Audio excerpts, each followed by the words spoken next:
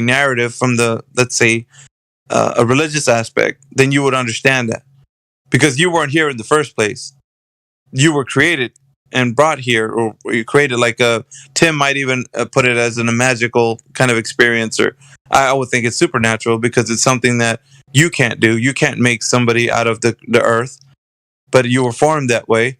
And it seems like the energy and the matter that were used were already in play. They were here before you were created. So it was using the materials that were already here, and then you were created. But I think it was the energy and matter that was already in play, and you're just like formed out of it. I don't want to go too far in there. Sorry, guys. I get on my rant, but I appreciate you guys. Anyways, like, I trust me. If you want to ask any questions, I've delved into like all the different avenues, and I still come out with the same.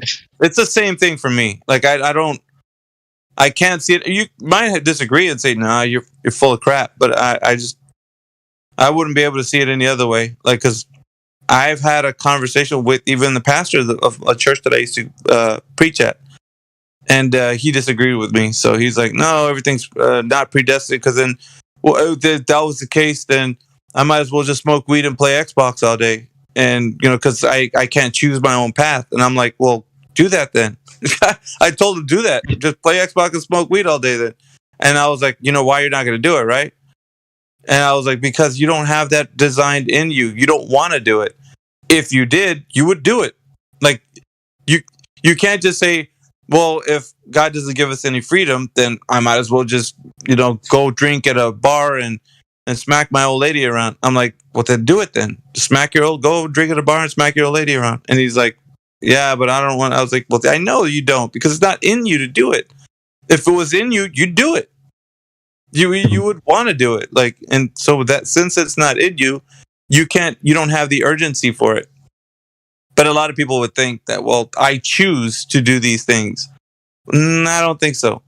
That intent of you wanting to do something is actually a greater motive that is kind of like something that you don't know, you can't understand. And I think we chase that all of our lives, trying to realize, well, what's this power that moves me? Am I the captain of my next breath? Or is there another motive behind it? Is there, something more powerful that's actually animating myself? So, and that's what I'm thinking of. It's like, if you think that's the case, that you can choose and decide whether or not tomorrow you'll be alive, then you're a greater man than I. Sorry. No, you're good. I'm just wondering if you're going to get on that guy from Staying Planet. From where? The guy that said Planet. Oh, yeah, Drop it. Big Root, Staying Planet? No, I don't.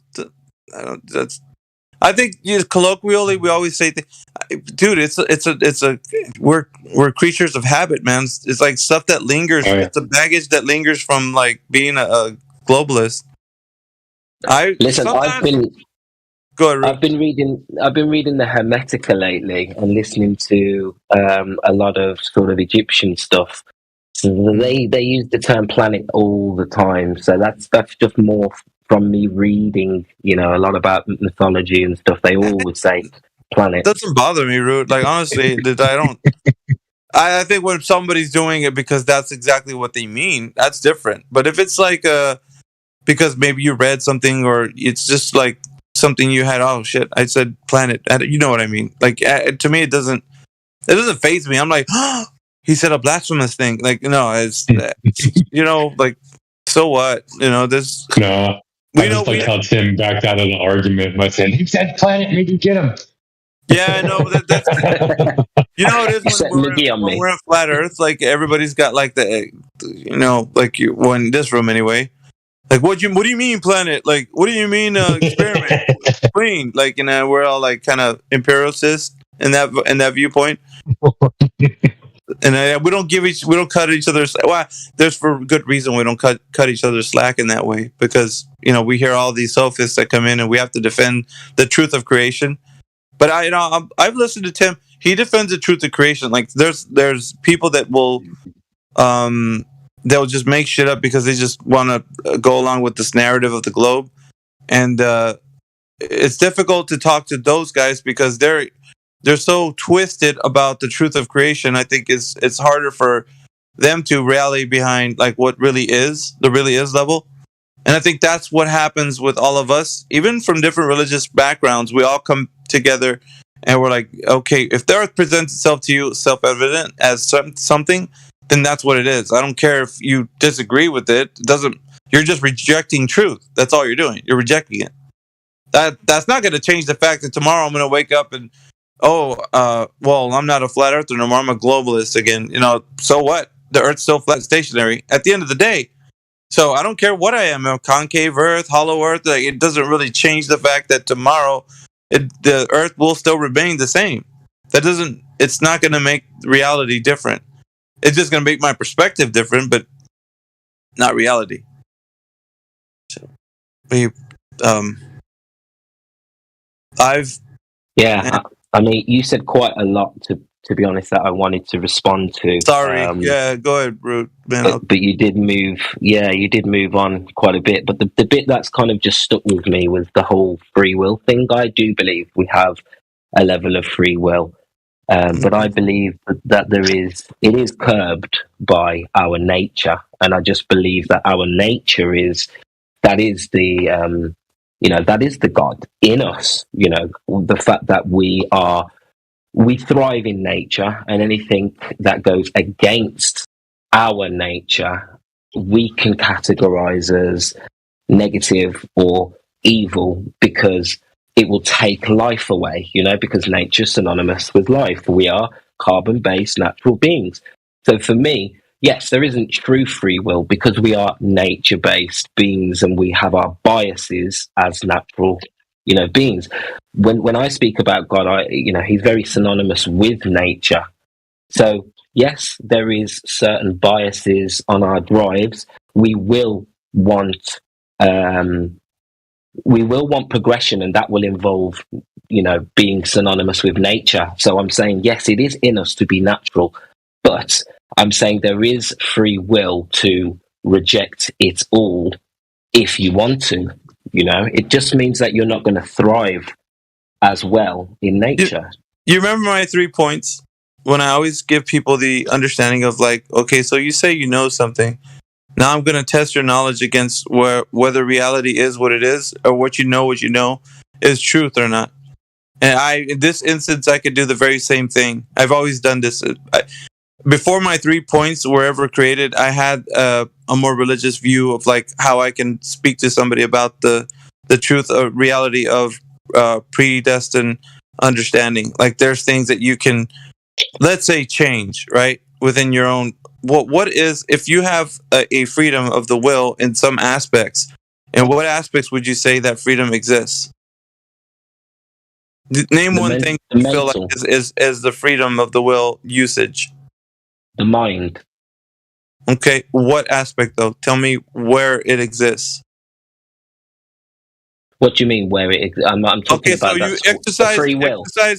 Exercise your freedom of the will, and then tell me how it's used. I can't sit here and demonstrate to you because it's not possible. Free will.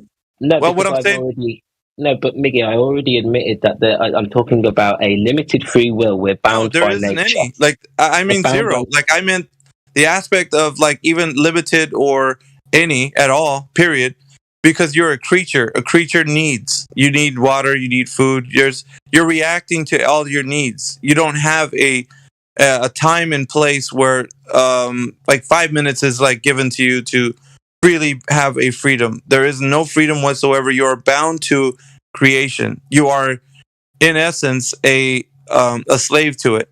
You don't have the kind of freedom you think you do. You have a will. Don't disregard that. You have a will, but your will is not outside of the realm of the sovereign creation, and also the understanding of it. So the thing that you think is freedom, it's not freedom at all. So I've like, just with the 3 points, I show people, it's like it's a bit disheartening for somebody who has this mindset, because it then turns into like, well, so what are you saying? My future's predestined and I have no escape from it?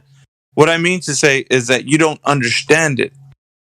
You're going through life reacting to the things around you always, but you don't understand why the power that moves you to do things. But then there's like, they categorize or characterize it as a devil and angel sitting on your shoulders, right? I've seen the way they do in the movies and such. And then on the one hand, your conscience is telling you, hey, do this. And the other side is like, no, don't do this. You'll get in trouble. But you have like a kind of like a struggle within, right? The struggle within happens to be what you can and cannot do, the function of that. And so you start to realize that because of such function, you think that you have a say-so in it. But in all reality, you are already meant to do the thing you did. So when you do an action, it was because something was already moving you into that. Yeah, you're reacting to that. Let's say, why did you drive your car? Because you needed to go to the grocery store. You can keep regressing that all the way back to like what caused that, until the point where you go into your mother's womb, until the point that you go to your conception, until the point that your parents then go to like, why did they do this? Why did they do that? Why did they go back into the mother's womb and keep regressing? You know what I mean? Until you go to the first cause. So then you know what I mean? There's a starting point. But you don't know like the purpose, rhyme, or reason until you start to realize the nature of creation. And then when we start to come to the grips with like the truth of it all, then you start to realize, wait a minute, all these cycles and patterns and things that happen here is independent from my doing, because they're going to continuously, like, the sun will keep doing what it's doing, the moon will keep, the stars will keep, the cyclical patterns of the earth will keep doing what they're doing, like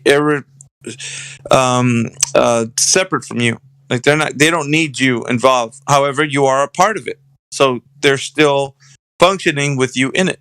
You are displacing a certain amount of space in this world while you exist, and so you continuously. It's like a pursuit of trying to figure out what that is. What is the meaning of life? Like when we all ask this question, it's already given to us, but we struggle to realize, no, that can't be it. Like, it can't just be that I was made for just a creator. And now I have to have like some purpose for myself. And if I don't see that, then why am I here? Because if I'm not the point, origin, or source of why I should think I'm here, then what meaning is that? But all that creates is entitlement.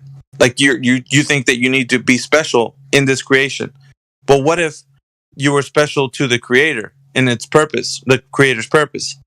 So you might not be special to your own mind as to like why you're here, but you might be special to the creator and why you were designed. But in just finding that, you start to draw closer to, okay, I don't know, what tomorrow brings, but I know that I have a design and a purpose, but I want to live the best I can so that I can function in a reality, so that I know that my destiny isn't just a temporary one, it's an eternal one. Because it would be a sad situation, let's say, if you think that you're just like I said, a roach that was meant to get at some point, squashed, and then that's it. There's no rhyme or reason. You exist and you die, and then that's it. There's no more after that. It was a temporary existence, no meaning, no rhyme or reason. Imagine how life would be if everybody thought that way. Then life wouldn't be made of like moralistic viewpoints. It would be just like whatever makes you feel good. Do that thing. And then, of course, you'd run around being the most degenerate, thing possible. You'd probably just do whatever. I want that guy's car. I'm going to take it. I want that guy's money. I'm going to take that too. I feel like today I want to hit everybody. Like, you just do whatever, thing would come to mind. Because there is no rhyme and reason. You can just get up and do whatever. But there needs to be these guidelines that move us in a way that we are, like the conscious mind, that exists, is moved in a way that we maybe don't understand why we know that things are good and evil, but we just do. It's like, I know why. Because it's ingrained in me. When I see somebody crying, I have a need to comfort. You know what I mean? Like when when I'm hungry, I want to eat, or I know what it feels like to be hungry. So if somebody else is, I want to help them get some food. Like there's that human aspect that we have that's designed within us. We don't know why we have these motivations, but we understand that it's a feeling that we get that, it's just like we want to partake in consoling and such. Like, and these things that are designed within us were given to us. We don't have you can't have a say so in like you being a nice person. Let's say you were designed that way. Some people don't have that. They don't want to be good people. They want to be harmful, and do things. And if let's say there was no rhyme or reason, then people that did the evil in this world would run around and just like have, all free reign. It would be the what is it? What they say in evolution? Oh, the strongest, only the strong survive. The fit, strong and fit survive. And then the rest of us are just like the weak ones, and we're just meant to be cattle for them. It's just not that's not the way. I don't think that's the way. But I don't know. I always challenge people to like the freedom of the will aspect. I'm like, well, if that's the case, if you truly feel that way, then name one time where you can feel that that's ever exercised in your life, and then say independent from like you being bound to nature and creation, because I can guarantee you there's always a motive or a reason why you did the thing you did.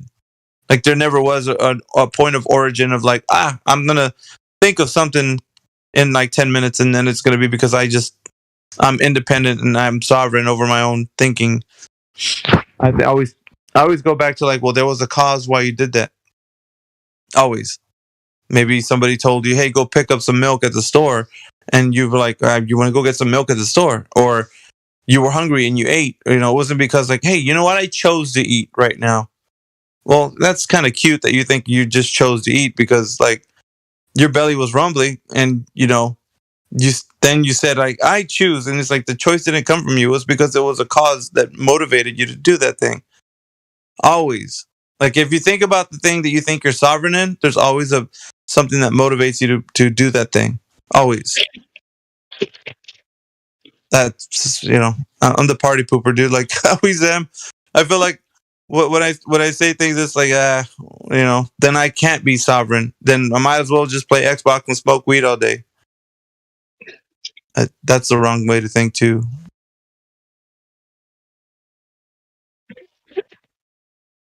No, I think what a lot of people think the same as you, and I think there's a lot of people who believe that in here as well. I think I see it slightly different, but I think at the end of the day, it's this is personal belief. What we're talking about here, there is no way to determine this. I just want to sort of highlight that before we had these beliefs, we had very different beliefs about God and who we are and our relationship to Him, and and I just think we seem to think we have it all sorted out, and we know everything we need to know about God and who and what that possibly could be, and it could be a lot different to what we're assuming, I think. And when it comes to free will, yeah, I think some of the things you've said there have made sense, I think, but there is definitely different people out here. I think you are a certain type of person. I think there's a lot of different people out here that would prove you wrong in their heart and in their core of what. Yeah, I would ask them to provide the evidence. In this way, what we talk about, like proving, providing some evidence for the case. I'm like, if you've ever felt that there's something that freedom of the will could exist, I would say that thing that you think of needs to be proven without any motive, and it's a point of origin of like where freedom of the will has been exercised. And if you can think of one thing, let me know, because I've never met somebody that told me I can think of one thing that's the freedom of the will, and I'm like, well, go ahead, tell me. If it doesn't have any motive, or you were the point origin of that thought process, that thought didn't come from any other place, it was just you originated from that, and you truly are sovereign. I could give that to you, but there's just, you're bound by creation. It's like, yeah, I don't see. I agree. You're bound by creation in terms of nature. That's what I mentioned earlier. But there's a lot of ancients, the way they saw things was that you're here to transcend the mind, and I'll propose that transcending the mind and breaking out of your avatar. I don't want breaking out of your natural. We have these natural weights on us. We have all these feelings, and until we can transcend the mind and really understand who we are and learn a bit about ourselves, we get to a point where we can actually start taking control of things we never thought we had control of. So I just think that transcending the mind is an example of changing your power and how much free will you have. Yeah, I've debated with a lot of Arminians. They paint me as a Calvinist. I don't know if that's what these labels that people give each other. I'm always happy to talk about it, like, because I think once you challenge yourself, like even with flat Earth, right? When you challenge yourself, you're like, okay, so I think that the Earth is a globe, and what we do is we present the challenge in here. We're like, okay, so if this is your thinking, then think about it logically. How is it possible that the Earth is a globe when there is no measured curvature? Go ahead and see if you can find a way you can demonstrate to yourself that the Earth is self-evidently given to you as a globe. And I would say the very same thing for freedom of the will. If this is indeed the reality in which is true, and what I'm saying has no merit, then you'd be able to design some sort of demonstration or an instance where you can think or be the origin of something and be sovereign over it. I just don't think that's ever going to be done. I think there's a thought process that would like to be sovereign and separate from, like, let's say, bound by nature. And like, as you say, there's a word there that's being used, like transcend. I don't think the transcendence is ever separate from the lawgiver, the origin. I think we're a part of it, but we're not separate from it. But to be just to transcend and to be sovereign, there's a connotation behind it that you become godlike, let's say. And I think that exactly. that really takes place when you're joined back together with the origin, the point of origin of the creation. Like, the creator does want that, and the transcendence will happen, but it's not going to happen in the way that some people think, independent from like, it was designed that this whole, and like, maybe you might look at it this way, I don't know, but in the beginning, right, we were created, and then the creation story happens, and we live life going through the ups and downs of, like, what it means to be living in this world. So in between the alpha and the omega, there's what's happening now, right? The story of us. And then we have, like, why our purpose was here, who we are as people. We start to figure out the sheep and the goats, the people that are going to be with the creator, the ones who are not. And then all of a sudden it turns out that we are the ones who are going to be with the creator, are gathered together, and then are essentially married to the creator. So we are joined with the creator, as in never again will we be separated from the creator. And it's going to be a union of, like, a transcendence. So in which you will receive, an eternity or a transcendence, let's say, above your natural self now.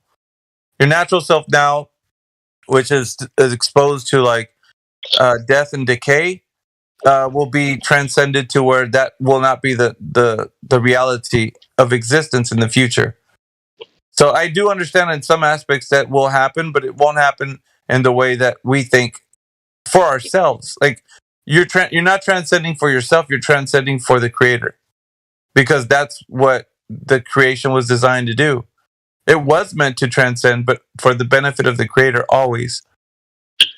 So in the instance of the marriage, we are considered a bride. So the bride is subject to the husband, right? We are not independent and become our own.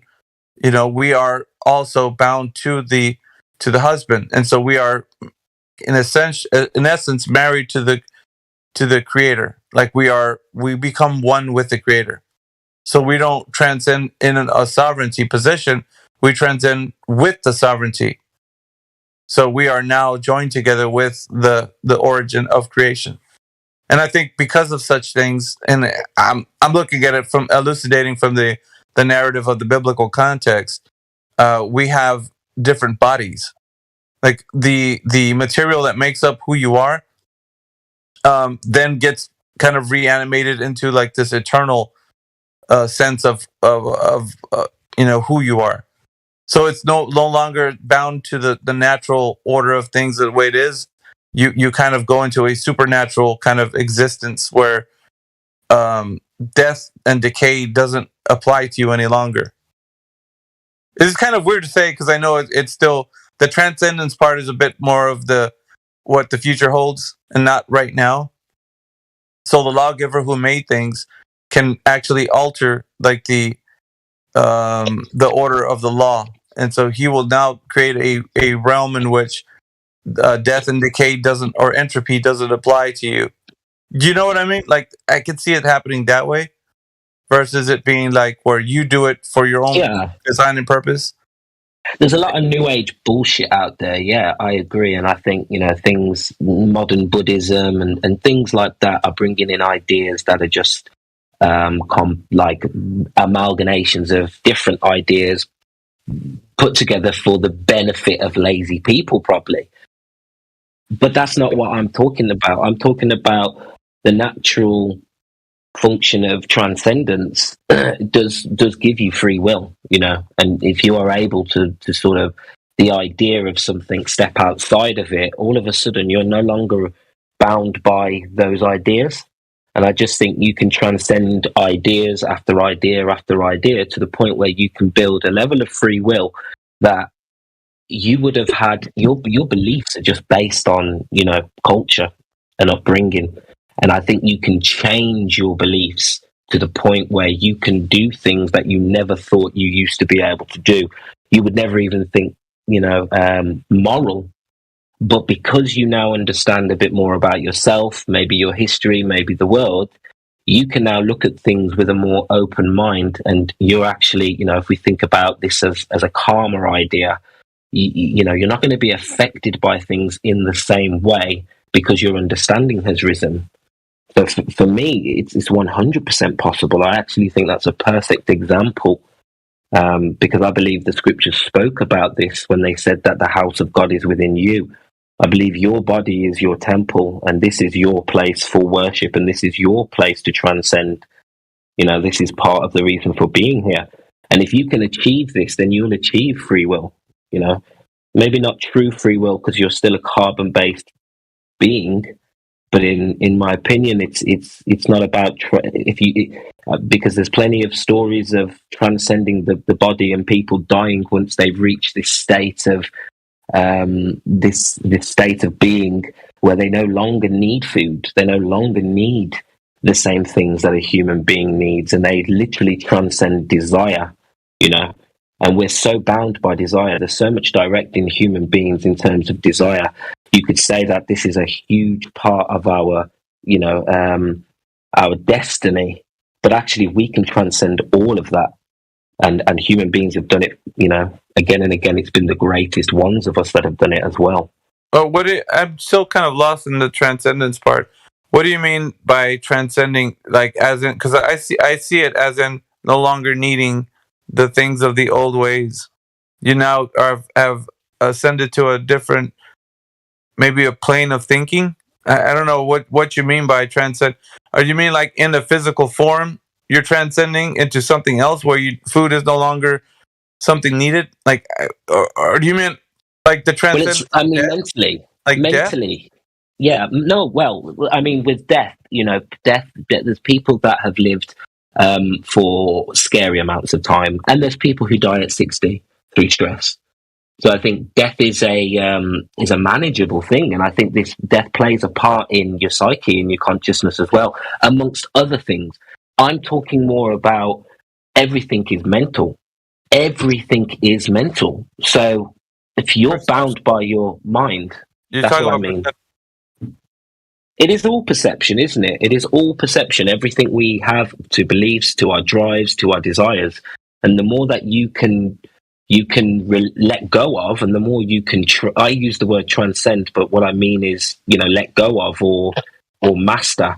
Once you can overcome these traits, that's where I'm saying you actually have a level of free will that other human beings would only dream of. Yeah, but the power to transcend, that doesn't come from you, does it? Or do you think you're the origin of that power to transcend? Well, I did mention earlier that I believe the scriptures say that we are God having the experience.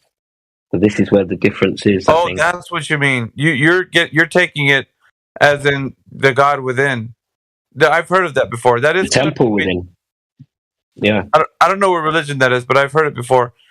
I think we're vessels. I don't think I can't see that being. There's a thought process behind that. I don't think that people understand it. Like, I think to have to be a temple and to have God dwelling within you, I think is a very important thing to talk about in the fact of like what this specific topic, and then for that to be the case, like you don't bypass the laws of reality. I think what you do is you understand a deeper reality of like existence. So the reason why you're here and the purpose for your life is not of you're not just supposed to live life and build your own kingdom and that's all there is to it. There's more to life, right? But you don't realize that in like the short-sightedness of your think existence of like maybe where you don't think there is a benevolent creator. You're just running around as a random burp in the cosmos. I think that once you realize a reality where you exist because a benevolent creators put you here, like with intent and purpose, I think that's a transcendence can happen. I just don't think you're independent to say that once it does take place that it came from an origin source of your own making. I don't think you do that. I think it's given to you. Your mind. Okay, so in the biblical context, it's called a renewing of your mind. It says, I think paraphrasing here, but be transformed by a renewing of your mind. And so the transformation that takes place isn't something that it was the way it's said, the way it's spoken of in the context. It says, be transformed by a renewing of your mind. And so if that were the case, the renewing doesn't happen. It's independent. So, it's a resurrection. The resurrection is, I believe, in my world, this is what represents the resurrection. It is not. It is the man becoming born again. Right. That's the same thing I'm talking about. That is a transcendence. Yeah, born again. For sure. Yeah, I don't disagree with that. Like, but what I would say is that a person who comes to that knowledge isn't like you didn't come to that. Like, you didn't say wake up tomorrow or today or whatever. Just say, you know what, I'm going to change the way things are. I think that motivation came from a supernatural place. It wasn't something that originated from you. It was given to you to think that. So here's the conundrum, I think, comes from where that happens because today I chose to renew my mind and be somebody that I don't have to be the same person that I'm always am. I could change myself into like being better, a better version of myself. But you can tell somebody that, but the person won't do it. They'll just keep being the same old repetitive person that they are every single day. They have to have that experience where it's given to them to where tomorrow is like, you know what? I'm going to stop having these bad habits where I'm smoking all the time or I'm drinking, or it's a renewing of the mind that takes place. It's a very supernatural thing that doesn't come from them.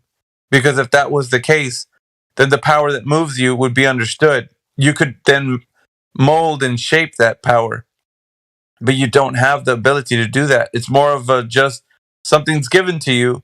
You then now transform the mind because you have the urgency to. You didn't have that urgency before. You don't know why that urgency was put there, but you know that you have it now, and you can now then renew your mind and then like transform it to be like something different. But you didn't. Like what I'm always getting back to the cause. The cause wasn't because you thought of it. You're like, hey, tomorrow I'm going to wake up and be a better version of myself. It was given to you to be that. So that motivation was the origin. And how did you have that motivation in the first place? That had to be given to you because you don't just like, you can't just change yourself. The change has to be given to you. Okay, now it has to be inspired. Yeah, so your heart has to be ready and your mind has to be ready for that change. Otherwise, like just like and I hate to say this, but the alcoholics, they're not going to get out of stop. They're not going to stop drinking. You can tell them over and over and over and over and over and over again, don't drink. It's bad for you. It's going to keep going that way. And they're like, okay, I tried, but it's so hard. So at some point, something's going to renew their mind. They can't. It's not in. They didn't have that thought process, and it's like the change didn't happen because the renewing didn't happen like independent. Like they weren't just like, oh, tomorrow I'm going to choose not to do this because they're bound. It's like they're slaves to this urgency of wanting to do it. And I think that goes for everything that we think are habits, right? I can't break away from this habit. I love chocolate too much, or whatever it is. And I'm just this way. I can't. It's because of the human experience, though. It's because of the human experience why people need to change. It's not because everything was fine and then something inspired them from the heavens. It is that they got themselves into a situation where they learned something. They learned something really and truly, and they were in ignorance before and they were blind, but now they see. So now they are a new person. They now have eyes and they will act differently from now on. Yeah, I would say, Root, I guess I have to challenge you on this because let's say because we could use it in the instance of the Glober. If it were true that what you just said, it would be a snap of a finger, as easy as 1, 2, 3. I could then convince somebody with a simple method, how they could just easily do that. Well, that's easy. All you got to do is go to the beach and look at the earth as it presents itself. And the person who would do it could renew their mind to say, like, well, I know now that it's not a globe like I used to think because it's self-evident that it's not. The thing about, like, with their habits and things that you can't escape, like, it doesn't happen because you were given this information and now you can just change it, like, willy-nilly. I think it has to be supernatural. It has to be something that was given to you to actually, when you go to the beach and you actually see self-evidently that the earth isn't a globe, then you start to, like, either you change your mind or you're just like, no, I'm just gonna, you think what you want, but I know that it's a globe. Like, you hear people saying that, like, even though it's self-evident. Like, so I know that you're saying basically that everybody's the same and that everybody should react the same. No, they're bound. What I'm saying is they're bound. They're bound to their thinking. The supernatural change that you're talking about, the transcendence, doesn't happen by a point source origin of a person actually originating from the person. It has to be a supernatural experience. Oh, I see what you mean. I went to the beach and I realized the earth isn't a globe because now I see it, because they couldn't see it even if they went to the beach. They would still tell you the earth's a globe, man. You're crazy. It's a globe. And you're like, dude, you can see that it's not. The earth, if it was, you would measure as a globe, and you could say all the things that would coincide with us telling them the truth of creation. Well, that doesn't happen for somebody it doesn't click for the person who's thinking it's a globe. So the renewing of the mind, the place where you think that all it takes is for the person to say, hey, I just wanted to change. Well, where the urgency for change doesn't happen. You can't manifest it. You can't give somebody a roadmap to manifest it. It has to want to manifest within them. Like in order for the urgency to be there, something has to put it there in the first place. Otherwise, they won't change. There'll still be the Glober tomorrow. When they come in here, they'll be, well, yeah, I went to the beach and it's still a globe. And you're like, dude, how can you go to the beach and see it as a globe? Like, it doesn't measure curvature. And so to you, it's going to be like, that's weird. Why? And we asked the question there, why are these guys, where it's self-evident that the earth isn't a globe, thinking it's a globe? And so we don't understand that thing. And at some point in their life, they will stop and be like, I've been fighting this thing my whole life, and I just realized right now the earth's not a globe. And that didn't come from them, like choosing not to see it as a globe. That urgency to change their mind or renew it came from a place that they don't understand where it came from, but it just changed their mind one day to the next. And then it happens. But I would say it's even in the biblical context where Paul and Apollos were talking about like how one speaks eloquently. Paul is a bit more like matter of fact about like how he preaches. Love Paul. And so what he was doing was comparing like how this happens. One plants, another waters, but it's God that gives the increase. And so the knowledge there was it's independent from a person. It's a supernatural experience when somebody actually starts to understand there's a greater purpose and design to all of this with a benevolent creator. But that doesn't come from Paul's preaching. It didn't, because he's just watering it. He's giving the information. But the increase happens when God actually gives that to the person. So the supernatural renewing of the mind only takes place when the creator decides that is what that person's going to do. So I'm looking at it that way, because when you say it like where I give you the information and then you transcend, it's like, well, then I'm saying that you are the origin of that transcendence. Well, you did it. Not a benevolent God didn't give that to you. And so it's taking the creator out of the picture, and it's more putting you as in the driver's seat. And I think that's what you're talking about. And I'm saying I disagree with that. The transcendence has to take place because something was already put in you to do it. Otherwise, you couldn't transcend. You would stay stuck in a habit of like, nah, Earth's still a globe, dude. I don't see it like a flat stationary. And you're like, gosh, dude, why don't you see it? It's so self-evident. And the other person they don't see it. Like for the best of you, you can give them all the information. You could water the plant, you can give it sunlight, but you can't give it the increase. There's no way. No, I agree. It's an internal thing. Sorry. I was trying to make sense with the analogy. I agree. No, it makes sense, man. You did a good job explaining it. Anybody who doesn't understand that, he has two reasons. One, they're so superficial that they can't fathom anything deeper than what's materially in front of them. Or two, they just haven't reached that point in their life where they can understand that because they've never been challenged to dive that deep. Or sheepdog, maybe they just have a different understanding and a different belief system, right? That's a possibility, yeah. They could. I mean, it could be, but everybody approaches the path differently. And so, like, I may be walking down a path and you may be coming from another direction, but we end up on the same path together.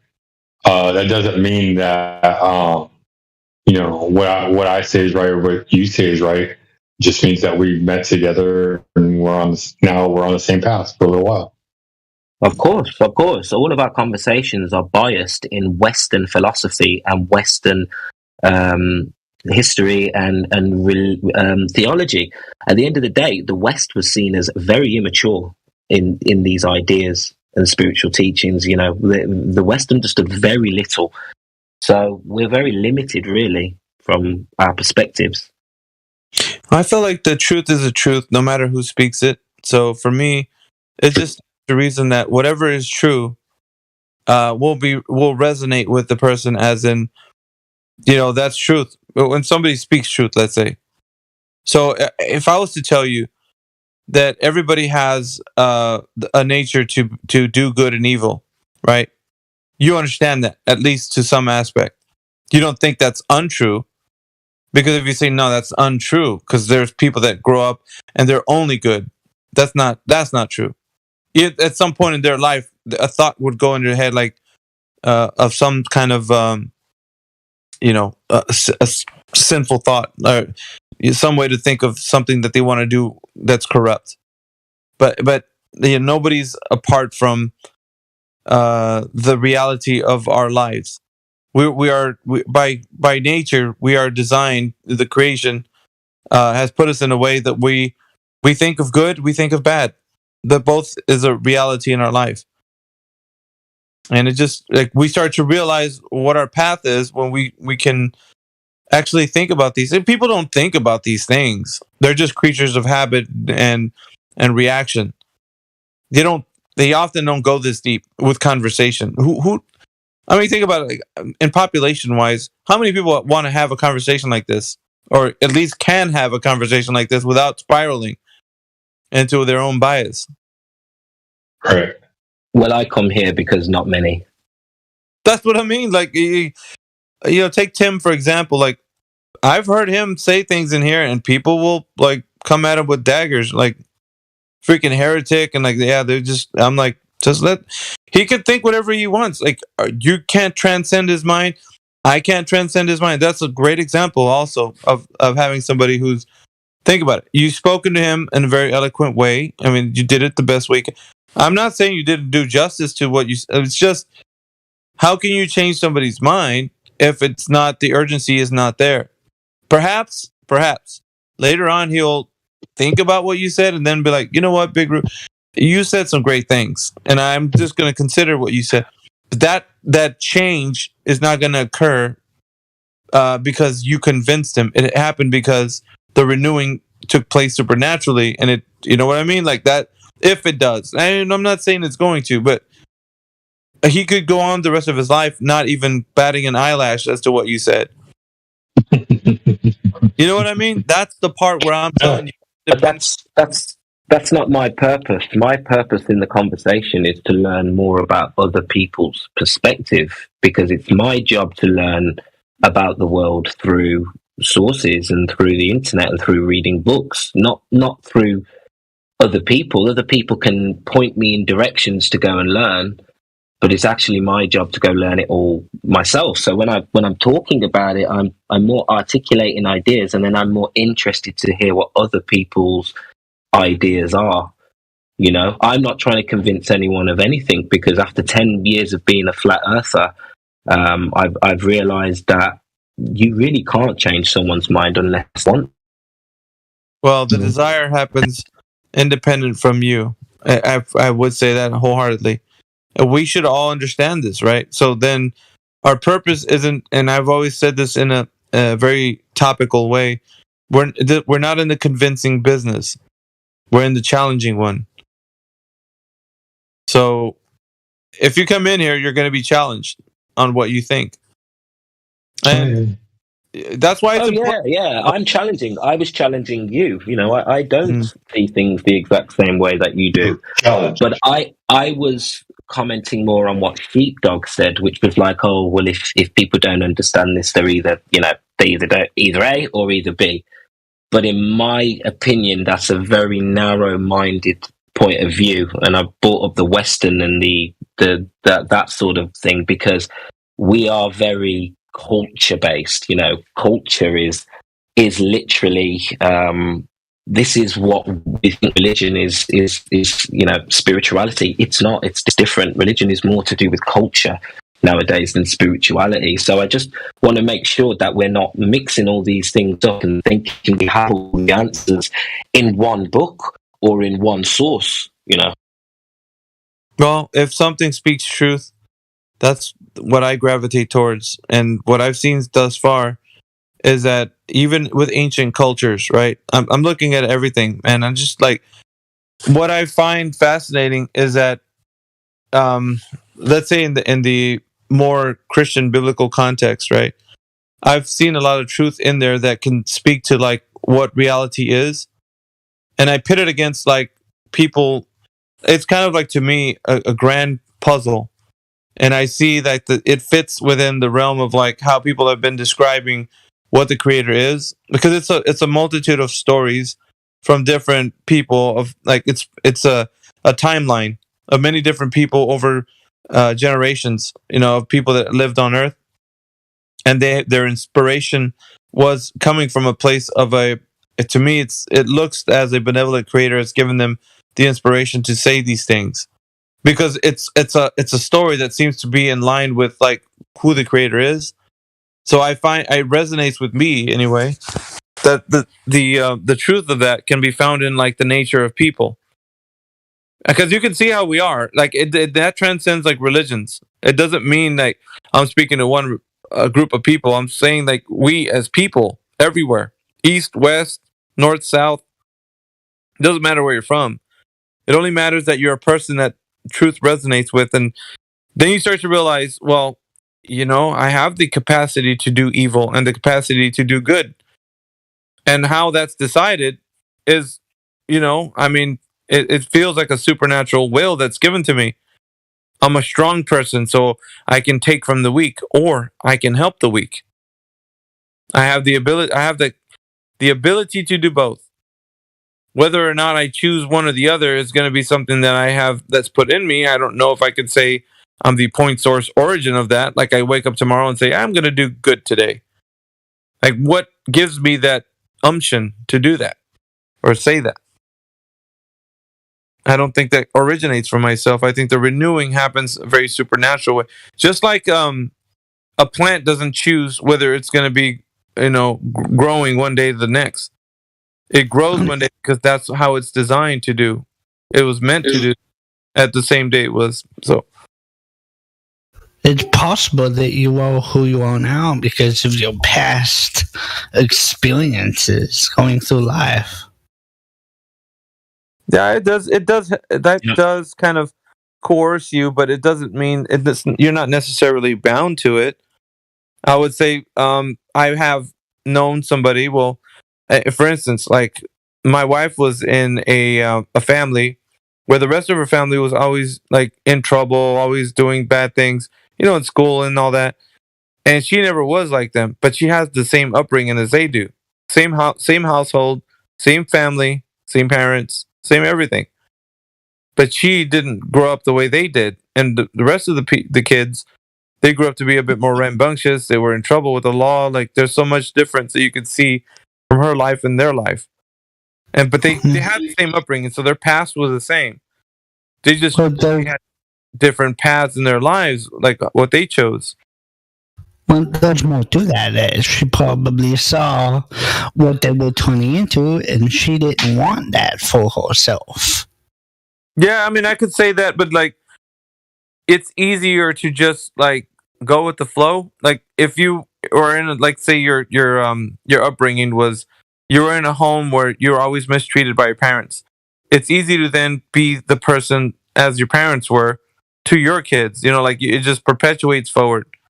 It's like a cycle that for me. I can't help it. It's just who I am. I am who I am. But that I don't think that's super true. Dude, that's you. That's you. It's also easy to say I hated how I saw my parents do things, so I'm going to make sure I don't do that. Exactly. That's exactly how I ended up. Yeah, and I can agree with that, but I don't necessarily think it's because, well, you're not going to perpetuate the life of your parents because that's your upbringing, your history, and it in some way shapes your future because you either don't want to be like them or you just like tell people, I'm a creature of like my past. I am because of all my past. This is who I am. Like I think that's a cop out, but I mean some people say it. I am who I am, and I won't ever change. But like they put themselves in a very awkward position where there is no transcendence whatsoever. You're just stuck. You can't get away from the fact that you grew up in a bad household, and now you're just going to be bad because of it. You know what I mean? Like that's very bleak. Yeah, but it's not a conscious choice. It's just literally learnt behavior, but it's those who, this is what I mean. If you say everything is fate, and your professor or whatever said to you, why don't I just smoke weed and play video games or whatever? Yeah. The guy who just sits there smoking weed and playing video games will not transcend and will not be able to change anything about his own world, and will start to believe, yep, this is it for me, this is all I can achieve.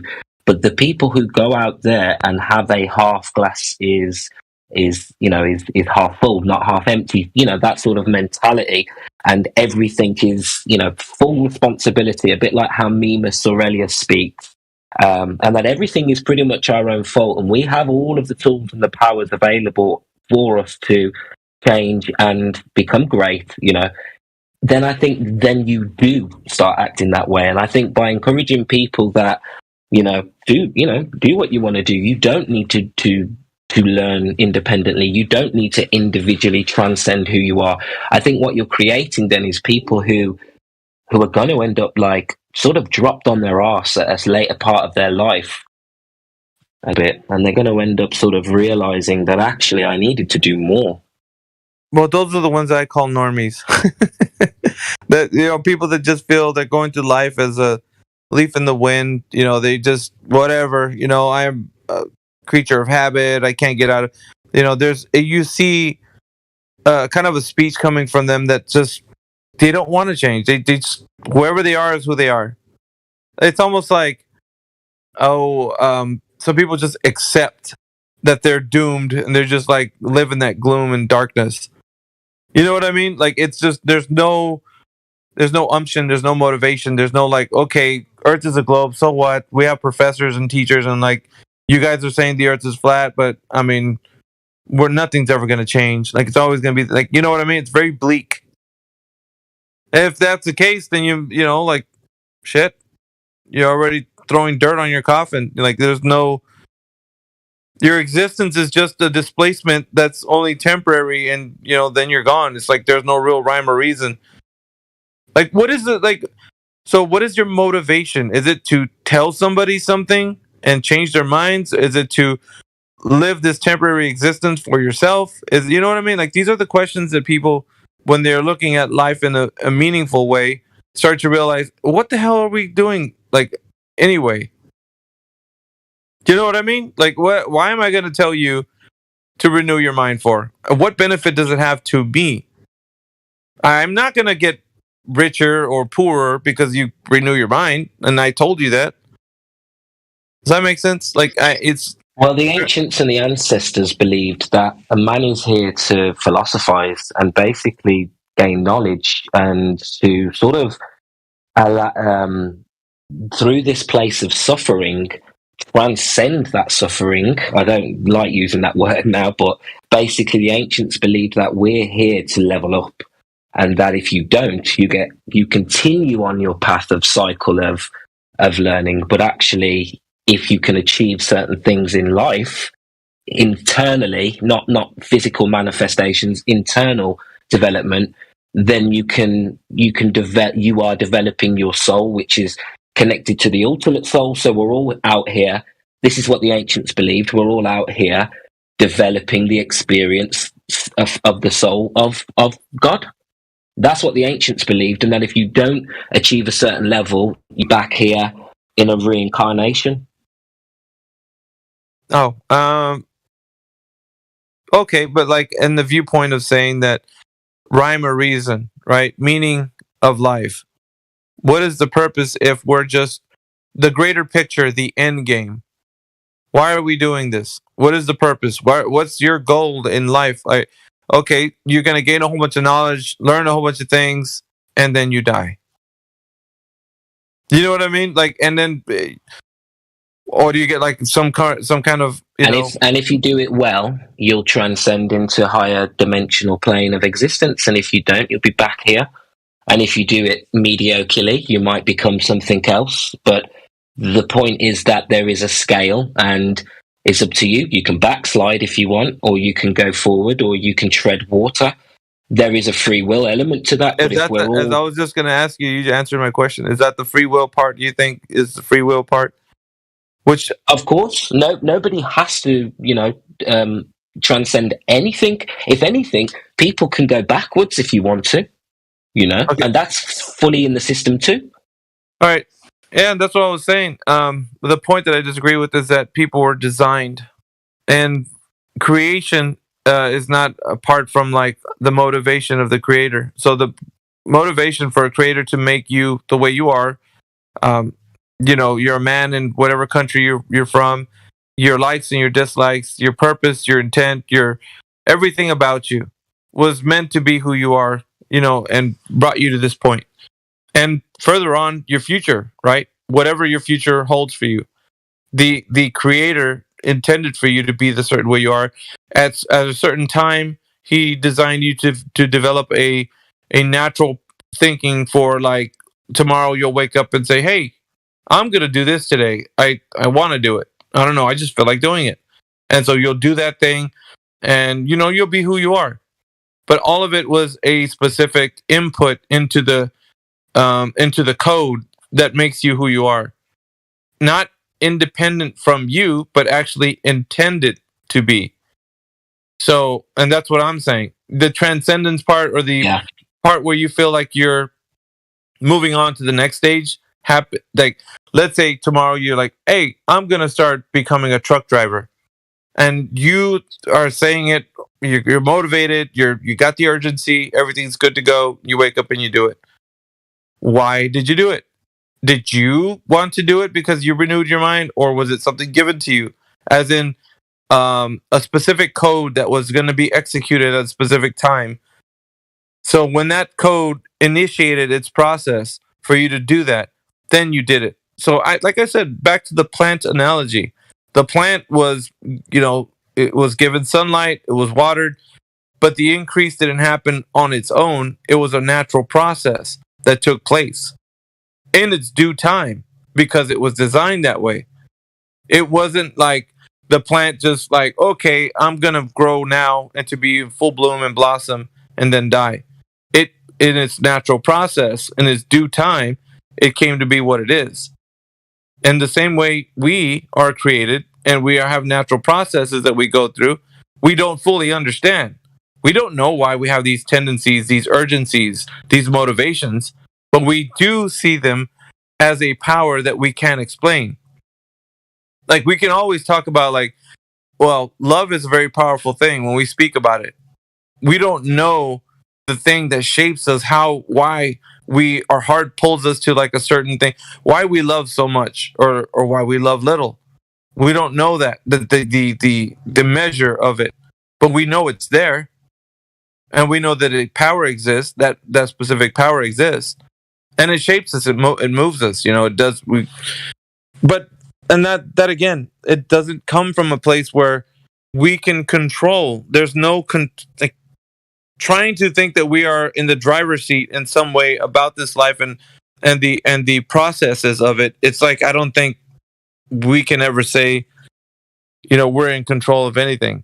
It just feels like we are captivated by the tendencies and the urgencies and the motivations of life because that's what's designed within us. At a specific time, we're going to execute that which was created in us. So that's what I mean. I think it's not independent of freedom of the will. I think it's an execution of the order of things. And it's what was always intended for you. You were always meant at a certain time to come to a transcendence point. But because it's a very supernatural thing, that was a process that was going to take place at a specific time. Not of time of your choosing, as in you're sovereign over that time. It's just, it was the right time. You were ready for it, your heart, your mind, and then it just took place.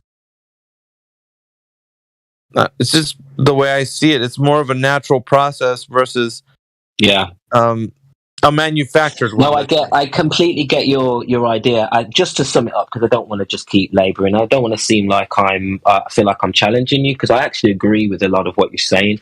I just see it slightly differently. Yeah, I just see it as everybody does have an essence, and yes, there is, an internal divine sort of calling to things. But I think that everybody's different. Everybody has different essences. And this was all explained in the ancient days to do with, and they still try it today, with astrology. And there is something there that has come from, especially ancient Egyptians and previous earlier Egyptian cultures. They all believed that everybody has some sort of divine calling, some sort of divine guidance that will lead you into certain ways because that's your spiritual essence. But that doesn't mean you can't transcend an element of that and completely take your free, choice. But if you go against your own essence or against your own nature, there are consequences, and this is spoken about by the ancients and in various texts, pyramid texts. I believe it's spoken about in one of the Amen Ope. If you look into him, he speaks about this, and he's also got information that's in Proverbs. That if you look at Proverbs in the Bible and then you look at what he's written there, it's uncanny. And this knowledge was well understood in the ancient world. That we have an essence, that we have a divine calling, but we also have the ability to transcend ourselves. And that's the purpose of being here. So I don't mean to argue with you. I'm just giving you my perspective rather than having people believe it's because I don't understand you why I'm not agreeing with you. You know what I mean? I don't mind. I don't mind the difference of a thought on this. I really don't. I think if somebody wants to align with what I'm saying, that's fine. If somebody wants to align with what you're saying, that's totally up to them. I think everybody has the motivations and urgencies and a thought processes that they do because that's what, and I see it this way. It's what they're destined to have. Whether or not they choose to think like you or me or maybe independent from us, like that's their own individuality. But if collectively they can see what I'm saying, then it becomes like where it's no longer the person that has this. You're not in the driver's seat no more. If you think like me, you're not in the driver's seat. You're just going through life understanding and sometimes not understanding the urgency and the motivations for you to do things. Like sometimes I want to ask why, but the question I should really be asking is, what are you trying to show me in this? Do you get what I mean? Like my reaction would be, why is this happening?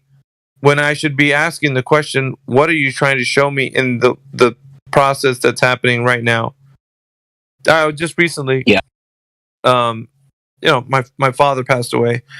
He had type 2 diabetes, and he went through a pretty, I won't say gruesome, but it's never a good thing when you see somebody sick and ill with that specific illness, and me and him shared some memories, in life and that, but it's always death and the transcendence of that. It's never an easy thing for anyone, especially if you grew up with somebody that you had some relationship with. And I don't know, just kind of like there's always something to glean off of that, from the experience of the memories. It's like, okay, so he was here for a short amount of time, and he said things in this life, and maybe kind of got me on a path to think a certain way. But was it him, or was he put here on this earth as a part of my path to where I'm at? You know what I mean? So it was everything. I'm looking at it as intent in design, always to cultivate us as people. It's just like a cultivation. So when you water a plant or you give it sun, you're cultivating it. You're curating it. You're getting it ready, right? And so the increase that takes place is a very supernatural thing that you can't. There's nothing you can do about it. It's just going to happen. It's a process. So I think that in that way, it's not. There's no control of that. You're just gonna go through life. Things are gonna happen. You're gonna get older. Entropy takes place. There's laws that the lawgiver has given to this world in order for things to take place in its due time. independent from you saying, okay, I choose tomorrow to be a truck driver. Because that urgency and the tendency came from a place that didn't come from you. It didn't originate from you. So in due time, you were going to be the person you are because that's how you were designed to be, with predestined, ordained, time frames.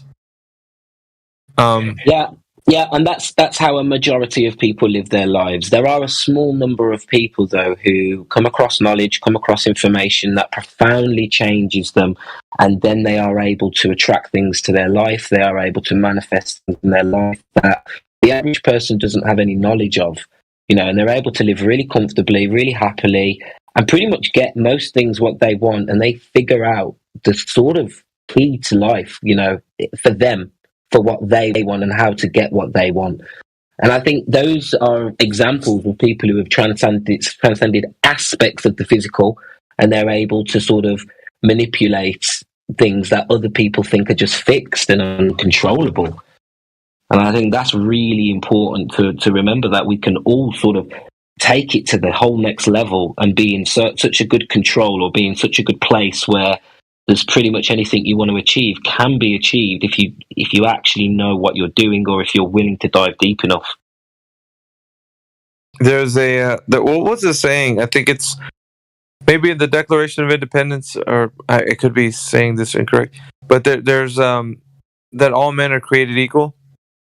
I think it was at President Lincoln's speech. Yeah, Lincoln.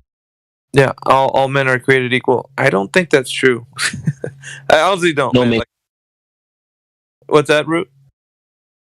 No, I agree with you. No, me. I think no, not everybody is created equal. Yeah, I don't think that's true. Some were meant to be strong and take care of the weak. I just think that there's an order to things, and the reason why people are who they are. I see intent and design like in everything now, because before it used to be like there's no rhyme and reason. Like, why do these people have to go without food? Why do these people have to be hurt? Like, I too many questions, right? And I was looking at life in a different way, and I just don't like seeing people get hurt. And like, I can't see no purpose to pain. You know what I mean? Like, I couldn't. And I think Timbo was like... There's a whole god dedicated to pain. Mars was, one of the gods, and his whole purpose was to bring suffering, because man needs suffering, because it's like the same as tough love. I was saying this to Tim earlier. If you think that God should have created a utopia, then human beings don't belong there. We're not built that way to be utopias. We have this element in us. Yeah. I would say there's the temporary existence, which is this life, and then the next life that's going to take place. So there is a next level kind of thing that which you were talking about. So the next level is the next life, the next state of being is gonna supersede this one, and that one will be independent from the same things we were bound to here, which is like death and decay, pain, suffering. Like, that will be done away with. And I see it as in, once we get to that part, it would be, that's real life. That's our real state of being. This one is a temporary one, and then the next one is going to be eternal for good. There will be no, like, okay, and then that state is going to go to the next one, the next one, the next one. It's only going to be this and that one. As far as we go, right? As far as we go. Yep, I agree with that. I just think that there is a way to be sent back, and there's a way to get back and go backwards.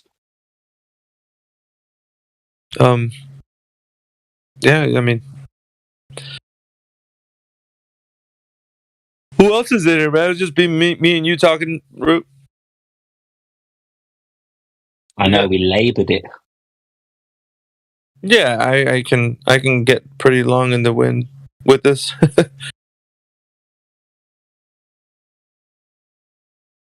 I'm sure there's others want to speak too. Yeah.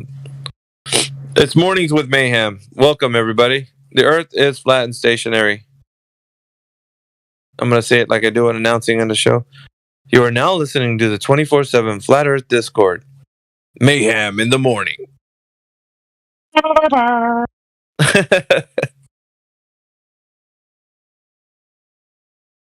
I woke up and I'm like, yeah, I feel like being a bit of a philosopher today. I don't know. No, I love it. I felt like I missed my chance on Sunday, so this is my fix. I enjoyed this. What were you? What were you? You weren't here. What's going on? I came in on Sunday, but there was quite a few people and everyone was talking about movies. Yeah, okay. All right. And it just didn't feel like the time to go that deep. They were.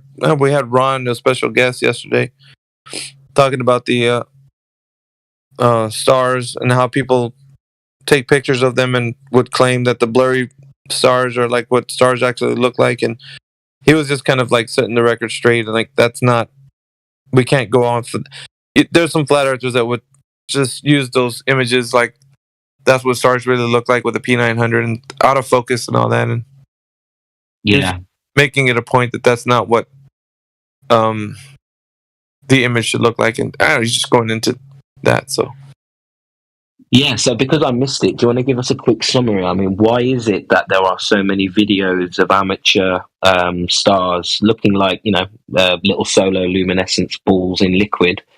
Why is there so many of... He said they're basically out of focus, and he was showing us some images that he took with the correct way to take an image or a photo, of the stars using a P900 and a P1. He's got a 900 and a 1000, and he was putting some images up in the live stream voice text and saying like a lot. He heard another guy correcting some flat earthers were like upset with him because he was saying that, and he was viewed as like being disruptive and like you don't know what he's talking about. And because usually like on flat earthers, like when they start putting something out, if you don't agree with them, they're gonna kick you out or ban you. When in regards to like something like that, like let's say you didn't agree with the ice ring around flat earth, like the James Cook, Yeah, and let's say you just challenge that. If you did, then you're a heretic and you don't belong in flat earth. And some flat earth forums will kick you out because you disagree with that. But the same for him, and trying to say that like people that are agreeing that those blurry images of those stars are like what the stars really look like, and he's like, that's not true. And he said they're closer to. He didn't say they are. He said they're closer to like the NASA images. Like when you see the image of the planets, let's say. It seems to be a hot topic at the minute. How come David Weiss... Has anyone told David Weiss yet? Have we talked about him, or what? Did he have something presented about? Well, he pushes these images quite a lot, and he's being seen by a lot of new flat earthers. Are you talking about the bad ones or the ones that are corrected, like the way Ron was posting yesterday? Well, the bad ones, this is what I mean. A lot of the images I've seen of these stars, the blurry ones have come from David Weiss, and he's basically telling people if you look through a telescope at a star, this is what you'll see. Oh, and that's what Ron said. He's like, even when you look through a telescope, he says you get a better... He's like, I can't take a picture of the thing that I can see through my telescope. Like when you visually see it, like just with your eyes, so it looks different than it coming from an image. He said it looks even better. But with a nice telescope in that, you can see what it looks like. And he's like, and so the image doesn't, like the blurry image of the stars, when you're getting that from like whoever's taking the pictures, it's out of focus. And it's just, he's like, it's a bad look to flat earthers in general, like when we're all advocating for that position. And no one's there, there's no buffer to kind of like, to say that's incorrect. No one's holding those people accountable, let's say. Or at least kind of challenging it. Are you guys doing due diligence when it comes to, taking these images? Like, Yep. And that accentuates one of the biggest problems in any paradigm change, is that the majority of people who latch on to a newer paradigm are actually just as much sheep as they were in the old paradigm. So they've changed from globe earth to flat earth, but not for any significant reasons. that are any different than why they accepted the globe Earth. It's just alternative. They latch onto people's rhetoric and charisma and some, logically incohesive and not validatable evidence types proofs, right? And it feels good to them, it sounds good to them, and they just go with it. And so there's a lot of flat earthers who are not really truthers. They're just as much followers as they were when they were globers. Well, that's a true statement. You can see it when you have I said it, I mean, granted, Mark Sargent came in here and was speaking to some people, but he started off with also the same type of with the following when he had the snow globe instance where he was showing his little snow globe to certain interviews or people that were interviewing him. He would bring up the snow globe as a counter to the globe. And he's like, well, you think you live in that, but we actually live in this. And he would show the snow globe, and it's like, I'm a facepalm, really, because it's like, why would you show something to someone that has no representation of the actual Earth itself from a stance of you actually verifying the information? You can't show somebody something and then say, this is a matter of fact, when you don't know it yourself. That's the issue. And also with the blurry stars, it's kind of the same thing. It's like, okay, so where did this information come from, and how was it verified that these are the versions of stars that we see? Hey, I don't think it's just like somebody passed off images and we're like, okay, that's great. Flat Earth images, we're good to go. There's no holding them accountable. There's no let's scrutinize the process by which we understand, the lens of the camera, the sensor, the range, all that kind of this should go into a bit more detail about how these pictures are taken so that we can kind of have a better stance versus it just being here's blurry stars, believe it or not, and we're just okay, we're flat earthers, right? We got to go with this. It's it's like the age-old problem, which is I look at something, and what it appears to be, I then accept at face value and then make inferences which I assume are necessary based on similarities to other things that look the same. Even though I haven't validated those premises, for example, if I take a ball and I put it behind my table and then I take a photo of it, half the ball will be cut off in my photo. Therefore, when I see the sun and I don't see the bottom, then the earth is cutting it off, right? Because it looks similar to me when I look at it. So it must be the case, because I can't think of any other thing, and therefore I make a logical string that says, if this looks like that and that looks like that, therefore they're doing the exact same thing. Mayhem, that was a very good question. But you just stopped there. Why do you think that's the case? Some people, I don't know, for example, show other people a snow globe. Why do you think they do that? Come again? You mean when Mark Sargent did that in an interview? Or one of his interviews? Well, yeah, but he's just one voice that's doing this type of thing. Why do you think they are doing that? Conceptually, I would say so it's more palatable to the I hate to put it this way, but the non-believer. So if somebody doesn't know what he's talking about, the easiest digestible way is to use a visual.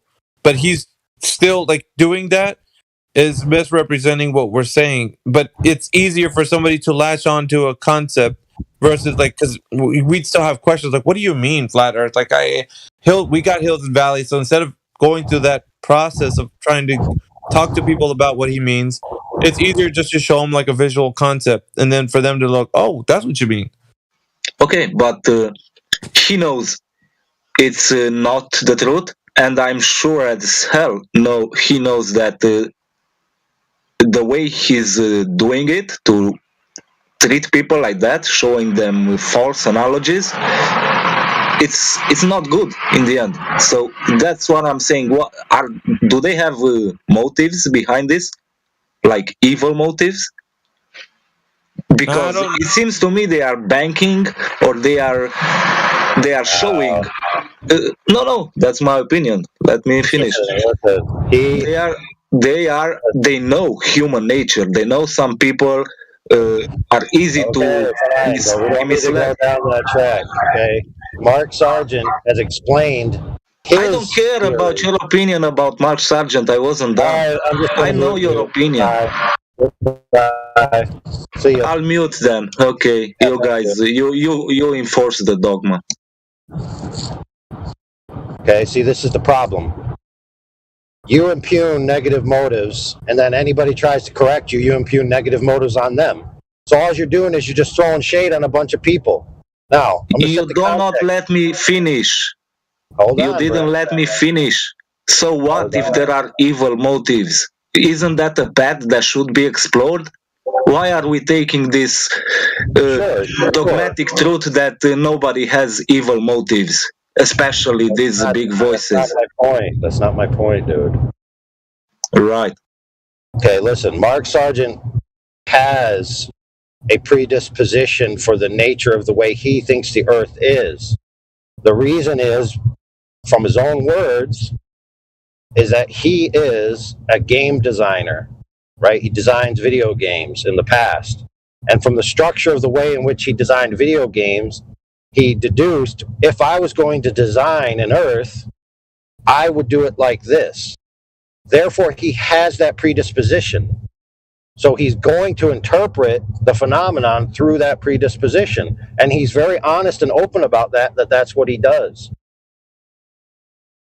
So if somebody comes along and then accepts what he says as gospel truth, who's in the wrong, him or that person? Well, it's that person for being ignorant to just say, oh, well, you said it's a conception. You said it's based on your predisposition for game design. So if I believe it, right, as if it's the truth, without doing any more due diligence, whose fault is it? Yes, but you guys said about sheep that just switch a model with another. This is the result that comes from that binary thinking that these guys show us some model or present something that they claim is true but cannot be proven. So of course you will have sheep like that flocking, right? I'm looking at the results and drawing a conclusion. That's my point. Sometimes if you don't know, that's fine, but what I'm saying is nowhere in there is there a necessary conclusion that someone has evil motives. Maybe it was a harsh word. Maybe I could code it better so people don't get offended. But that's my... I don't know how to be anything but honest. And so check this out. In this server, and in the Flat Earth community at large, there's a lot of different views about gravity, about ether, about electric universe, about the pressure gradient, about all of these things, right? What people think the cause is, what people think how it originated, all of these things. And they all have these differing views, which can be expressed in a model type form or a visual type form, right? So you can't just accuse all of them of having evil motives. The correct way to view it is that the majority of them just have different views based on how they're interpreting the information. Okay, not evil motives, but the results look like there's an evil motive behind them. So... yeah, and I would submit to you that reason is because the majority of people who are receiving information are too ignorant to understand that they don't really understand what's going on, and they're too predisposed to be led like sheep, which is why some people who understand that when they're speaking to people, they parse out what they're saying as this is an interpretation, this is a conception, this is a model.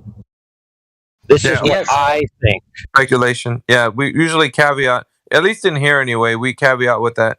I think in a lot of times, because of such things, it depends maybe you might garner some viewership, some audience, right? Maybe some followers that listen to you when you start speaking. I think that then becomes you're held accountable for the things that you say because it's different. When you were just a person on the internet, like let's say in here, and you have your opinions on things, I mean, people listen to you, they challenge you, but you don't have that following. Then all of a sudden, people are drawn to how you speak because you maybe are saying things in a way that makes sense. And then you start to become popular. And then you draw an audience. And then all of a sudden, you're held to a different standard than you did when you're just a random person. Now people are listening to you. So it is also like you have to take in consideration your audience along with like the presentation of what you're saying. Because I can say it this way, like I can present to you guys a conceptual idea of what I think the Earth is. Then also I could tell you, this is my caveat. You have to understand that what I'm going to tell you is a speculation. I'm no way going to give you an exact representation of what the Earth is. If even if I was to say it that way, there still would be somebody in the crowd that would take a look at what I'm saying. Like, this guy's talking about like what he thinks the Earth is, and so somebody might still misinterpret that, even with me saying this is the caveat is that I'm just using a speculation. So it's still, even in that way, like it's okay to have those ideas and conceptions, but it's just hard because the mindset of people, like they want to jump off of like the globe, but they want to have a safe landing of another concept to go to. It's a natural thing, like for people to want that. But yeah, we've already seen the results of what happens with this. So that person, creates their own speculation or their own conclusions, and then they start saying that this is the truth that I've found. People get on board, and then people who are in the same community start scrutinizing that. And then what usually happens is a schism is created where the one religious denomination goes with their religious leader, and the rest of the people stay with the previous congregation, right? So we've seen this with the ether. We've seen this with the idea of level versus flat. So people don't even like the term flat earther. They end up saying, no, I'm not a flat earther. I'm a level earther. I'm not a flat earther. I'm a water worlder. And you, sir, are a liar for saying the word flat earth because it's not flat, because it has hills and valleys and all of this. So you're a liar and you're a bad person and you're immoral. It's like, okay, dude, goodbye. You're just full of crap, because flat earth is just a general term. Nobody's saying that it's 100% flat. By the way, it's not 100% water either. So to say it's a water world versus a flat earth, both are incomplete descriptions of the whole earth. So why would you stake a religious zealot claim on one and basically persecute other people for using the other term? It just shows that you have a predisposition for religious zealotry, right? And you haven't cured yourself of that from the globe. And that's what I mean. Like they all get into these little groups and they stake a claim on it, and then they ostracize other people for it, and they act with a sense of my nose is up in the air looking down at you.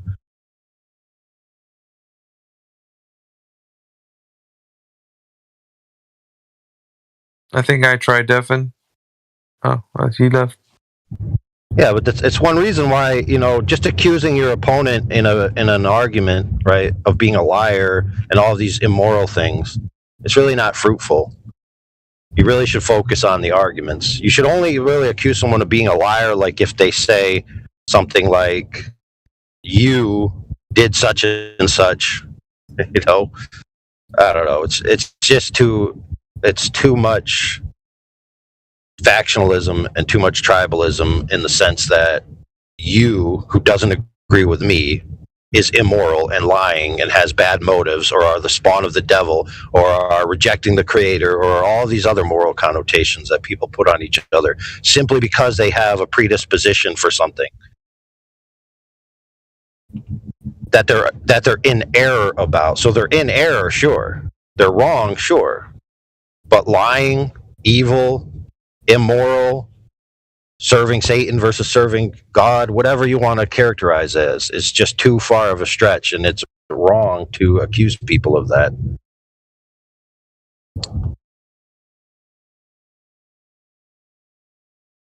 So I put a stop to it real quick. Somebody comes in here and starts talking about somebody with a big name and who has a track record of explaining themselves, and then just says they're evil or the results are evil. Look, the results of human beings believing stupid crap It's because human beings are flawed. We don't have perfect perception, perfect knowledge. So it's going to happen.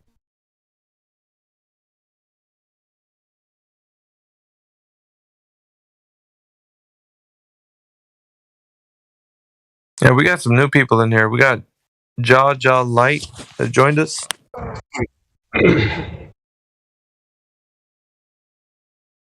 Jaw Light, are you there? Let me unmute you.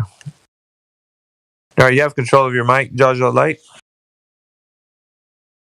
Yo, Mikey. Hey, who's this? This is my first time here. I just found out how to use the server, so I'm just chiming in. Hey, well, welcome to the server. You know me as Mick, so you might know me from. Yeah, I know. It's from long way back. So I've been there since 2020, 2019, 2020. Who were you before? I didn't catch the name. No, I said I've been there since 2020. I've been following, listening in, and I've just now realized how to get onto the server, to join the server I'm in. All right, let me get you VC verified so that you don't have to worry about unmuting or being muted again when you leave. Great.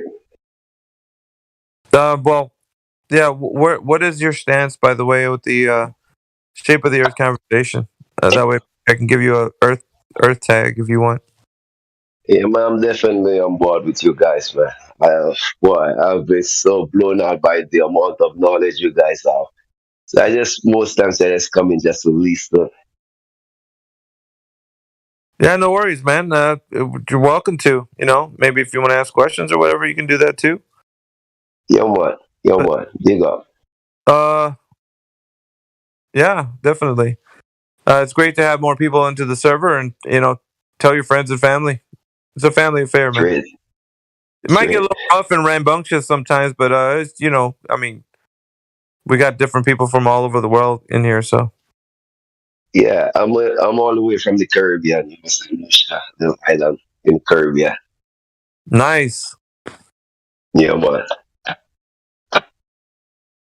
So there was actually something I wanted to verify since I've been a big fan of Santos Bonacci, and he was teaching something about syncretism and how he got everything together as one. For some reason, I don't think I'm hearing this on this server. I don't know. Is that something different? You're talking about the sacred numerology? Syncretism, like how you linking everything to one. How everything is just one. Flat Earth, God, health, justice, everything is just like one. Like unity, well, I mean, everything's supposed to work. I mean, nature is supposed to be this ecosystem that's constantly in motion, and it's always it works with one works with the other. So yeah, I could see how the ecosystem that you would think that nature with God and our involvement all works together. It's all like a natural process that it's in continuous motion. I mean, yeah, it does make sense. Yeah, what is your stance on that? What do you think? What do you think about that? But I really want to be right about everything. I really want the whole scoop about everything. I don't want to be partial about certain things. I want to make everything make sense for me. So this is like. It's a way that we can look at things. Like if you want to know the truth is self-evident. I could tell you, but then again, you can go out for yourself, like within nature and the laws of nature. It's always like with people that come in brand new to the topic of flat Earth, we can talk about like the conversation of like, okay, if it's a globe, then naturally it would look and represent itself as a globe. Everything about it would be, speaking to us like the Earth nobody would have to tell us. We can go measure drop over distance. We'd see the curvature appearing its its natural way to us. Definitely. And nothing like this ever happens on the Earth that we live on. So it's only a construct of the mind.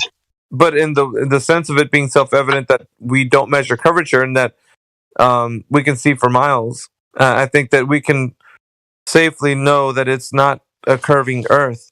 That is definitely a flat plane of existence that we can see. That is for sure. There's no question about that part. Definitely. I always, like, from little boy growing up, I always thought there was something different about the earth, something like different about life, to say. And around 2019, when we had the pandemic, uh, I realized, I think it was Santos Bonacci that he mentioned Eric Dubé. Okay. And I never got the real scope about what he said. And then through the pandemic, I started watching Nathan Oakley, and that led to January, what's his name, the boy with Bob Nodell, Jaron. Jaronism? And I started watching the debates on modern day debate. Okay. Got to know about FTFT, and now lately I bounced up with you guys because I heard Kiwi was talking about 24/7. I'm like, what is that show he's talking about? So I started searching the YouTube to find out what is 24/7, and then link me to you guys. So I definitely know that the earth is definitely flat. But what I'm really trying to piece together, see, from my trials and my journey in life, what Santos Bonacci was teaching about the oneness and everything, and then he wanted to synchronize that with flat earth. And he said this all makes sense. How the heavens above and the earth below and everything in between all makes sense. So this is where I want to take, since you guys are the king of the crop and all that, I want to know what was your stance on that. This is the place to be. Now, I've talked about this in the morning, Jaja. I would say it like this, brother. Like well, at least I do in the mornings. Mornings is usually my time when I'm on. Yeah, I noticed.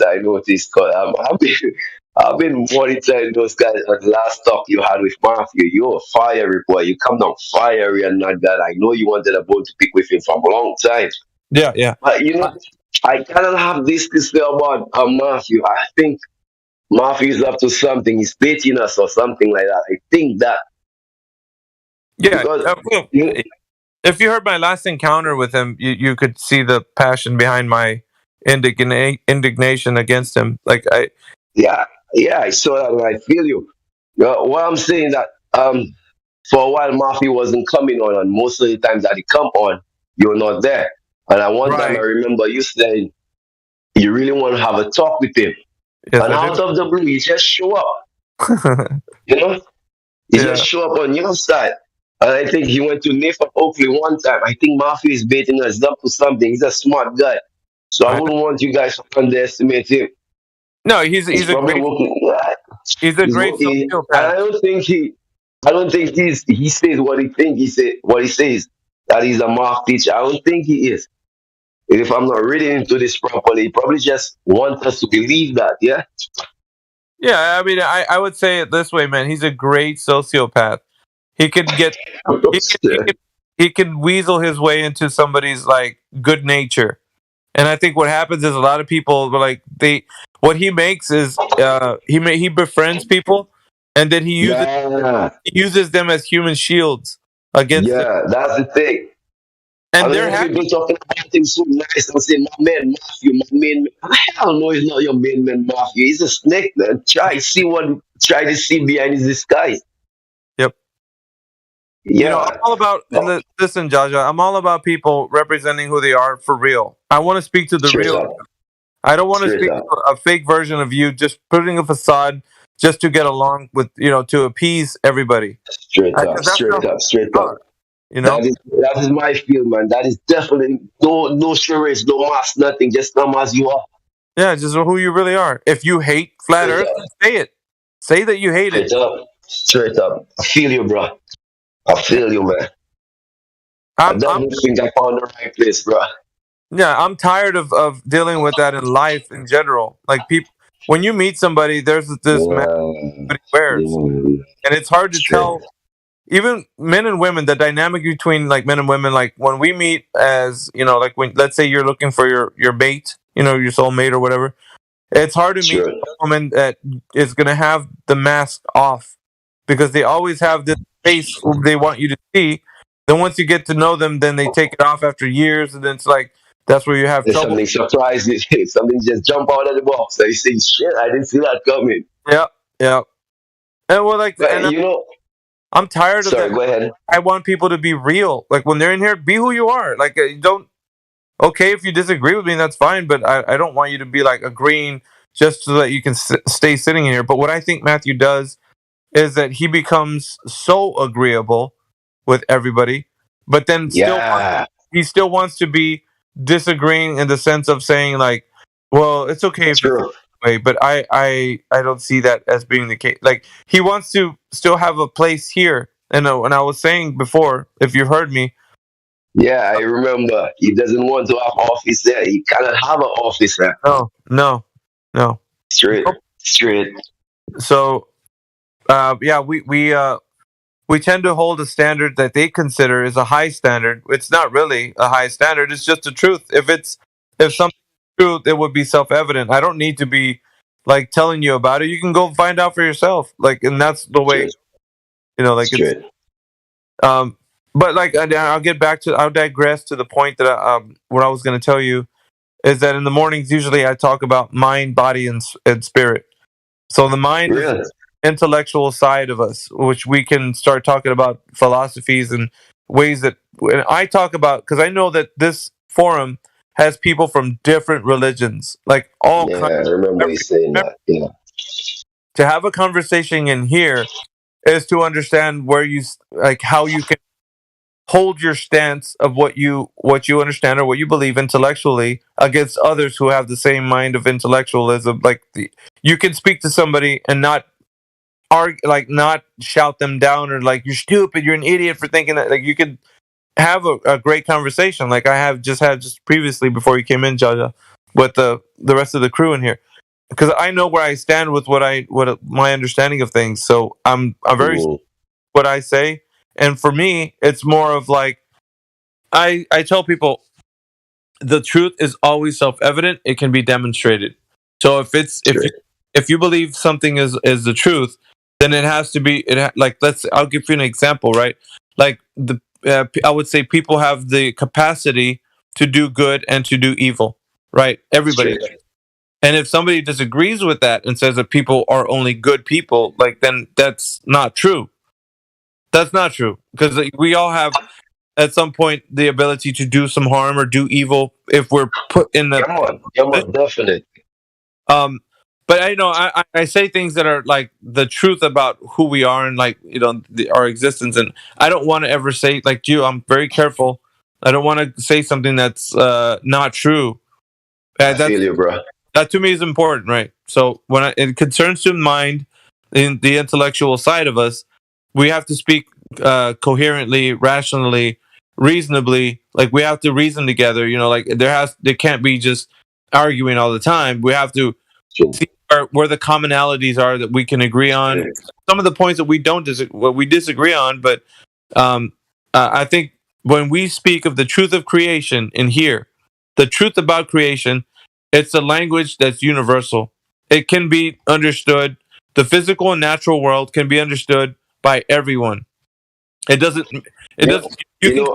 Sorry to cut you short, but I actually, for the past couple of days now, I think I have issues with that using that word universal. Yeah. Like that was a word that was given to us. Who is to say there is a universe? Who has that knowledge of that universe? What is a universe? Those are my questions. I haven't found answers to it yet. Yeah, I think if some people look into the word universe, it's one word. One word. Right. So one word. I mean, you could think of it as not in the sense of saying like a cosmology, because when that has a connotation behind it, leaning towards like this globalist mentality of a infinite Big Bang cosmology, and that when we say it paints a picture in our mind because of how we were told. Well, we have been taught straight. Yeah, so we do kind of have to elucidate to the fact that we're not meaning the Big Bang cosmology, right? We do have to kind of. All right, that sheds some light. Because otherwise we're gonna be just like when we say flat Earth. What do you mean? We got hills and valleys. Like we have to talk about the things that we Man, say. that's just stupid, man. That's just stupid. Well, and it just leads into other things that we discuss in here. We do have to kind of have the conversation with somebody. I think we're happy to. I don't think that we look at it as labor of love. If we do the things that we have to talk about, it's something that we're happy to do. Some people might say, like, "Gosh, we've been over this 1,000 times. Why do we have to talk to a new person about what flat means?" Well, I mean, if you feel that way, maybe the purpose of this forum is so that we can speak to fresh new minds every single day, because I was listening at the moment, so we try to keep it to where people are always engaging with that conversation if they have any questions, let's say. But I do want to ask you, I do want to pick your brain on this one question though. While your conversation with Matthew, afterwards I heard you spoke about Jesus Christ. Now I do have a different stance on Jesus Christ. I don't know. I know this is really not the place for this, but just this one question, I'm good with it. Yeah, go on. Oh man, how do I put this? Do you know of a doctor named George W. Carey? He has a couple books. One of them is the God-man, the Word made flesh. I haven't No, I haven't read that book. Yeah, that book was introduced to me, and I kind of like I read it, and I kind of like know it. Just like when something is true, it just kind of like makes sense to you. It just feel all right. Resonates with you. Yeah. Okay. Right, that's the word. It resonates with you, and I don't think from what you guys have been saying, Jesus Christ, meaning like God's Son or some higher deity or something like that. But what he's really speaking about Jesus Christ in his book, that actual Jesus Christ is the individual man. Me, you, everybody else. That one seed, that one person, that one son of God, that's every one of us. That's what he's saying in his book. And most of the world don't have a knowledge of that. Most of the world think that there's a deity, a God somewhere. I believe everything is energy. Everything is one. And energy cannot be destroyed or created or what was in it. It could only be transformed. So I believe from the plant, from the lowest of low to the highest of high, we all share that same thing, that same Christ consciousness. I don't know if I'm rambling. I think I just need correction. That's what I get from his book. I agree. Yeah, that's what I got from his book, and that's what it resonates with me as. That makes sense, yo. Yeah, but I think like my take on it though, and Big Group might disagree with that, but like it is a consciousness. So the renewing of the mind that takes place, so the born again side of like where I would agree with, there has to be a transformation, and the likeness of what Christ was a type of emulation. I think when we see the figure of who he was as a person and let's say some people can see him as a deity, right? The viewpoint of that stand, I think was supposed to be an emulation of the type to be like. So he was a kind of like a way maker. So he was creating a way so that people can emulate. Like if you wanted to be like anyone in this world, be like Christ. So was supposed to be. Sorry, continue, finish. No, did you have something to say about what I was saying? I don't know. Yeah. So then, you know how the mind of man is very manipulative, especially if you use it for the wrong use. Yes. Now, you know how this is what they give us as a story, as that one person come and show us the way. What if that one person wasn't the person? Wasn't that one person was the like a have you seen this movie, the Avatar? Yes. This little boy with the water thing, the fort. Yeah, the Last Airbender. Yeah, the Avatar's reincarnated.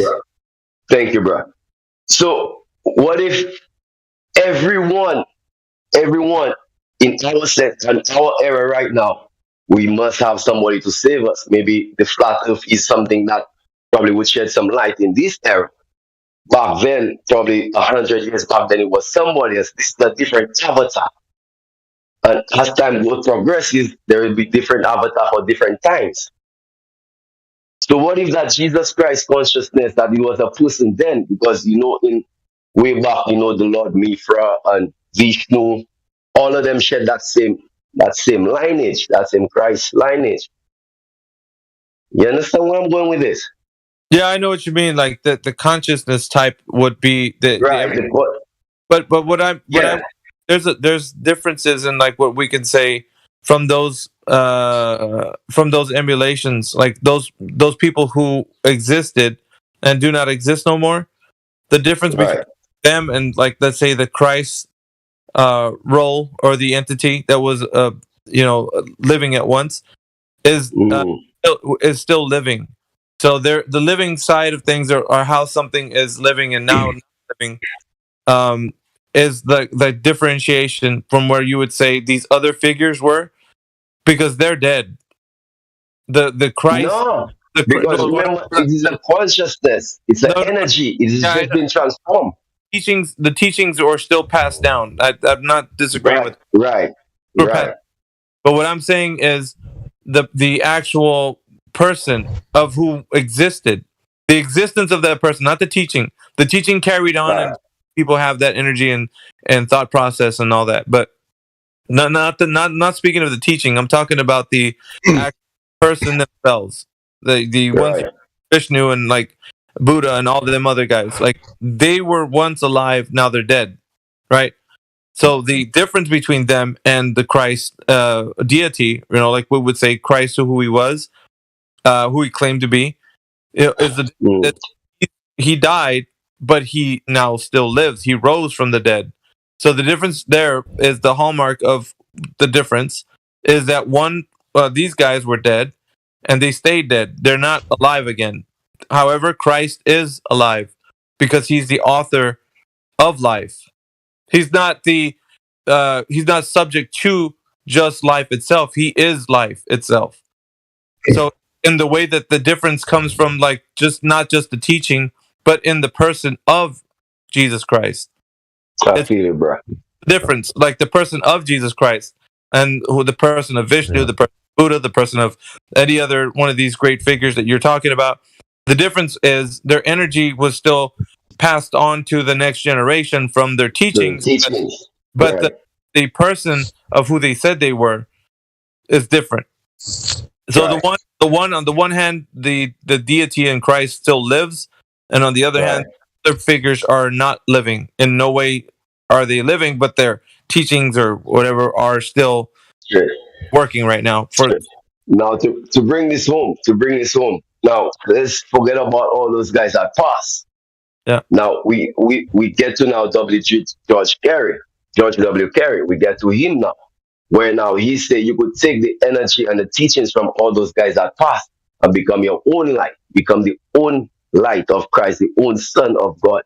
Because remember, in the Bible, in 3 parts of the Bible, in the beginning, the middle, and the end, it refers us as human beings, as Christ's brothers, as the one who dwell with Christ, who walk with Christ. It showed us as equal with Christ. Because it said right after God created man, God said man was created in his image. In the image and likeness of God was man created. And in the middle of the book, in the book of Psalms, I said it, I think it's 86, Psalms 86 verse 2, or 82 verse 6, somewhere around that sort. It says that he are God. We are the children of God. Mm-hmm. And in the book of Revelation, in the ending, it said Christ. Christ is the Omega. The Alpha and the Omega is the first and the last. He and God is the same. So but that makes two that means now categories. So it puts Jesus in one category. I'm bringing this home, brothers. I'm bringing this home. So this means now, in the book of John chapter 1, verse 1, First John, it said, in the beginning was the Word, and the Word was with God, and the Word was God. And the Word was made flesh. Now, George W. Carey said, God, man, the Word made flesh. Now, there's an axiom that says, God came down to save man. Now, for man to save himself, he must become God. Boom. Wow. Self-perfection. Self-perfection is becoming God. Yeah, the oldest religion in the world, the first Rastafari. Atheosis. There you go. There you go, man. It's the same New Age mumbo jumbo. Sorry? Yeah, AI, you're roboting, but I think you're coming a little bit like, I don't know if you want to. I'm another fan of AI, man. Yeah, I think I know what he's elucidating to, but I want to hear him a little bit clearer. I don't know if you can hear us, AI, but yeah, you were just roboting a bit, man. If you want to try again, that'd be great. I would just give him a second. He's probably going to try to get a better connection. That's right. Yeah, man. Yeah, man.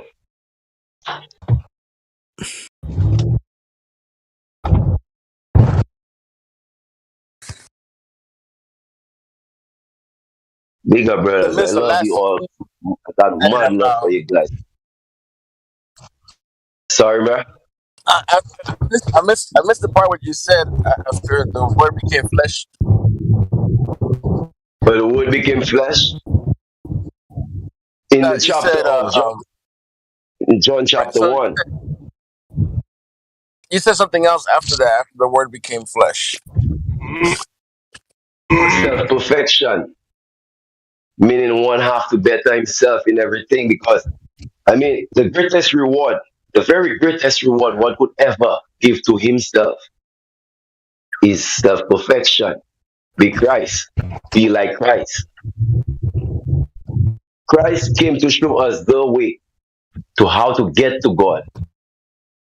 Christ said, the greatest commandment is love.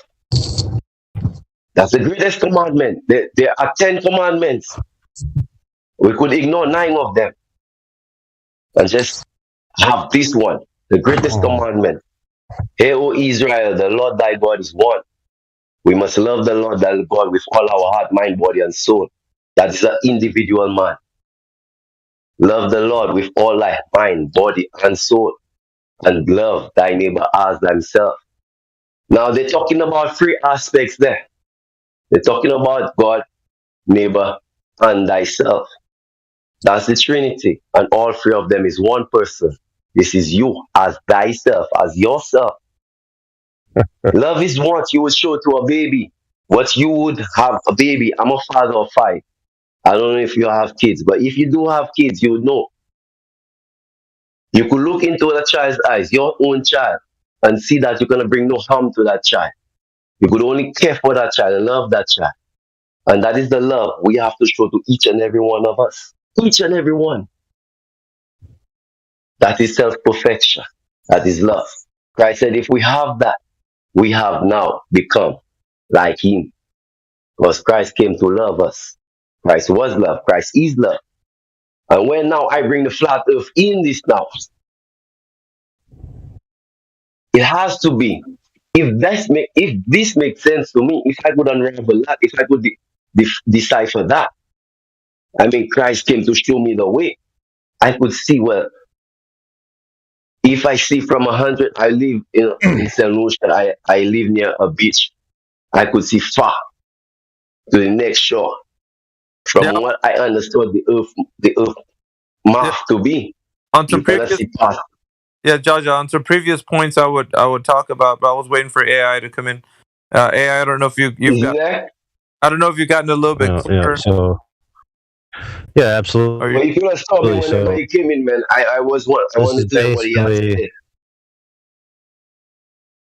This is just the this is just classical New Age philosophy, where the salvation of man is within man, and all is one and one is all. So God is man and man is God in one big causal loop. It's essentially subjective, idealistic monism. So it precludes the necessity of an external creator, because everything is within the universe, and the cause and the effect are a loop. Now, lo and behold, this is where heliocentric Big Bang cosmology is headed, towards that predisposition, because we know that, you hear all the time, oh, they're hiding God with the heliocentrism, but that's false, because most people believe in God and the world. So it's not true that they're succeeding. What they're actually doing is trying to warp your image of who you are and who God is and how that works. And if everybody just dithers to the point where, we're all one, there is no external agent God, there is no external morality, and salvation is ultimately by our own works. And essentially, you're just unifying all the religions into one big works-based apotheotic religion, which, by the way, the powers that be are fine with. Because as long as you deny the true creator and the true method that's offered of salvation, right, they're fine with whatever you believe. They're fine if you believe in flat earth. They're fine if you believe in globe earth. Because if you believe that the answers to your problems, right, are within man, right, that man is going to solve his own problems, then they're happy. It's the same old New Age religion, repackaged and repurposed for the masses. Jesus said the house of God was within. Right, the house of God. God dwells meaning that within God is you. a separate agent. No, meaning that God dwells within you. God can be found within you. Right. That is true. That is true on all levels. There's also some quote, I'm butchering it, but it's something about what man takes it to be on earth shall be in heaven, or something like that. I forgot the phrase. I'm butchering it. As above, so below. Yeah, well, of course. So this is just verses, right, taken out of context, right? There's a source document, right, which is hundreds upon hundreds of pages long, that has elucidated argumentation, history, context, phraseology, idioms, all of these things. You can't just take this one verse and then make a doctrine of reality about it. No, I'm not making a doctrine out of reality. Remember, I said, like, when something is right, it just feels right. It resonates with you. As a human being, the truth's supposed to resonate. Oh, yeah. Yeah, it's a half truth, I would say, from the stance that you're looking at. Everything is dualism. Yeah, no. Everything is half truth. I don't mean duality. I meant like a half truth, as in you're taking part of what was said there and then twisting it to actually sound. Oh, man. Listen, and Not at all. It's not just you. It's everybody who's heard of this. This is a very new age way to look at like who we are. No, it's very ancient. So, it's very ancient way of thinking of it. This is the quote. Yes, we know that. We know that it's ancient. It's still called the New Age philosophy, right? Regardless of how old it is. Straight up. Well, fair enough. But the actual quote says, neither shall they say, lo here or lo there, for behold, the kingdom of God is within you. That's not taken out of context. At all. It is. No. That's a little, dude, let me be clear. Let me be clear here what taking out of context means. It means isolating a sentence or a fragment without text that it's in, context with the text. Now, Jesus was explaining to them, right, just as he was explaining to the woman at the well, that in the past, people had to go to a particular place to worship God because man and God were separated. And he said to her that after I complete my work, you will worship God everywhere. After that, the kingdom of God will be in you because God removed the separation of sin and he can now dwell within his people, which was a symbology of the temple. He would come to the temple and he would indwell the tabernacle. Tabernacle means to dwell in. And he said that the tabernacle would no longer be a tent or a building. It would be the mankind himself, and God would dwell with his people. So God at one time was separated from man, and after he removed the barrier of sin, he was then able to inhabit people because he cleansed the temple, meaning our bodies, our sinful bodies. So you see how it's not as simple as just reading one verse. There's all this other context that's in the source text. Now, whether you believe it or not, that's fine. You could say, oh, that's wrong, that part's wrong, but that's what's in the text. That's your interpretation, and this is my last word, Judge. That's not. I'll let you go. Dude, that is not my interpretation. Listen, let me finish. That is what is written, it is word for word. Not in that order, though. No, you're linking these things. AI. All right. Yo, let me make my statement. Let me hear you. Yeah, man, go forward. It was just a short one, and then Jaja, you can respond. There are many other quotes in the Bible where Jesus says he is the same as a man, that every man can achieve what he has achieved, and that he is no different from man. If you couple all these quotes together... Sorry? I understand what you're saying. It's like Kanye West tries to say that, but he says it wrong. Yeah, well, he's on part, but he's right. There are many quotes in the Bible where Jesus equates himself to man. Many quotes. He hasn't provided one. He hasn't provided one, dude. Sorry? Look, we're using sweeping generalizations in isolated text. I mean, this is a bad way of doing things. I don't fully get what he said.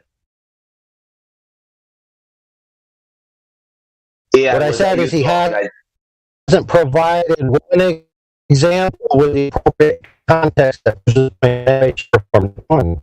I think it's on my end because I'm hearing you skipping. I don't think I get you clearly. Is it on my end or are you hearing me right? You getting? For example, Jesus said that people will do greater things than he did, right? But in what context? Right. In the context that he would send the Holy Spirit. Meaning that it hadn't yet been sent. He dispensed the Holy Spirit after the cross. Because after the cross, right, the barrier between God and man was removed. Because God can't dwell with sin. So he used the cross to deal with sin. And after he was able to put his spirit into flesh freely. So it's not the case that this always existed for all mankind, that mankind just possesses this naturally within themselves. No, it was given in the Bible, at least, at a particular time, with particular prerequisites and logistical circumstances. It's not the case that God just spontaneously is within man ad infinitum into the past. Not only that, but it says that those who don't believe are excluded from receiving the Holy Spirit. Right. So all men do not possess this quality from the Bible. You could say that's not true, but that's what the Bible says. I'm not saying it's not true, bro. Trust me, I'm not. Let me just shed some light on this, bro. It's gonna be simple as that because I like simplicity. To me, life is simple. To me, that's what it is. How I'm gonna clarify this. There's also a text. It is an unpardonable sin. Unpardonable sin. The one sin, only one sin that is unpardonable. That sin. How it goes to say you could blaspheme against the Son. That can be forgiven. What? You could blaspheme against the Father. This also can be forgiven. Now, those are the two main entities, God the Son and God the Father. But then it goes to say, but blaspheme against the Spirit of God, that is unpardonable in this life and the next life. Now, that sin that is unpardonable, that is blaspheme against the Holy Spirit, when I read one text and I read another text and I get to find out that the Spirit of God is within me, is within every one of us. That unpardonable sin, if we blaspheme against that Spirit that is within us, if we deny the God that is within us, this sin will not be forgiven in this life and in another lifetime. To accept that everyone... Sorry? I was wondering, does God know and forgive those who would normally have otherwise done that. But there's so many things keeping people, so many different types of media and propaganda that keep people from God. So if they're a victim of that, is God forgiving of that or no? What do you think? And understand this. There is a law that says, the law of attraction. What you sow, you reap. This is how life goes, the yin and yang. If you do the crime, you must do the time. I'm sorry to say, this is harsh reality. It seems unfair, but it is. We cannot change what is. It is a balance of equality, perfect balance, left and right. So just consequences are to your actions. Yeah. To the actions, right. So those that don't know it, they choose not to know it because it is there, easiest to recognize that the earth is flat. It is simple as that. The only thing that is barring us from knowing this is the perception of which we have been taught, how we have been taught. At one time, I think one of the brothers on here uses a caveman analogy. If a man has been living in a cave and he come outside and see the stars, what would he think that is turning, the earth or the sky? It is simple as that to know which one is turning. You look up, you see the sky is turning. Definitely is the sky turning. It is simple as that. Everything is like in life would be summed down to one thing. One thing. God is truth. Everything is God. As long as we use this equation, we can't go wrong. We cannot go wrong. Yeah, but that's not in line. It's not a doctrine found within the context of the Holy Writ. That's more of a New Age philosophy. That's an old one. It's repackaged and repurposed. It's a repackaged purpose. Brother, you're gonna have to. We've heard you. We're gonna have to let other people come in here, bro. Like honestly, if this is to be a discourse, you have to let other people talk. You can't interrupt. I'm sorry. Even if I disagree with your point of view, I have to let you finish saying what you said. But you have to let other people. You, bro.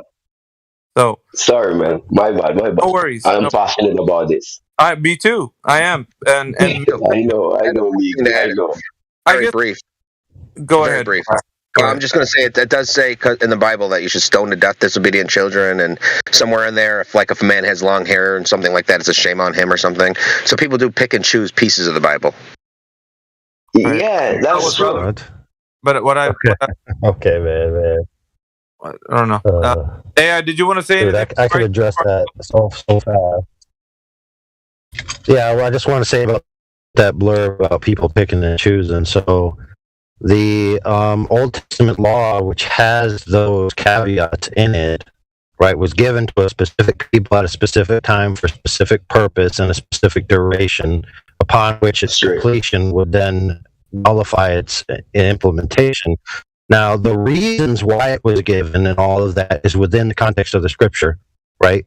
And it all has to do with leading to mankind understanding that by the law, that trying to do works of the law, they can never attain righteousness, and therefore they need Christ's righteousness that he gives to us by him being perfected, right, in the practical outlaying of God's law, which, by the way, is actually higher ordinate than the Mosaic law in which you were referring to, and the Levitical law, which is a derivative of the Mosaic law, which you were referring to.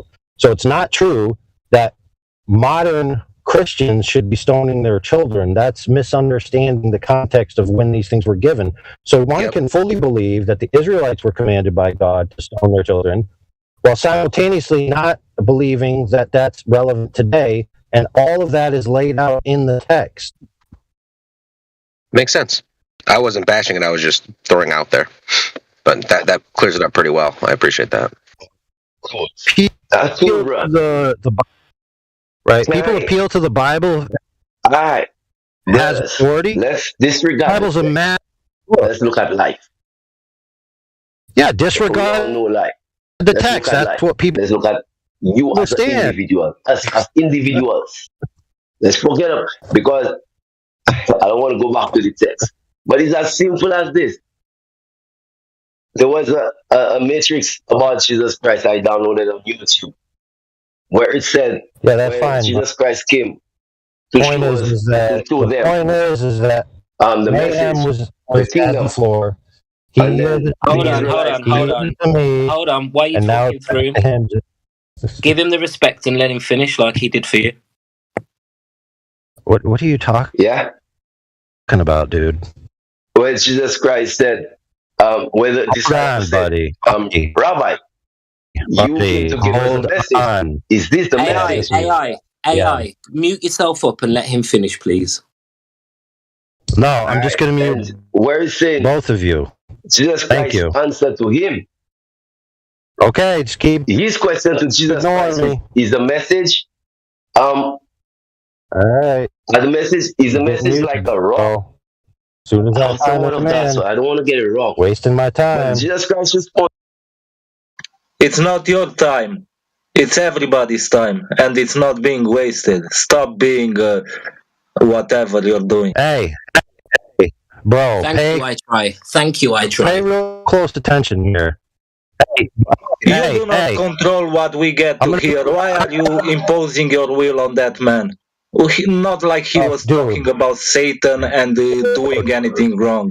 Why are you getting butt hurt and abusing your power? You're getting muted too. You're getting muted Fuck too, bro. you. Fuck you. You are abusing How's that work for you? AI, why are you being a dick for? Hey, you're abusing your power. Who are you, bro? Yeah, you're abusing your power right now. Too. Go for it. Go for it. Yeah, I'm abusing my power. Oh yeah, I'm so intimidated. Blah. Yep, you're getting muted too, dude. Now, pay attention. You trio of gabliggers. The floor was yielded to Miggy. Somebody interrupted him with a blurb. Miggy then yielded to me to address that blurb. The appropriate person to speak next would then be Miggy. Do you understand, Miggy? If you're not Miggy, then it's not your turn to speak. Okay? So now I'm going to mute everybody. And Miggy was going to address something that the previous person had said. He needs to be allowed to do so. After he does that, then you all can go on. Okay? Let's be clear here. You're not the moderators here. If every time there's going to be moderation, you're going to cry about people abusing your power, then you could just leave the server now or be shown the door. That's how it rolls around here. You understand? Okay, if somebody's going to say that the floor was yielded to this person and he needs to be allowed to speak, and you're going to rumpus that person and claim, oh, my free speech is being violated, oh, it's everybody's time, then you're just wasting everybody's time, dude. You have to understand that there's going to be points of moderation where somebody had the floor and they're being given it back before it goes to some other track. That's not being fair to the person who had the floor. Did I lose connection? Okay, now it may be the case that my answering, it may be the case that my answering of that interjection made you want to respond. Doesn't matter. It's Miggy's turn to speak. Okay? If you don't like the way that is, then too freaking bad. Go talk about the subject in another part of the server. All right, I'm going to unmute all you guys. Let Miggy speak to the thing he wanted to speak to. Then you can all go. If I unmute you and you start talking about all this abuse of power and whatever, you're just going to be gone. The end. If you don't like it, too freaking bad.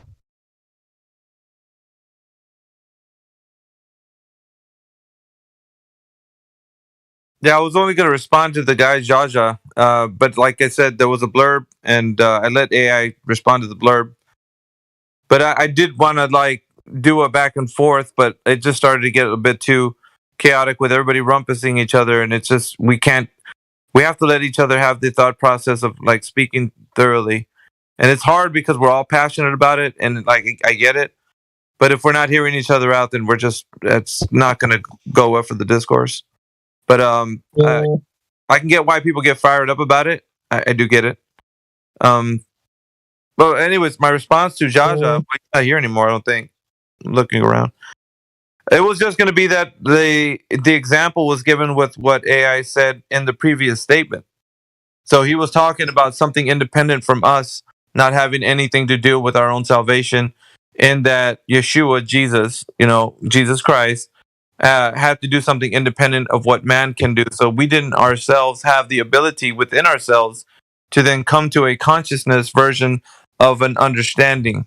It was something. He's just been walking up and down that garden like a boss. Hello? Did you guys?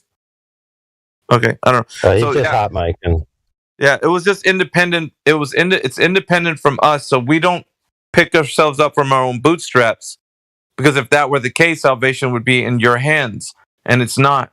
Because if that was the case, then the cross wouldn't be needed. All you would have to do is just be advised into what to do, and then you would do the right thing, if it were to be your destiny to do so. The thing is, it's independent from you. You don't have the ability, you don't have the fortitude, you don't have the money, you don't have the capability to possibly even fathom a way to save yourself. It had to have been made, a way would have to have been made way for you, so that you can actually partake in this as a free gift given to you. Not something that you already have or you could attain by your own self, but this desire to have a renewing of your mind and to transform into a likeness of emulation of the Christ figure would be something that you would need to be given to you, as in that born again unction or spirit of renewal has to be given to you. You can't do this. Nothing independent from God doing it. There's nothing in you that wants to be that. You're the opposite of wanting to become like Christ. And as far as like God dwelling within you, like that could only be made a way for you. You couldn't make that way. Like I can't then therefore create a temple for God to dwell in. The temple had to be created by him in me. It's the other way around. So I think that the emphasis on the mindset of Christ within and that sort of ideology, it teeters on man being sovereign and not God. And so what that does, it takes God out of his sovereign place and puts man in its place, and therefore usurping the ability of salvation on man versus God. And that's the only reason why I disagree with that position. I don't think that it's a healthy one for someone to continue to think that, because it's a sense of a feeling of like, well, blame it on the person. It's that person's fault because they didn't come to God. It's their fault. Right. So now that he's made his conclusion, I try can go, and then root can go, and then I'm going to move on from the talk. Sure. So if I try wants to rebut, make a claim, make a conclusion about those points, go ahead, then yield it to Big Root, and he can go, and then we'll move on from this topic to something flat earth related.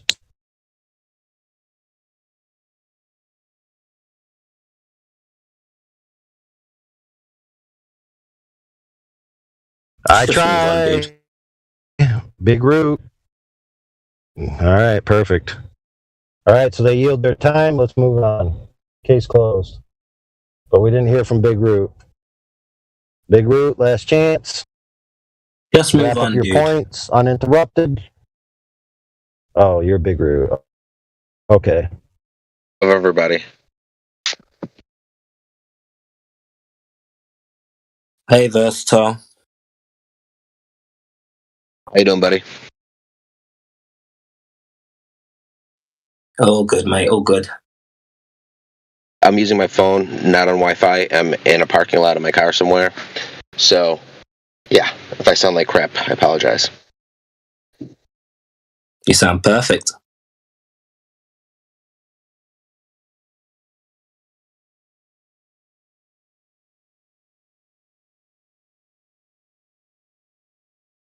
And it's 8:18 in the morning. I've been on since like 5 in the morning. I think it's time for some breakfast. It's some commitment there, man. Commitment. Well, I mean, this forum, man, for a long time has been a battleground for the mind for a lot of people. So, I mean, it's helped me out. yeah, it's definitely a place where ideas collide.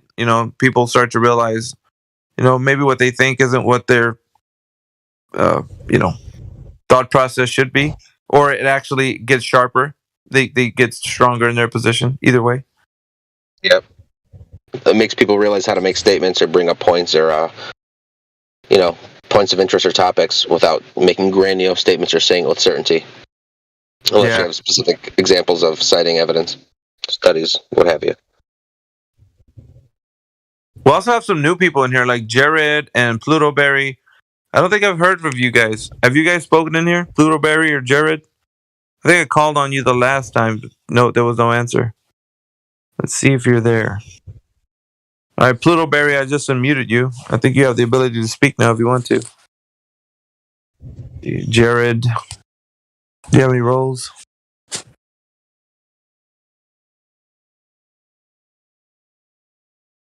No roles. All right, I gave you the option to speak if you want to. The mic is open. Welcome to 24/7 Flat Earth Discord. We do talk about the Earth and the either idea if it's a globe or you're on the fence or whether you know the Earth is flat. Either way, just open up your mic and see if you want to have a conversation with us. Don't be shy.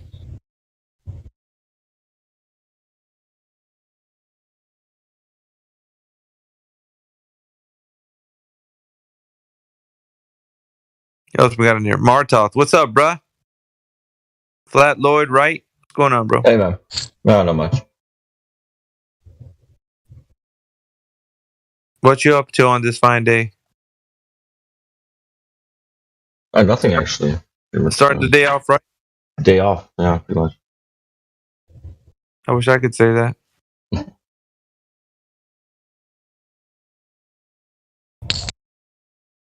I was watching the voice text. It sounded like there was a bit of drama and feelings in here, but... Yeah, it was. Well, I mean, it gets heated, man. It's the nature of the beast. It's what this forum is.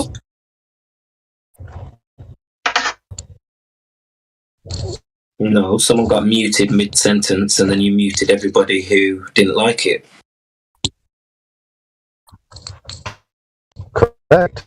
That's how it rolls right here. Maybe you should go read the rules. For example, you keep talking about it, you're just going to be removed. Yeah, rules. No concern trolling. Okay? Nobody was trolling. No rules were broken. You were just getting personal. Hey, root. I'm going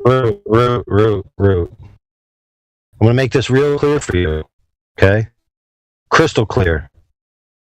As I already had done not 3 minutes ago, I'm only doing this for your benefit so that you can alter behavior so that you can end up getting booted from the server. Because I'd rather you not get booted. Okay, when a moderator says, so-and-so's turn to speak, and then other people can go after, that's what should happen. It shouldn't be the case that everybody starts accusing that moderator of abusing power and all this kind of stuff. That's just concern trolling. That's what we categorize it here. Okay, that's how we do it in our community. If that's unpalatable to you, that's fine. Okay? We don't mind that you don't like it. So yeah, that's not how you're doing it, is it? That's how everybody else is doing it. You're doing it differently. No. Okay, yeah, Rude, dude. Pay attention. It was Mickey's turn to speak, right? He yielded. Somebody interjected quickly and made a point. He yielded it to me to answer that interjection. That means the next person who's in line to speak is Miggy, no one else. So somebody else started coming in to address a different point. I interjected to return it to Miggy before it got out of his train of thought. The other person could then go after Miggy. That was the only point of contention. The other people then started accusing me. You understand? And it turned into a big shit show of chaos. Okay, you started it. We were having a great conversation. It's going to be the end of the conversation. We were having a great conversation. Root. Pay attention. Oh, man. Anybody can be involved in the conversations. What's not going to happen is that when somebody specifically is told it's their turn, then somebody else goes, and that person is corrected and say, no, it's not your turn yet, that we have a big kerfuffle in here. So you're going to decide right now whether you want to continue the server or you're going to do that crap again. Because if you do you need to sort your microphone out. Nobody's got time for that. Yeah, you're low-butting, I ain't got time for your mic. Your mic's bollocks. Yeah, you're low-butting, dude. I'm sorry. Bad. Yeah, roboting has nothing to do with the microphone. All I know is it doesn't matter whether you're a model or not. The truth is a great conversation was happening and you killed it. Dude. And look, you're talking through me now. Your attitude is terrible, dude. I don't care if you're a model. Bro, you killed it by not allowing people who are supposed to speak. There was only one person trying to speak. Dude. There was only one person trying to speak at that time, and it wasn't Miggy, it was Jaja. I understand that. That's the point. It wasn't his turn to speak. Everybody he was already mid-sentence. He was mid-sentence. It doesn't matter. It doesn't matter. Yes, it does. There is no fucking official turns. Yeah? No, it doesn't. If you're having a free-flowing conversation, Miggy yielded the space for him to respond. Dude. You're talking through me now. You're the one who's doing this. Oh my goodness, dude. But because you're a mod, you can't do nothing wrong, right? Dude, I'm literally being patient with you. Why? What are you going to do? Understand? Ban me. What are you going to do? Ban me for what? For telling the truth. Do you want to make the topic the truth about what, dude? The truth about you can't understand simple things. Okay, you don't decide who gets turned and who doesn't. You understand? That's not your role here. Okay. The conversation is getting heated. People are interjecting over each other. So someone took charge who actually had the authority to take charge. You didn't like it, and you and the other guy wanted to get butthurt and cry about it. And rather than saying, that's dude, next Mickey's turn. Holy fuck. Sort your microphone out. Whatever. You're roboting really bad, dude. I'm sorry. Yeah, my bad.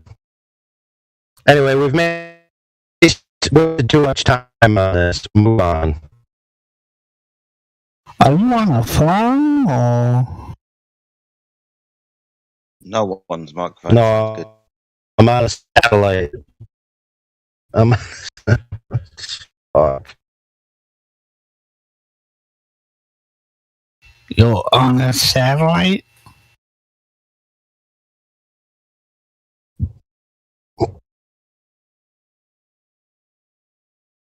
Oh, okay. He left. He'll come back.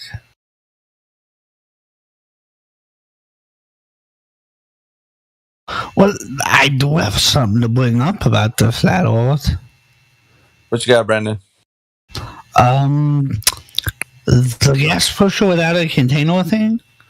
What about Mount Everest? The higher pusher at the bottom and the lower pusher on top. There isn't really a container there. So you're talking about a gradient pressure, which is the differential of the pressure. There's nothing wrong with that. That's what we expect. Well, there's nothing containing the higher pressure and the lower pressure. They're existing in the same system without going into each other, without a container. What you said system? What's the system? The mountain itself. Right. So what you have is a pressure differential or gradient in the same volume. Right? Yeah, without a container. Yeah, well, you don't know that. I mean, you can have a gradient inside of a container, right? See, like the thing is, the only way you could have a constant pressure in any volume is if you have a constant temperature, right? We don't have that on Earth, do we? It's a dynamic system, Brendan.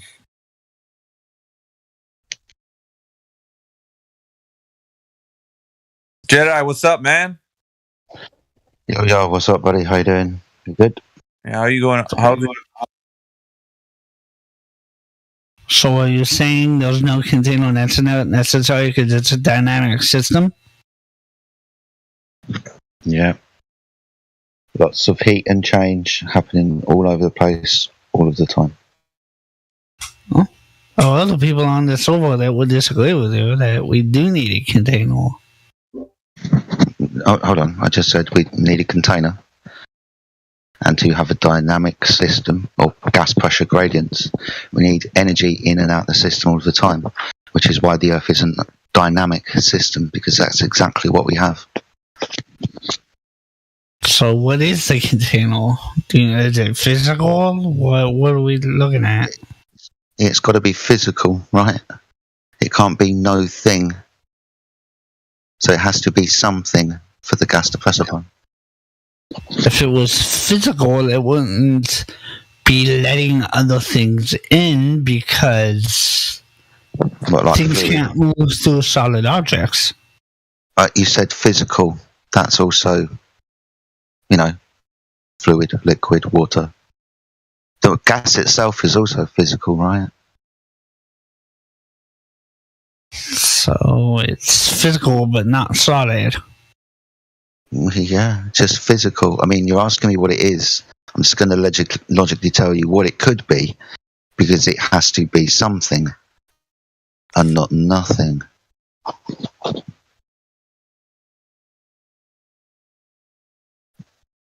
Well, what if the Earth is keeping everything in? Say that again. The Earth itself, because mass attracts mass. Well, in that case, if mass attracts mass, that means gas is mass. So we'd have to have gas attracting gas, but we don't. We'd also have to have mass attracting gas, but we don't. We don't observe that. Stars? How stars hold together? That's plasma. Gas that's been ionized. Plasma. The sun. Don't know. It's keeping itself together. Possibly. It's a nice idea, but to say no, it's as a truth, you'd have to prove it to be true, as in go to the sun and figure out what it is. You can stand here all day and look at the sun and say, oh, it could be this and could be that, or it can't be this and can't be that. Like the vacuum of space, that can't be true. So we can stand up all day long on the Earth and look at stuff in the sky, but you'd have to go to the sun to prove what it was. We've had probes go there. What, through the vacuum of space? Or me and you, going to build a probe, are we? Yeah, humans can build probes and send them in outer space. They can.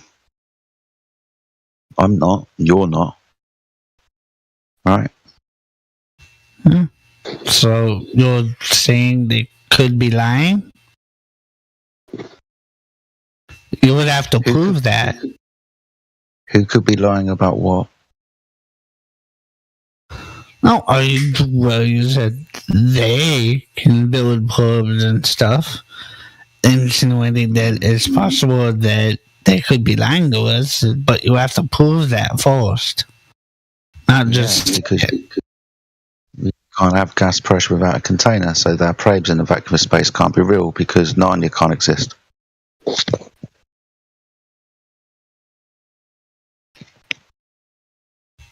Gas coalescing can be proven easily. Nebulas easily prove that. Am I breathing a nebula?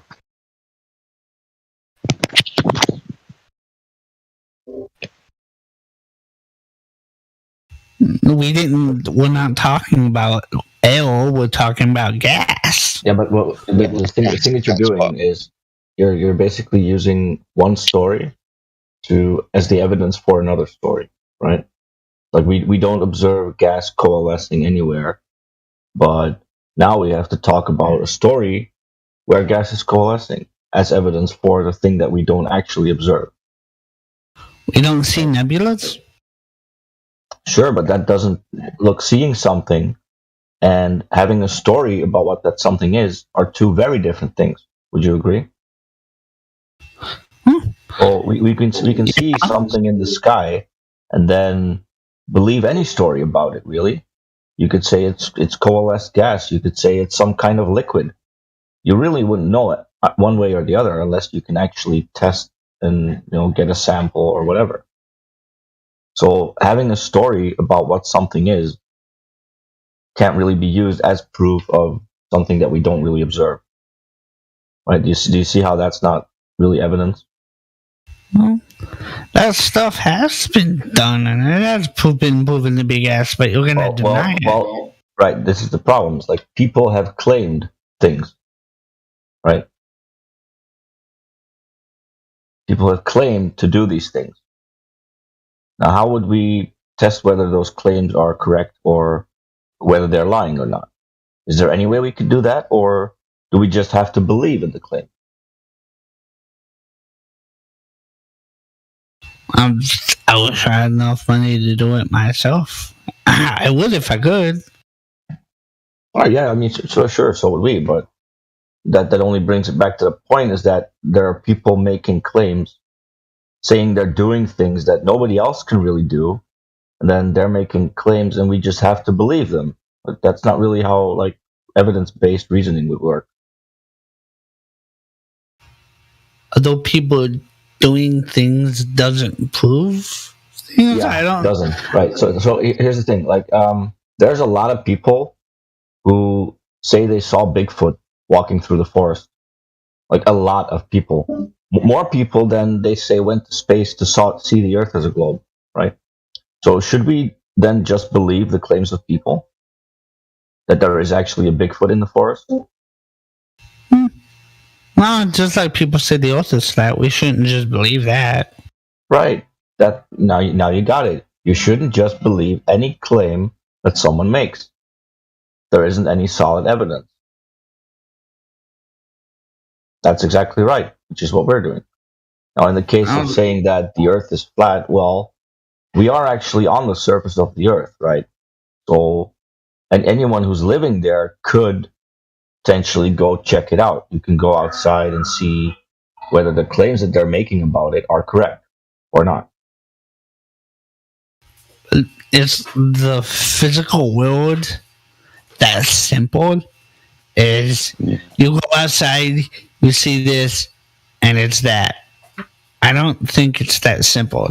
Well, no, I mean you just have to falsify somebody's claim, right? They're making a claim that the Earth is a globe with a radius of 3,959 miles, which means that if you're at a certain height, the horizon should be a certain distance, blah, blah, blah, blah. So you can go outside and see whether that's actually correct or it's not correct, right? It's like if somebody shows you a picture of a beach, and there's a really weird looking house there. They tell you what beach it is. Well, you could go to the beach and see if that house is actually there. Right? If you go there and there's no house, then this picture could be wrong. If there is a house that looks exactly like what you see in the picture, then that could be a real picture, right? But you get the idea, right? So people make claims or they show you things on a screen, and then you would have to be able to test that somehow to actually know whether it's correct or not, versus you're just believing in a story. Well, it's not always like that. You can't always test everything. I mean, there are certain things that you have to believe. But this is a problem. Like if you're talking about something like a nebula being gas or plasma coalescing in each other, that's not really something anyone can actually test, right? So we would just have to believe in some story that somebody did something that nobody else can do. Like if that's your standard of evidence, you want to like choose to believe that claim, that's fine. But you can't really expect other people to, take that as evidence. But it's sea water, right? And test water, yeah? Do we use water for anything, do you think? Like sailing on? Do we practically use water to make canals and dams and so on, infrastructure and engineering? We use water all the time. Yeah, we do. Cool. What's the primary surface of the water, of the Earth? It's water, right? It's about 70%, yeah. Yeah, so we're told, if we believe that story, yeah. 70% of the Earth's surface is water. So we use it all the time. We make long distance observations across it. Captains with binoculars on ships looking for stuff far away so they don't bang into it. Lighthouses and so on, shining the lights so people don't bump into rocks. Those types of things require direct line of sight. See, just understanding direct line of sight, I see something, there it is. Over a distance of water means that when we make observations over vast distances of water, we don't get obstructed by the curvature of the Earth if it was there. That's an observation and that's a practical use. We wouldn't be able to use the waters in the way of the world that we do if they were curved waters, because they would get in the way of the technology that we use to propagate signals and light beams and, your sight across the sea. If the curve of the Earth was on the sea, it would get in the way and all of these technologies would not be used. They would be inapplicable, useless. Radio signals, right? Hundreds and hundreds of miles, radio signals, hundreds and hundreds and hundreds and hundreds of miles. Radar signals, thousands. All require a direct line of sight.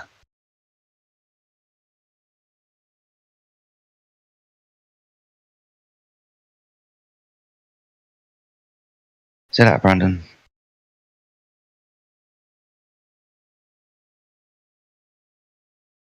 He's gone. That was rude, man. How dare you? Yeah. It's full of rude people at the moment, mate.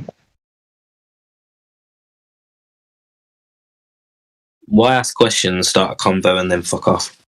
Pardon my French. Yeah, I don't know. Why start something and then just fuck off, yeah? It's rude, man. Wasting my time. He basically ghosted you. Yeah, that's the feeling of today.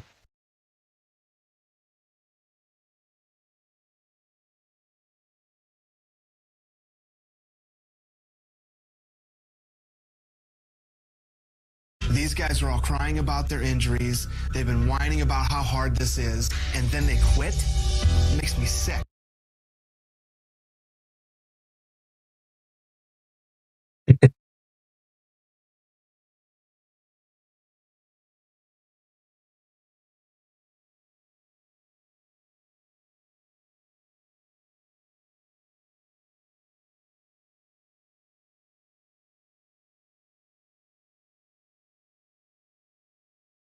I was thinking of calling a search and rescue for Ethergrass. They've been whining about how hard this is, and then they quit.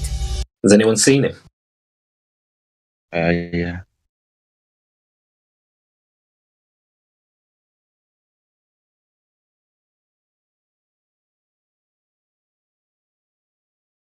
Yeah, it's pretty funny.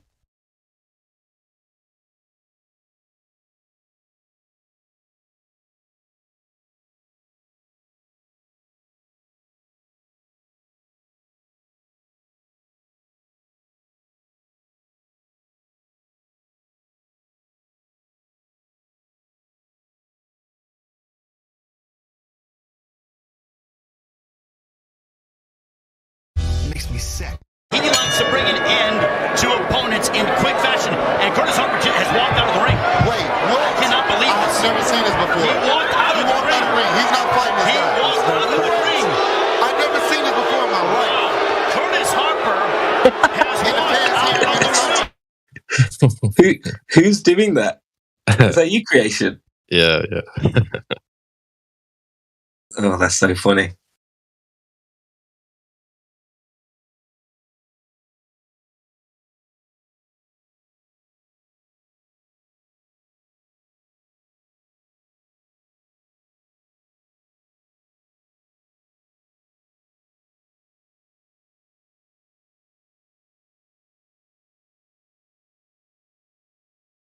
What is it called when you just leave? Is it an Irish goodbye or something? Fuck you. I'm pretty sure there's a. Can't be bothered. You ain't fucking worth it. See you later. Yeah. No, I'm pretty sure it's called an Irish goodbye, isn't it? Something like that. When you just piss off.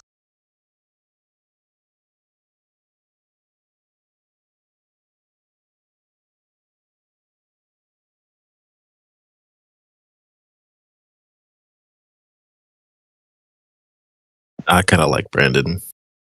Seems a little quirky. Yeah, he was pushing a little spice today, huh? He was like, "No, you don't have to test all my beliefs." And no, we can go to space. Who was we, bro? You're not going anywhere. What's all this we stuff? Yeah. No, we can send rockets to space. No, you can't.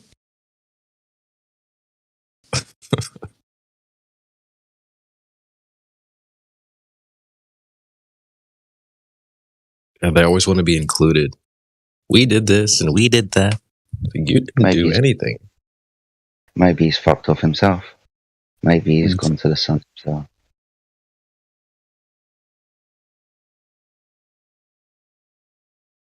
Wouldn't surprise me.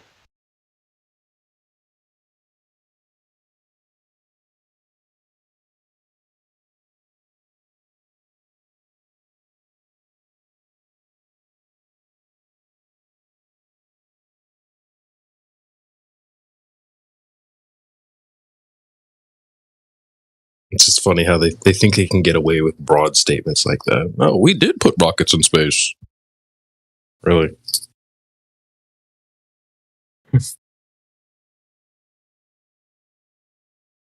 No, you didn't.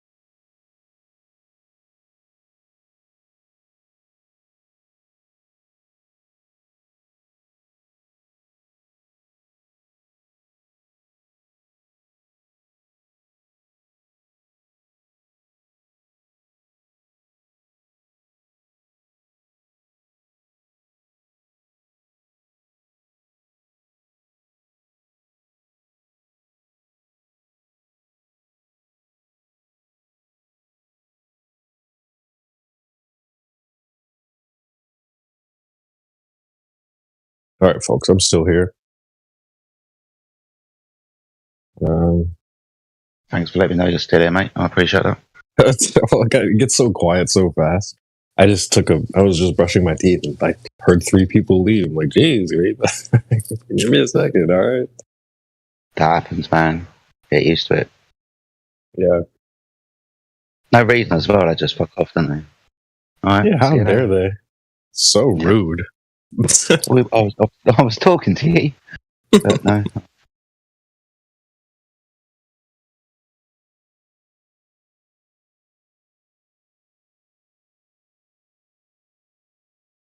Monday. Wonder what kind of Globers we'll get today.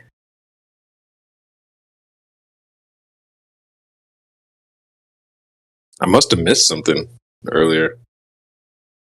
Oh, I must have missed something as well, mate. Something's gone right over my head.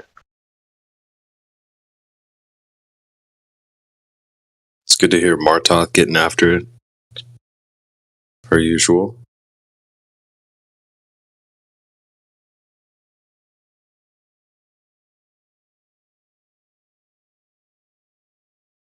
I see Miggy left too. I kind of miss waking up and Miggy's going ham on the VC. All I had to do was pop in and come play Wingman. Good times.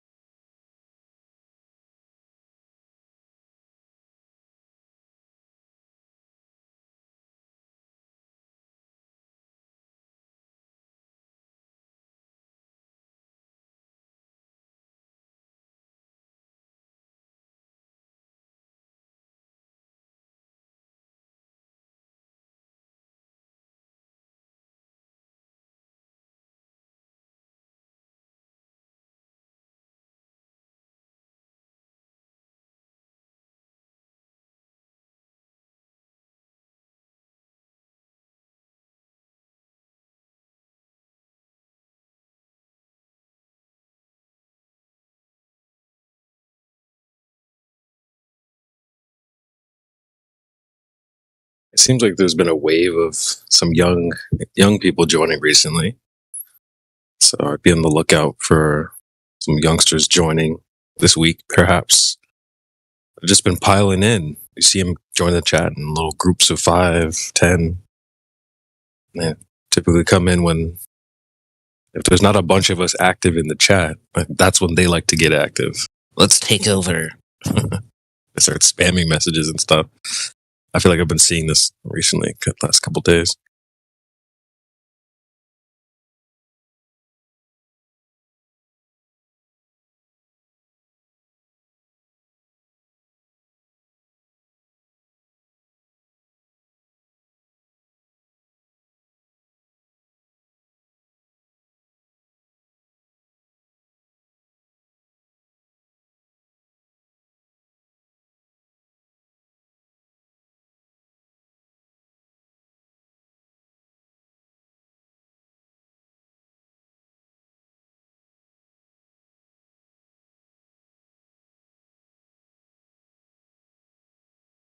Chats aren't super active this morning, so just shooting the breeze. Ladies and gentlemen. Sorry, man, I'm just in the background doing job applications and shit as well. No worries. I'm perusing through the chat room, seeing if there's anything worth talking about.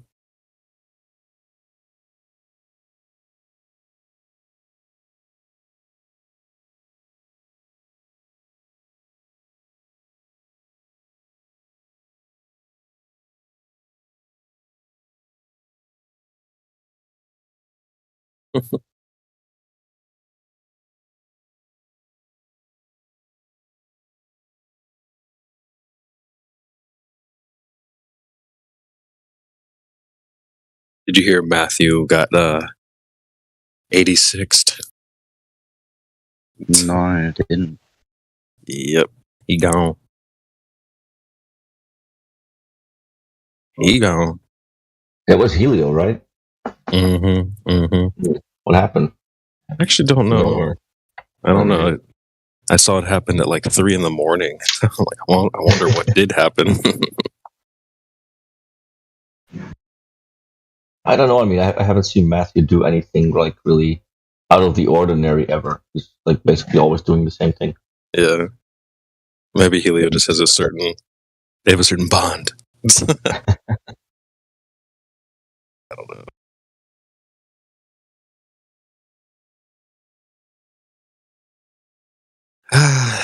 I guess I can use the break from him, man. We were giving him a hard time last time he was here anyway. At least I was. It's like I was not letting his BS slide.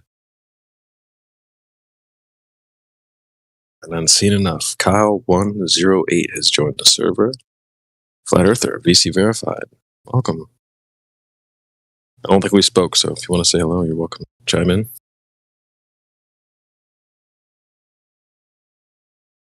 Just messing around. Yo, man.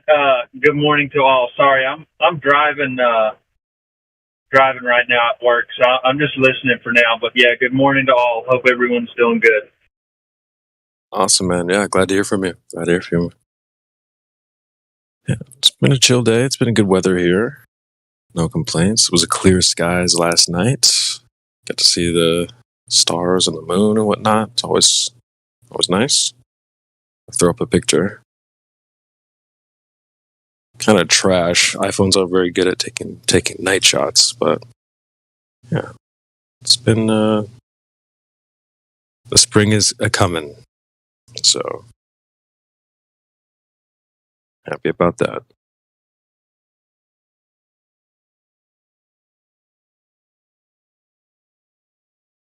Let's see who else has popped in. Chris V, Flatloid Wright is here with us, and Zarek. Yo, what up, guys? Hey, what's going on? Not much. Just heading into work. Got about an hour. Okay. Nice. Heard Brandon come in. Let's go, Brandon. But yeah, I kind of like his demeanor. He's relaxed. Yeah, I was thinking the same thing. I like he's kind of quirky, a little different. I like it. Absolutely. I've always got along well with people like that. Plus, he seems curious, and he does listen in for a while. So it's just funny to see the different types of ballers, man. Like some of them are good at leaving their emotions aside. Others aren't. Some get super triggered. Real mad. Some don't even realize it, too. I know. Oh, you flat earthers are dumb. But yeah, it is one of those subjects where everybody kind of has their own pace. And, like, even when I run into people in real life, like, I go, look, it's not a race, man. I know you probably feel like you're behind or, like, that I know something on you kind of thing, but I don't. Like, I was just a baller, too, and here's the information, you know? Because some people are like, oh, no, I got to take this back to my cave, and I got to boil it down, figure this out, figure out why I'm wrong. I can't show emotions until about months later where I've even realized that I figured them out for myself, you know. I like the visual of going back to the cave and trying to like bang on the thing, trying to figure out how does it work. I can totally see that. Caveman trying to figure out flat Earth. Huh? It's so simple, even a caveman can do it.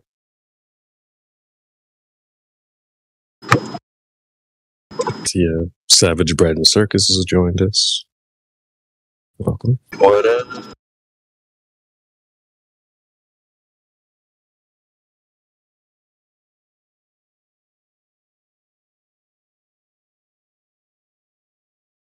Yeah.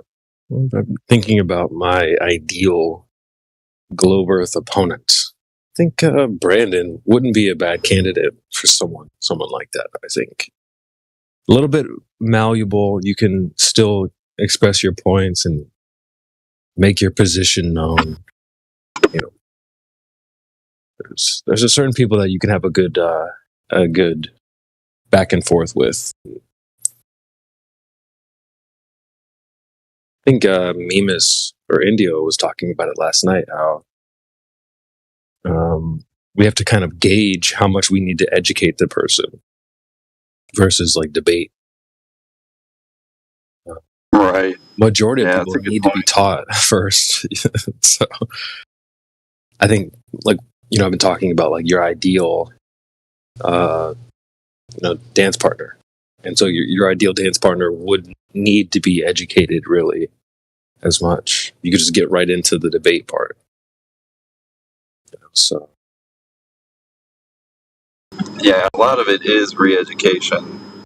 I mean, it's just like any subject. Like, you don't see somebody who doesn't play football jump in and go, yeah, I think this team's going to win. I mean, I guess they do that anyway, but, you know what I mean? Like, or go into a boxing fight and be like, well, I think they're going to do this. Well, you don't even understand boxing. Like, what? Yeah.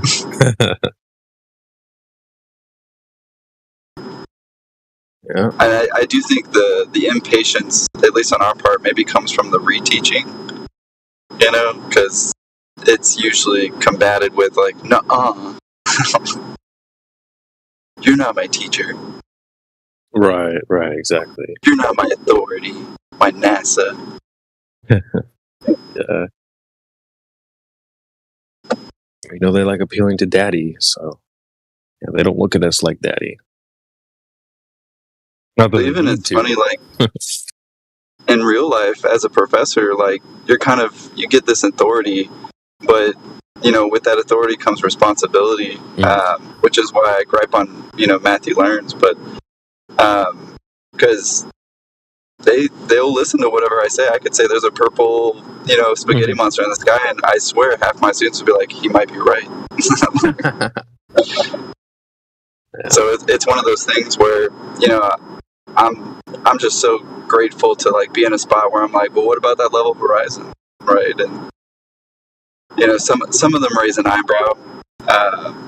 Most of the globies I think in there they're of course globies, but they're not like globers. They're just normies, I think is what we kind of call them. Like that they haven't even thought about the globe, but they're wearing a NASA shirt, kind of thing. But those ones are, I think, really malleable, because when you are reteaching them, they're like almost kind of reimagining their globe. Like, wait a minute, like. But if somebody was arguing, I'm pretty fortunate too. I was in a time where, like, I was figuring it out for myself, and then Eric Dubay came along, and I was like, sold. Like, holy crap, this guy's done so much more work than I have. Forget it. Like. But it was enough to be like, wow, I'm not crazy, because, man, from 2013 to 14, it was like a midlife crisis. It was this thing where I was trying to tell all my friends, like, dude, I'm looking at the sun and the moon, and I'm looking at the Mayan calendar, and I'm realizing, and that was before I got really empirical with it, because of all the, great proofs out there now. But, I was still looking at the sky and being like, wait a minute, things do not add up. Like, and, I tell my friends and buddies and stuff, and they're like, you're looking at the sky wrong, basically. And even though I was going about flat Earth the wrong way, like, man, like, you eventually get there, kind of, the will is the way. But for some of these people, I get it. Like, their attention span's not enough there to be like, well, there's so many sides of this information now, or there just wasn't that back then. There was kind of nobody retaliating against the flat Earth model, or because it kind of was a model back then. But there was nobody defending the globe, I should say, like it is now. There definitely wasn't the anti-flat Earth rhetoric out there. I agree.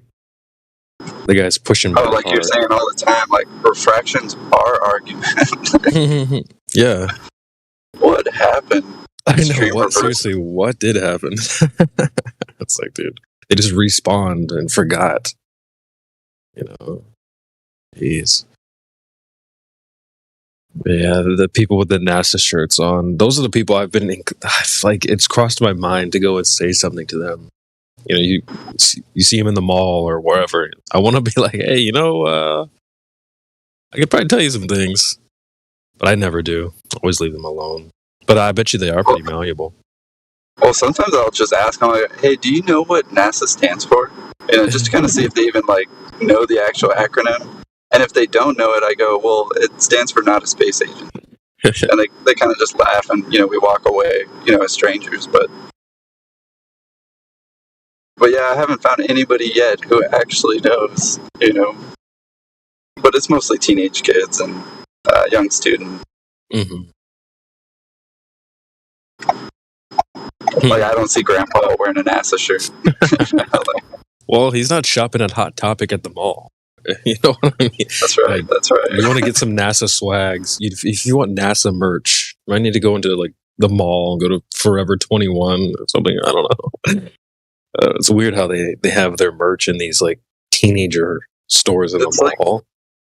It's super weird because they have to set that up. Like, yeah, they had to make a deal with freaking Hot Topic or whatever.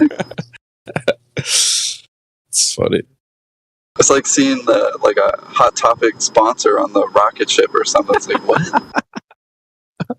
Brought to you by Hot Topic. Get your freaking black eye paint here. I don't know, dude. That's crazy. Yeah. It's like, who's doing all these merch deals for NASA, dude? For real, though. Hot Topic, Forever 21. It's like, what the Well, I wonder if it's just kind of public domain. Like, they don't even have to pay NASA or something. Like, NASA's just like, yeah, use it. Yeah, dude, I wonder that. Like, just use it. We want people decked out in our swag. We're government funded. You do see, space imagery on every kid's T-shirt, So it's like, well, maybe it is just public domain.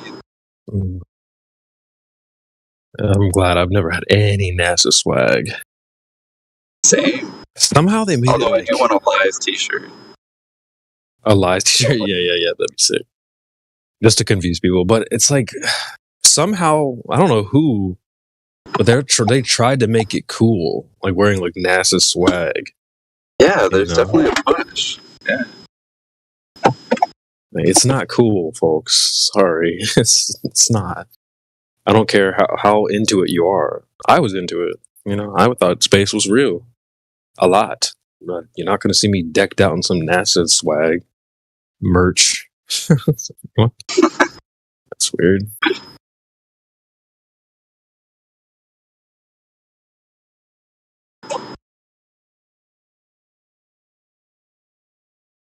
But I also haven't really gone out in like flat Earth gear either. I know some people are inclined to like wear a big T-shirt that's like Earth is flat or something that's provocative. Yeah. I'm pretty low key. I'm the same way. Like, I made a little 3D print, flat Earth model just to be like, haha. Actually, yeah, somebody gave me a bunch of those. Oh, that's right. Yeah. You saw that picture I posted? Yeah, a while back. Yeah, he gave me I don't know why. It was the Taste of Cincinnati, so it was like a huge bunch of people walking downtown and whatnot, people everywhere. And this bro set up shop with like a moon landing, this fake little station. And we got to talking, and I started talking to him about flat Earth. And he whips out of his fanny pack like these little discs, these little models. He was ready, man. Yeah. He started giving. Gave me like 3 of them at first. He's like, "No, here, take more." And he ended up giving me like 8 of them, dude. I was like, "Dude, I don't need all these." But yeah, I'll post a picture I have. He's like, "Yeah, I'm gonna give one to every flat earther I see," and he's like, "Dang it, I only ran into you." Yeah, here, take all of them. Yeah, that is kind of what it felt like. He was an interesting guy. In terms of his points, like, it didn't seem like he... I told him to join the Discord. I was like, bro, you need to learn some more. Like, you're not... like, I appreciate you're out here on the corner, but, like, I could smash you in a debate easy if I was pretending to be a globe earther. He was cool. He had, like, some videos written down on a piece of paper. He's like, here, watch these videos. And, like... But he didn't seem like he could, like, have a fluid discussion about, like, second law of thermodynamics or like gas pressure or any of that stuff. It's like, dude, you need to come and work on your skills. So oh, this place, like, yeah, I would agree. It made me definitive. Like, no question, no uhs in my breath when I explain this to anybody, you know. Right. Ready to go. And then as a resource, you know, some of the stuff is hard to memorize. So being able to go down to Sun tab, click on it. Hey, man, here's a video. Oh, you had questions about this. Oh, I'll go to circumnavigation, hit you up with that. It's very definitive for sure. Yeah, I kind of made bro. I felt like I made him uncomfortable. I was like asking him questions, and he didn't really know. Like it's like he had only spoken to, you know, new people on the street before. He hadn't really spoken to someone advanced. But yeah, no, I gave him some credit. He gave me all these fucking discs. I wanted to tell him like, you know, these are reification fallacies. You know? But I just let him be. But you know, credit. Yeah, dude, throw these away. These are fallacious. So,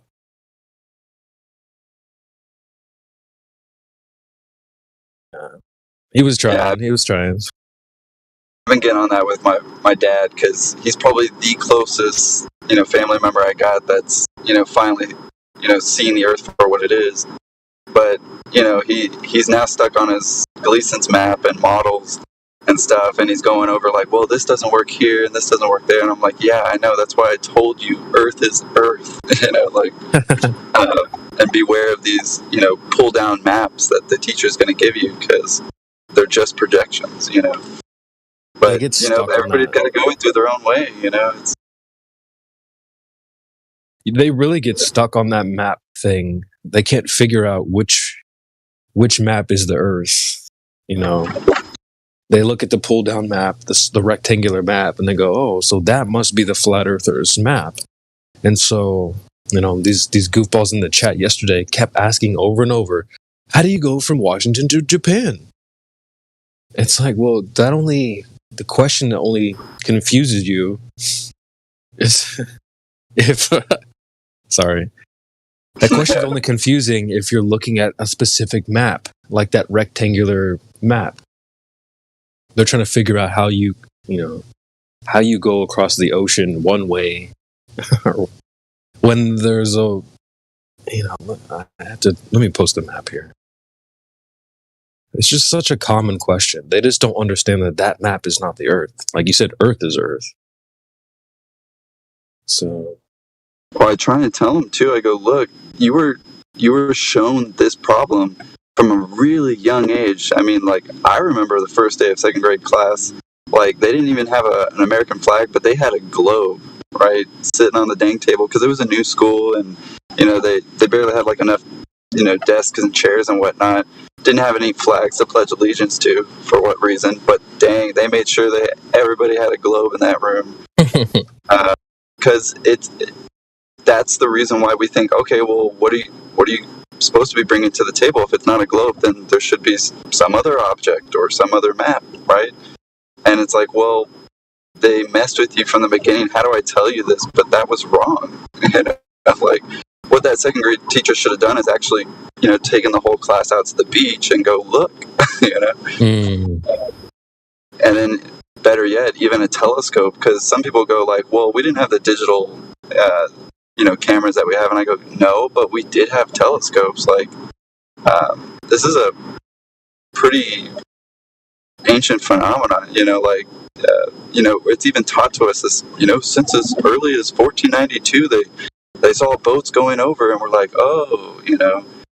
However, they don't mention that, like, there were people studying and making the laws of perspectives, at least in terms of calculations, as early as the Renaissance. So who's to say there wasn't somebody out there going, oh, dude, look, you can bring the boat back into, you know, into focus with supposedly Galileo's telescopes and optics inventions and whatnot.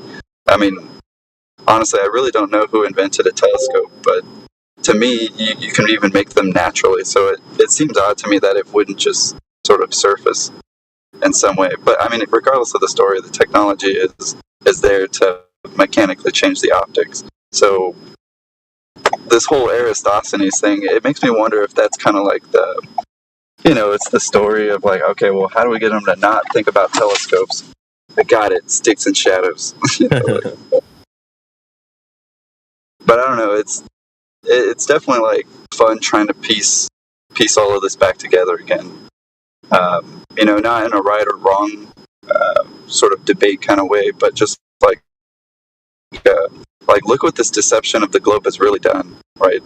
It really seemed like things were natural at some point, and then honestly, a group came along and was like, let's do this, you know, and really try it. And there was a lot of pushback, and I think there is still a lot of pushback, and they're trying to make us think, oh, well, everybody thinks it's a globe, and it's like, well, is that true? No. Like, and not even everybody thinks it's a globe, you know, like maybe a lot of Western world, and I would say a good majority, but I haven't talked to everybody either, you know. Right. Especially when you look at history and that it's been sort of debated, you know. Yeah. But yeah, that moon mission went hard. That television. I do wonder how many people are just in the silent category. They know, they just haven't spoke up about it. Oh, did I tell you about that? My 8-year-old, she goes to public school, and she ran up to me basically going, Dad, my two best friends, they're also flat earthers, or they she didn't say flat earthers, she said they know the earth is flat. And I was like, what, really? And she's apparently they were so excited and all giddy, and but it was funny to me as a parent because I was like, oh, thank God, you know, like that means there's other parents, you know, that are, you know, of course, teaching their kids truth. And it's funny because her friends were like, yeah, our parents say not to really talk about it, so we're just really excited that you know too. And you know, they're all 3 girls, and they all play recess and whatnot, so it was just kind of like affirming as a dad, like, okay, like it's amazing to know that they'll pick the right people, you know. But it was like, yeah, there's got to be silent flat earthers for sure in abundance, I think. And I bet you it's growing more and more. I bet the tides are kind of turning in our favor. I wouldn't be surprised if that's the case. And it might be time for a lunch date with those parents, honestly. Yeah. Oh, there's always those birthdays, and it's like, yeah, well, this makes great conversation.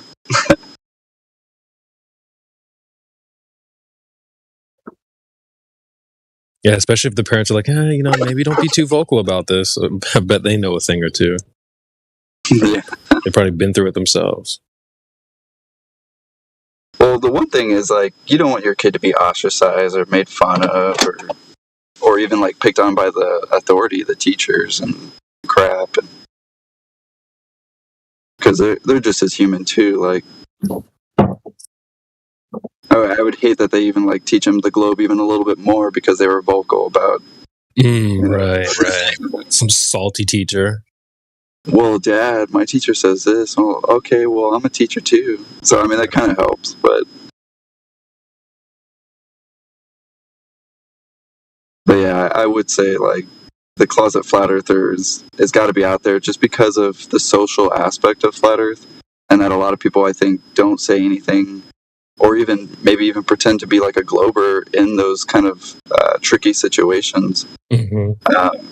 Because I mean, I'm not gonna lie, I was kind of that way in the beginning too. Like, oh, haha, yeah, satellites, whatever, you know. But it's really only been recently that I've gotten the confidence to be like, are you sure about that? Really? Yeah. Because now I have that backbone, you know, I have, you know, you guys, the server.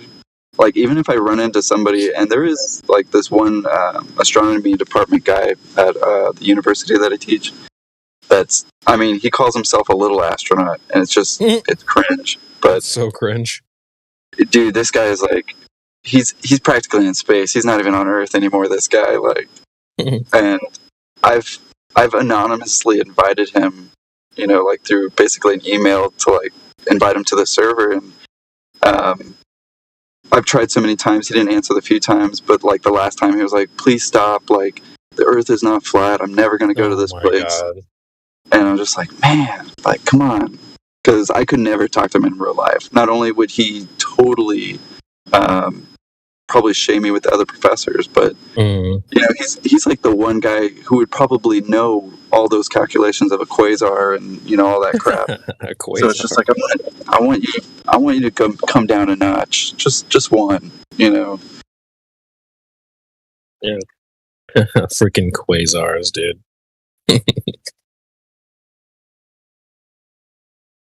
Yeah, I hate that. No, it's just not flat.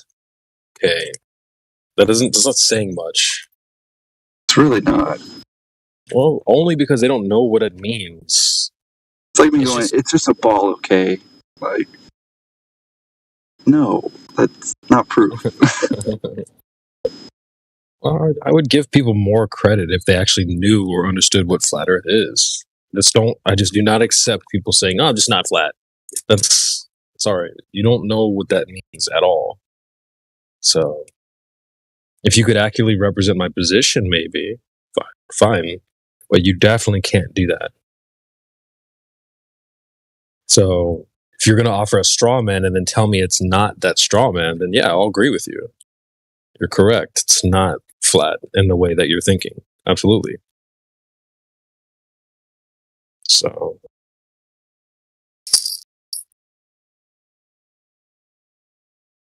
I just do not trust people who are vehemently against the flat Earth to try to educate you or tell you what a flat Earth should be like. Hell no.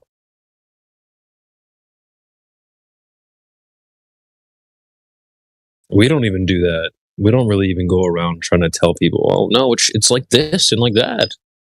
There's certain things that we know, but there's a lot of things that we don't know. So don't be listening to some globe earther trying to tell you, oh, well, if it's flat, then blah, blah, blah, blah, blah. Like, no, dude. You don't get to determine that. You guys don't even know how the globe works. You want to tell me how a flat earth works? Not happening. That's the best one when they're like, "Oh, you think it's a disc in space?" And I go, "You fell for that and the globe." Like, realize that you fell for a flying disc in space and the globe. Like, I fell for the globe, yeah, but I didn't fall for no disc in space, man. Like, yeah, that's where the funny comes in, because it's like they think we fell for it when in reality it was them. Exactly. Like the big that reverse hurts card. them the most. They're like, when it hits them, they're like, "Oh, son of a." I know. They all react the same way too. Oh, well then fine, then tell me what it is then. Right. It's like, so that basically then then you're admitting that everything you just said previously is wrong. All those emotions you had, the temper tantrum, it's not flat. Now you're asking me what flat is. It's just not what you're thinking, buddy. That's all.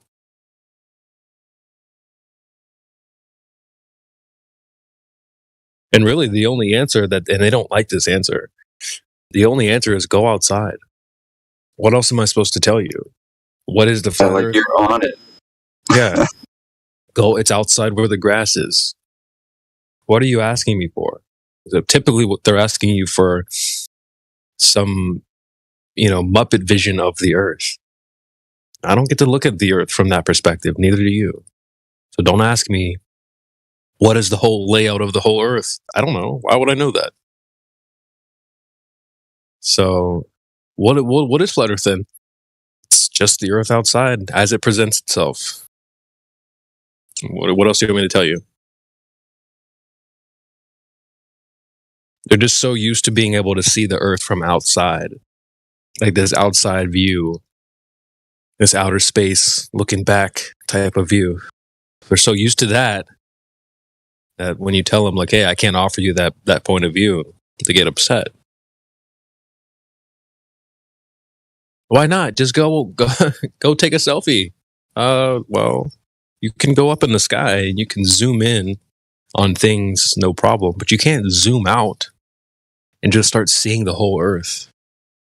That's not how this works. Earth is a very big place. It's not like you can just start seeing the whole thing from any vantage point. Not in an airplane, not in a weather balloon. not on the ground. Notice how Globers are so quick to say, "Oh well, it's just Earth is too big," but then they want you to tell them what the whole Earth looks like.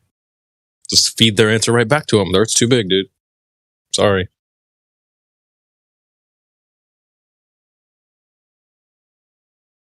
That answer applies to a couple things too. Oh well, how come the sun doesn't light up the whole Earth? Well, Earth's too big. You have to accept that answer because you guys are the ones who are saying it. When it comes to your globe or seeing curvature, go ahead. One that's funny that the Globers say to me too is like, so you don't know where we are? Like after they realize I'm just talking about the Earth, this is where we're at, and they're like, so you don't know where we are? And I was like, is it any different from a ball floating in nowhere? like you didn't know where you were to begin with. Why is it like scary now? And I get that sort of primordial fear, like, wait a minute, I thought like I knew where I was, And it's like, it's okay to not know where you are, but you're right here with me, right? Like you're okay, you're breathing, because some of them, they're about to hyperventilate, like. Well, the answer is simple. The Earth is the where. Earth is the place. The where is the Earth? Earth is the location. Right. So I've kind of unlocked this new idea. People start asking about the limits of the Earth and whatnot, and you just start leading to space. Okay, well, what is the shape of space? You're asking me what shape is the whole Earth? What shape is the whole space? I don't know. I don't know the whole shape of the Earth either. Well, where is the Earth located then? If it's where is space located? Oh, well, it is the location. Oh, okay. Well, that's how the Earth works too. Right. Well, even when they go, where's the edge of the flat Earth? I go, where's the edge of space? Yeah, where's the edge of space? Where's the edge of the universe, man? Yeah. And they go, oh, well, what do you mean? That doesn't make sense. And, well, yeah, then we're not saying there's an edge to the Earth either. But what's funny is when they go, well, nobody's been there. And I'm go, yeah. Well, there you go. Yeah. They get it when it comes to space. So it's going to help them figure it out. Just use space as an example. But that's the thing, like, space is the embed of reality, or it's supposed to. It's the thing that the Earth exists within. So if you take that away, you can help people realize that Earth is the embed. Very true. The Earth isn't just within some other thing. The Earth is the place that all the things exist within. So it's tough for people to get that, but it's important, I think, to grasp that.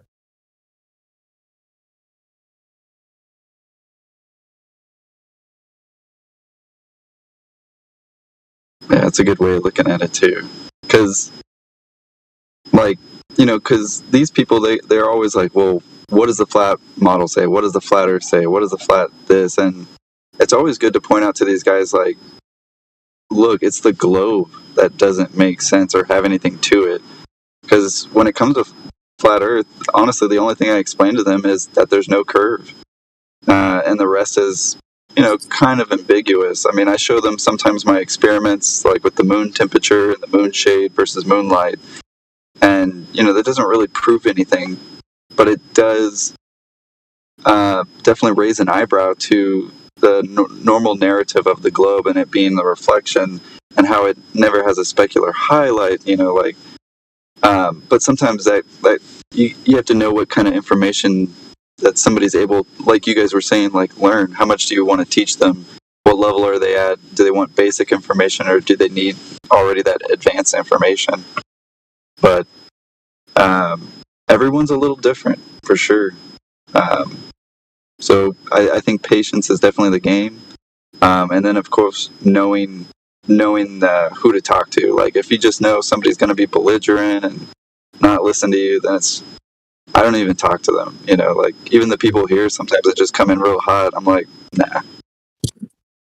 Yeah.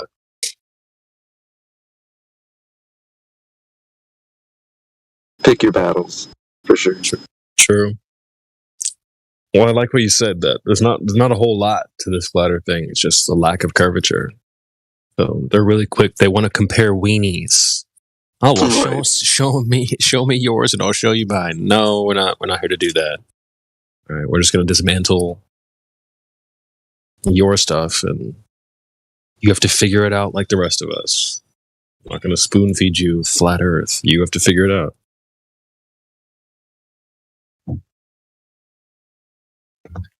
Good luck with that.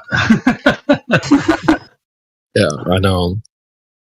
Exactly. Come on, Andy. Yeah. I was going to say, I'll say what I said from the beginning. I don't know what the Earth is, but I only know that I've been lied to about it. For sure. So, I don't know what it is. Yeah. Perhaps I'll never know. Mm-hmm. I've kind of accepted that. There's things that I won't know. I mean, you just introduced a whole nother aspect too. We're talking about just the Earth as it presents itself. And you've brought up the idea that you've been lied to about it. So that's a whole nother, that's a whole nother thing entirely. Why am I being lied to? Why did they want me to know this? Go ahead. Yeah. I was just going to say that's why I look into history is really good, because you get to see the gravel going way back. You get to see where it was introduced, the Society of Jesus and all that stuff. You know what I mean? And I highly recommend everybody look into history, but just so you get your compass back, so you know where you're going, where we've been. Mm-hmm. That's why I love looking at history. Well, I love characters as well. I've talked about that before. We've got no characters left, have we? Where have the characters gone? Yeah. They've all been shut down. They've all been cancelled into this shade of grey. What's that saying? The nail that sticks out gets hammered down, right? Yeah, exactly. Whack-a-mole up in here. Yeah, we definitely are running low on characters. So it's unfortunate. I do like a good theme, a good character.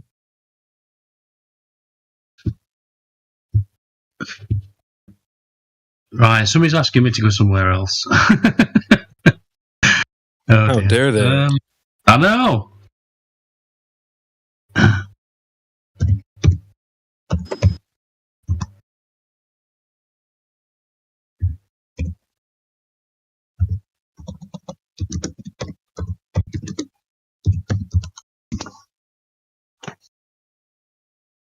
Yeah, history. I'm glad some people are looking into it. I find it interesting, but it just, I don't know why. It's not something that calls me. So I just appreciate the people that are really deep into the history stuff so they can share their notes with me. Yeah, I think it was Rumi or somebody like that said that we're all drawn to one thing, whatever that one thing is. We're all better at one thing than I can follow along pretty well with. I mean, probably abstract math is probably my worst subject of all. You're a big language guy. I'm just not interested in it at all. Mm-hmm. And physics, to be honest, I can follow along pretty well, but it's an effort. It's an effort for me, I do enjoy figuring out. This works because of that, and that's interesting to me a little bit, I guess. But I've always been more interested in characters and the human condition. That's always been the draw for me. So yeah, that's why I like looking at history. Who is this character? Oh, this dude seems interesting. Or yeah, I definitely like that aspect as well, but I've noticed the more I get into physics and math and chemistry, I'm like, all right, real, all right, I'm starting to understand why things sort of do what they do. But in history, I kind of go backwards. The more that I learn about history, I'm like, wait a minute, this branches off here and this branches off here, and I'm like, what happened? Kind of thing. But the rich character of like the human construct is definitely appealing, but man, it's more confusing as I dive more down. I've no doubt I'll never paint a full perfect picture of history. There's no doubt about that. But it's the truth's usually somewhere in the middle. And every time, like the French Revolution is a really good thing to look into, because you realise that these people that they came along, and they were basically a load of lawyers and sophists who wanted to get rid of the old sort of what they saw as superstitious religious stuff, and they wanted to put their new stamp on things. And in order to do so, they had to completely burn down everything. And it said that 4 million books were burned, So, as well as a lot of people killed. So, yeah, that tends to be the way it goes with the new regime. It's completely burned down the old one. They see it as they have to. So that's why, we'll never see. This is why I always leads into that sort of Marxist, Black Lives Matter that we've seen and all that stuff, where they're pulling down all the statues and all that. It's the same sort of thing. Right. I think like Tartaria as well, that's the same sort of thing, where they just sort of throw out all of history. I've been very wary of anybody that's just throwing out history completely and just saying it's aliens or it's something, you know what I mean? Something we can't explain, because our ancestors built those beautiful cathedrals, and there's plenty of evidence to show that we made them as well. I mean, steam goes back in the UK, in England, to about 1690s or something like that. So these steam pulleys we had, they were really impressive. I mean, for the time of what they could do. And one man can move quite a lot with the right pulleys and blocks of wood. You'd be amazed at what one person can move. So, yeah, they always say, they couldn't. There's no way we could have built that. Look at these people with horses, and they couldn't have built that. But they use their hands a lot. They don't not like now. They knew what they would. You know what I mean? They had a lot of skills. So this is why I always recommend Iwar stuff as well, because he was one of these big, massive proponents of Tartaria, and then he looked a bit deeper, and lo and behold, a bit more research. Oh, there's this thing and this new thing, and he sees these techniques they use, and this special kind of stone that's it lasts longer, it's easier to mold, it's easier to manipulate. So I should post a full thing, because I hate it when somebody's talking about a thing and they don't post it. But yeah, I'll just have a look. Somebody's still messaging me. Oh God. Oh, that Shadow Roman's really good as well. I think I'm glad you brought that up about Iwar, because I wasn't really familiar with him, but I did become familiar with the idea that he was presenting the idea of Tartaria, and then, like you said, he went a bit further and maybe discovered some other things. I think he did an episode on Crow 777.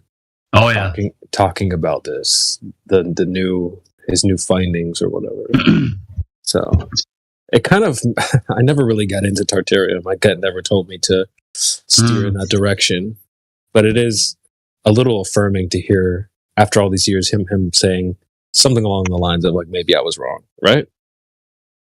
Yeah, exactly, and that shows integrity, though, doesn't it, CB? Yeah, of course. That's why I love it, because he's like, although people I've talked to, they're like, well, he was pushing it in first place, so F him, and I'm like, well, no, hang on a minute, he's showed the integrity to go that one step further, exactly, and hold his hands up and say, I was totally wrong about this. And by the way, there's still plenty of mysteries in history, just because these World's Fairs and the cathedrals and all that are very explainable by these World's Fairs was facades, basically.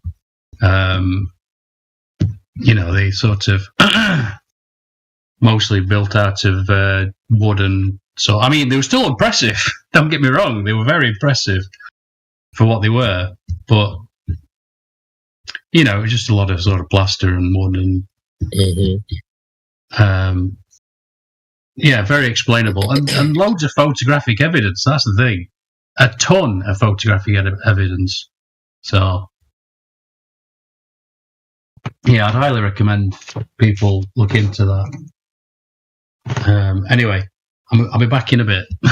I'm being called over somewhere else. So thanks for sharing. No, I love coming here. You know that. And we love having you. Back. Yeah, as long as I'm welcome, I'll keep coming back. Cheers. All right. See you in a bit.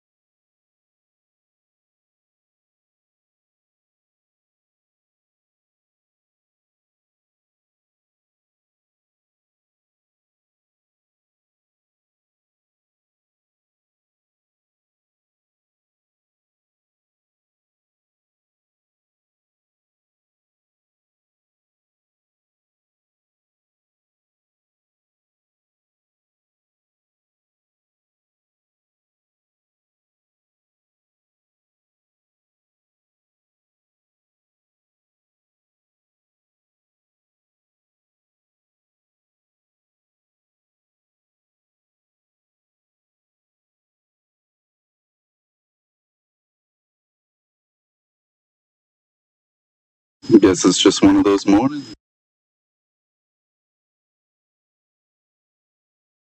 It just got really quiet.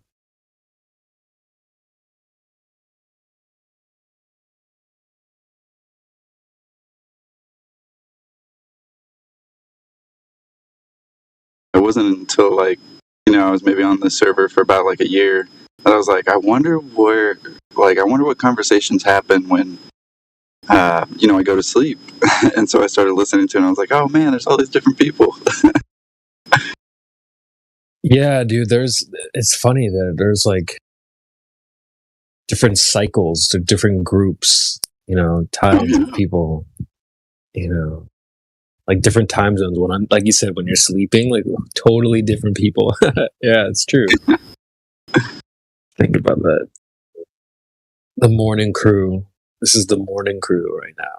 It's changed a little bit over time. I would wake up and Mickey'd be going hard in the paint. And so like, cool, I'll just pop in and help support and all that stuff. But I haven't quite put my finger on like what day is the most busy. Seems like there's definitely some lulls, but I don't know what the peaks are.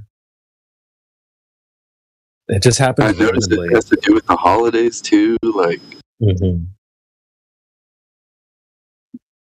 it's super random, but you can kind of look and see who's in here, and sort of based off of the people who are unmuted in here, and typically you can get an idea of what's going on. At least I can. Right. If I see certain characters, I'm like, all right, I know what's going on in here. But there's certain other characters, you see them, you're like, all right, I definitely want to tune in. Seen them in a while or whatever. So sometimes it just takes a few people like Flat Lloyd Wright and myself to just get the fire going, and then people will join in, ideally. You never know. It really does, though. Because, I mean, I can remember a couple of times I was just, like, chatting with Ildiko one time. It was just me and her in here. And, suddenly 30 minutes later, there's 30 people in here. Full panel. Yeah, that's how that's what you got to do, folks. Like, that's what it takes. If you want to, if it's like 5 people in here and the bot just finished playing, like, you have to just start rambling a little bit and start attracting a crowd, Yeah. Think of it this way, like you see old stories, old movies of, times back in the day, BC time, dirt roads. And like people would step up on a platform and start talking. Like next thing you know, there's like people attracted and listening. And so, there's something about spoken word that attracts people. I think people were more inclined to kind of gather around somebody versus like a boombox. If you just put a boombox on the corner and started saying stuff, like people wouldn't really gather around and listen. But if there was a person there and they were saying something, so that's what it takes. It just takes a real live person to kind of just get on the mic and attract a crowd. So I'm anti-bot. Let's just put it that way. I see some people have joined. Cooper. Yeah, Cooper and Eric. VC Verified. So what's up, man? Let us know if you have questions or whatever. Just want to say hello. We're just shooting the breeze. But, yeah, QE popped in here recently too. I mean, it reminds you of some good times, man.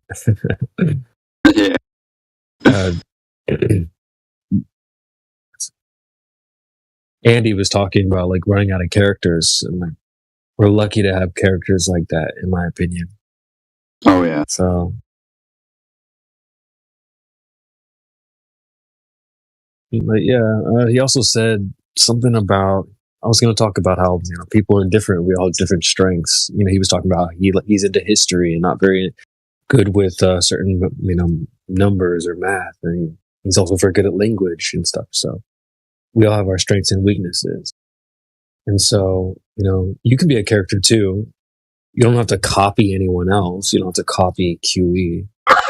I know that was a criticism of Sonny. I mean, not to put him on the spot, but I know there was some criticism of that of him in the past. It's like, dude, you're trying to be like QE Jr. So it's like he doesn't do that anymore. But you don't have to copy anyone to also be a character. So yeah, sometimes you just need practice. See, iTry has joined. VC Verified. What's going on? See? You manifest it.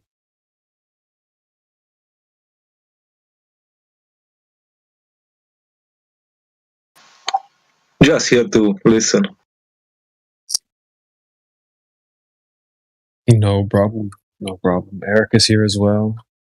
I think you had some questions last night about going from Washington to Japan, right? We talked about that a little bit today. Oh man, dude. Cat.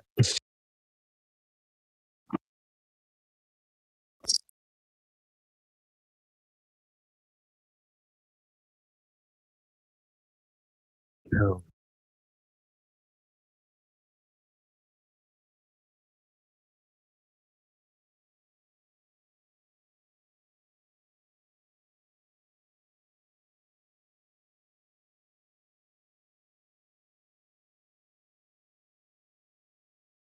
Yeah, I would say it's important to be here. Like, even if you're just kind of listening in, like, take notes. I mean, that's something I'm kind of always telling my students too, but you'd be surprised, like, what you don't remember. And just by reading it, like, 5 weeks ago, you're like, oh, yeah, I had a really great idea or kind of a revelation at that. What was he really saying about that? Or, I remember I kind of wanted to look that up. Or, so, everyone's, of course, welcome here. But, it is really great when you engage in this conversation too, because that's an even better way to remember some of this information. Because when you start to have this self-realization, right, and you start realizing that the globe that you were taught is one big lie, honestly, you're going to get a lot of emotions. You're going to have a lot of thoughts, right? Especially if your brain's, clicking just right. Your left brain's going to be wanting to solve the problem, and your right brain's probably going to be asking you why, who's doing this to us. But it's a long road, I would say. I'm still going down it myself. I wouldn't say I even know the truth, but I definitely know some of the lies now. So it's well on its way. I'm kind of just saying this because I'm about to split myself, but if you guys are interested in learning just how this globe deception was pulled over all of our eyes, this is definitely a great place to learn that and understand it. And then, plenty of experiments and observations to even test for yourself, right? That's really key, because we don't want you to believe us either, right? We don't want to pull down this map for you and you believe what we say now just because, that's what you're used to. We want you to kind of self-reflect and go, look, I want to know it for myself, right? And of course, that's where I'd say the only way to actually know where you are is to, of course, have that self-reflection and test these things for yourself. However, there are people who argue, no, I just saw the information, I know it now. And I get that, but it is what it is. But welcome, new guys. Hope you're listening in well. Hope your day's great. CB, I will catch you later, man. Take care, brother. Thanks for sharing with us. Peace, guys.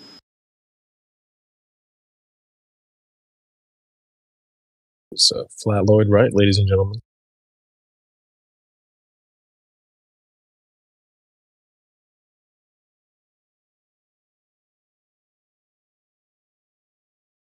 I don't know, dude. If you're new and you're coming to Flat Earth, you've just heard about it a couple weeks ago or whatever, and you don't know much. Pro tip, just don't come with your own ideas about what you think Flat Earth should be. Or what people, there's tons of videos out there on YouTube, there's articles and stuff. What Flat Earthers say.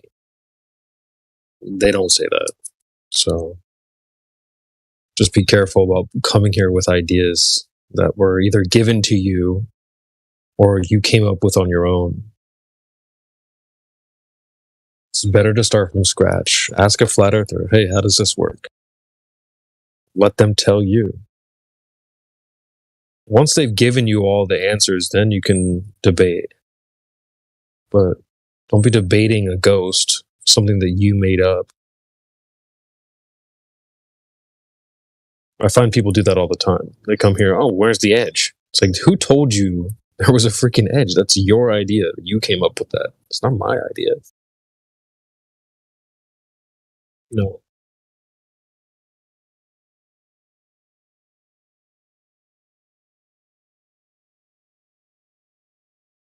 So it's better just to ask somebody, or let them present to you instead of trying to concoct some sort of straw man, silly, goofy Flat Earth that you came up with in your head.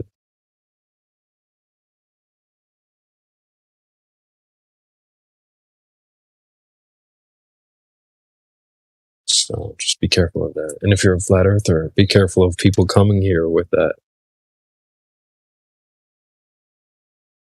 8 times out of 10, someone's going to pop in here and try to tell you, oh, well, on a Flat Earth, just be aware.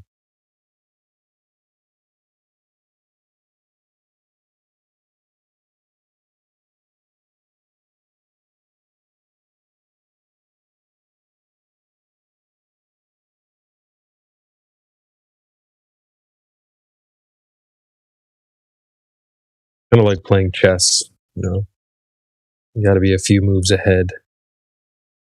You got to know what their first move will be. You've already got to be planning ahead of that. I think most of us do a good job of that. especially if you're listening really well, you can hear where the conversation is going. A lot of times they can't tell where you're leading them.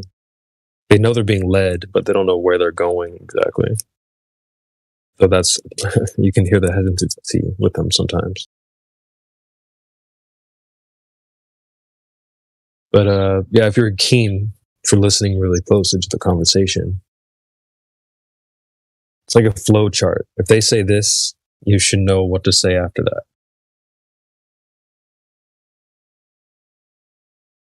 Oh my God.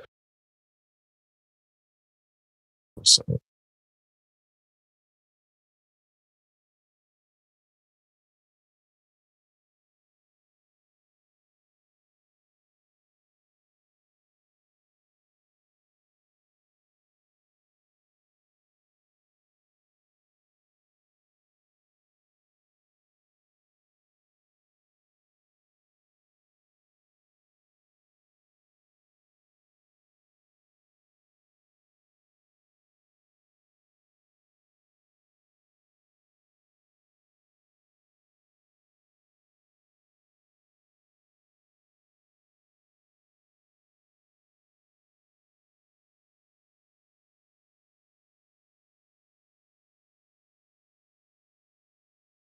yeah, Sonny and I talked about doing a flow chart.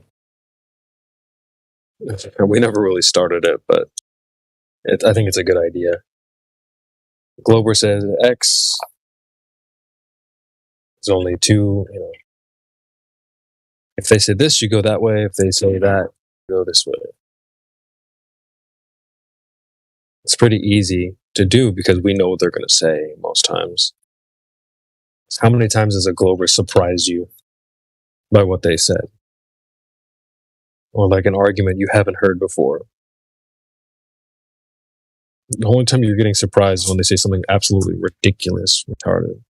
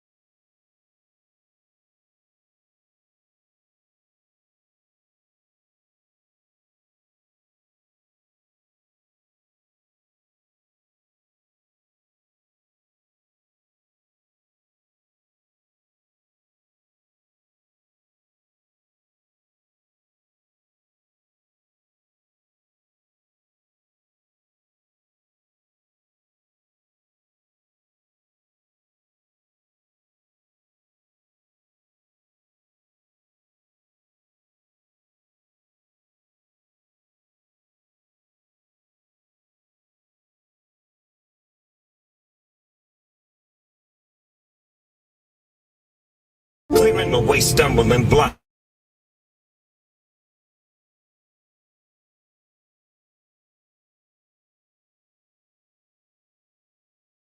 .24/7 Flat Earth Discord. Go get VC verified.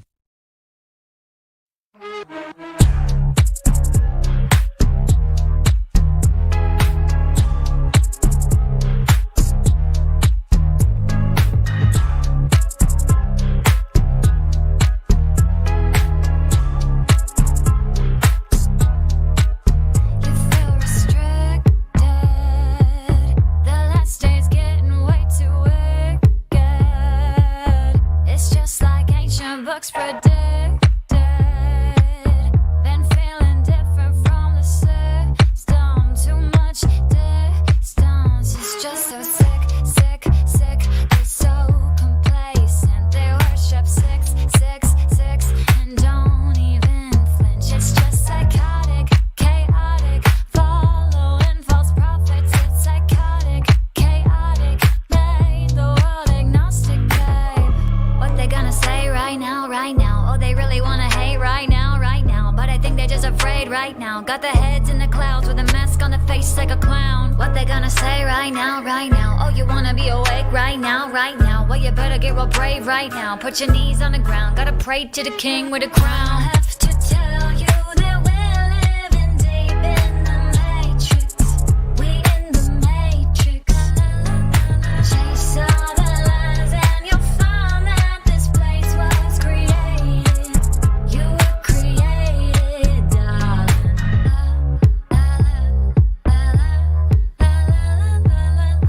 What they gonna say right now? What they gonna say right now? You about to have a panic attack real quick. Like, sorry, the earth's flat is fact, no trick. Just look at the proof and the true measurements. Cause I've been winning arguments against the best physicists. But this, don't know what it is. Lately I've been going around in circles, but I do not feel the spin. Oh, this, don't know what it is. But you gotta keep it like a secret, you can't even tell your friends. And if you tell them, they say, how could it be? Don't mean nothing to me, they're gonna pick up and leave. And if you tell them, they say, how could it be? Don't mean nothing to me, they're gonna fall back asleep. What they gonna say right now? Oh, they really wanna hate right now. But I think they're just afraid right now. Got their heads in the clouds with a mask on the face like a clown. What they gonna say right now? Oh, you wanna be awake right now? Well, you better get real brave right now. Put your knees on the ground. Gotta pray to the king with a crown. I have to tell you that we're living deep in the matrix. We in the matrix. Chase all the lies and you'll find that this place was created. You were created, darling.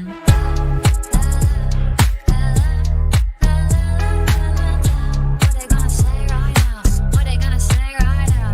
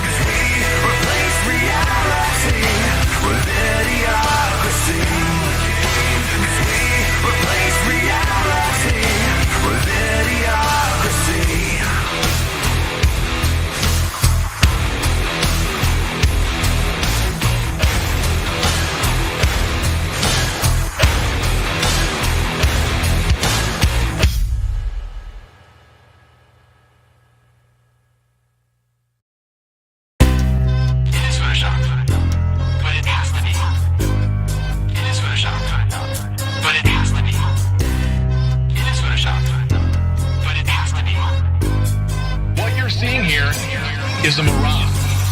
A lie is a lie, and it don't matter how many dumb people believe it. And the truth is the truth, hiding right out in plain sight, and still people don't see it. Man, this shit got me heated, and I won't stop till the elite are being defeated. They keep us deceived about everything that we think, and they keep it a secret. What we're taught is not conducive with reality. Big bang, evolution, and there's gravity. I tell the truth, and then these motherfuckers laugh at me, telling me the earth is photoshopped because it has to be. Most people accept the deception happily, but what they're doing to us all is a tragedy. God created the heavens and the earth in a verse, but we're living in a famous on the galaxy. They say we're monkeys on a ball flying through outer space, but there's no proof, it seems to have vanished without a trace. NASA and other agencies falling down from grace. You can take that bullshit pseudoscience and get out my face. I'm the antisocial type, you're a government prototype. That's why you make it a point to tell me that I'm crazy every time you're angry, cause you know I'm right. I'm standing outside the house of cards about to watch it fall. No more living on a cartoon ball. Horizon means horizontal. Indoctrination is awful because you're taught the globe model. Ever since y'all could crawl, we follow rapists and murderers, liars, thieves, and sun worshippers, saying we can't see curvature cause we're all too small. And though it's never been proven, they say we're ripping and shooting. The earth is spinning and moving. Oh no, no, not at all. It's a criminal enterprise where deception intensifies. Assholes got us all living like on a cartoon ball. It is photoshopped, but it has to be. What you're seeing here is a mirage. They say that we went to the moon 6 times, but pure BS is the way that smelled. Now they're telling us that we can't even leave the planet because of the Van Allen radiation belt. Yeah, okay, sure. NASA, what you lying for? You lying now? You lied before. I can't take this anymore. The only thing they took to space was your imagination. Fake aliens are coming, now they have you waiting. We need to do something about it, no procrastination. Trying to cause the masses to awaken, that's the path I'm taking. But you can see if you check all the percentages, so many people having cognitive dissonance. But that's what happens at the loss of your innocence. Then you get involved with all of this wickedness. They try to do all the humans this way. So are they just idiots? Who is to say? Conditioned by the television, it makes your decisions, opinions, and you just obey. Stuck in the material domain of Satan, where everything in each and every day is pagan. Mandela effect, cause the game is changing. People waking up and now the cage is shaking. The earth is flat, and that is a universal fact. If it isn't that, then tell me where the fuck the curve is at. They tell us that we can't see it because we're all too small. And now we're spinning on a cartoon ball. Horizon means horizontal. Indoctrination is awful because you're taught the globe model. Ever since y'all could crawl, we follow rapists and murderers, liars, thieves, and sun worshippers, saying we can't see curvature cause we're all too small. And though it's never been proven, they say we're ripping and shooting. The earth is spinning and moving. Oh no, no, not at all. It's a criminal enterprise where deception intensifies. Assholes got us all living like on a cartoon ball. It is the world that has been pulled over your eyes to blind you from the truth. Like everyone else, you were born into bondage, born into a prison for your mind. It is photoshopped, but it has to be.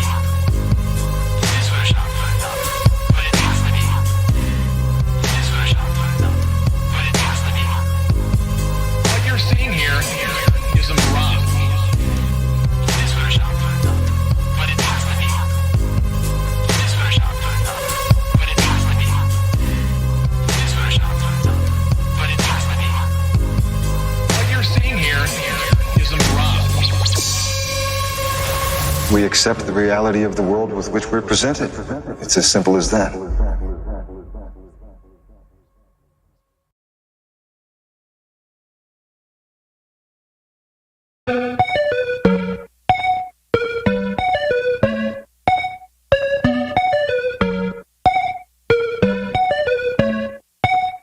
After the windstorm, after the dream, stuck back in Kansas, she wants to scream. They say she's crazy, and maybe they're right. Far worse than lions and bears, she's cursed with visions at night. They tell her you've got a destiny, somebody you're supposed to be. Far from the small town, there's answers waiting to be found. So she lies awake, thinking there's been some mistake, crying her eyes out.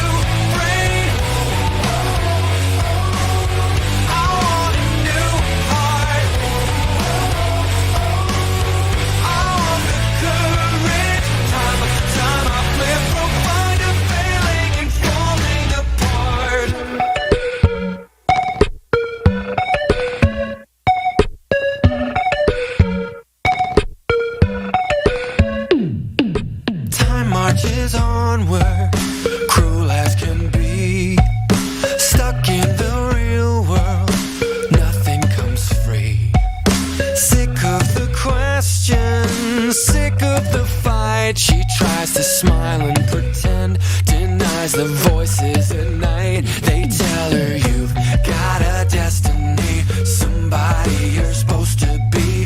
Far from this small town, there's answers waiting to be found. So she lies awake, thinking there's been some mistake, crying her eyes out, begging for help. She's shouting, I want a new brain, I want a new heart.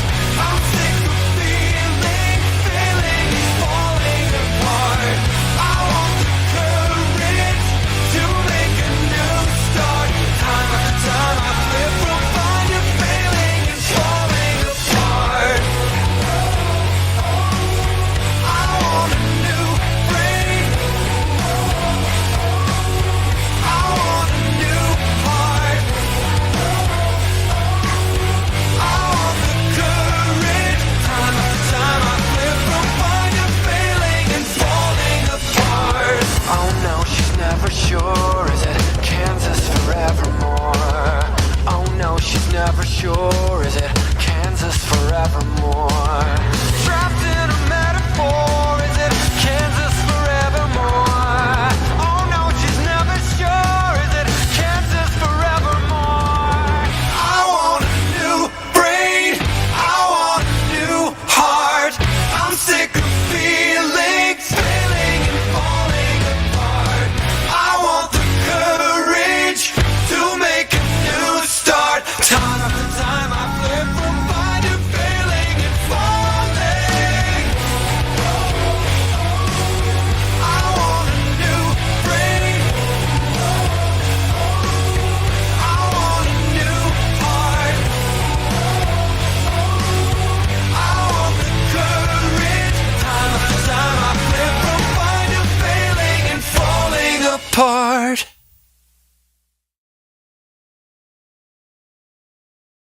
Clearing away stumbling blocks. Yeah, we moving down obstacles. Water seeks to find level and stopping it is impossible. May as well say this is just like where's Waldo? Being born until the last night you fall though. You still think you're living on a ball with your friends. Meanwhile 1,000 miles an hour. Never felt the earth spin.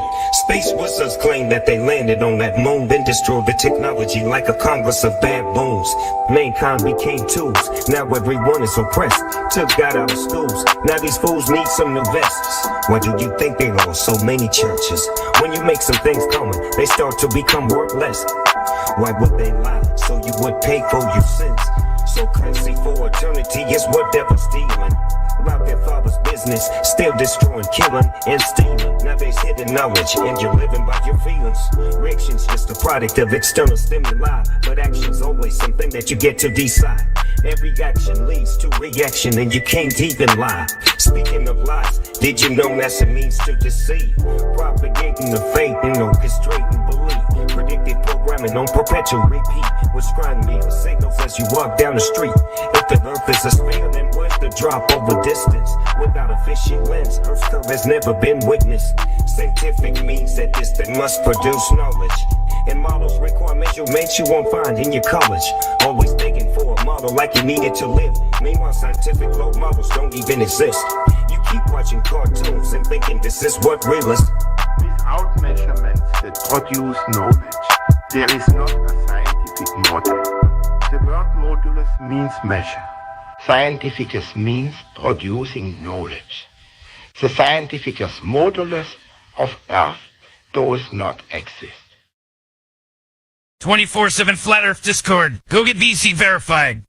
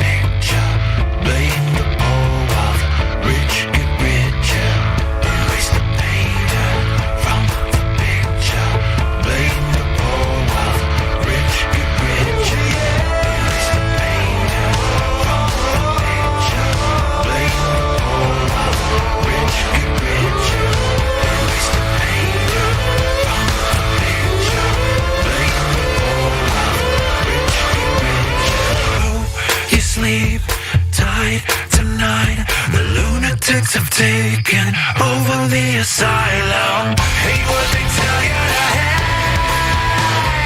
Love when they say it's okay. Still you have nothing to say anyway. And you don't even know you're a slave.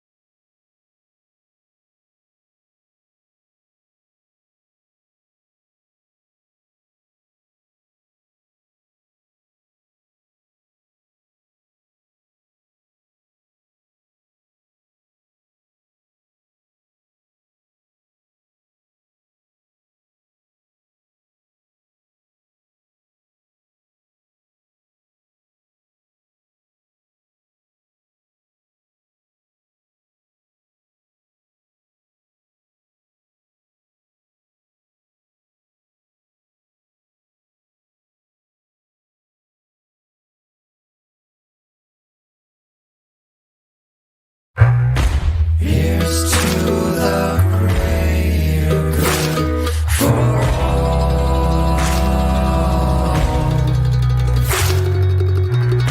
Do what you know you should for all.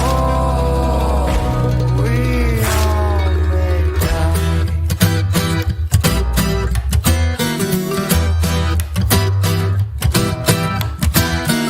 Something's going on, just look around. Fear is on the rise, and there's blood all over the ground. Let's all just blindfold the poor. We must remind them what's in store. We got them now, just break them down a little bit more. I said, hey, you feed the machine, bring them all back down to their knees. No time to waste, remind the slaves they ain't gonna make it out alive today. I said, hey, you poison the well, watch it all burn, take him straight to hell. He's got the whole world in his hands. It was nice to know you. You've all been damned, come on.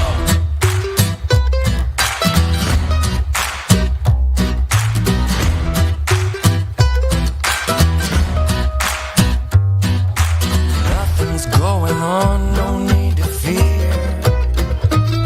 And we're all in this together. And just to make it all clear, we want the same thing as you. This will all be over soon. Now here's a little pill, here's the truth. We're gonna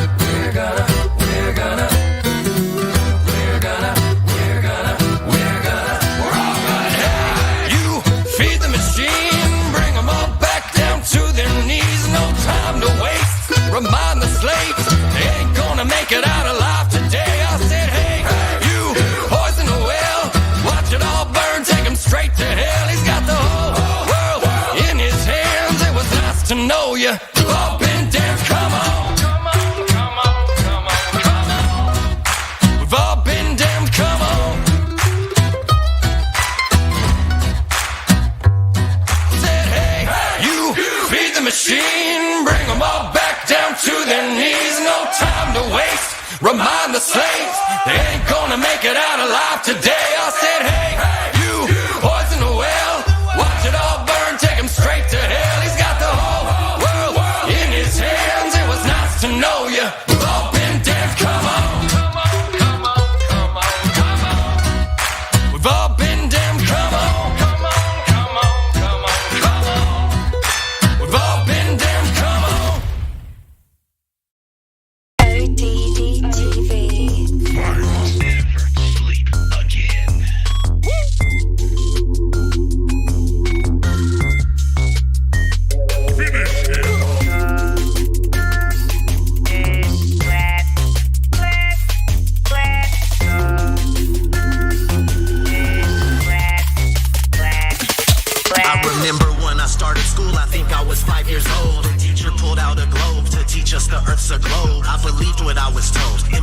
my education. Didn't know that globes were only created for decoration, not for scholastic purposes that make people feel purposeless. We're living on level surfaces covered by the firmament. I remember how absurd it sounded when I first heard of it, but our God is fervent and his word is perfect and permanent. We're programmed when we're children, our minds are kept in a prison. This is the work of the devil, the evil plan of a villain. We're taught to accept how we're living in these hellish conditions, and every day we're unwittingly being hexed by magicians. By Satan's hand they are driven, they're strictly sent to dismantle the population. They won't stop till your soul is stripped from its vessel. They claim your life is an accident and you're really not special. Don't be afflicted by their fiction, come and get on my level. They say the world's a globe, but the evidence doesn't cut it. They just give us cartoon pictures and everyone seems to love it. But the earth's a level plane, whether or not you want it. Take a look and do your research, I bet that you can't debunk it. 23 billion bucks, that's a hell of a fucking budget, just to lie to everyone and successfully fool the public. If you wanna break away from your destiny as a puppet, then research flat earth, but don't be upset when you can't debunk it. They clearly can't prove their theories. Come and get on my level. Something's fishy, these fools are shifty. Come and get on my level. They can't trick me, their lies are silly. Come and get on my level. It's a pity, they treat us shitty. Come and get on my level. Hurry quickly, we must get busy. Come and get on my level. Yeah, it's risky, but just stick with me. Come and get on my level. Can you hear me? Please don't be dreary. Come and get on my level. Don't be with me, you people really need to get on my level. ODD TV, I'm coming with the disruption. With all my flat earth homies on the Hitler production. Separate fiction from fact, we're gonna end the corruption. Letting people know the earth is flat, end of discussion. Dave Murphy is your teacher, boy, class is in session. And Eddie Bravo's in this bitch to teach your asses a lesson. Tanner Stewart's in the house, he's gonna show you the ropes. He's gonna school you on how NASA's just a joke and a hoax. Let me introduce you to the rest of my posse. We got Johnny G and Papa and Santos Bonacci. We're at the core of the resistance and we'll never obey. And there's my brother from another mother, Eric Dubay. If he debates Neil deGrasse Tyson, he will rip off his head. I'll rap about it on a beat I made and rip it to shreds. If the earth's a globe, then how come they can't give an example? Their lies are flimsy, it's a pity. Come on, get on my level. They say the world's a globe, but the evidence doesn't cut it. They just give us cartoon pictures and everyone seems to love it. But the earth's a level plane, whether or not you want it. Take a look and do your research, I bet that you can't debunk it. 23 billion bucks, that's a hell of a fucking budget, just to lie to everyone and successfully fool the public. If you wanna break away from your destiny as a puppet, then research flat earth, but don't be upset when you can't debunk it. They clearly can't prove their theories. Come and get on my level. Something's fishy, these fools are shifty. Come and get on my level. They can't trick me, their lies are silly. Come and get on my level. It's a pity, they treat us shitty. Come and get on my level. Hurry quickly, we must get busy. Come and get on my level. Yeah, it's risky, but just stick with me. Come and get on my level. Can you hear me? Please don't be dreary. Come and get on my level. Don't be wimpy, you people really need to get on my level.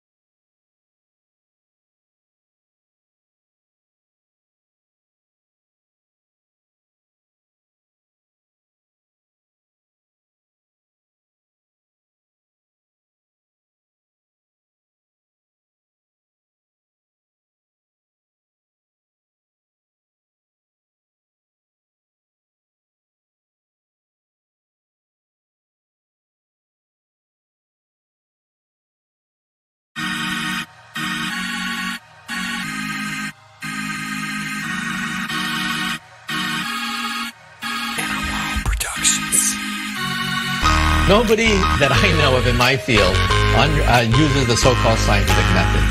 In our field, it's by the seat of your pants. It's leaps of logic. It's guesswork.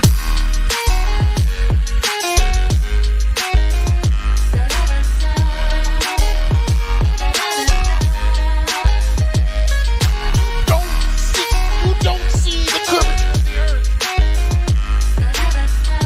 That stuff is flat. Globusters taking over. Bye-bye, moon man and rover. NASA's so mediocre. Sorry, but your ball is dead, but your ball is. Globusters taking over. Gotta ride this roller coaster, but the truth is getting closer. Sorry, but your ball is dead, but your ball is.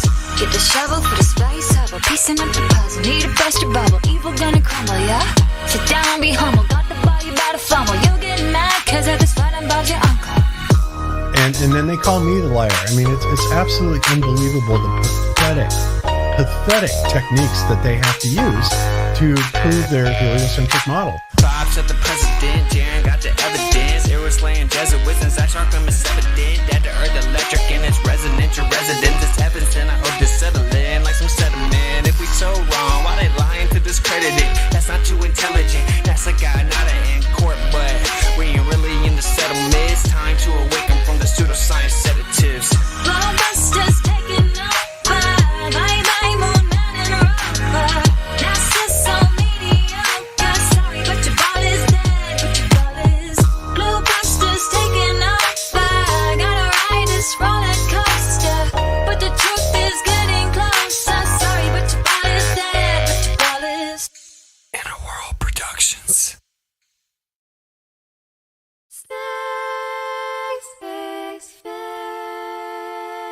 Space may be the final frontier, but it's made in a Hollywood basement.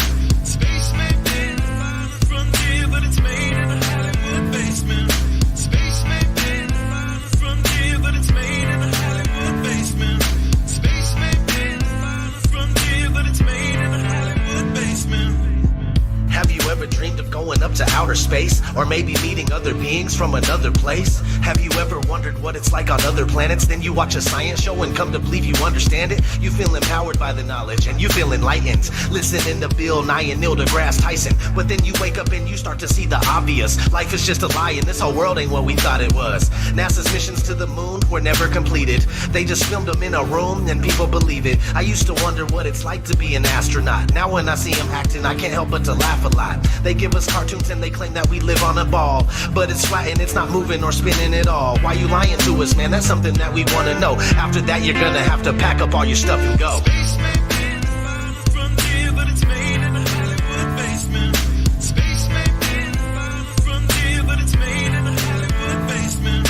Space may be the final frontier, but it's made in a Hollywood basement. Space may be the final frontier, but it's made in a Hollywood basement. History has been rewritten by winners of wars. The Jesuit order, Khazars, Freemasons, and more. They pulled the veil over our eyes, and it's time to awaken. Through organized indoctrination, our minds have been taken. It's time we take our power back and we rescue our people. The Vatican and the bankers are like Resident Evil. They may have had the greatest plan that was ever concocted, but Illuminati never thought that they'd ever be spotted. They're manufacturing reality all in our heads. They tell us if the earth is flat, then we'll fall off the edge. But if it is a spinning ball, we won't fall off it then. And gravity is our imaginary magic friend. Why is water always flat when unmanipulated? Why are pictures of the earth computer generated? Why you lying to us, man? That's something that we want to know. After that, you're gonna have to pack up all your stuff and go. Space may be the final frontier, but it's made in a Hollywood basement. Space may be the final frontier, but it's made in a Hollywood basement. Space may be the final frontier, but it's made in a Hollywood basement. Space may be the final frontier, but it's made in a Hollywood basement.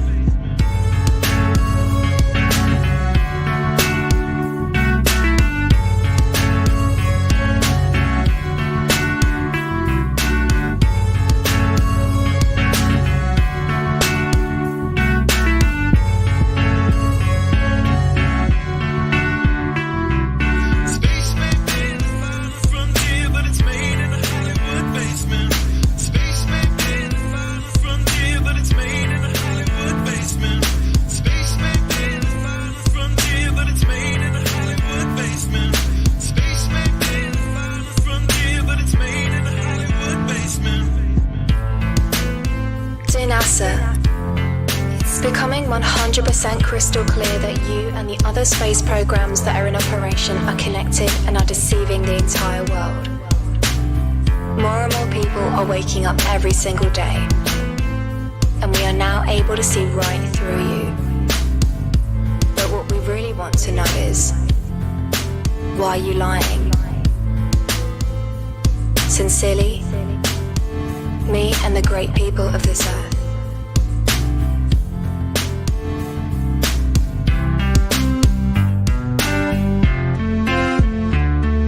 Space may be the final frontier, but it's made in a Hollywood basement. The captain thinks the world is round, see? But we all know it's a flat, right? Of course it's flat. Sure, I know the world is flat. Yeah, so do I. Everybody knows that.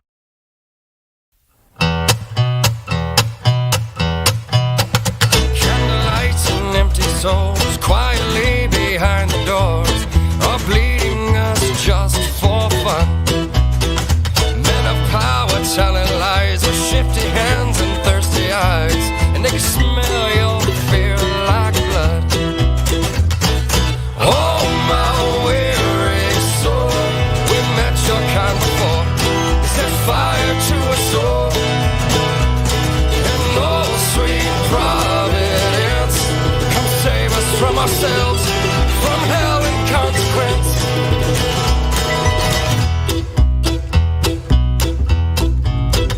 Feed the rich and kill the poor, turn out the lights and just ignore what's going on outside. The beating hearts of the depraved, we've turned the people into slaves, and we've given up before we've even tried.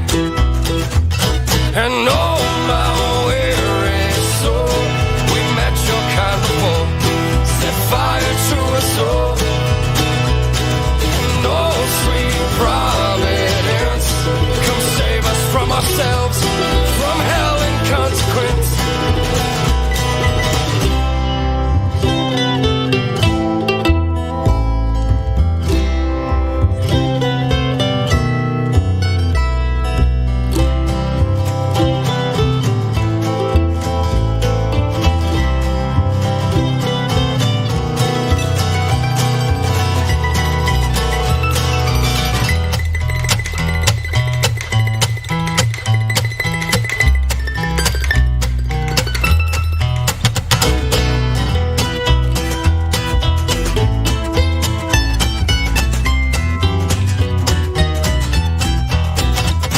And oh, my weary soul, we met your kind before.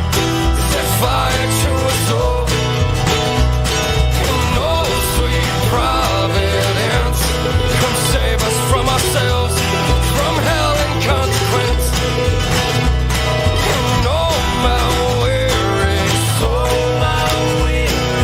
oh, my weary soul, and oh, sweet providence, come save us from ourselves, from hell and consequence.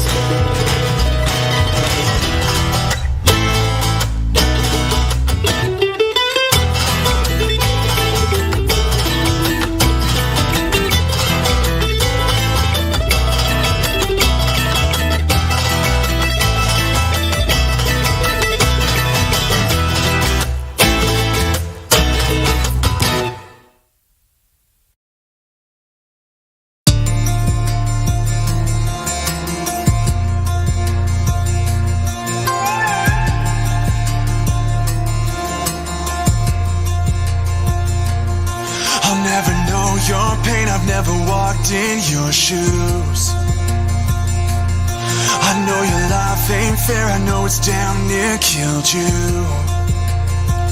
You've been through hell, you blame yourself, a painful past you can't forgive. You had no help, but time will tell if it's a curse or it's a gift. But if you're still breathing, you made it through your darkest days. If your heart's still beating, then you are gonna be okay.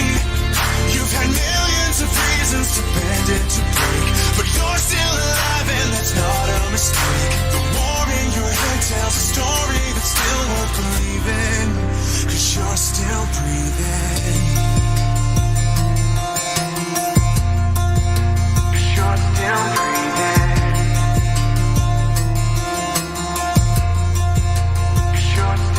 If you've been up all night thinking it won't get better,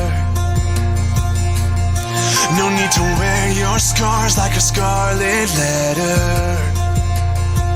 You're on the ledge, but not the end. It helped you see another way. A broken heart, a brand new start. Tomorrow everything could change. 'Cause if you're still breathing, breathing, you made it through your darkest days. If your heart's still beating, beating, then you are gonna be okay.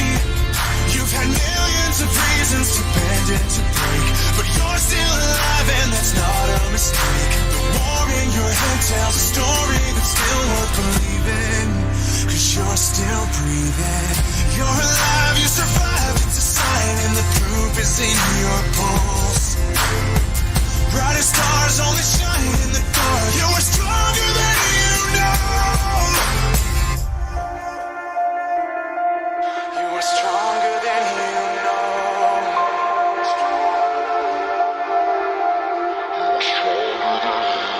So if you're still breathing, breathing, you're still breathing. Darkest days, your heart's still beating, beating. Your heart's still gonna be okay. You've had millions of reasons to bend and to break, but you're still alive and that's not a mistake. The war in your head tells a story that's still worth believing, 'cause you're still breathing.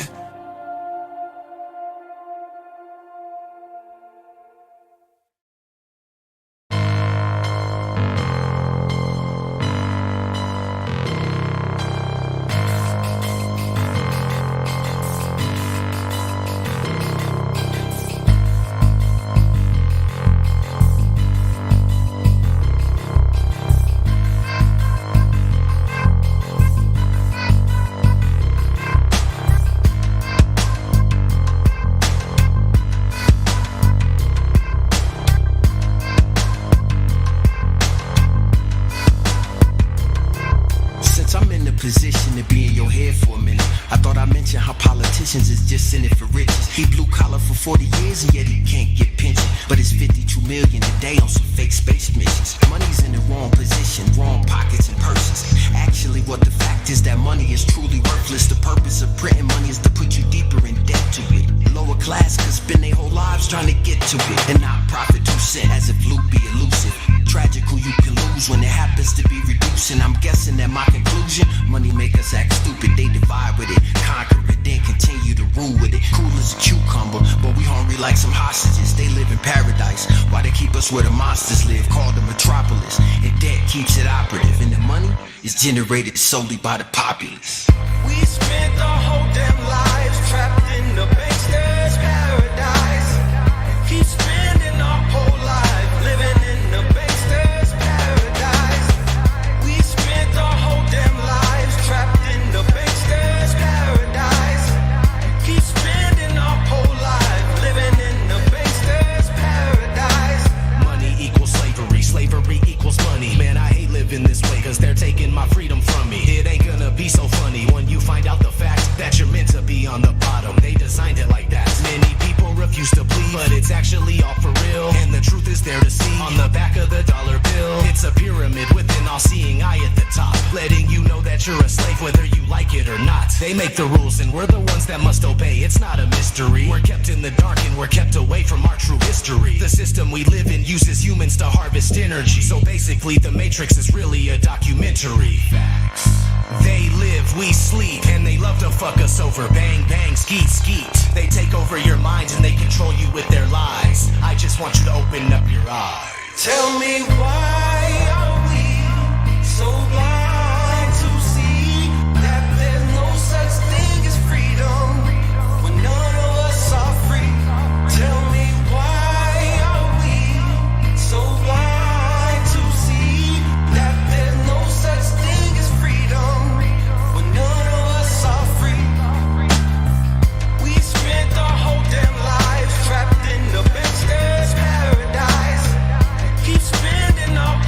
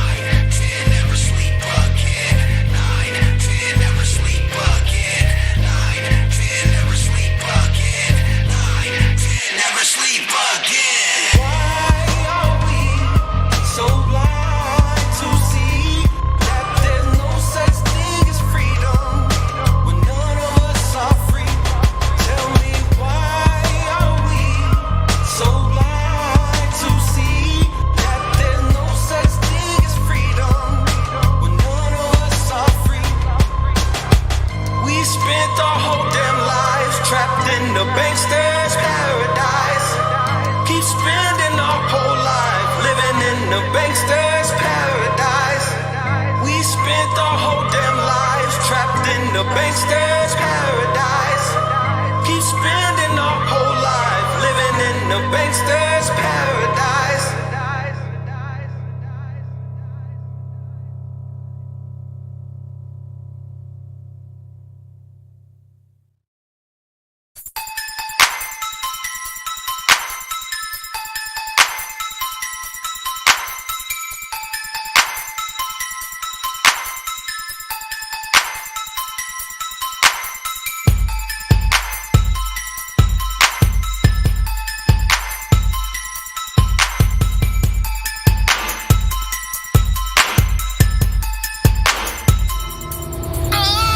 Every single day we're being led astray and lied to.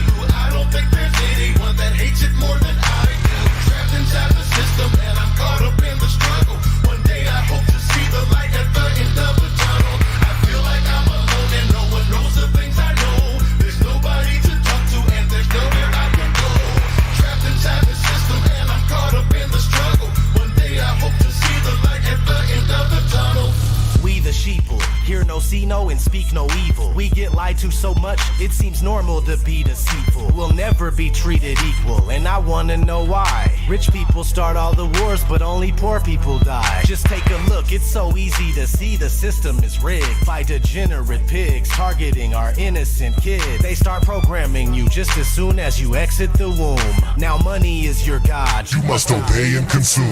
always practice conformity, stay within the majority. Never think for yourself and do not question authority. Man, I still can't even believe this is the way that they have us. I'm taking my chances, I have to try and wake up the masses. Can't get away from the madness, but still I'm trying my best. And as long as I'm still alive, I will fight till the death. Because we cannot let this be the end. It's now or never, sink or swim. The time has come for the great awakening. Never sleep again. Every single day we're being led astray and lied to. I don't think there's anyone that hates it more than I do. Trapped inside the system and I'm caught up in the struggle. One day I hope to see the light at the end of the tunnel. I feel like I'm alone and no one knows the things I know. There's nobody to talk to and there's nowhere I can go. Trapped inside the system and I'm caught up in the struggle. One day I hope to see the light at the end of the tunnel. Listen, I woke up with a fever today. Sick of the fact people believe everything that this evil media say. Morality has been deleted away. Zionist heathens display that they're the predators who see us as prey. Transparency is what they need to purvey. They even have us thinking that eating a fruit that has no seed is okay. Victims of greed and impeded by hate. The glaring question is, how can we get to God if Satan's leading the way?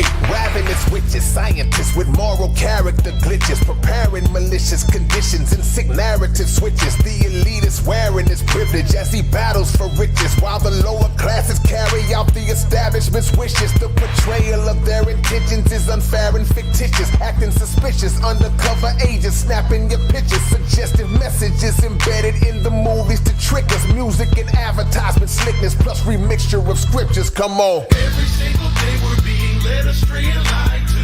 I don't think there's anyone that hates it more than I do. Trapped inside the system and I'm caught up in the struggle. One day I hope to see the light at the end of the tunnel. I feel like I'm alone and no one knows the things I know. There's nobody to talk to and there's nowhere I can go. Trapped inside the system and I'm caught up in the struggle. One day I hope to see the light at the end of the tunnel. It's 2019, but it feels more like 1984. Our rights are fading away. Every day they're taking more. It's time to stand and take action. What are we waiting for? They're waging war on humanity. This we can't ignore. My brain is sore from all the lies that they constantly feed us. Elitists that follow the phoenix can swallow a penis. And we're not gonna stop until we know all of your secrets. The Bible says in our final days our knowledge increases. That is exactly what's happening now on this challenging road that we're traveling down. We have to get rowdy, we have to get loud and keep spreading the truth and just pass it around. You work like a slave and you live in a loop. They're turning your sky into chemical soup. I'm always watching these videos, often like Richie from Boston to give me the scoop. Waking the world up, dispensing the truth like a doctor that's handing out red pills to everyone. What in the world are they spraying up there in the air? It's aluminum, lithium, barium. Nobody notices, nobody cares. Everyone's greedy and nobody shares. I wanna help you, you'll be in my prayers. But now we must separate wheat from the tares. Every single day we're being led astray and lied to. I don't think there's anyone that hates it more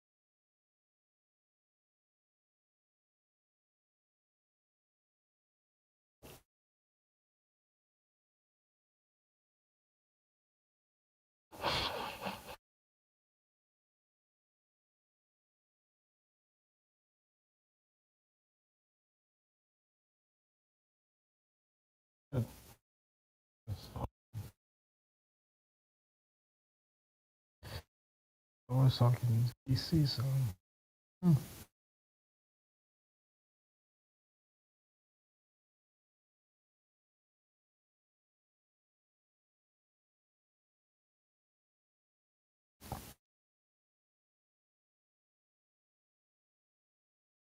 Yeah, or live stream.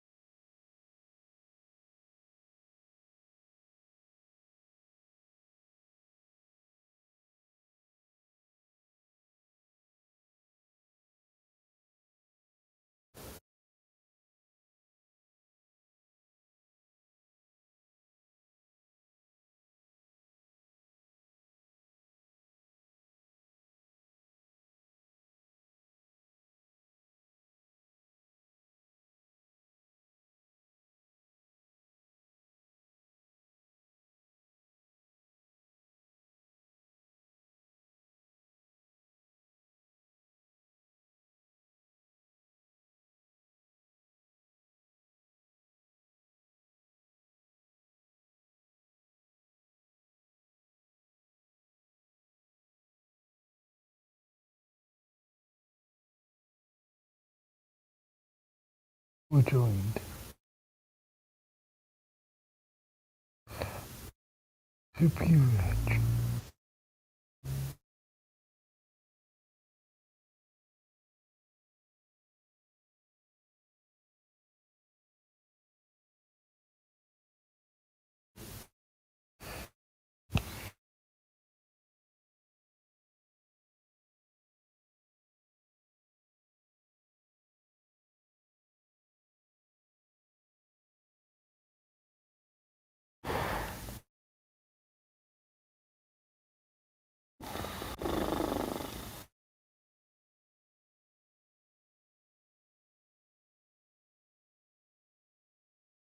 Oh.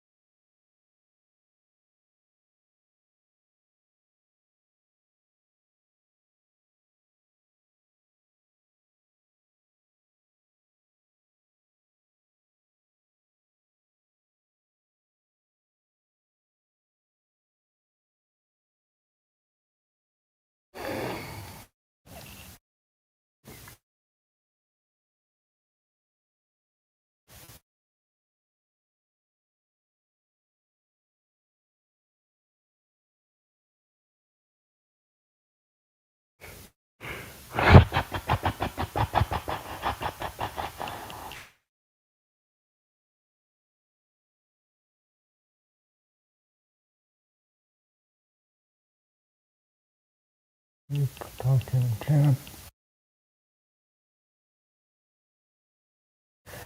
Oh, we are just Phil. How you doing? It's all good, man. Good to see you. Wait a minute, dude. Wait.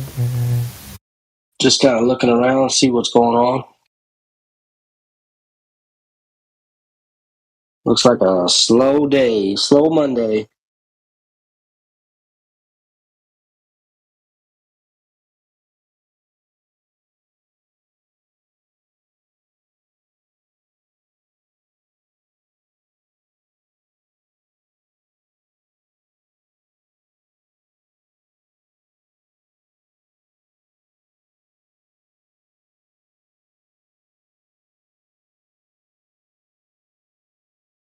No, it's better. No, the word's better, so. Okay, just Bill. Say that again. Nah, man, I was just jumping in the room, seeing what's going on, what everyone's up to. Yeah, it's the everyone's silent, so. Yeah. If like someone, if someone like I hear my voice here, a bunch of people join, so I don't know. It's kind of strange. You got anything going on, dude? What you working on? Homework is homework, dude. So, so yeah, I just went to work, and eat right now, and that's all, man. But yeah, so like, I'm right now. I think the school system it's so like. I've been in public school system my whole life. I think like the public school system is so fake. I think it's all fake for some reason. Like I don't know, man. That is just me. You're just me or something. Yeah, maybe they're there not so much to educate children, but to employ people. Yeah. It's okay. You have a big as job. Like advertising or like advertising New York gonna be good, but like it's not much in New York City. I think like right now like I saw like in New York City today like about this like trans millionaire software engineer like works for Apple and shit. So yeah, software engineers good to go, and all like I think all these government agencies are fake, like NASA. So I just saying. So just saying. Gotcha, man. Yeah, I know. Like, why people believe in this crap? You know, like I used to believe all the science get into me, but like. Now I found like flat earthers. Oh, okay. And the blame flat earthers, flat earthers in psychiatry. So Get your keys. It's all fake science. So.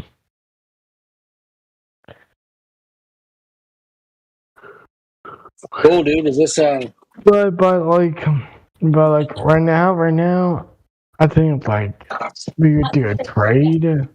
Like a trade's a good, make a decent living off of it. You know, a decent live of it. So, and like right now, my mind right now gets switch my careers. Like right now,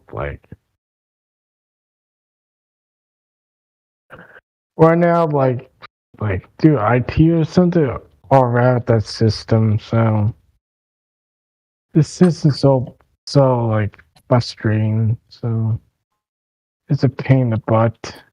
So.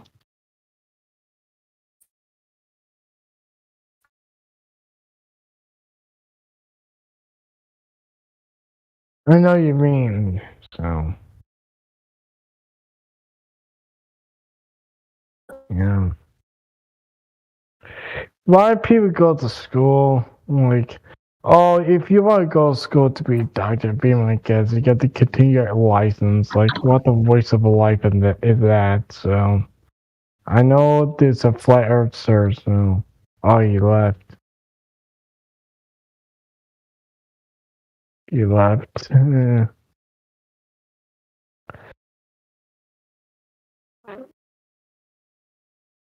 joined. Oh, okay. Yeah.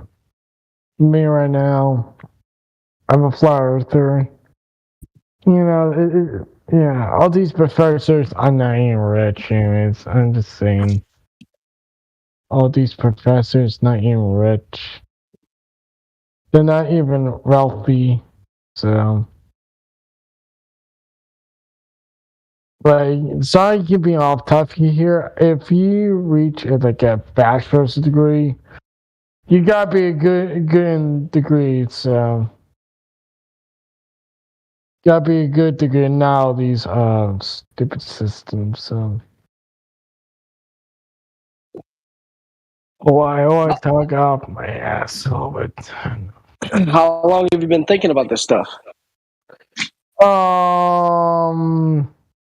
I think I was like 12 years old. The flat earth stuff, yeah.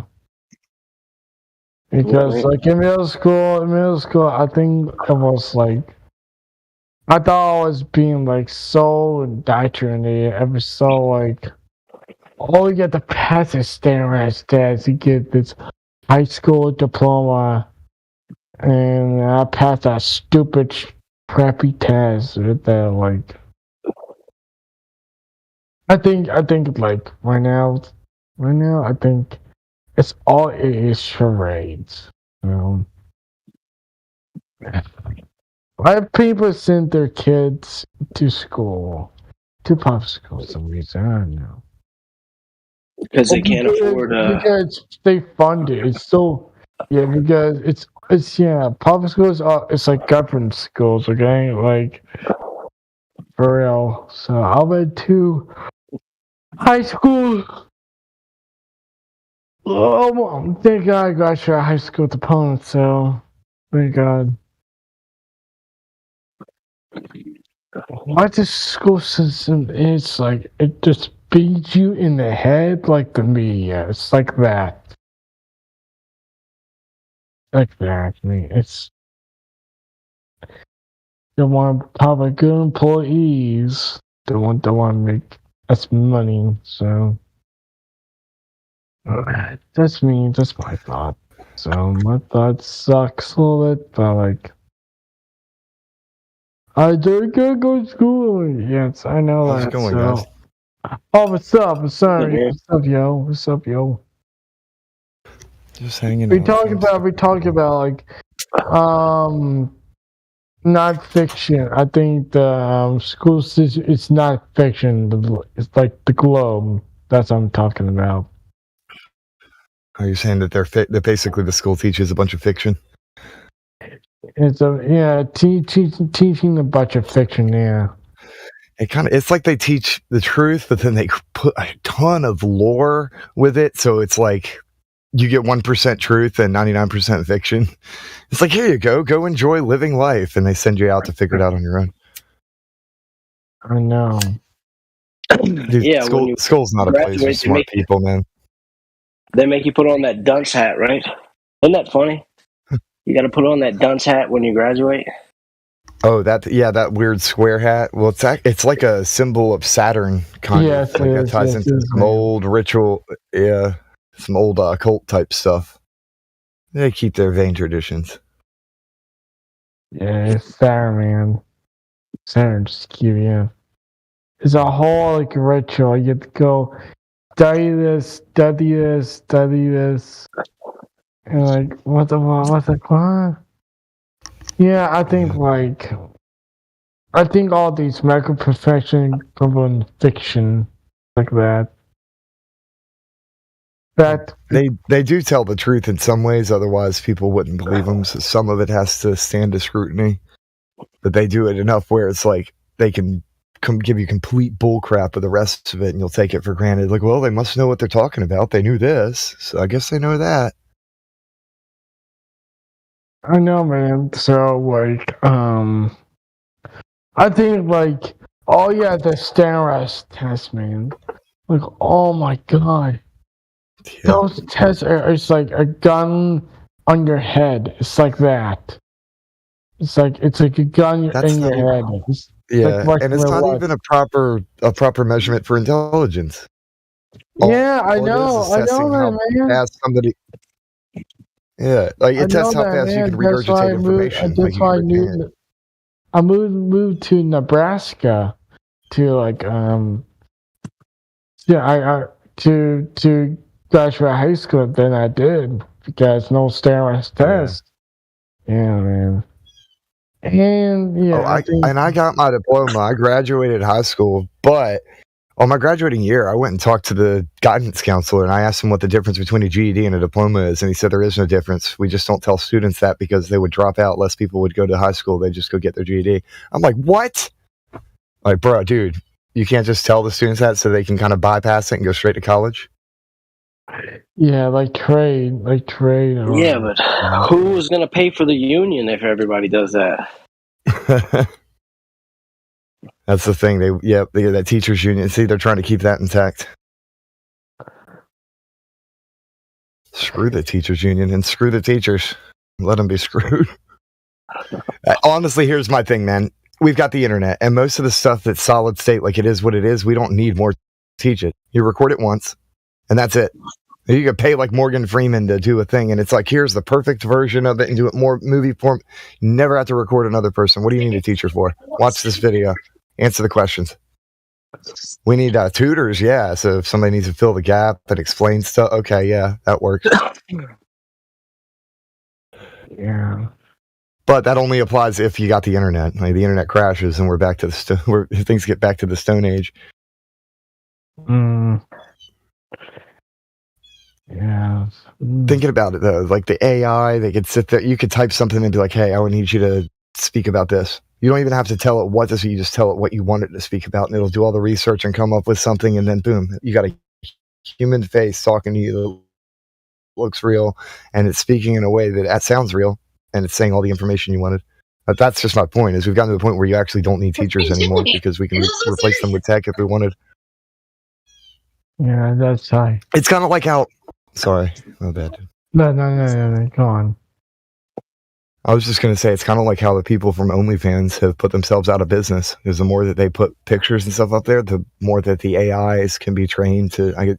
Somebody could just put all that in there, the whole website, and go click, and then get free content without having to pay anybody anything.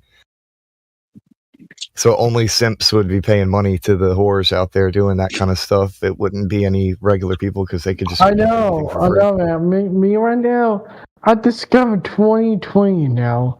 Like, I look these salaries, these degrees, Yeah.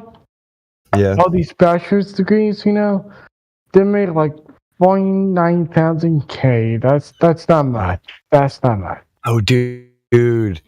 So graphic designers, there's so many of them. They had to pay between $70,000 to $100,000 to get their degree, and now people can just type in, "Hey, I need a logo that looks like this," and they don't have to hire a graphic designer anymore, who would have been paid about $700 to make that logo, maybe more.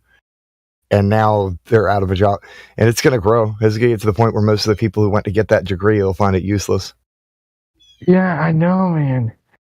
Like I'm speaking from experience. Like right now, man. Like I can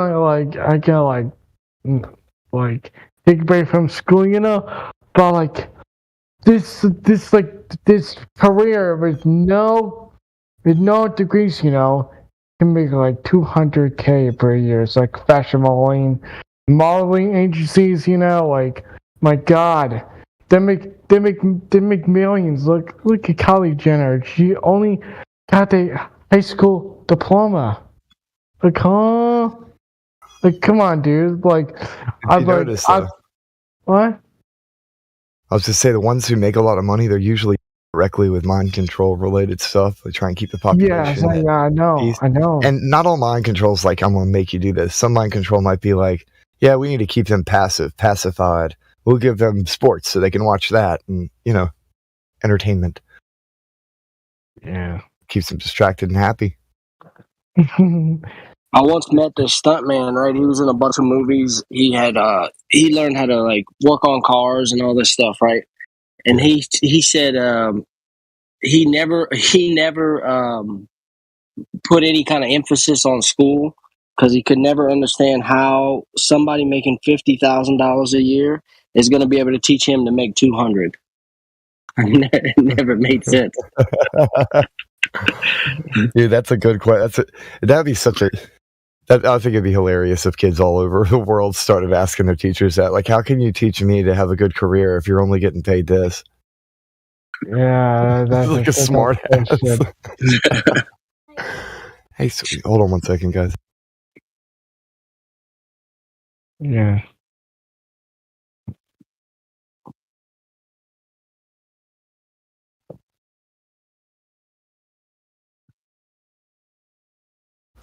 I'm talking about. You ever thought about like it's not so much, it doesn't bother me so much like what they're teaching the kids in school as much it is as who is teaching the kids.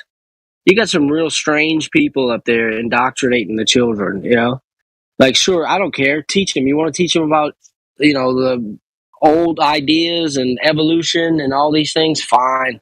That's all part of an education. Learn everything you can. But when you have somebody that's actually like trying to force the children to believe in some of this nonsense, there's like a huge difference. Yeah. One of my biggest things though with all this, like I've been studying what went wrong with the world, and I've collected a bunch of pieces.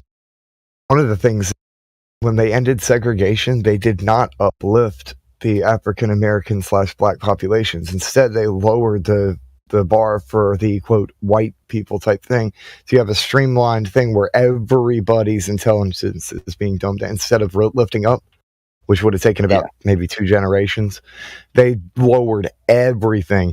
And you fast forward, you get to some No Child Left Behind shit under the Bush administration, and now everybody's retarded. I know. Yeah, man.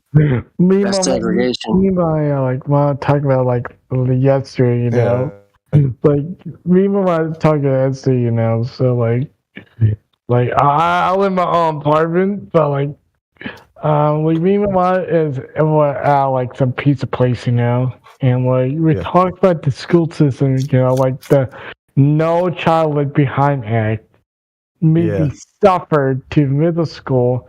No, in high school, I think high school was, high school was hell. It's like you had to pass some tests. Like, oh, I'm gonna pass some tests. It's like look at generation right now. I'm all for tests. That's fine. It's just what's the information about? Like how the what the F am I gonna do with? I'm all for no testing all. Let's do no testing materials. That's all like cam-based learning. Like all like real things. Like travel and learn. Travel and learn makes good. So not watch a video and shit. Travel and learn. That's all. Yeah, that'd be cool, man. Yeah, if I go to like some like marine or like museum, okay, this is real, this has real evidence, real pictures of like the army and crap, not these like. That's kind of, I mean, yeah. Like let me finish my idea. Yeah, go ahead, bro. Yeah, go. Sorry. Yeah, so like right now, I'm just like analyzing this book, I say like, why need a book? You just learn, like travel, learn stuff. Like, come on. How's it going, man? It's completely bollock, So. Hey man, How you doing? So we talk about like the fact and fiction of this reality we live in. So Well, I was getting to school, man. yeah, school, Their yes. their reasoning Fact for and what they do. fiction. So a lot of these teachers, it's not like they're lying. Yeah. They're just saying what they were told.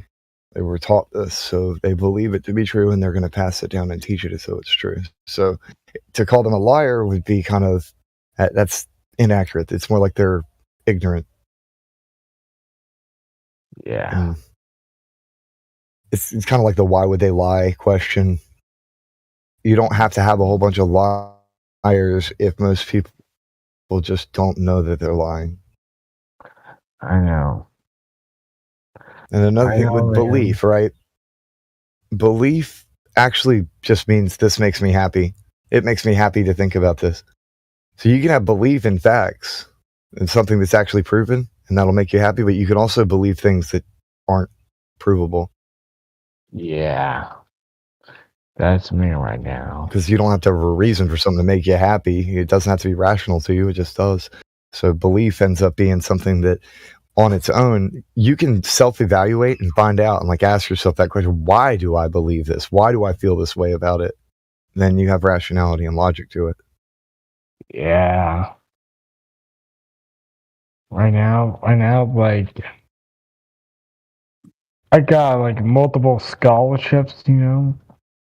Oh my gosh, right now. Yeah. I got multiple scholarships, you know, one's like a big private independent school, you know, independent school. Yeah, I think no, it's like a college. It's like a college, you know. Like yes, it's for like it's like a very good field program.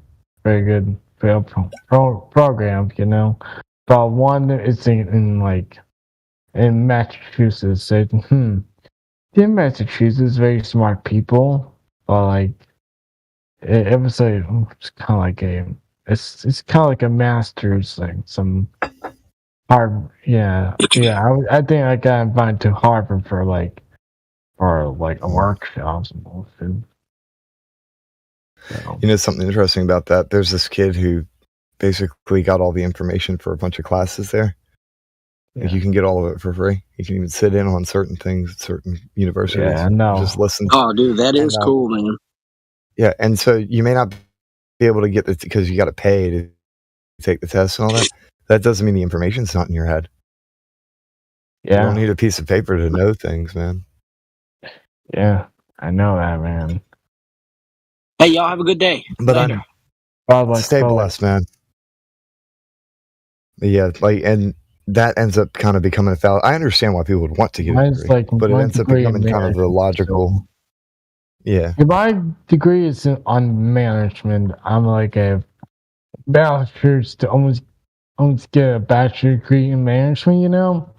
But and before my degree in management, I was working on like management on like a Disney World properties. So for like it's like a Disney college programs of bullshit. So yeah, oh my god, like for real, man, like damn, like I think my degree is worth it, but like I need to get this too, like yeah, so I'm good on management. I manage my house and stuff. So Yeah. yeah. So you but, just like, joined the server today, man? what? Did you What? just join the server today, man? Oh, I was just checking out. oh! I accidentally left. I accidentally left in yeah. It was like 2 weeks ago, you know, and I accidentally left. So that's why. okay. Yeah.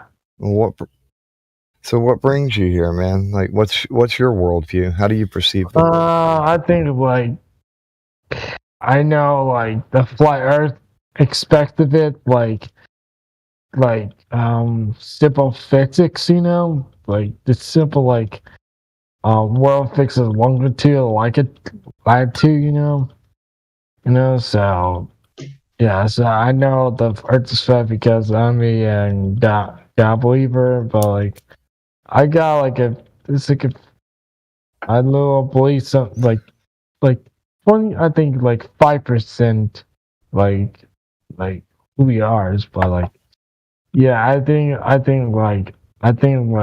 waked up in the public school system to like wake up from the public school system, read my Bible to the earth, waters, the waters. Like, wait a minute, we've been lied the whole time. We've been lying all a bunch of these like things, the invisible boogeyman. Yeah, the invisible boogeyman. Yeah, and like Yeah. yeah, I've been so manipulated, man. Like, oh, I said, oh, we got losing a choice to vote on, but like, we've been lied to. It's the same thing every time. Divine conqueror.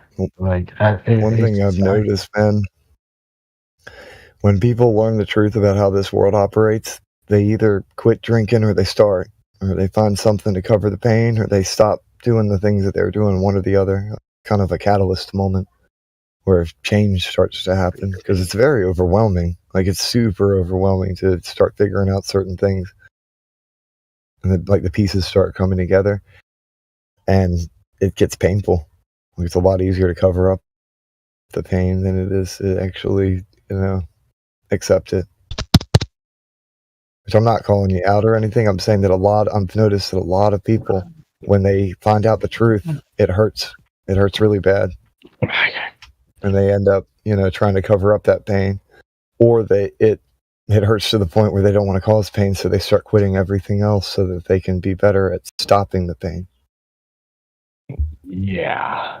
This place hurts. Existence hurts.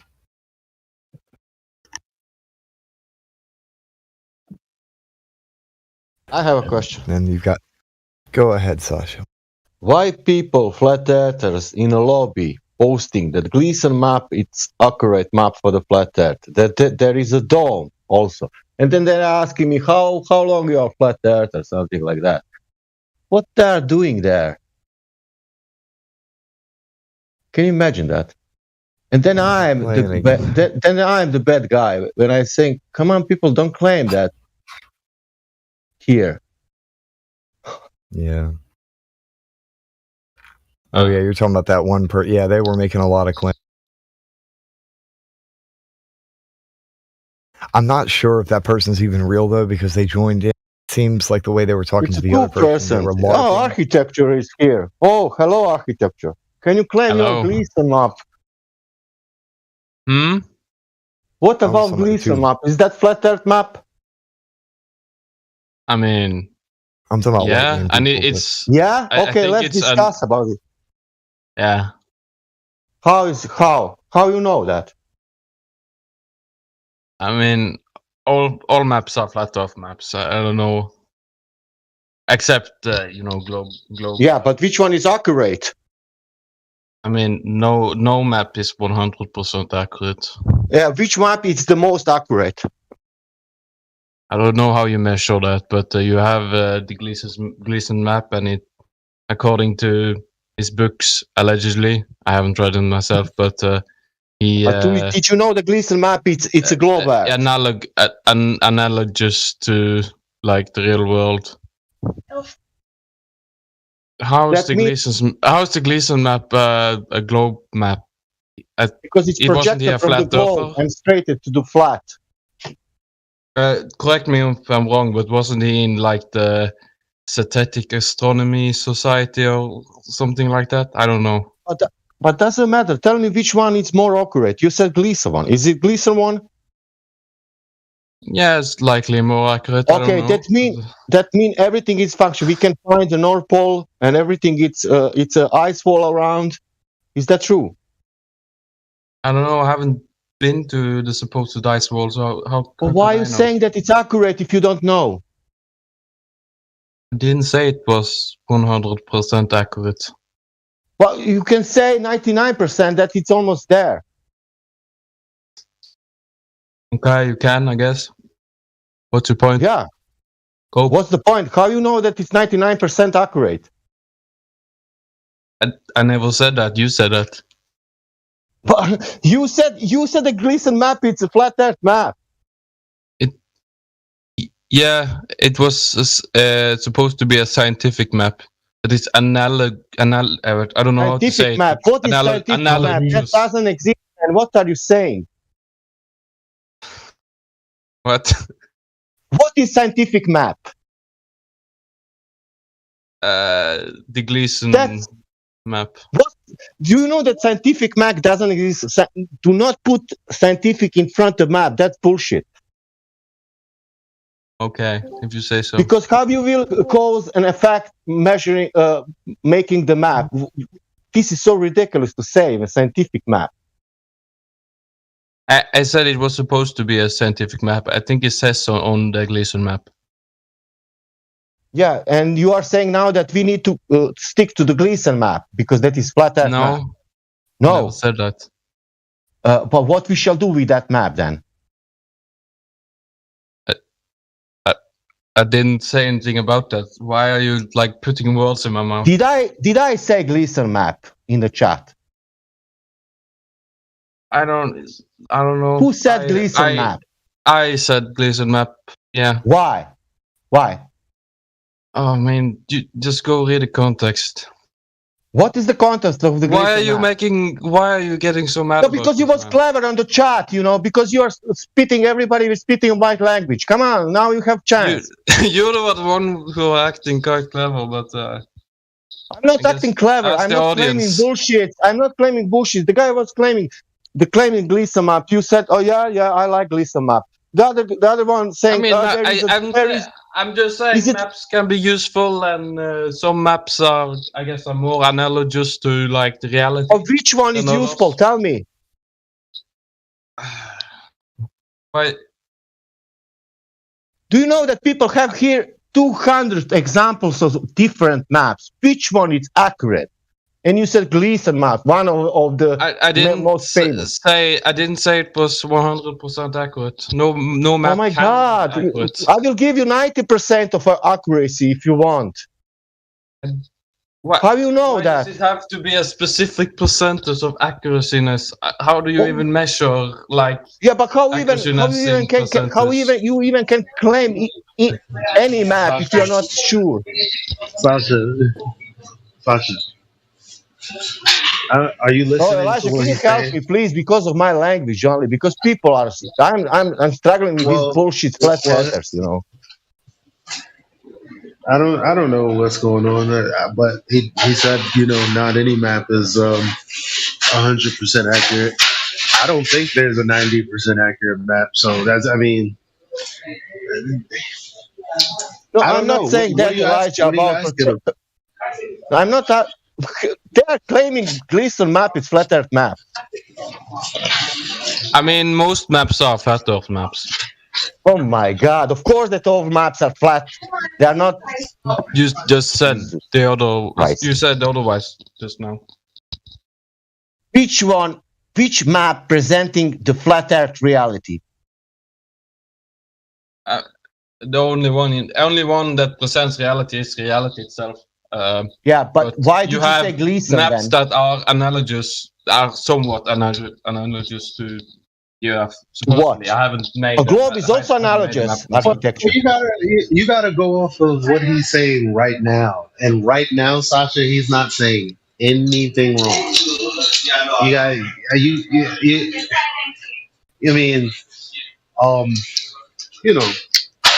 just chill a little. The other one, there is a dome. Did you look into dome? I didn't claim that. No, I'm not saying for you. I'm not saying. I said other guy. He said there is a dome. How? Did you look into Dominic operation? Yeah, I look into that. And is it showing the dome? No, I was actually the first one to counter his claim about there being a dome. Because I haven't seen it myself, and I've never seen anyone verify verify it other than like a video of some rockets. I mean, I guess it might be a dome, but I wouldn't claim so. Why we don't stick to the container? Why we need to claim the shape? Yeah. Why we don't stick to the flatness of the surface? Why we need to map? I mean, maps are useful for other stuff. To know where you're going, for example. It's useful. It's useful, but it's not useful in this conversation about the shape of the Earth. Not useful. Not useful. Not useful to any degree whatsoever. The only thing it would do because in order to determine, I didn't claim that title also. All right, but here's the thing: it's very simple. You either determine that the ground you're standing on is curving or not. Nothing else in the world is going to get you to that conclusion. I don't care what distance you've traveled, what direction. None of that matters. It's all goofy in comparison to someone understanding that either it's curved or it's not. Yeah, I'm on board. All on board with that. I'm not disagreeing. Put it like this also, 60 degrees south, we don't know what it is. That means all around 60 degrees, that is missing. 30 degrees missing. That means it's so much of the, how to say, of the land, of the water. Of the water, of course, because you have the Gleason map showing there is a water. What if there are lands inside of that 60 to 90 degrees?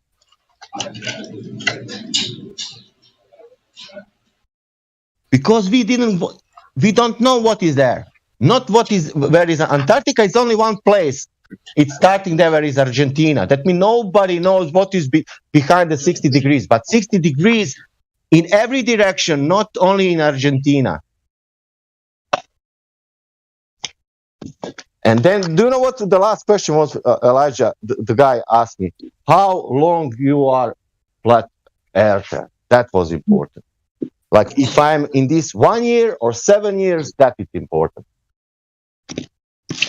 Yeah, I don't know why people care about other people's progression. Yeah, of course. Yeah. Because when you talk about a truth or a system or whatever it is, people often want to know, well, how long have you known this? How long have you? Why does it matter? They're trying to gain some credibility out of you. That's why they're wanting to discern whether or not to take your information in, or part of it. Anyway, that's what I'm hearing. Next time I will say ask Elijah how long I'm here, and not here because I didn't come here. I came from other place here. The only thing that comes out of sorry to jump in on you guys. I hope you don't mind. The only thing that comes out of speculating a dome is to disprove your belief in the heliocentric system. That's the only thing that does. It doesn't say anything about whether it's flat. Jenna, for example, for me, maybe has that it is a dome, but I will not claim it. Maybe fucking it is. Speculate. You can only speculate. Maybe this map is real also. Maybe it's correct, but how I can know that? Yeah. I mean, we can only point out coincidences, like why our time zone's so fucked up. But that doesn't say anything about, whether or not we're living on a shape or whether it's just flat. Time zones are debunked in last 2 weeks. You changed the US time in 2 weeks ago. We changed the UK yesterday time. How it's possible in two different places, sun path is the same, that we're changing time in different, that is not possible on the globe, of course. Well, no, they work on both models. Or the global. Yeah, of course. You cannot change the time whenever you want. You don't. They don't change the time. It's just like a stupid thing to supposedly save daylight. That means. No, it's supposed to, and this is my understanding. I could be needing to be corrected here, but my understanding of daylight savings time is that the need for the adjustment is because during the change of the seasons, the amount of daylight we get changes in the day. You guys all Yeah, know that. the sun has an analemma, so yes, in that sense, I guess. But like, then he would have like should have like changed like every 3 months or so because it's. Wait, what? I don't. Yeah, do you know what about the analemma? Well, yeah. Okay. Yeah, that's what I gathered from what you said. Like, Oh, and that's what you meant when you said it work on a globe and a ball and a flat Earth. Is that what you kind of meant? I'm not trying to put words in your. no, but like daylight savings time doesn't disprove or prove anything about the globe or like flat No, Earth. no. Well, the discrepancy with time zones though is Oh yeah, a I know what you really mean. involved topic, and that that just they're just coincidences. Yeah, like around Australia and such. Like there's. Yeah, I'm not an expert on it. I just know that there's conversations going on for that topic, and it's very interesting. So I'll have to leave it at that. Yeah.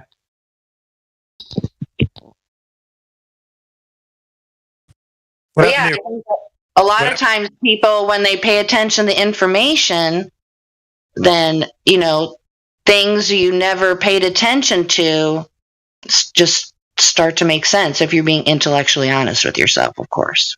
Jenna, what happened to your friend? Oh, my brother-in-law? He is a busy man. He is actually going to be back here on Wednesday. So hopefully I can get him his own Discord account in case he has some sort of question or whatnot, who knows. But so it'll be interesting to see him. He's been gone for, 2 weeks or something. But so yeah, crossing my fingers. But he hasn't been back then, huh? He left soon after we had the conversation on Discord and such. And so, yeah, I text or talk to him in person. Like my sister, I talk and text and on the phone, all that. But yeah, so I'm just gonna wait it out, see when he brings it up and what he has to say. I think it's going to be a little bit of a slow process for him. So that's the feeling I'm getting. Yeah, we got the remedy in here, so. Oh, yeah. But my mission is to get his own Discord account, and so he knows how to use it on his phone. Great. That'd be awesome. Yeah, because you guys can I don't have to be involved in every step of his process. I mean, he can map out observation with you guys, and you guys can, kind of open up his peepers a little bit, maybe. That'd be cool. So, yeah, I'll keep everybody posted. Sounds great. Yeah. That was kind of shifting the topic a little bit because I know it gets heated. Sasha usually has fire in his belly with the idea that people are saying things in the chat that are contrary to like what, typically what we normally say around here on this forum. From Flat Earthers or from Globers that are saying things? But basically, like, you got this idea that seniority being in the flat. Well, how long have you been in it, man? I've been in since 2000. That don't mean shit. What are people doing here? Come on, yeah, I get what you're saying. Or something, like they think that's gonna actually matter. It's not the length of the walk; it's the strength of the walk. Like how much you poured yourself over into really digging into this. Also, we're getting a little ego leakage around here, I guess. Well, I mean, it's just that coupled with like the fact that sometimes people think they know that they're right, and it's with the idea that like people are using the Gleasons, the AE map, and there's this whole arguments because when this thing exploded on the internet, everybody was everywhere with the content, right? Everybody was talking about maps and model ideas and Pac-Man Earth and Hollow Earth and like coming up all over the place, and we're trying to figure out what's really going on, because we were learning ourselves, right? Like all of us in this room. Well, I think what you were saying, is really crucial, because whenever you're investigating something, you should use more than one source of information. Well, Like you study the Bible and you're tearing apart a particular verse, you're going to use like 4, maybe even 5 different books to study that one piece of the, the scripture. It's interesting. It's interesting that you mentioned that, because like with whatever scripture is saying, there's also ancient cultures that would depict like everything the world has, like in the past, it paints a picture, and it either goes along with what we understand like a biblical context or a holy book would say, or it doesn't. It contradicts it, and then there's like these anomalies, let's say. But, yeah. What I mean is like on the case of like when Sasha was mentioning about this guy who was talking about a correct map for, let's say, flat Earth, right? Oh, and on that instance, it's like, okay, so these guys already decided what map they think would represent flat Earth better, and this is a better chance to represent flat Earth than all these other maps. And it's like, which map is that? And then there's this like map argument that ensues. Then you got like a debate that follows up from that. It's like, well, we like the AE map. Well, I like the Antonio Subrat version. I like the Mark Sargent version. We has the placement of the continents right in the right place and the continent size. And you got that versus like what the Globe Earth guys would say is like, give us a map, give us a model, and then let's talk. Right. And so you got, on the one hand, you got people who says, I'm not going to use replacement theology to kind of give you what you want. I don't need that. I can just tell you, go out into the earth and see what it looks like. Or you got the guy who's wanting to debate those guys and argues with other flat earthers, like on our side, let's say, and says, we need to give them something. We can't just go up there, empty handed. We have to show them like we know what's going on. So there's like, I guess you call it inner turmoil with the flat earthers trying to figure out how can we approach this? Are we going to you said it just a minute ago, though. Our purpose is to share knowledge. And if you can't present that in a way that people can take it in, then what value is that? It's a bee in everybody's bonnet who feels like they need to present something. Like, okay, I can tell you what flat Earth is from a perspective that I can say, I don't know, right? Like, what is the entire realm of existence? I don't know. But then you got the flat earther who's like, that's not good enough. We need to give them a depiction of like the magnetic, toroidal field. Yeah, toroidal field, and let's give them the upside down version of like where you can see the underneath of like, and then the toroidal. Well, if I were to pick a map, it would be the one that sailors use. That one. Would that be the Gleasons? No, in the time, 5-6 years ago, in the time, there was like they like it that you claim something like that, because all Globers debunked all that things. Brad Rhetoric, you can watch all of them. They debunked, and they was right. Sorry, dude. The map I was referring to was the one that it says accurate as is at the top. Which one is that one? Gleason map. Also, Miggy or Mayhem. Are you talking about me in like lobby text chat when it comes to like? I'm washing dishes. I haven't even seen the text chat, to be honest. But I'm referring to. I'm being honest, Jenna. I'm not gonna pull any punches. I'm washing dishes, but like I don't know what I'm just referring to Sasha, because in this particular culture, in this forum, we've kind of curated an understanding that there isn't anything that anyone can provide that gives you a depiction of the entire realm of existence. And when somebody does that, they're not honest about like there's no 20%, 30% accuracy. There's no 40%. There's no number. Yeah, you can't measure. You can't really measure accuracy, I guess. Correct. So, okay, so you said there's no depiction because we can't get far enough away or whatever. But okay, this is gonna curl your hairs right here, Mickey, because I know how. So, so there is a depiction of the entire landmass of what we consider Earth. It's the plasma moon.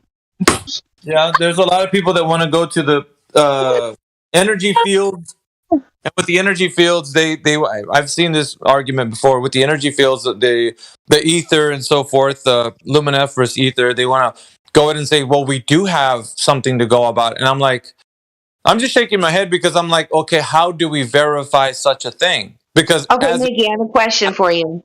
Well, I'm just gonna say, as the overall realm of existence, there's a lot of like unknowns. So there isn't like we can't put a stake into a known as far as the entire realm, because that's But go ahead. I mean, if you think that there's a counter to that, I would love to hear it for sure. Okay, so Mickey, I have a question for you. You rarely speculate, right? So, and I can appreciate that. So, if you were to go with some sort of conceptual idea of what you believe our existence is, like what Earth is, because I heard mentioned before, like what's underneath. Right. But so what do you contend with, the cosmic egg, or what is your idea? No, I'm leaning towards, I'm going to speculate. I would say I lean towards the Enoch version of the entire realm of existence, which it sounds to me, without putting any like words in Enoch's mouth or trying to form like some kind of realm, it sounds to me like a dome enclosure version with Sheol underneath. Like it's the Hebraic cosmology with like cool. Okay, I'm with you. All right, so what about the idea of extra lands? Do you believe in far away off lands unknown to us? I would say this much: we only know what has been given to us and from territories that we've discovered. But let's say in the maps that we've been presented, like the Gleasons and AE and all that kind of stuff, we're only shown what I guess you could say people exist on right now that we can travel to and stuff. But there has been like these unknown islands that popped up in the coast of Japan, off the coast of Japan, like just recently. There was an article about this. I don't know. You might want to look it up. And it's like, didn't they just count them? No, they didn't have them documented. Declassifying what an island is, maybe. Because Sweden does that. They have they count like small rocks as islands, and they have like thousands of them. They say. Yeah, I won't quibble on the details, but what I will say is that there isn't anything that hasn't been discovered from the realm of existence that we know of. Let's say that the lands that we know.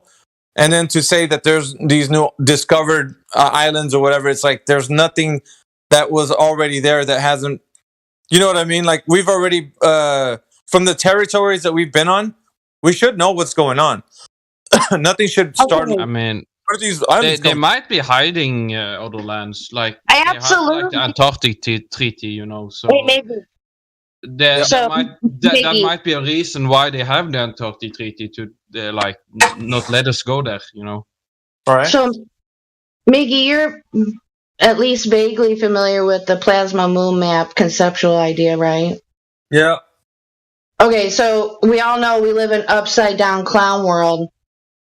Strangely enough, according to his map, which he just didn't take a picture and started pointing at stuff. He's actually done things with it and has several publications. But anyway, it's really weird because on the globe, the Pacific Ocean is quite vast. Yeah. There's no land there. But on the moon map conceptual idea, it is small. And the Atlantic Ocean is what is tremendously expansive and leading up to lands unknown to us. Okay. So that's super weird. Yeah, it seems to be like the Lemuria supposed continent that is like shown in like the in the moon, you know. And that matches up with like underwater topography of that area. So somewhat. The old world, right? The old world, the one that got flooded, there was more land back then. I don't know if you guys knew that or not. Because of like what we know now today, and how and this can be seen from these underwater cities. Have you guys seen certain? Yeah, for sure. Yeah. So what we know right now is that there were cities that are now underwater. That's known to us. You can dive underneath the water and you can see these mega structures underwater. So there were cities that are now underwater. It's observable. It's observable. There's no denying it. If you deny it, then you're just a reality denier. That's no. So that means that the land that was before the earth was, the one before the flood, was shaped differently. You know what I recently found out? I was watching I don't know, I think I've been on a little bit of Ancient Alien kick. And they said that the meaning of the name Noah is translated saved by water. Ooh, boy. So, have you verified that? I wouldn't trust Ancient Aliens. I know. Her critical eye to watch it. She's not just ooh, Ancient Aliens. She's not born yet. She didn't just fall off the turnip. She knows what's going on. So yeah, sometimes they say stuff I can't tolerate, and I got to turn it off and stuff. So just for the record, you take it with a grain of salt, just like everything else. They could be seeing something that they're telling you, oh, it's not this thing, it's another thing. What's that guy's name that he has it on Netflix? There's not a documentary. He's basically going to all these civilization, different ancient cultures and megalithic structures, and he's some sort of archaeologist, or he even says, I'm not an archaeologist, I'm just a normal dude or something. Oh yeah, right. Okay, dude. But he has a documentary on Netflix.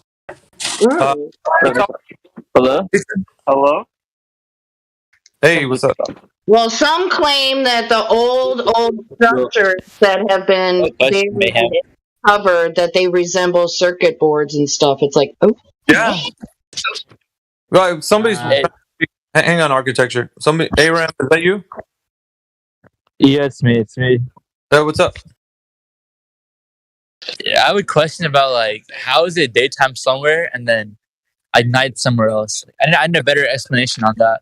Yeah, that's fine. If the Earth is flat, is that what you mean? Yeah, if the Earth is flat, how does that happen?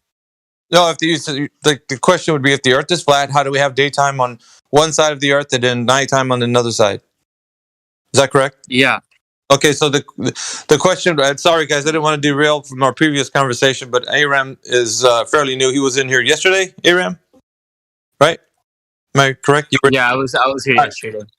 All right. So the light propagation through the medium of air can only attenuate through the air for so far of a distance. Light doesn't travel forever.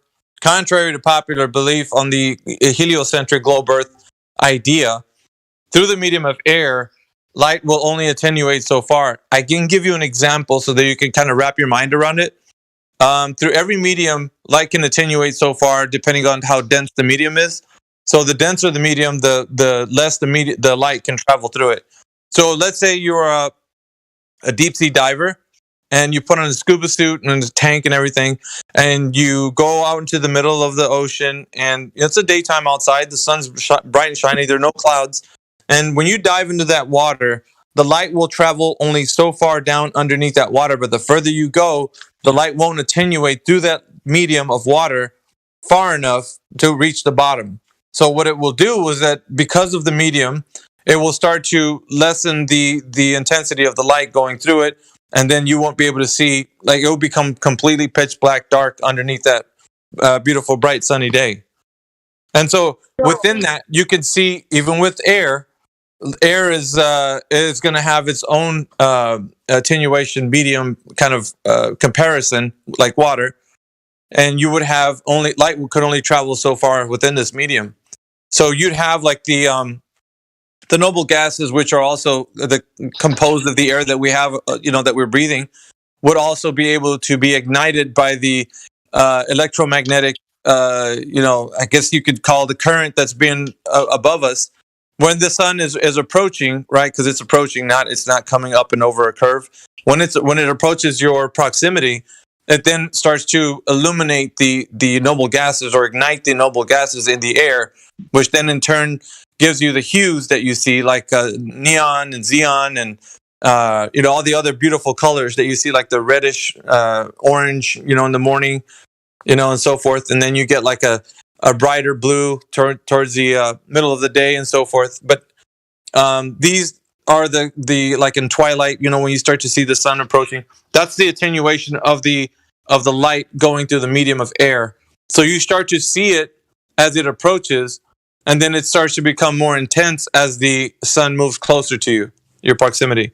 But it doesn't, because of the medium of air having the noble gases that get ignited. You don't notice a kind of like a on and off switch, like on your room when you turn the light on. Like it's just okay, the light's on, the light's off. This is like a gradual.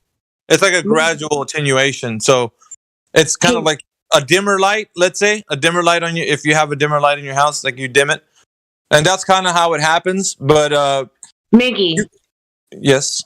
Sorry to interrupt you, but this is relevant to what you're exactly saying. That it's not a on and off switch. I have actually been outside, and it's happened on more than one occasion, and I thought I was losing my mind. But there is at like some brief, like fraction of a second where it does like it does. Like some in-between point or precipice beyond halfway or something. I don't know, but I don't know if you've ever noticed that. I don't know. I must have been, not thinking of anything, or, I'm sorry if it sounds like I'm talking nonsense, but I understand what you're talking about, noble gases, which have to be contained, by the way, and how they're Keep it simple for the new guy. Yeah, we're just trying to. Keeping it simple would say the sun is smaller and it's closer to the flat plane. Yeah, hang on. I just want to hear what Aram has to respond to what I just told him before we can. I don't want to jump to another point, but I do hear what you're saying. I hear what you're saying. Aram, are you still? Didn't he originally ask, how does the sun have day and night? I want to know what he was going to respond to what I told him, like as far as like what we see in the attenuation of light through the medium of air. Aram, are you there? Yeah, I'm here. I'm listening. Did you hear what I was talking about? How light attenuates? Yeah. Okay. Yeah, I heard it.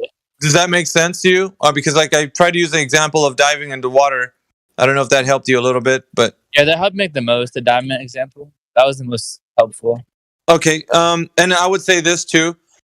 You can also have daylight without the sun. That's weird, right? That I just said that. You can have daylight without the sun. How is that possible?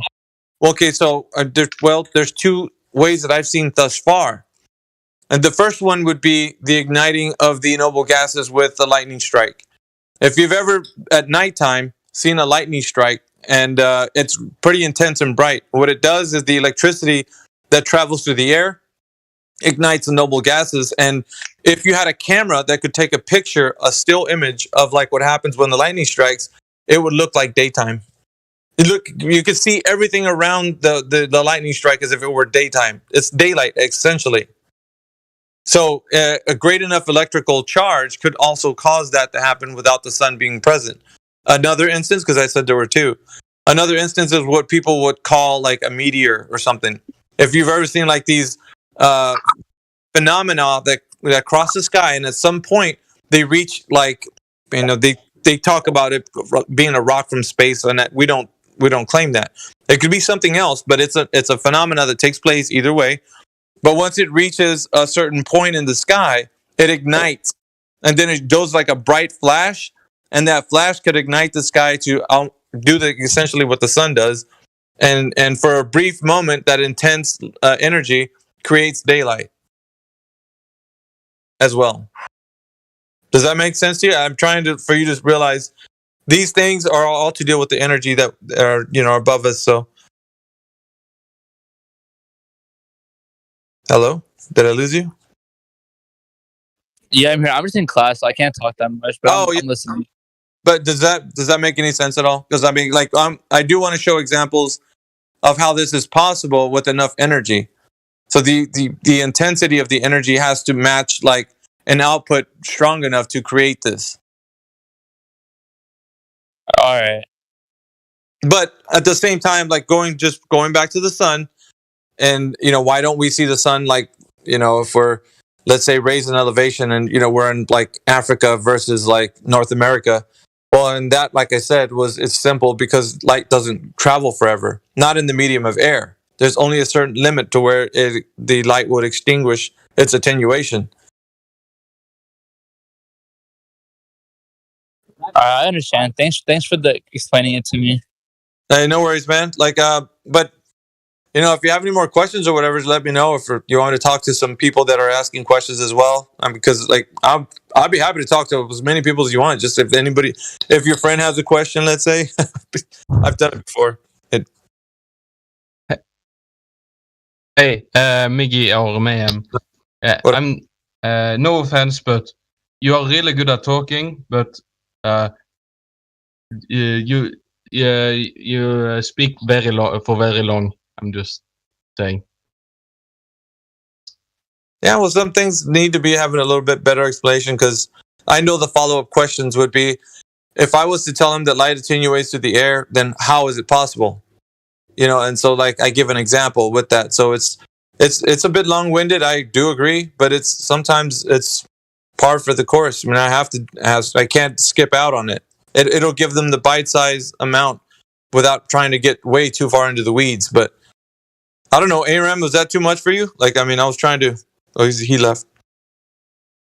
Anyway, but it wasn't now. But I was speaking mostly about, but like a bit earlier. But yeah, it would be nice if we could like have more back and forth. Yes. No, I wasn't trying to be annoying about it. I'm just saying. Yeah, I don't. It is what it is, dude. I am who I am, so I don't think I'm gonna change my style per se. But I mean, I take what you're saying. I mean, for whatever it is, it's fine.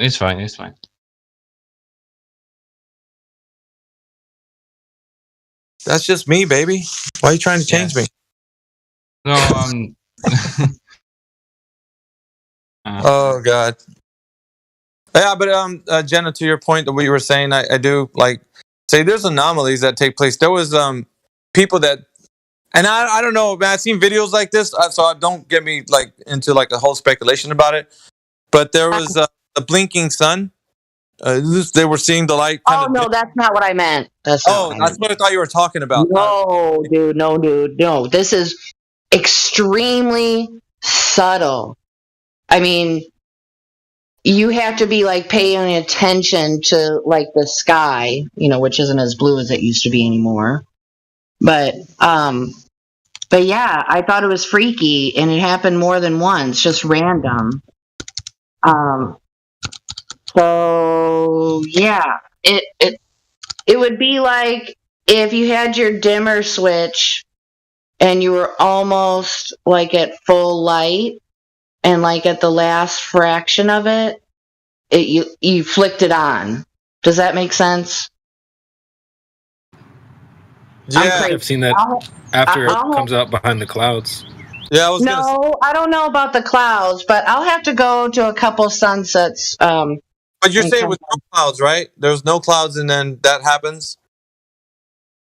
Yeah, it wasn't from clouds, dude. I know what that is. This was like, I wasn't like on any drugs, like, recreational drugs or anything like that. It was something that probably goes unnoticed all the time, unless you sit and watch sunsets or something. I don't know. Maybe I'll look it up. Flash? I mean, I'm trying to figure out. What? Are you talking about a green flash? No. Okay, that's not. No. Yeah, there's an example. Like when the sun is coming up. Yeah. Not like I'm watching the sun. I'm not saying that. But I was outside, and I do believe I'm sitting in my vehicle, and it's about to become fully daylight. So I was sitting there in twilight, and at some point, I was just sitting there, and it was almost to the point where It just seemed like a small increase of light, like it was turned on, but it was already light out a little bit. Does that make sense at all? I mean, I know what you're saying. It's just It's odd. I don't know. Like I said, I'll have to go out to a few sunsets or something, and maybe quite a number of times. And I mean, it could be. I don't know. And then maybe I could look it up, and others have come across that. It's all about whether or not you've paid attention to something. I thought you were talking about a blinking sun, which has been there's YouTube about it. That's real-time fringe talk right there. I don't even know. Like, it's just some people saying things. So, exactly. And I love to speculate 24/7, and I don't jive with that at all. Yeah. Well, we have, CB that's in the house. He joined us. We got Sasha. We have Super Spinning Monkey. Ether. Architecture. Blood Sticker. F.E. Batman. What's up, brother? Dude, I haven't heard you in a long time. Are you Batman?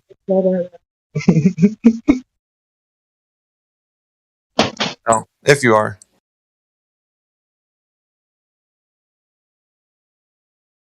So the consensus is Miggy or Mayhem needs to take it to 20 words or less. Wow. Yeah, boy. Well, I think I summed it up nicely in the chat. It's like playing double Dutch, jump rope. If you guys are familiar with that, you gotta just find your way in. You gotta learn how to slide in.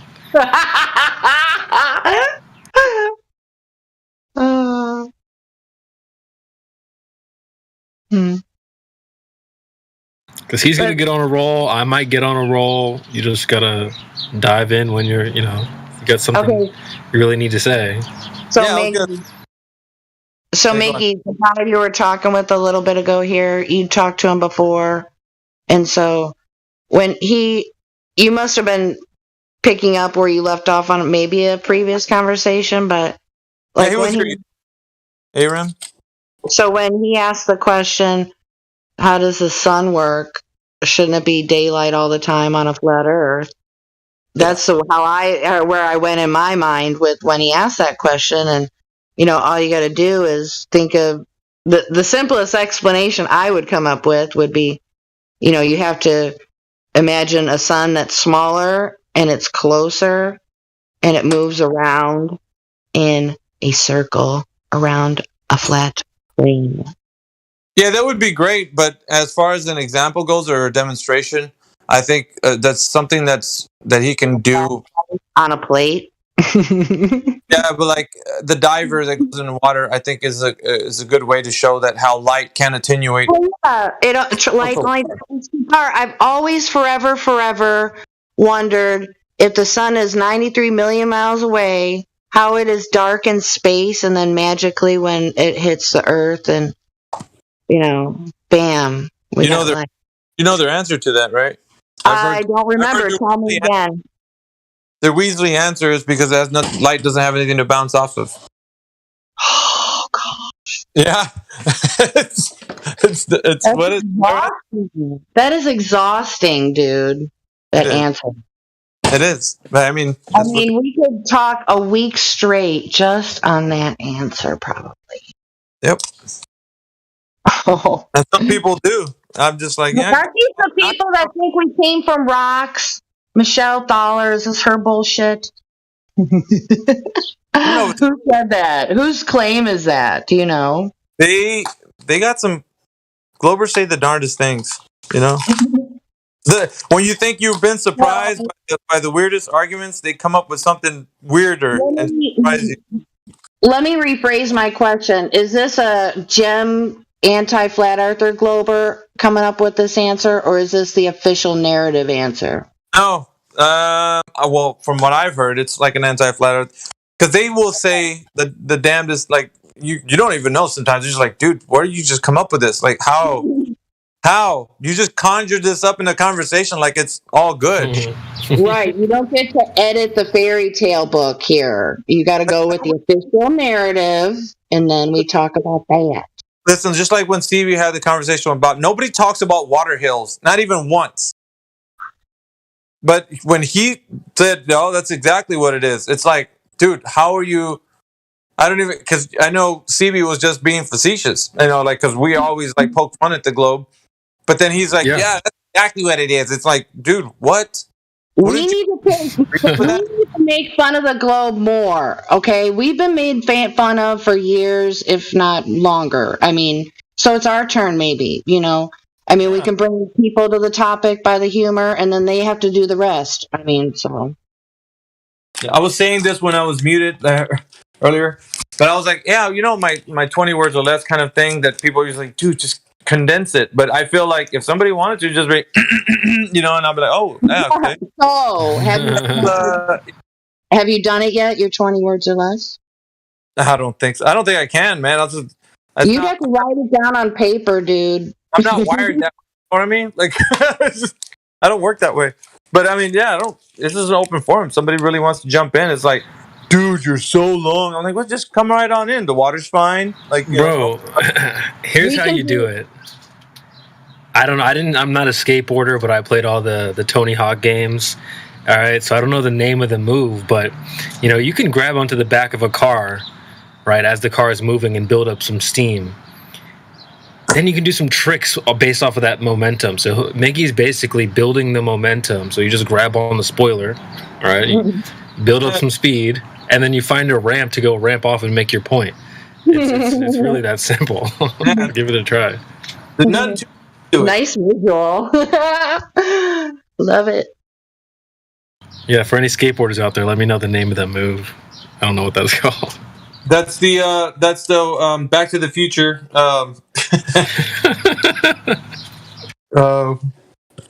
You remember that movie's so iconic? What movie? Back to the Future. Oh God, yes. When he was using the skateboard to what CB was talking about, hang on to the back of a truck and. Okay, it's called right. Skitching. Skitching. Skitching, yeah. All right. For all you skitchers out there.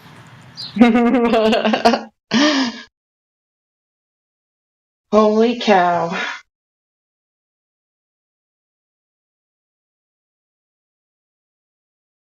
So yeah, I think we need to make fun of what Globers say. We can bring back the old, what was it, the Globie Awards? What did we call it? Golden Globies. Globies?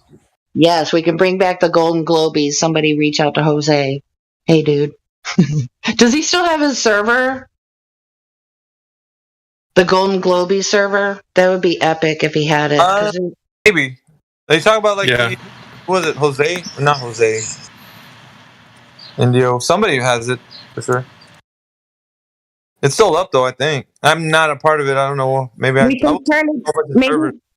Maybe we could turn it into some, no Glober left behind in the background of the pig poking fun of them.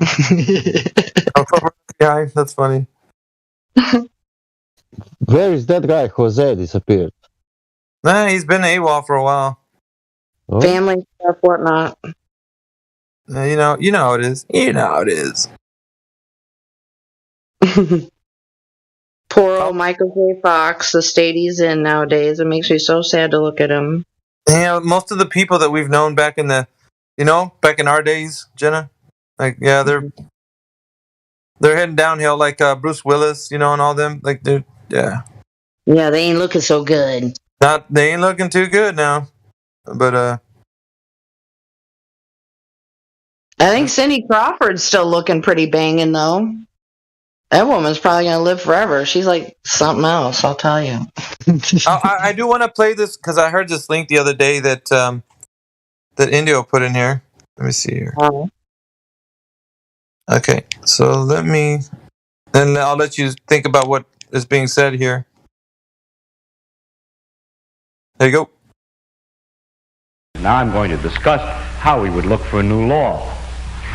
In general, we look for a new law by the following process. First, we guess it. Then we well, don't laugh. That's really true. Then we compute the consequences of the guess to see if this is right, if this law that we guessed is right, we see what it would imply, and then we compare those computation results to nature, or we say compare to experiment or experience. Compare it directly with observation to see if it works.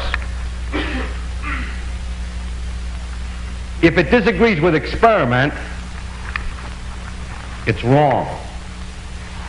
And that simple statement is the key to science. It doesn't make a difference how beautiful your guess is. It doesn't make a difference how smart you are who made the guess or what his name is. If it disagrees with experiment, it's wrong. That's all there is to it. Laugh, it ain't funny. They're laughing, but it ain't funny, man. Nope, not funny. Isn't that what Richard Feynman said? Oh yeah, it was vaguely I do, but man, I haven't thought about it from like he'd rather be wrong about everything than try to be right about something that's wrong. Oh, I'd have to look it up. You know, he's talking about experiment and how people you want to conjure up this mathematical construct and then say that that's reality, and you're like, so where's the experiment, dude? You're like, well, we don't need one. Here's the map, though.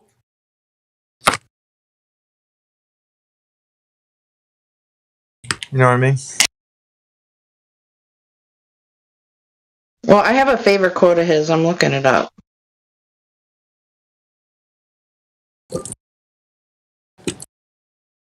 Oh, here we go. This isn't pertaining to what you were saying, but when you said it came up. I would rather have questions that can't be answers than have answers that can't be questioned. There's more to the quote, but that's a hell of a mic drop right there. You know? Yeah.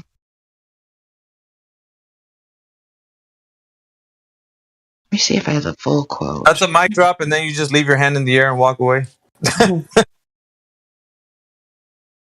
Oh.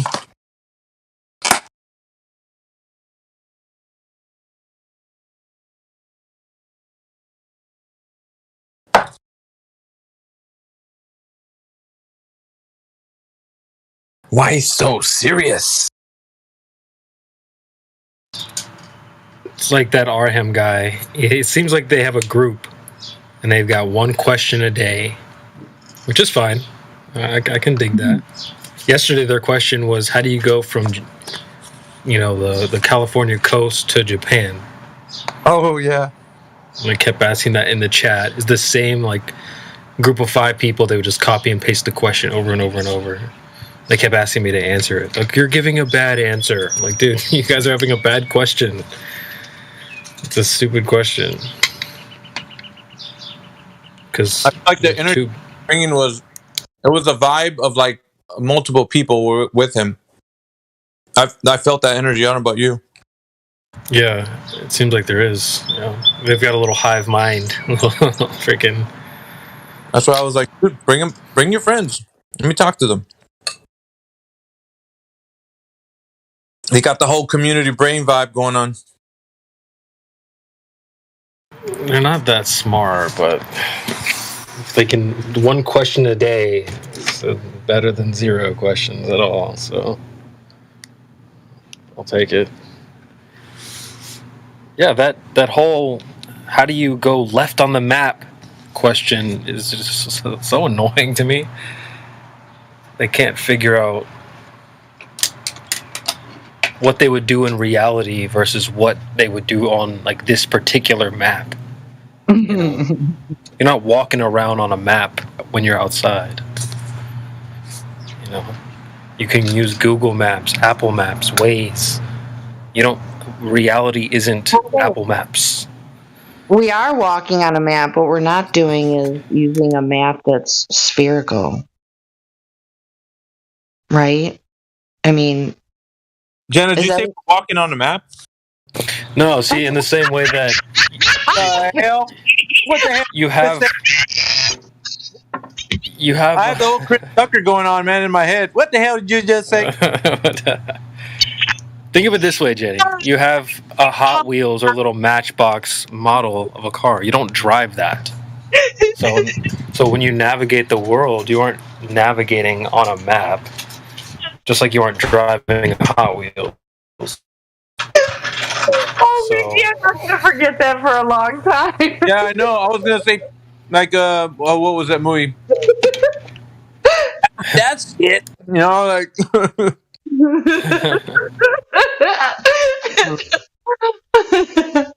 Oh gosh. Well, I mean, if it's a ball, how do the maps depict the ball? You know, that's where I was kind of jumbling around. I'm not even bringing the ball into it at this point, but I know what you mean. Yeah, we understood your language behind what you said. But I'm so glad you popped in. She said, "What?" Yes, say.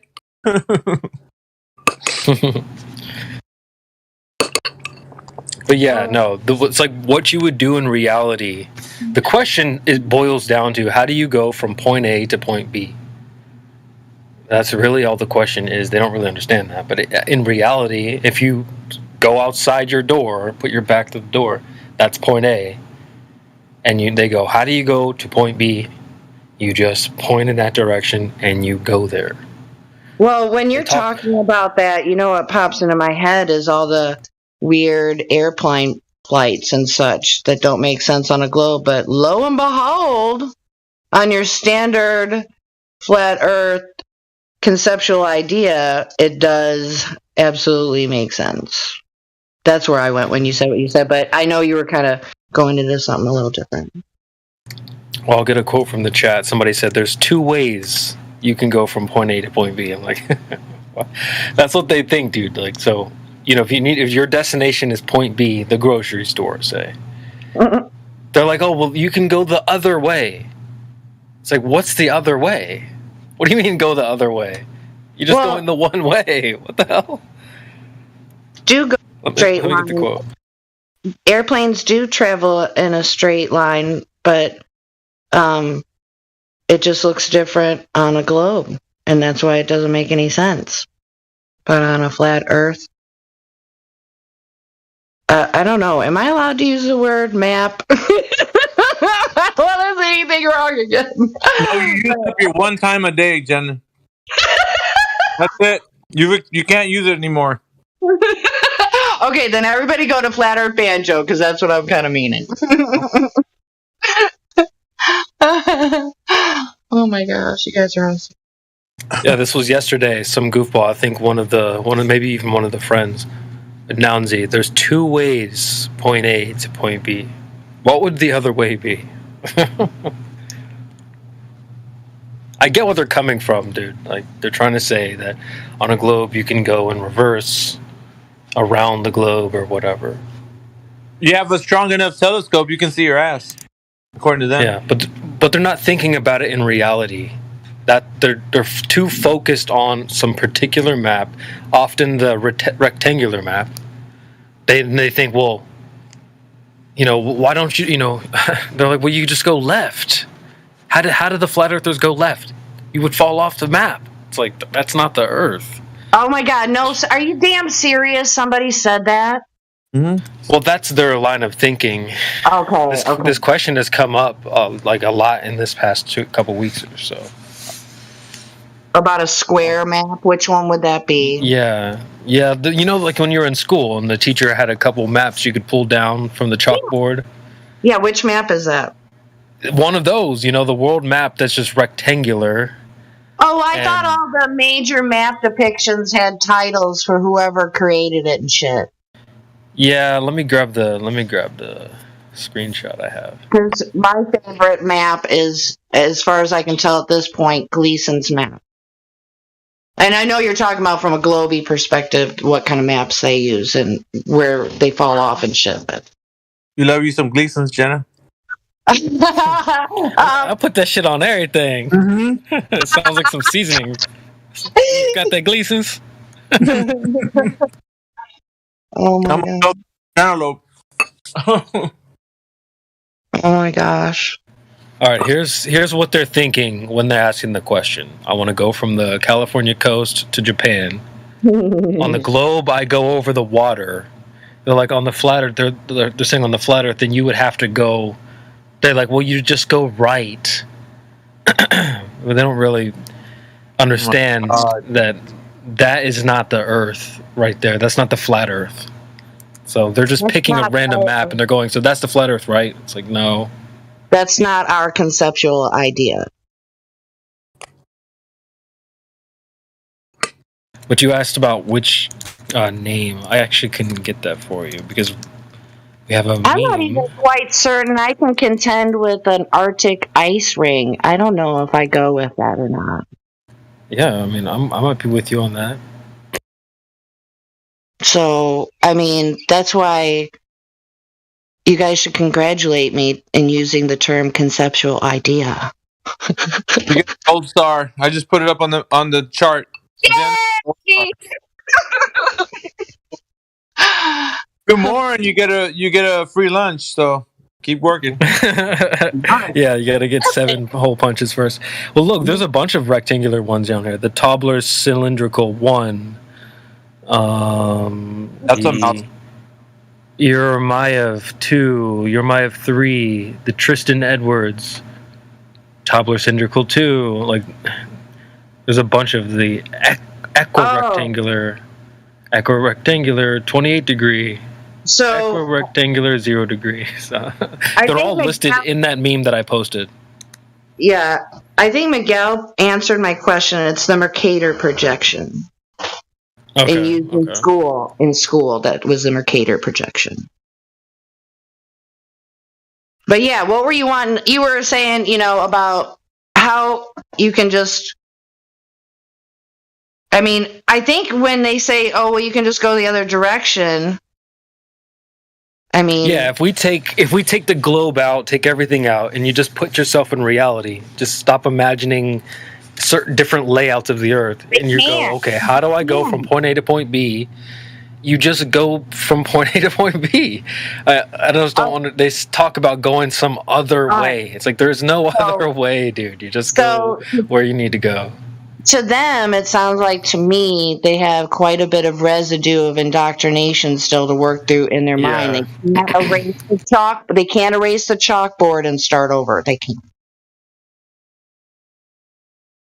So yeah, they're just they're bad at putting themselves into reality. They're too busy parroting Wiki, to quote QE. But they don't. They use Wiki as the middleman, and then they just stop. They don't actually go forward out into reality to check to see what the middleman is saying is true. If Wiki says it, that's what it is. That's where we're at right now with Wikipedia? With them, at least. Oh. Wait. What? Remember the guy? He interrupted the conversation. Wait. What? I will never forget that. I will never. That's the best. I feel like, they're just recycled arguments. It's nothing really fantastical about them, but they sound like parrots. So trust us. Yeah, I mean, it's like in Call of Duty. When you die and you respawn back at base. Like that's what they just keep respawning back to 2015.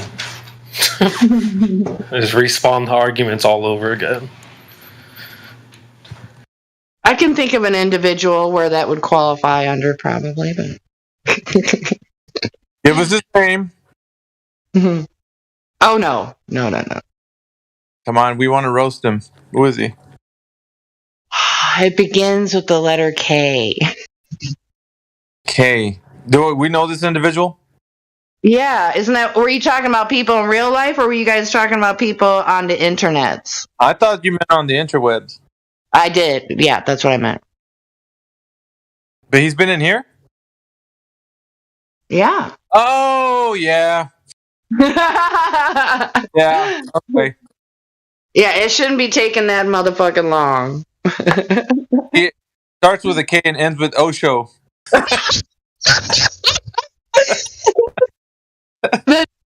That guy can say a whole bunch of shit about nothing. He's like, That's the big. Ever wanted the biggest word salad in your life? That guy would conjure up one for Serve you up. He's like, and so they walked over there and they found out the reality of the situation was that it was drawn to a conclusion, and that's how they figured it out. This is the way that, and you're like, dude, what the freaking hell are you talking about, man? Like, I'm lost in whatever you're trying to magically make up here. It's like, I don't even know what this is. Like, maybe is it a point? Is it a statement? Like, what are we? Is it a question? I know. Government prototype. Maybe he needs to be upgraded. He needs to come up with a new jam. But he's gotten so good at his craft that he'll lose the audience. The audience is like, they just give up. You're like, dude, I don't even want to debate anymore. Just whatever you say is probably right because you just, I don't know. You're throwing a whole bunch of words at us. We had his word salad on an audio clip, and we'd play it every now and again. I've probably heard it before, but if you can find it, sure would be great to hear it. I don't want to make people dumber than like that quote from that movie from Adam Sandler, where he was on that game show, and that game show host was like, "We are all dumber now for the thing that you've just said," or something. He, paraphrasing, but it's so stupid. Everyone in this room. Was that from Jack and Jill? Dude, that was funny. I think so. How does it go? The only one of his I haven't watched. I'm like, nope, I can't do this one. Everyone in this room is now dumber because of you. And then Billy Madison. Billy Madison. Yeah, Billy Madison. That's what it was. That's what I was thinking, but I didn't want to be wrong and say. But yeah. And I award you no points. And he said, "May God have mercy on your soul." Yeah. May God have mercy. Yeah. He said to him, like, you just could have said wrong, you dick. I feel like that when we were handling Kosho, that's kind of the thing. It's like, at some point, you just feel bad for the guy. I mean, bricked is kind of like Crit's way of saying like how somebody's like stuck in like error 404 mode, They're just like, maybe he short-circuited and he's stuck in that like loop of like. I know, he's a prototype. Yeah, I mean, come on, man. It's been what? Almost coming on 7 years pretty soon. Oh God, can you imagine being stuck in that? Windows 95. Yeah.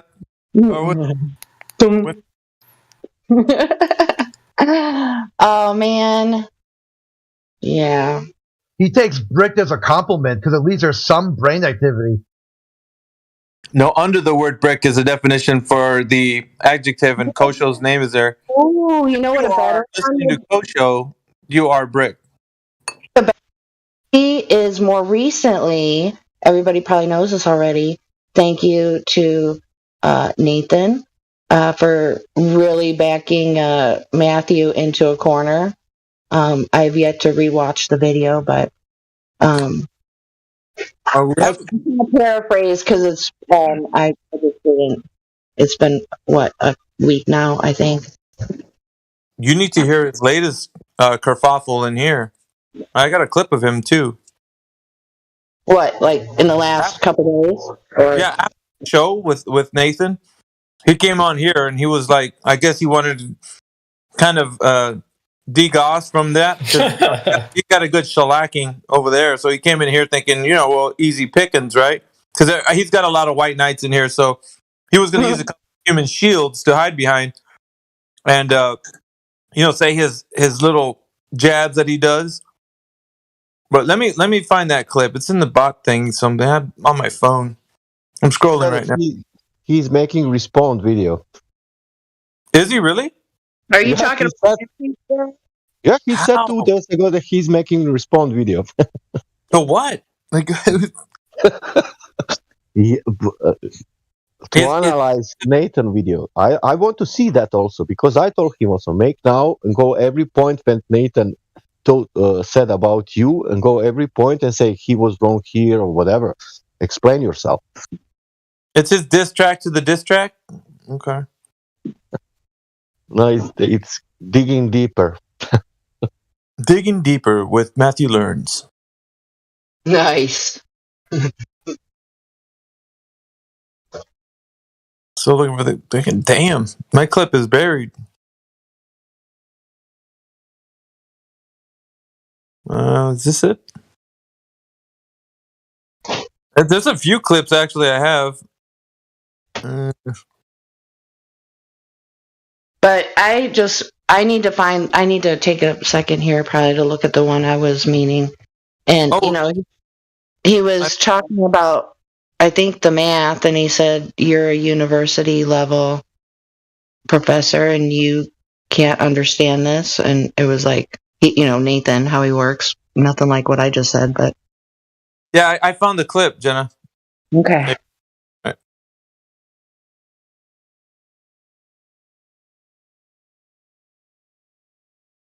Oh crap! It's not playing. No.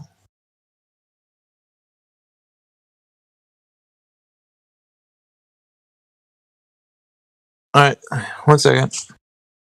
Oh, I know why. Yeah, you got M play twice. I got M play twice. Sorry. Okay. I just needed to paste it. Okay. Stupid thing.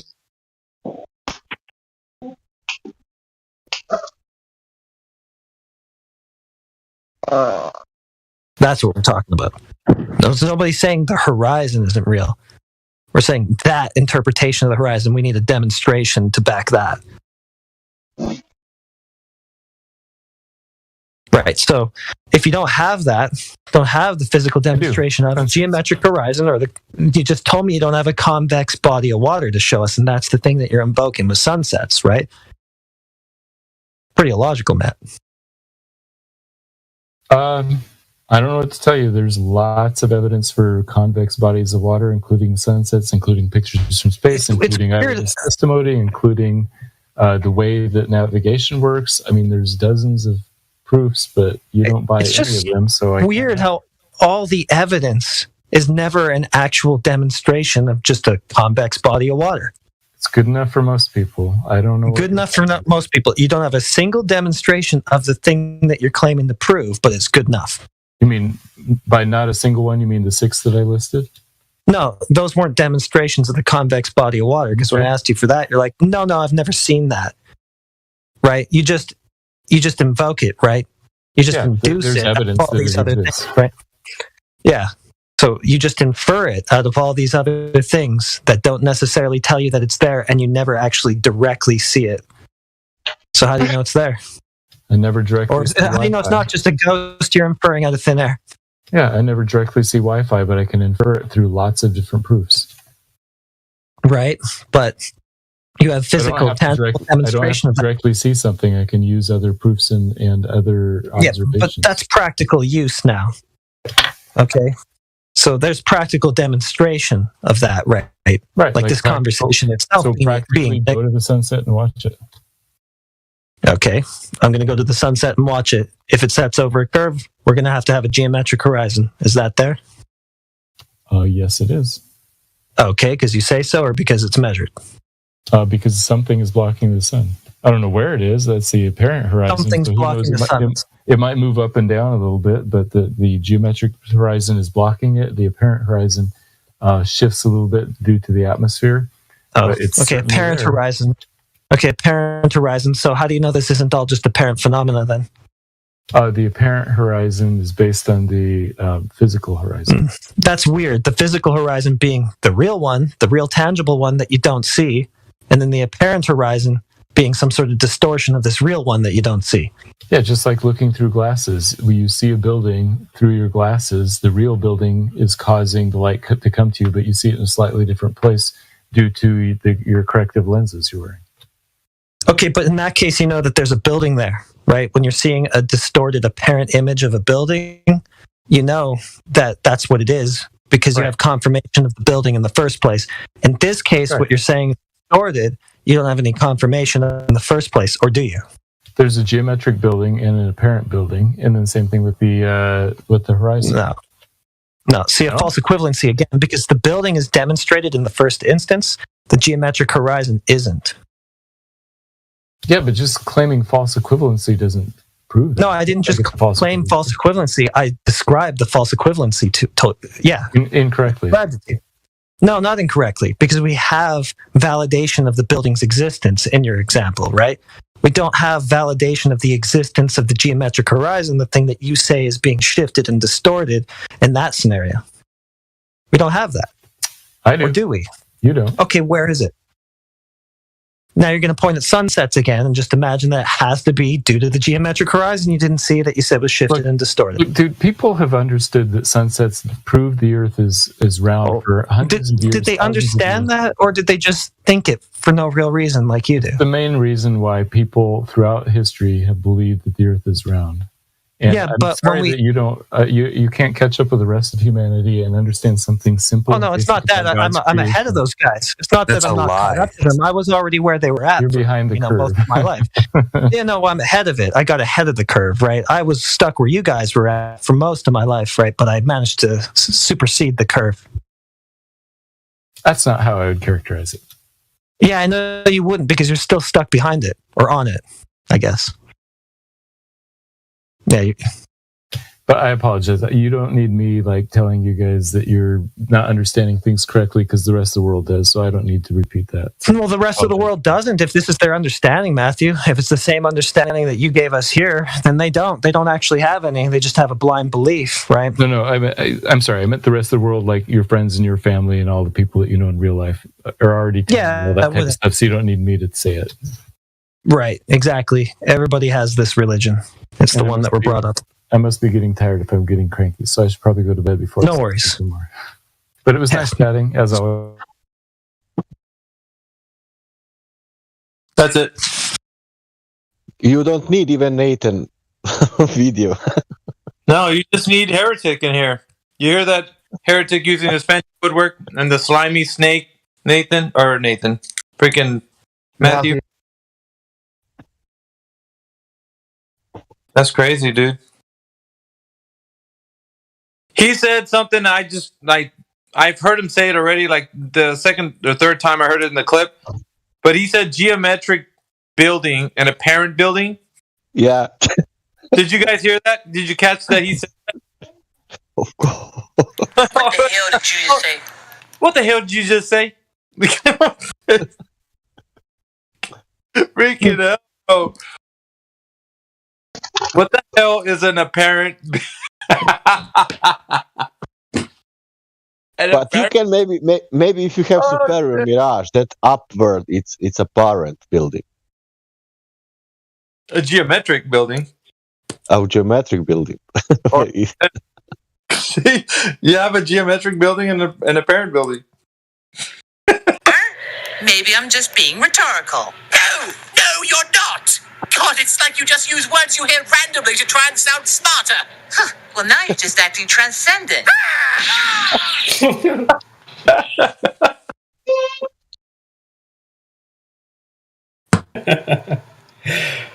God, man. You guys are weird, man. Jenna, did you hear the clip? Jenna.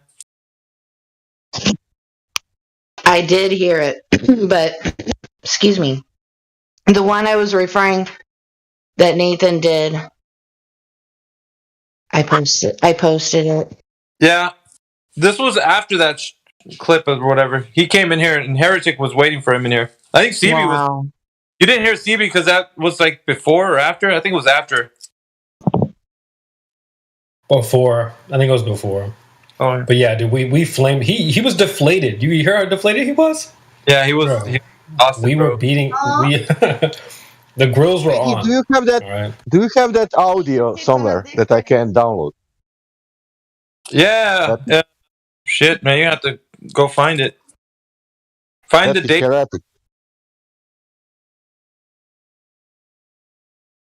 Oh, Heretic doesn't have it. I think it's in one of Helio's archives. The one we just played, Sasha's in the chat. I just dropped it for you. Yeah, it's good stuff, man. Thank you, CB. Then like a night ago or 2 nights ago, no, last week, Saturday night. Yeah, he was in. And then I came in here and I still have that bone to pick with him. He's not going to sit in this chat and just be all hunky dory. No way. Julio yeeted him, yo. Did you see that? Oh, did he? Yeah, he gone. Oh, he's yeeted. Okay, never mind.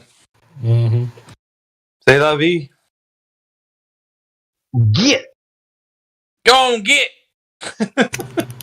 So if I block you, you're not coming back. Hope it was worth it. That's a good clip. I love it. Hope it was worth it.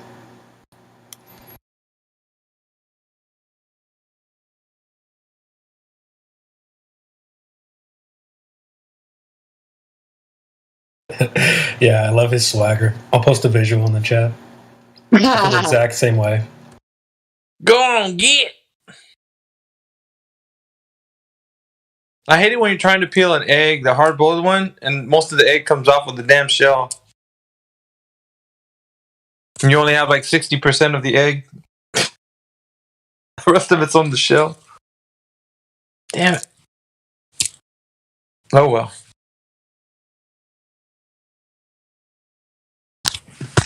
I got this bomb-ass barbecue brisket, man, at a place near where I live. So good.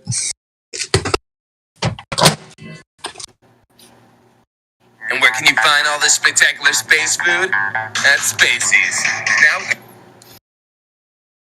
Yeah, the Raditz menu is delicious.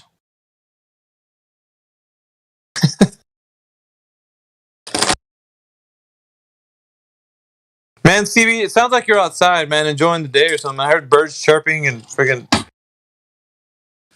Yeah, I was earlier. I've been inside. I made some food, but yeah, it's been getting nicer. Obviously, it's spring now, so I've been trying to soak in some good weather. Get up for the sunrise. Where are you at again in this good earth? Cincinnati. Ohio. Yeah. If someone's going to Spacey's, I'll take a Pluto burger, some moon fries, and some anti-gravity iced tea, please. That was very specific. What's up, flat man? Too much. Ran some errands earlier. Snow's starting to melt. Yeah, dude, like up here, I was surprised. Freaking snowed over here like big time in the morning. It was like, what the hell?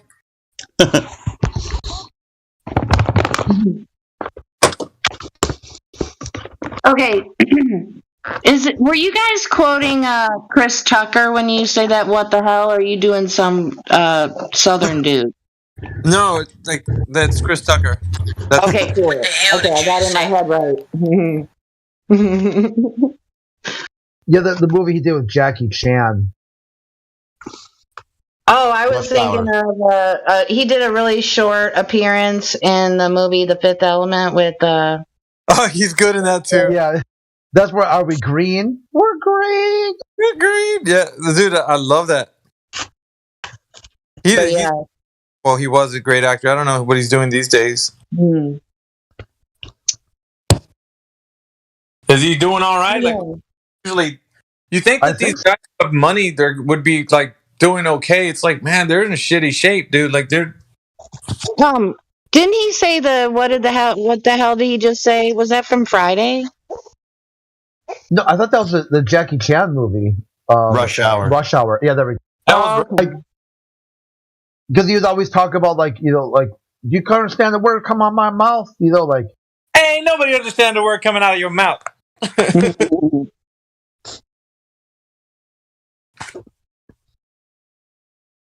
I think the part of the issue is people who have money and let people know it is that there's a lot of people with their hands out around them and they have a hard time saying no, and then their hands broke afterwards, huh?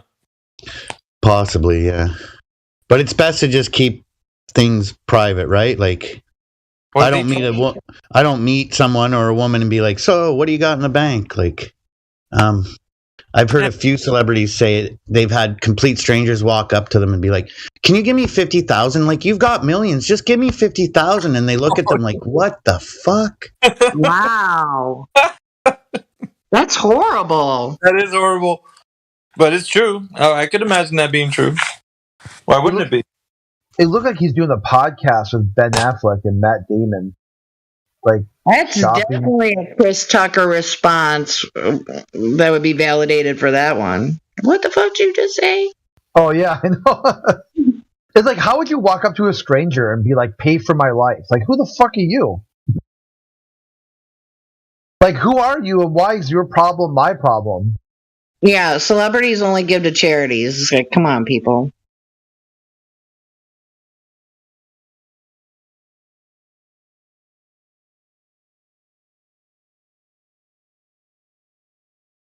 So cut out the middleman and start up your charity. Modern problems require modern solutions. That's good stuff. Oh, Chappelle. They replaced his ass. He's been cloned. With the new Extraordinary claims require extraordinary evidence. That's what I hear when I hear that. Yeah. Well, I mean, I would say just a version of him, whether he changed his health and that, he looks different. Like, completely. Yeah, he's not so skinny. He's got some beef to him. Like, I was just looking at some photos on Just his Google Images. style, it's even changed a little. He's a deeper, more Chappelle than the other one was a bit more high, I don't want to say high strung, but well, maybe. What's the time frame between the picture that Miguel just posted and what he looks like now? How long ago was that picture? 2 years? No. I don't think it was that long. No, this is when he was doing the Chappelle show. So, it was like 2000s. Man, that motherfucker got flopped out. Yeah, he's weird now. But he's still got his comedic pizzazz, I would say, but I don't know. I'm sure some.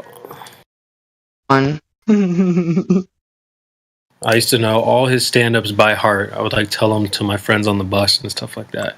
And I haven't watched any of the new stuff. Oh, you should, dude. You'd be the perfect person to critique him. Yeah, maybe. Dude, I bet you there is a community of people that think the Dave Chappelle we know now is not the formerly known as Dave Chappelle or something. I don't know. I would not put it The past. whole story is just weird all around. Well, he's not the only one. So I do believe that's like a community topic kind of thing. Yeah, for sure.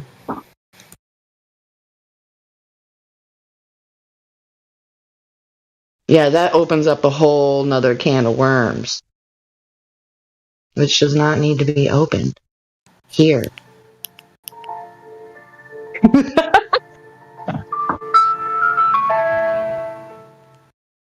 Okay, does anybody remember the really long title if we were to refer to our reality? Witsit used to say it all the time. Electrostatic, topographical. Domo arigato, Mr. Roboto? No, I gotta look that up, man, because that's like one of my favorites. I just don't remember. It's like 5 or 6 words. Domo arigato, Mr. Roboto. Domo. Well, we know what Globers would say. Slightly looming non-standard refraction high in a holographic projection of a clock from behind the reified, now debunked sphere edge horizon, formerly known as Earth curve. We like to keep it more simple, obviously. Let me see if I can find it.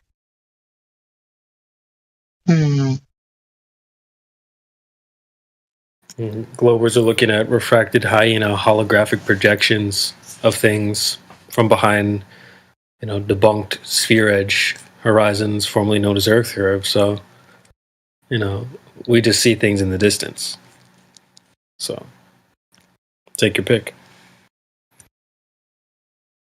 That's longer than a Spanish person's name. Escuela Rodrigo Sanchez. Yeah.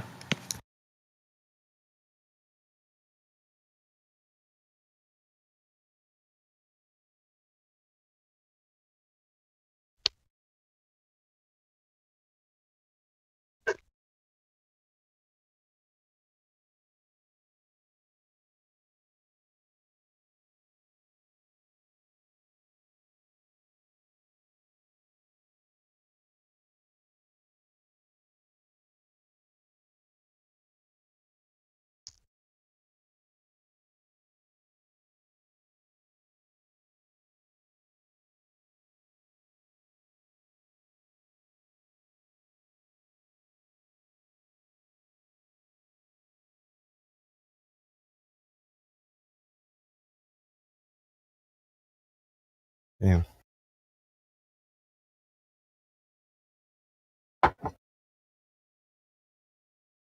Haven't been on Facebook in a while. I got on the other day and checked just to add somebody, but I don't hang out here. Look, buddy, if you want to add me on MySpace, I switched to Facebook a while ago. Wow. Post some based flat earth memes on Norm ebook.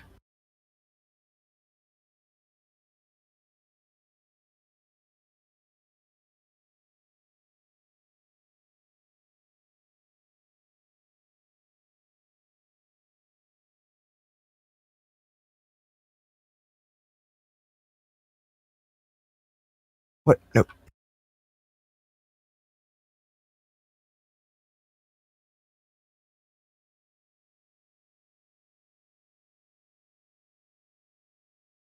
It posted the specific friend. So what's going on, guys?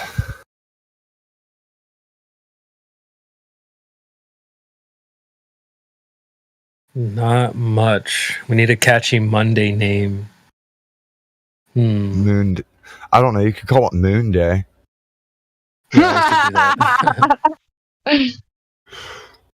Manic Monday. Moody Mondays. There you Buildings don't move Mondays. There we go. Yeah. Motionless Mondays. Yeah, something like that. Yeah. Motionless Mondays No, with grass. See, right now it's Mayhem Monday, so let's go.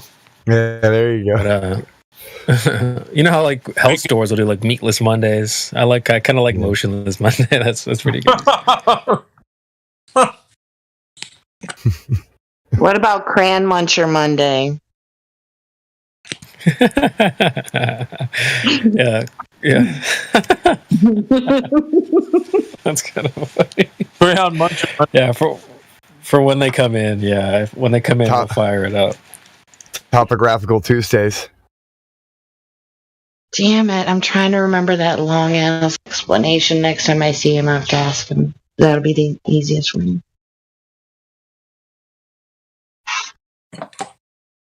And Muncher Monday.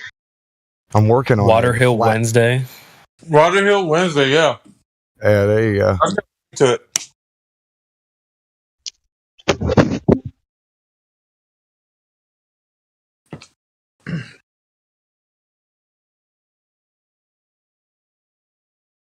Do you like that, Jen? No, I'm laughing at my own. Thursday. No, Okay. I'm laughing at my own Cran Muncher Monday. Yeah. Dudes, like dudes, I'm telling you, we need to start making fun of these guys. Knock some sense I've been on that. somehow. What we've been doing ain't working for some. We gotta just go a different way or something. I don't know. You want At least to on Mondays. it up a notch, huh? You want to spice it up? Look, I think it's gauge the person. Like really gauge the person you're interacting with. Hi, everyone. How are we doing today? Who that there is? That Jenna, ladies and gentlemen. That Jenna? Jenna, me, Jenna. Hello, me. It's me. No, it's actually Jen A, but or just Jenna.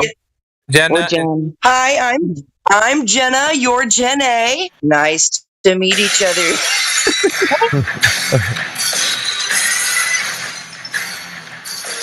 Hey, we're talking about maybe a new thing called Cran Muncher Monday. I heard that and I had to chime in. That was too funny. I went to take a sip of my coffee and I was like, oh shit.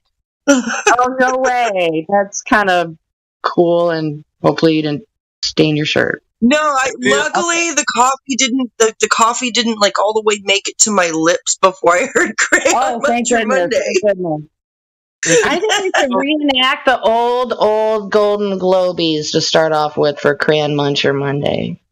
Look, there's some guy I'm arguing with right now in my channel who has a PhD, and he had commented back in one of the comments, laughs in PhD at me. And I'm like, just it's real simple. Like, does water seek level on its surface, Doc? Just a yes or no question. And he's just so mad. He's so mad. I'm like, Dr. Doofenshmirtz with a PhD can't fucking answer me about if water is level. He says, oh no, I'm just repeating sound bites from flat earth grifters. I don't even know what that means. That's a weird name for somebody to have, Doofenshmirtz. That's just almost worthy of being mocked. Like you just that's what I called him. That's what I called him in mockery. I was mocking him like that. Oh, I thought his name was Doofenshmirtz. I was like, damn, he's just begging to be mocked. Doctor, imagine Dr. Doofenshmirtz to the emergency room. Dr. Doofenshmirtz, like what? Wait, maybe we can come up with an. Okay, this just popped in my head. Maybe somebody can create a meme where it's a globe cartoon with a face on it, and he's munching some crayons. That'd be but we need a snazzy intro. Well, see, look, Jenny. We need a snazzy intro. So, like, when they come in here, you got to be like, in between you munching on the color yellow, you can come in and ask your questions. Welcome to 20 Saturday. Come on down. Oh, you crayon munchers! Taste like blue? Does it taste like blue? Does it taste like blue? Taste like blue? No, do you like the sound of lamp? Does it taste like blue? Does it smell like blue? Does it smell? Does it taste like blue? I like lamp. Oh, and I bet these motherfuckers can count to apple. Yeah. They'll tell you the darkness too. I can count to apple. The baseline on my triangle can be a little curved, but that's okay. Anyway, I like the taste of blue and the sound of lamp. I can count to apple. My favorite drink is apple. My baseline curves just a little. That's pretty good. All right, the triangle with a little bit of curve. That's just immensely funny. Look. Let me read through some of these comments, okay? Between me and this guy who he put up a video about the angle of attack, and he said Nathan Oakley is an idiot. And I said, I was nice the whole time, right? I said, try doing tests over water. If physics dictates that water will be level on its surface, and Earth's surface is 71% water, then it stands to reason that all water on Earth seeks a horizontal equilibrium. No? He says, yeah, the surface of fluids follow an isopotential surface. What the an isopotential? But he never wanted to explain that, so I had to go look it up. What the fuck is that? What the fuck is that? An isopotential. So I looked up what isopotential meant and what it was in reference to. An isopotential really ultimately has to do with the electrostatics of Earth, the mapping of the electromagnetic field, the field points on Earth. It has nothing to do with any kind of curvature. It does not prove that water bends, And so he says, but here's your problem. By trying to claim that I would fail 7th grade physics with that answer, which is extremely accurate, you ascribe. So he's saying that, yes, he would have failed 7th grade physics with that answer, and he's agreeing with me, but also arguing with me at the same time. So he says, you ascribe meaning to that piece of paper. You state that I lack physics knowledge to pass a course aimed at 13-year-olds, and that is clearly invalidated by the fact that I have attained the highest possible qualification in physics. You see how this works? I brought it up apropos of nothing. You would be gloating, but as you were the one bringing it up, it is a valid point to make you look like a dumbass. So him laughing in PhD and bringing up this whole thing is what makes me look like a dumbass. I said, well, Mr. PhD, you going to argue against the physics of bodies of water being level on the surface? Show me your intelligence. He said, I already made a statement to that effect. No, he didn't. I've been asking for a yes or no fucking question.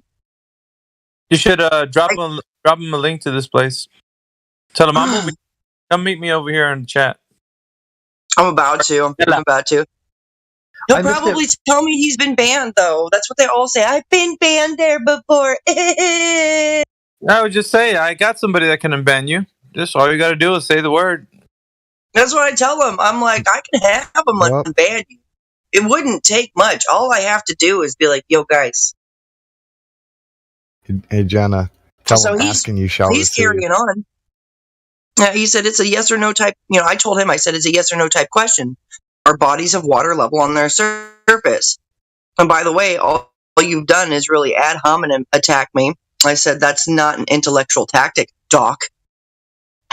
I guess. Oh yeah, there it is. His laughs and PhD. Yeah, he was like laughs and PhD after I told him that he would fail 7th grade physics with his shitty answer. Oh man, he said I already provided the answer. And I said, whatever, dude. You should know. Water seeks horizontal equilibrium on its surface, Mr. PhD. Do tests over water, then do the math. He said, yep, the surface of liquid, and he says it again, the surface of liquid follows an isopotential. What is an isopotential? I told him he used that word out of context, right? Because what is an isopotential? What is an isopotential? It's not like a thing. It's not like an object. It's not like a lighter or, a cup that can hold level water. It's potential for ISO. Yeah, I said this is, and he said this is hardly a controversial statement. Not sure what your issue is. I said you're such a bullshitter, dude. Isopotential is a term used for electrostatic paths on Earth. Like isopotential maps are a measurement of electrostatic potential in quote unquote space. The spatial derivatives of an electrostatic field, which indicate the quote unquote contours. Picture the toroidal field of the electrostatic field. So isopotential maps show where another charged molecule might interact using equipotential lines. But how does that mean that water curves? I asked him. He's trying to. I could see what he's trying to do there. He's trying to curve water with that potential.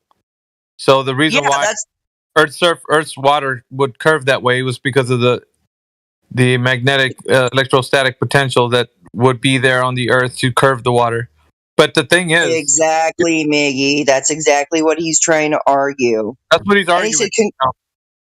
He said, congratulations, you know how to type something into Google and press the search button. And I'm like, look, bud, it doesn't take me long to figure shit out. I'm a very fast learner. There's a lot of people that want to be like, she comes off as a genius, but she's a dumbass. I'm like, well, if I come off like a genius, then how the fuck am I a dumbass? You want to keep going with that? Yeah, but what 2 words for him would be prove it. You say it does this. I need to see the curvature in a way we can measure drop over distance. Let's go. Go ahead. Put your cards down because you're bluffing, and until you prove it, you got nothing. Yeah, and then he typed me up a fucking novel, and I said, cool story, Doc. Bodies of water don't convex on the surface. No. And he says, and we go back to flurf position, just repeating the silly little ill-informed sound bites from your favorite grifter. I'm like, I'm just stating the physics of water on its surface, Doc. Water will seek horizontal equilibrium or level on its surface. That's a fact. That's why you should test for. He's taking a shot. He's taking a shot at your integrity by saying that you're going back to your favorite, grifter. Like, as in, like you're leaning on someone else's understanding so that you can come at him this way. Because he can't see that you're a critical thinker for yourself. I read between the lines that these idiots are talking about. You're 100% right, Mickey. You are 100% right. Abso-freaking-lutely, dude. See, and I told him, I said, he's like, go back to your grifter, blah, blah, blah, sound bites, right? And I said, I'm just stating the physics of water on its surface, Doc. Water will seek horizontal equilibrium / level on its surface. That's a fact. Yep. That's why you should test for curvature over water. You make Nathan Oakley look like an absolute genius. See? Told you, a PhD doesn't equate to intellectual depth. I'm repeating what I learned in physics, period. Will water seek level on its surface? Yes or no? This is really simple, Doc. And now I'm waiting for him to reply. Well, no, it's time for answer the damn question. And, any diversion outside of that is going to be back to redirecting, answer the damn question. Now you've got him. There's no quarter anymore. He can't say that you're using somebody else's sound bites because that's already been extinguished. He can't lean on anything else but providing evidence for what his claim is. And then exactly. He's either going to produce or he's going to rage quit and just say, "Oh, you guys are stupid. I hate this," and then he just leaves. Yeah, he already raged, but he hasn't quite quit yet. When he said that basically him having a PhD makes me look like the dumbass. That's in short what he said. And like you having you having a PhD by that logic makes everybody else a dumbass. So there we have somebody with a really terrible fucking ego over a piece of paper. Yeah, I think it's in reverse though. It makes him look like a dumbass because he can't produce the evidence, and he correct. I relish the fact that I tell people like I don't have the higher learning education as it were with the college degree, but I can skewer any number one of these guys who come in with their 3-letter acronym, words or names behind them, their name. Like I don't care who they are. They come in here and they're going to have to answer the question. There's no buffer between me and them. There's only me and them, and the fact that I'm putting a logical question to them and they're going to have to answer it. Whether they have the answer or not will remain up to like whether they're going to be honest or not.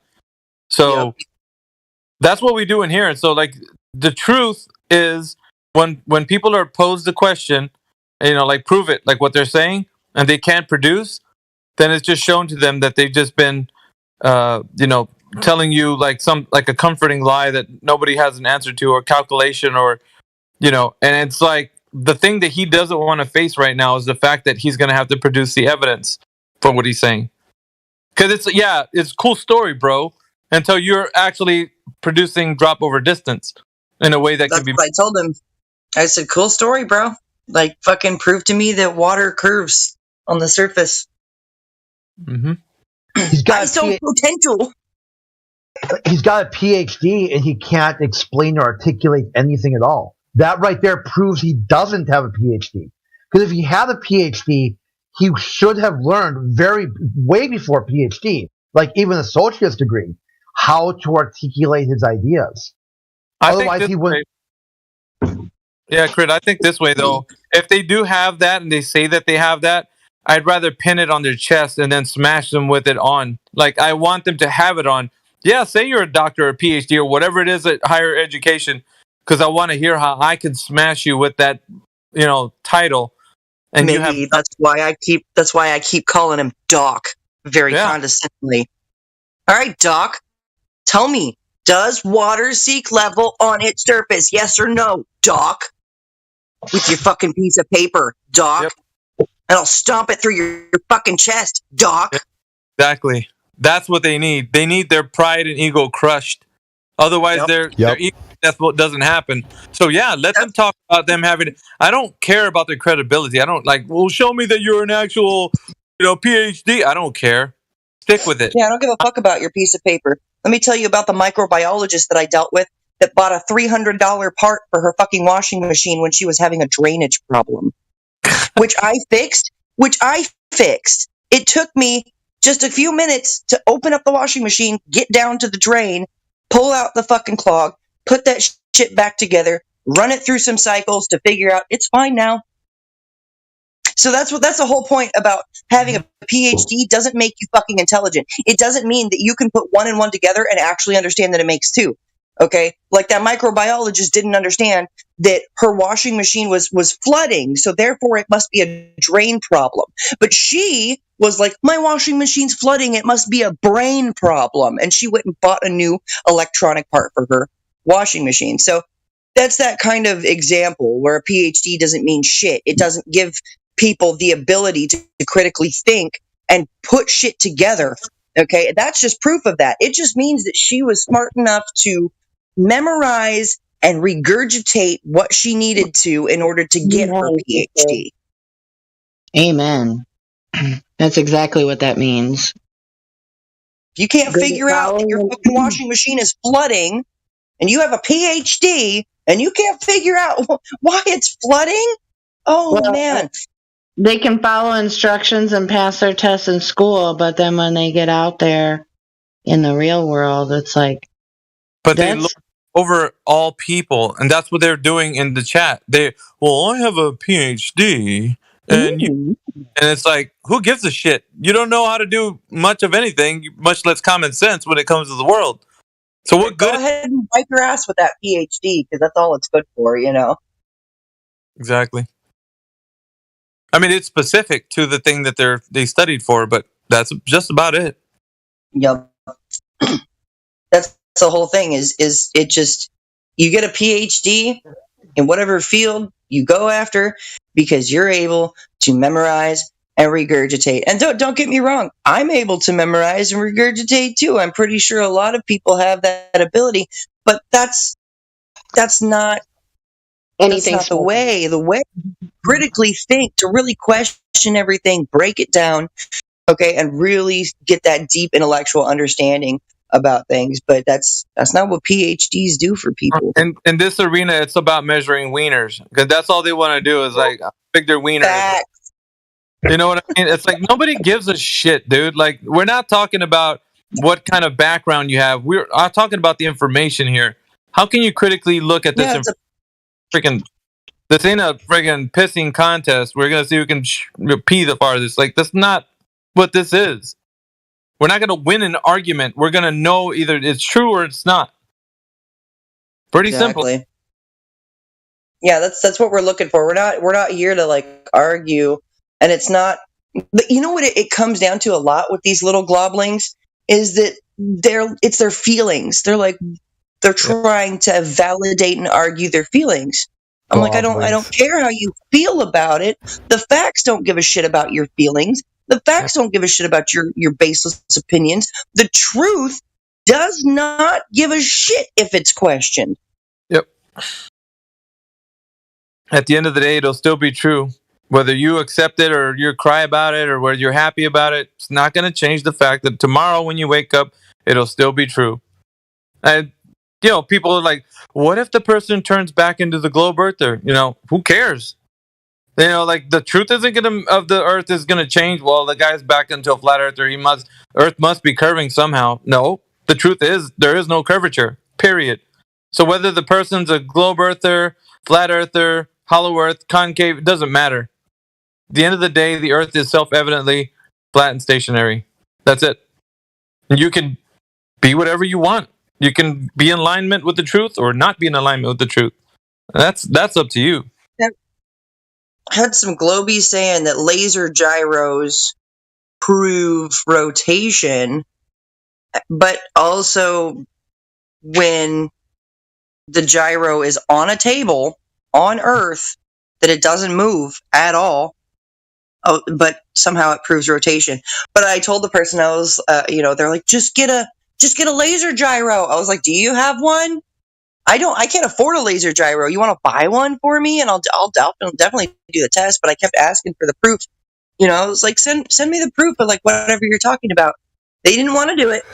They didn't want to do it. Yeah, just do this really expensive thing that I won't do myself. It's that easy. Just do this expensive thing. What? Yeah, and they were saying that somebody by the name of like Bob Kenner or Kill, I don't know, Bob Nodell. But this Bob guy, they were saying, well, he said that he did it. He said in a video that he did it. I was like, that's a claim. That's a claim without proof. Proof, you have to, like, anybody can lie on camera. Anybody can make a claim that they did something, but where's the proof?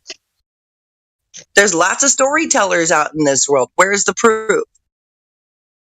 Yeah, Bob Nodell. Bob Nodell is a member of this group. He's also, I guess, the leader or the curator of the Globebusters. So he's, I don't know if you've ever heard who Globebusters are. But yeah, he's a whole part of the whole thing. They had a Netflix documentary called Behind the Curve.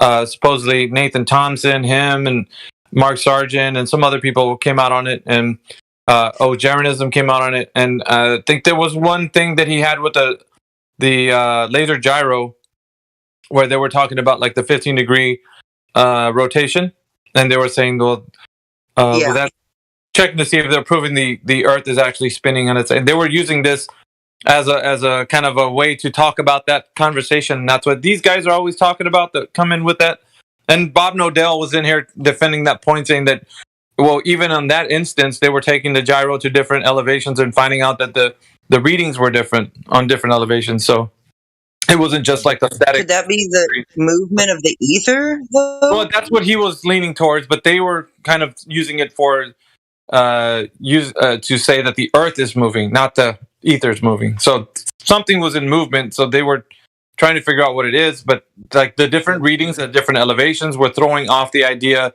that it has to be a static movement from the Earth to be saying that the Earth is moving, right? Because you can't have a different reading from a different elevation if the Earth is moving at the same speed. You'd have the same reading. And you know also, Miggy, you cannot have machine what is not invented to make how to say to machine that's gyroscope. It's not invented to prove rotation of the Earth. How you can use something what is not? So we go back to a naturally observed phenomena, right? If we're going to use the scientific method, and what is a naturally observed phenomena? It's definitely not.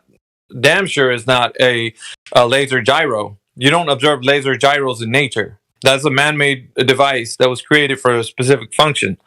So right, and so yeah. From my perspective, I was going to say, from my perspective, I observe the celestial bodies moving over my head in a consistent clock-like path year after year for 30 frickin' years of my life. And I've been living outside for 10 of those years, traveling the United States. So I've gotten to see some really cool stars and gotten to just stare up at things like just laying on a hill out in a blanket, on a blanket, just staring at the stars, watching it all turn like a clock. How many of these like globies actually do they do that? Like I've asked a few of them, like, how often do you go outside? They don't. So like, what are you observing if you barely are outside? Yeah, so that's where we start with the naturally observed phenomena, and they don't do that because it's not natural. Like I said, you don't see laser gyros in nature. So, and I mean, a laser gyro, it doesn't. I mean, you can put these gyroscopes in planes, and I mean that's the gyro in a plane is going to tell you everything you need to know. Not only that, you need to wait 2000. I don't know when was that. 2000 doesn't matter. 20 something. To wait that some flat earther proved his gyroscope rotation. Nobody before him proved it. Can you imagine that? And I think that they might have been detecting ether. And he was only on Netflix, and that's it. You know, nobody knows. If you don't watch Netflix, you will never find out that there is a guy who measured the. But Bob Knodel was here, and he explained himself. That means he cannot use him. He specifically said, "I didn't measure the rotation." We have you know, there's somebody who I was talking to who was saying they're a concave earther and I don't understand it, and they wouldn't explain it to me. And I was like, wait. So like on your concave earth, does the water also concave? And they fucking left. Like they completely left the chat. They were just like, meh. And I was like, I've got a new term for concave earthers, and we're going to call them spin cycle earthers, because that's the only way I could see water concaving is if it's in some sort of container that's spinning, water sticking to the walls, making a dip in the center, you know. Spin cycle earthers, concave earthers, silly gooses. Yeah, essentially that's what they're saying. Yep. Like water sticks to the back of a bucket. Was it centrifugal force? Said it correctly? Yeah. Yeah. Something like, centripetal motion, where, you know, when your washing machine spins and everything just sticks to the walls of your washing machine. Yeah. A good example with the bucket. Try that with the sphere. To rotate the sphere like that, you know, and to keep the water on the surface. I don't know. I think it's because they just there's like parts of their globe. They come up with these, you know, confounded weird ideas like concave Earth, because they just can't fathom not spinning? I don't fucking know. Like, what is the deal with that? How the fuck do we get from Earth is a ball? Well, how did we get from Earth is flat to Earth is a ball to no, it really is flat. I don't know why they ever decided to. Well, we know why they decided to make Earth a ball. So now we've got concave, like fucking craziness.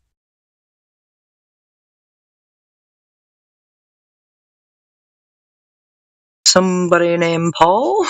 The Earth is concave. The water concaves. I must live in a washing machine. Spin cycle, Earther.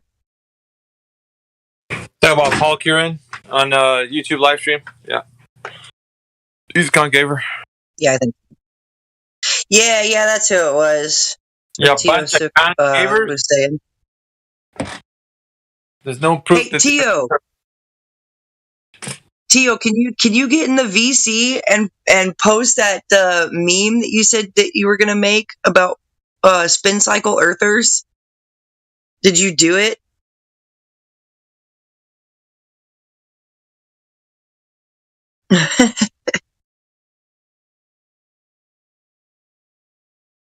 Yeah, that I don't. That's the whole thing about. Well, Earth water stays on Earth, and then they show the whole bucket attached to a string, swinging it around thing. I'm like, you realize that's still water in containment? Because water takes the shape of the container that it's in. And water will, in fact, seek level, a horizontal equilibrium, across its surface.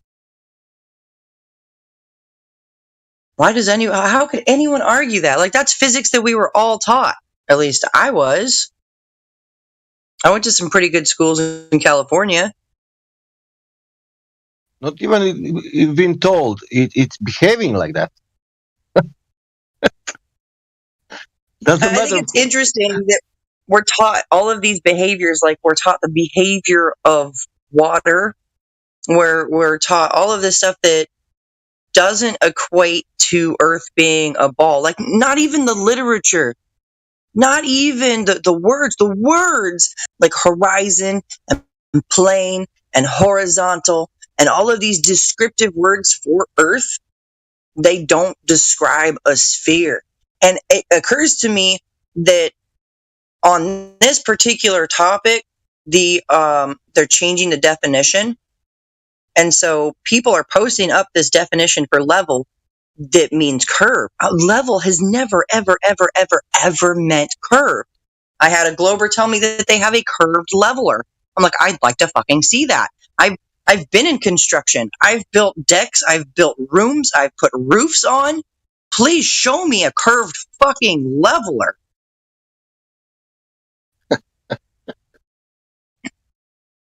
Can't believe that. They fucking lie just like right off the bat. They just so quick. They're so quick to make up a fucking lie. Like, oh, I've got a curved leveler. You got a fucking curve in your brain. That's about it.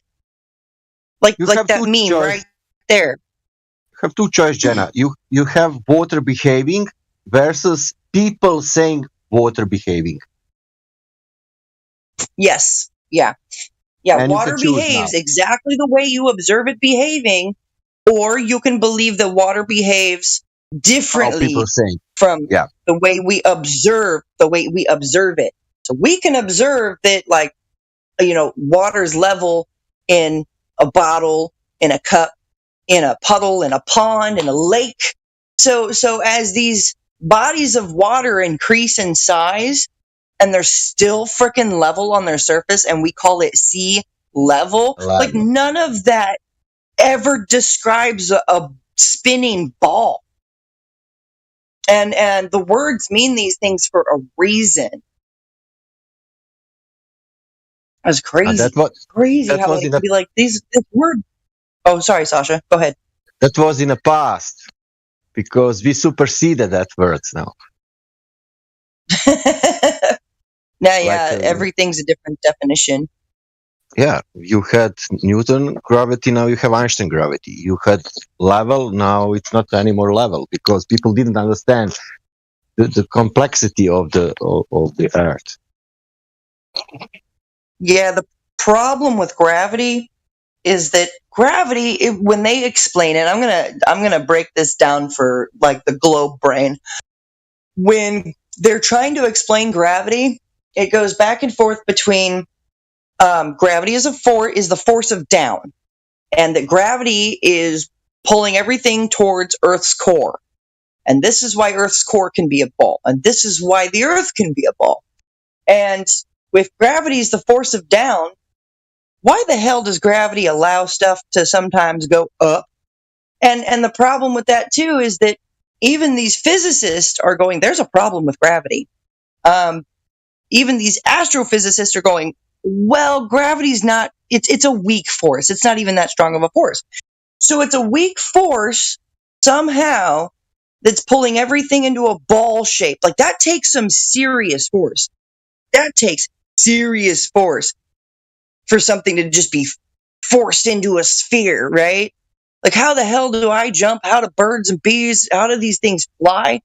That's a heavy force that should be pulling everything to down. However, airplanes are able to go up, birds are able to go up, balloons are able to go up, smoke is able to go up. The different, heat rises, heat going up, the cold coming down. We're experiencing several up and down phenomena that would clearly break gravity to pieces. It completely obliterates that. And then they want, gravity, they want to go say, gravity is everything falls at the same rate of 9.8 meters per second squared. Like, I know your argument, Globies. I know your fucking argument. And if you want to say that everything falls to Earth at the same rate of 9.8 meters per second squared, you're fucking retarded. Pardon my French, okay? Because you can go up, go drop a feather, go drop a bowling ball.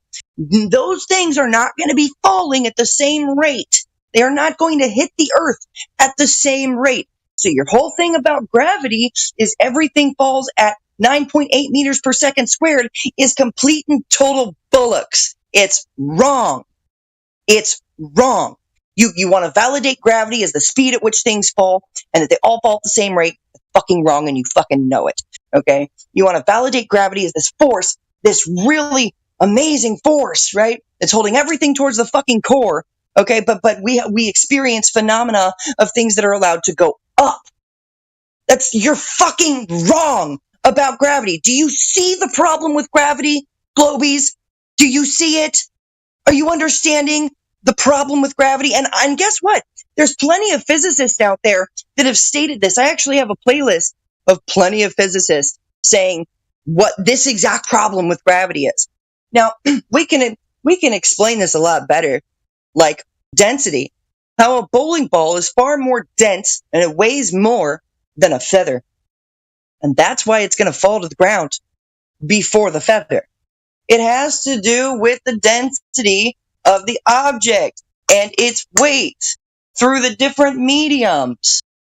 Air's thinner than water. When that bowling ball hits the water, it's going to slow down. It's still going to keep going down, but it's going to slow down. But what do you think is going to happen to the feather when it hits the water?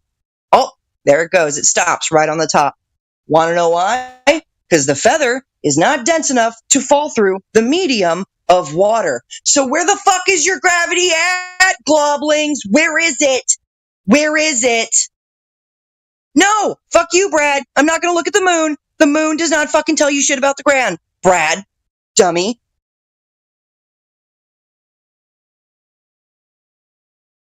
Brad Weller. Look at the moon. Look away from the ground so that you'll know things about the ground. I went through this back and forth with Phil's dumbass. Yeah, I kept having to repeat myself. Looking at the sky doesn't tell you about the ground. There are several problems with gravity. The fact that gravity allows plenty of things to go up. Therefore, gravity is not this force that is pulling everything towards a core, because that would have to be a lot stronger of a force for that to happen. Never mind the fact that your fucking ball Earth core cannot fucking work with a compass, okay?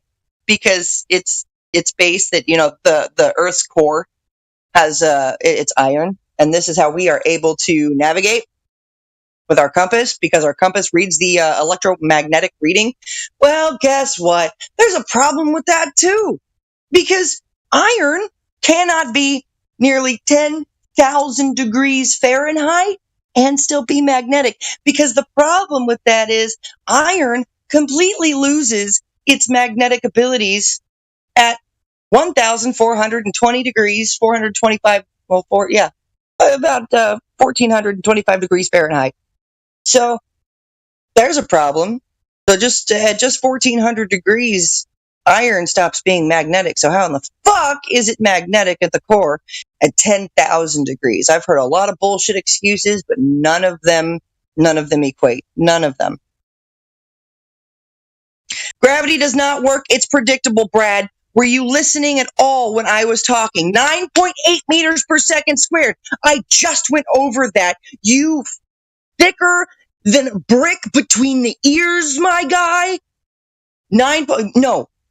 Everything falls in a quote-unquote vacuum at about the same rate of 9.8 meters per second squared. We're not living in a vacuum because a bowling ball is going to hit the earth before a feather. So therefore, those two things are not falling to earth at the same rate of 9.8 meters per second squared, you fucking idiot. I just went over this. Friction causes the Earth's magnetic field. No, you're wrong. Friction is not causing the Earth's magnetic field. You're wrong. Just went over this. Brad Weller. Probably best you stay right there in the YouTube chat, because if you jump in the VC, you're getting annihilated. It's been measured. Do you know what a measurement is between what a calculation is, Brad? Do you know the difference between measurement and calculation? We've had this problem before with a university grade math teacher, Brad Weller, in the YouTube chat. You want to come into the VC and talk about it? You want to give some proofs? Maybe some video demonstrations about how your magic gravity is pulling everything towards a fallacious 10,000 degree Fahrenheit magnetic core? How does that work?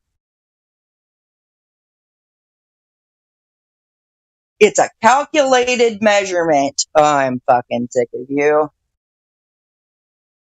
Get on the VC, Brad.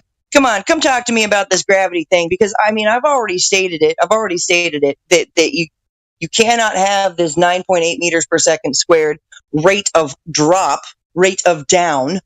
You cannot have this. Not everything falls at the same frickin' rate on Earth. It doesn't happen. You live on Earth, so where the fuck are you getting everything falls at 9.8 meters per second squared when that happens in like man-made vacuum chamber? That's where that's been able to be tested. Did you know that? The only place that you can test this everything falls at 9.8 meters per second squared is in a man-made vacuum chamber. That's it. You have to manipulate the natural phenomena. You drop a bowling ball, you drop a feather. Outside of the vacuum chamber, on Earth, you're going to experience your air resistance. So air resistance, so everything falls at the same fucking, hold on, Brad. Let me see if I can make sense of your fucking brain right now, because you're honestly arguing against yourself. You're seriously, you're kicking yourself in the face. All right. So because of air resistance, not everything falls at the same rate of 9.8 meters per second squared, which is your number to validate gravity. Are you fucking serious? Everything. So according to you, Brad Weller, everything falls to Earth at the same rate of 9.8 meters per second squared, except it doesn't because of air resistance. So please tell me where the fuck you get 9.8 meters per second squared, the rate that everything falls the same. Where'd you get that, huh? You can't fucking prove that. You actually already just destroyed that on your own. Good job, Brad Weller.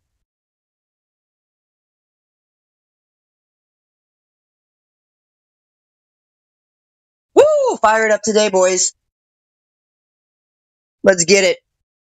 Come on. I just destroyed your gravity Do we need a lesson on buoyancy and density? Do we need that? Do we need that? If also, he said, look at the moon. Yeah, let's look at the moon for a second. It's been recently admitted that the sun and the moon are actually like within our atmosphere, right? They're close. They're a lot closer than we've been told. Now, I find it funny that mass attracts mass, and the sun and the moon haven't just completely fucking slammed into Earth. I thought gravity was the force of down, that mass attracts mass, and the sun and the moon are held up. Uh-oh. Another problem with gravity. Uh-oh. Yeah, get on the V. Why? Why? Because if you can prove the globe, then we'll shut the server down. If you can prove the globe beyond a shadow of a doubt, if you can give something 100% observable, we'll shut it all down. That's why. I'm sure you'd love for this to end, right? I don't care about the moon, Brad. It does not tell us about the ground, Brad.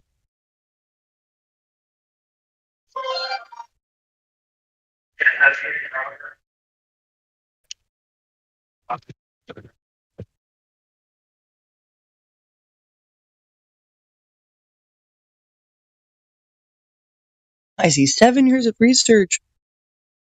I've done 7 years of research after learning all about the globe, which, guys, I was this nerd for being a cosmonaut. I just thought it was so cool, the stars and space, and I just thought it was the coolest thing ever. This picture that was painted in my brain, it was really cool, and I dreamed of going to the moon and standing on it and everything like that. And after learning that none of that shit can be validated, well, I had to fucking suck it up and come to reality. I had to understand some things, that nobody's ever been to space and that nobody's ever been up high enough to see the Earth in its entirety. I've had to accept things like gravity. Gravity's pretty confusing when you actually break it down. That's why it fills up an entire fucking chalkboard. It's this circular, it's a hypothetical math equation of circular reasoning.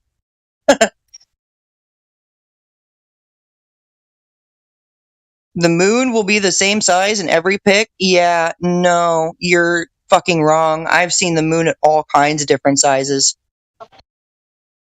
You're wrong. Hey guys, look at the moon. That'll tell us about the ground. Guys, look up. Don't look at the ground you stand on. Look at the moon. That's what you guys are doing right now in the YouTube chat, just so you know. Bunch of ADHD globe-loving space apes. Can you focus? Close moon debunk.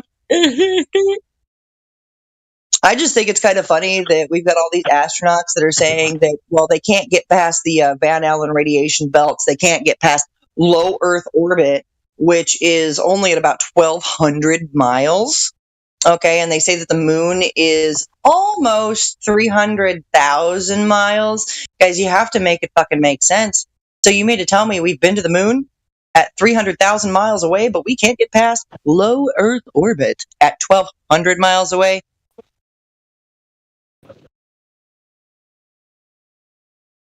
Alrighty then.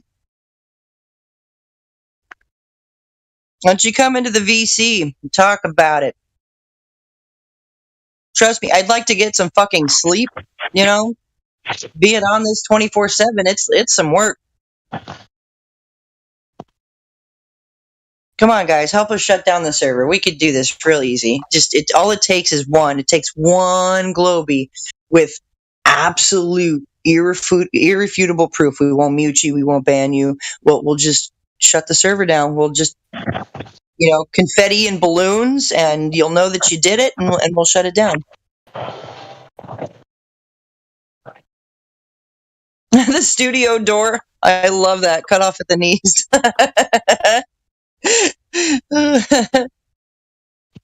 Space may be the final frontier, but it's made in a Hollywood basement.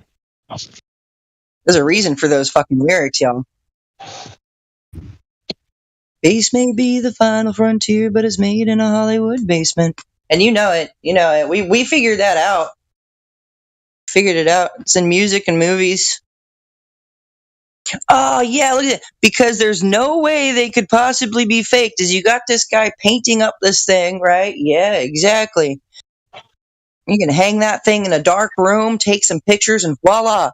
You know, oh, what's crazy about that? How come that fucking planet has had the same damn storms on it like my whole life? Same storm? Same little hurricane? Same fucking hurricane on the side of it? Weird.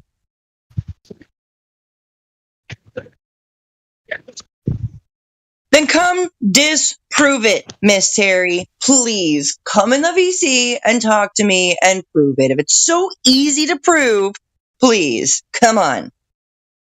I just obliterated Brad Weller's fucking stupid gravity bullshit. Mass can't attract mass. That's not what's going on. Mass attracts mass. Gravity. But the sun and the moon stay floating. Cute.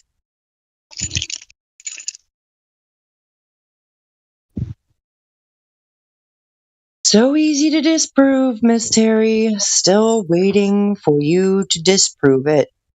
Yep. Yeah, exactly.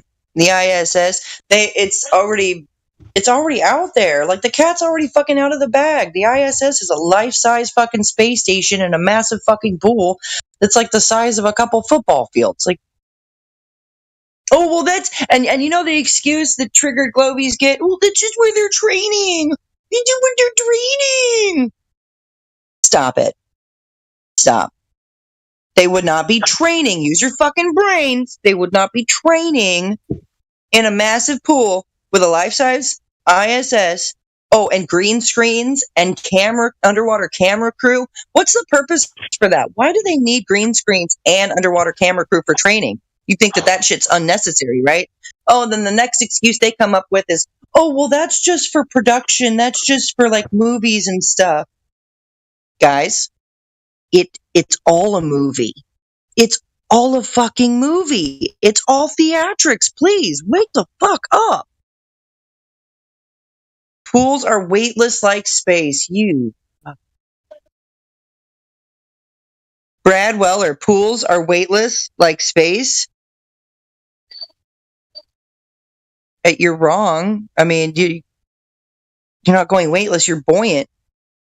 Are you meaning to tell me that suddenly on Earth you are experiencing your own density standing on the ground, and then you go too high up and then you experience buoyancy? You're just weightless? Is that what that is? Brad Weller, please. Calling you to the VC. Brad Weller, calling you to the VC. Brad Weller, step right up.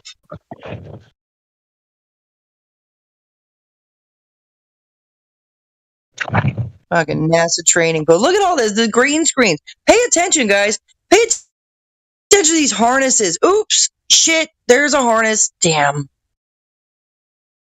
Oh, pay attention to his microphone glitch. Oh, his microphone glitched out. There's, guys, we have an entire collection. At this point, it's hundreds of videos of NASA fuck-ups. Oh shit, his harness didn't let him go all the way. You can see it dragging him up right there. So between harnesses, green screens, underwater camera crew, augmented reality, CGI, all of this stuff. You guys think that this shit's real? You think they're out in motherfucking space? You think they're out in this fucking space doing all this shit? You gullible fucking retards.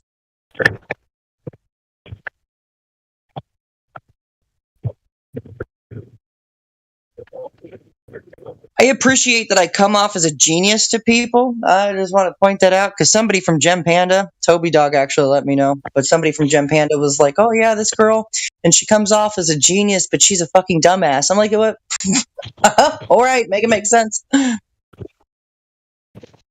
Is that the same as like water is level, but it curves? Like level means curve. Is that like the same thing?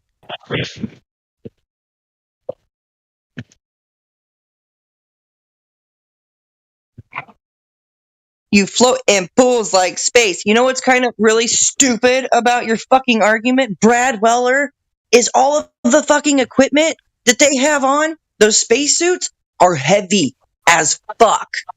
So how in the fuck are they gonna float in their goddamn training pools, you dumbass? Sorry to be verbally abusing you through the VC right now. Maybe I'd stop. Maybe I'd be a little bit more respectful to you if you just jumped on the VC and actually had a conversation instead of these little one-liners. You float in pools like space. You know what, Brad Weller? I've never fucking been to space. Have you? Do you know for a fact that you float in fucking space like you do in water? If you've never fucking been to space? Brad Weller, you genius. You frickin' Einstein.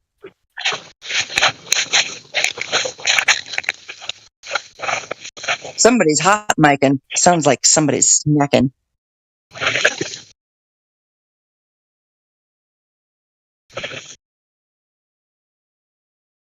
Oh, that's you, Morvis. You're hot micing. Something. I can hear something.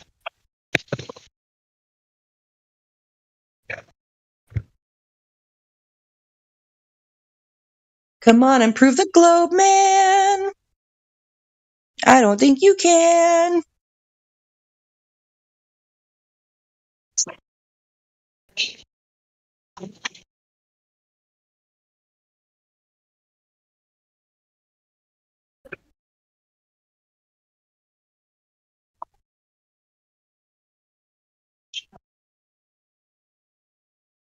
Are you guys, all of you globies, all of you religious, NASA-loving space monkeys, are you watching the VC right now? Are you watching what's being posted? Are you watching this?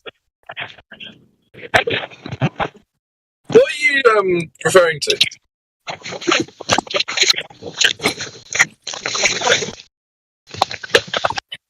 Yeah, Mov, you're hot micing really badly, bro.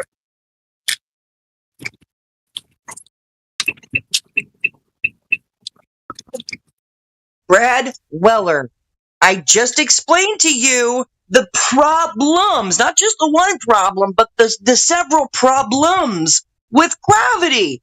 What is your major malfunction? Define gravity. Prove gravity. Now help me understand how gravity is the force of down and that it allows certain things to go up. Explain to me how gravity is the rate that everything falls at 9.8 meters per second squared, except not everything falls at the same fucking rate. You have to validate that, and you fucking can't.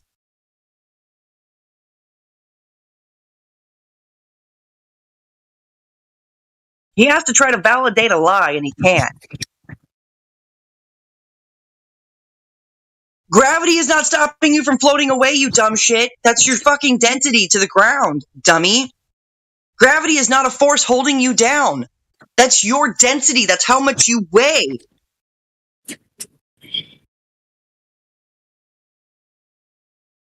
Next, try again, Brad. Gravity works just fine. It stops me from floating away. Fucking idiot. Yeah, so think about that for a second. You're living on a spinning wet ball, and you don't fly the fuck away. I throw a wet tennis ball, and all the water flies off. It's not gravity, buddy. Density isn't a force. Your weight is a force. Your density determines your weight, buddy.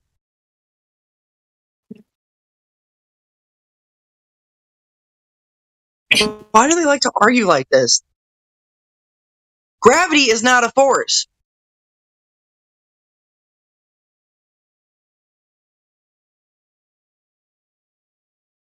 So you're saying sometimes gravity makes things stick to stuff and sometimes it makes it orbit around stuff. Yeah.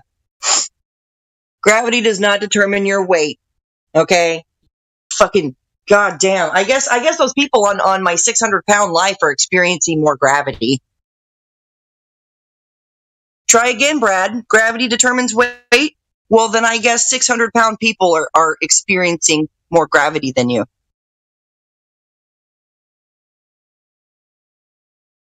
Mm-hmm. Brad, what do you have to say for that?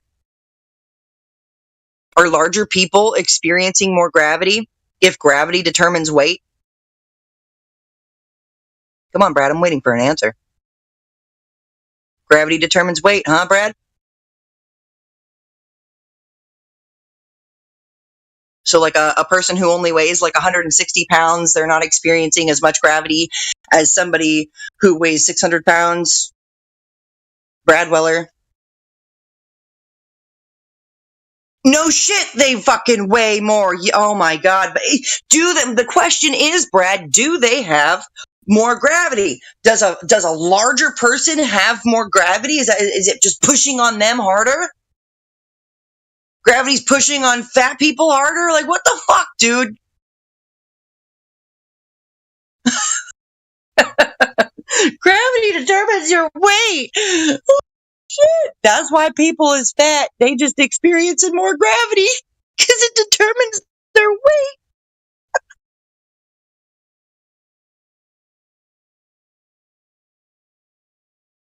If you are in a no, we're not in a centrifuge. If you're in a centrifuge, you will weigh more. We're not in a centrifuge, Brad Weller. Stop it.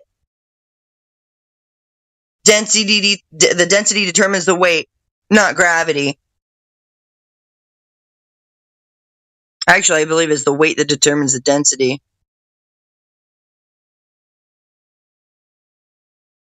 Oh, density determines weight. It's the amount of matter. Density of matter determines the weight of the object. I had to rethink that. Yes, you're correct. Saxon on the beach. Density determines weight. Gravity, Brad Weller. Gravity, Brad Weller, does not determine weight, dude. Are you even like, Gwabity, my magic Gwabity? Gravity still producing giant space balls. Brad loves the one-liners. Tried earlier to talk to the Globebot. Density is a measure of compactness? What the fuck is compactness? Can somebody please look up the word compactness? Let's look up the word compactness and see if he even used a real fucking word.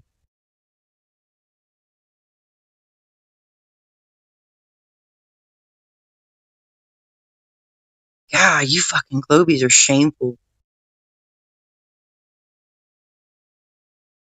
Compactness.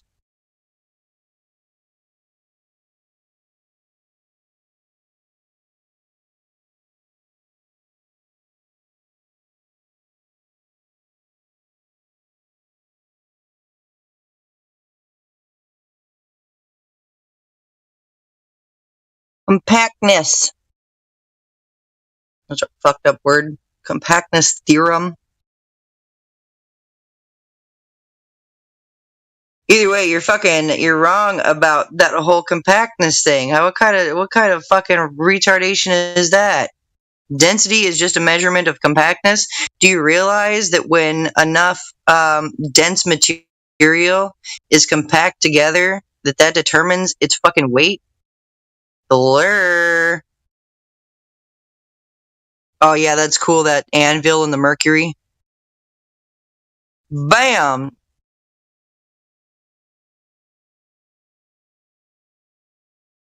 Oh, Paul, you're our spin cycle earther. Hey, buddy, how are you doing? That spin cycle treating you okay? You're not dizzy?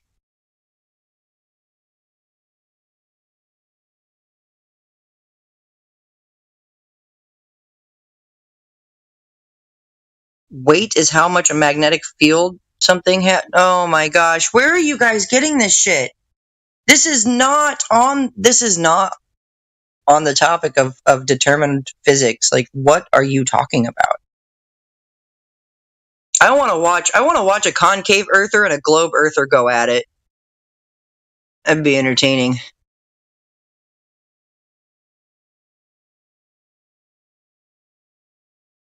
See, this is what globe believers think. They think that gravity determines your weight. I'm pretty sure that, like, my diet determines my weight. Doesn't move stuff. Brad, you're arguing like a fucking indoctrinated child. Can't answer me about anything. Just little one-liners. And then you're on to the next one-liner after that one-liner gets proven wrong. You get that one proven wrong, and you move to another one-liner, and then you get that proven wrong, and you're just, it's a fucking circle, bro.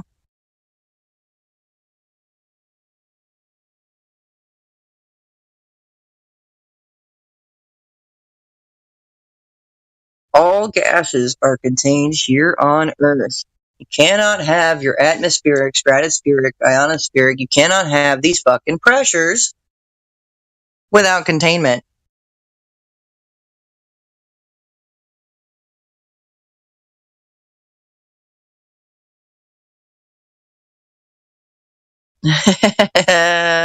Miguel Sosa. I like that. I like the little gifts that you post of Wile E. Coyote in a parachute.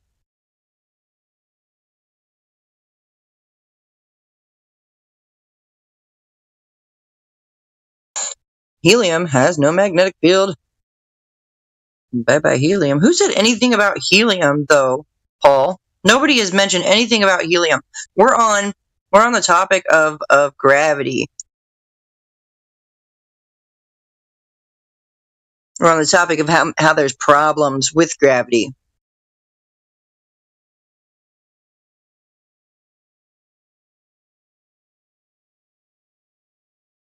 Does anybody like to join the VC and maybe, shut down the server with some just bomb awesome globe proofs? Think you can do it?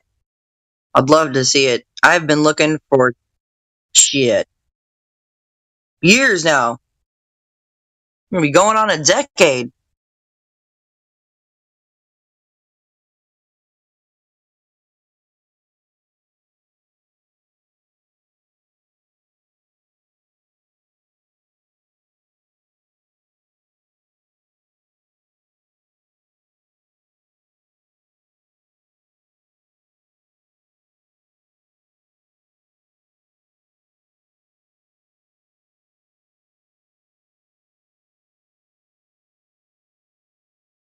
Gravity is the force of down, except, it allows things to go up. So there's one problem with gravity. Everything falls at 9.8 meters per second squared due to gravity. Even though that's wrong, we know that different objects of different densities will fall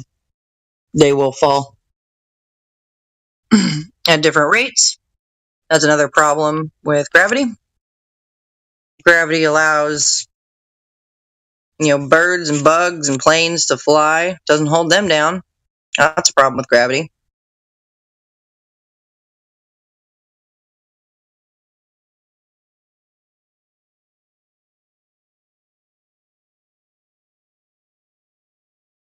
How to confuse gravity. I love that. You know why an orange that hasn't been peeled yet floats? Because there's little air pockets all throughout the peel of the orange. And then when you peel the orange, it's all liquid and, skin. There aren't really any air pockets in a peeled orange, but in the orange peel and an unpeeled orange, it's pretty amazing how that works, actually. Gravity, an invisible, magic power that is strong enough to hold down trillions of liters of ocean water, yet weak enough to allow the tiniest insect or bird to fly freely in any direction. You decide when the cognitive dissonance begins. And start.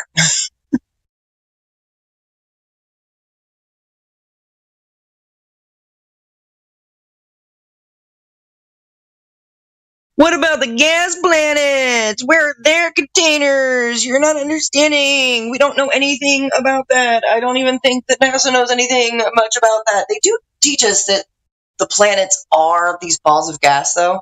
Which, on that note, I really encourage you to go look up sonoluminescence and figure out, like, maybe how the stars are working.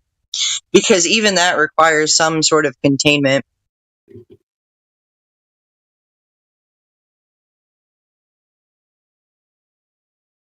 You know what's crazy? I'd say go look in your Bible, right? Go look in your Bible and go read some things about the firmament and the waters above the firmament, above the covering. But, you know, the problem with that is people, the first thing they do is, oh, you're religious. The Bible's a religious book. Stop it. Knock it the fuck off. It was turned into some sort of religious book. It's never been a religious book. It's a history book. It's a book that's verified with science. Amazingly, you know, there's a few atheist scientists. I mean, they were atheists, and they expanded upon their research in the field. And the deeper they got into their research, they realized that they could no longer be atheists. They just couldn't do it. They were like, "This is amazing. There is a signature of divine creation in all of this, in the DNA, and you know, throughout biology, you know, plant life, animal life, human life." And I encourage you guys to go. I mean, if you have the attention span, it's about 2 hours long. It's called the Veritas Forum, the Language of God. The Bible is a history book, and these atheist scientists are sitting back going, "Holy crap!" Like, well, of course they're not atheists anymore. They're like, this science, this research proves the Bible on such a level. It's amazing, and it can be very unfathomable to people that really don't understand that. So I encourage you to go read your Bible, read it as a history book, read it as a descriptive book of Earth and history, and you'll understand it a lot better instead of it's a religious book. The waters above the firmament. I don't know what that means. I've never experienced that. I haven't touched it. I haven't been able to experience it with my senses. But I know that there's a lot of science that can be demonstrated that can paint a very similar picture to what the scripture says. Just putting that out there. We basically live in a giant terrarium. You guys ever seen how a closed terrarium works? You ever seen rain in a jar? That shit's cool. You ever seen fog in a jar? Yeah. It's all happening right here on Earth. And although you can't see, you might not be able to see where you're contained at. This shit's contained. Do we know what's beyond the containment? No. No, we don't. Nobody knows. NASA doesn't know. Your uncle doesn't know. Your grandma doesn't know. Your dad doesn't know. Nobody fucking knows. Not a single globetard, not a single astrophysicist, not a single fucking cosmonaut. Nobody fucking knows what is beyond the containment. Period. Nobody knows.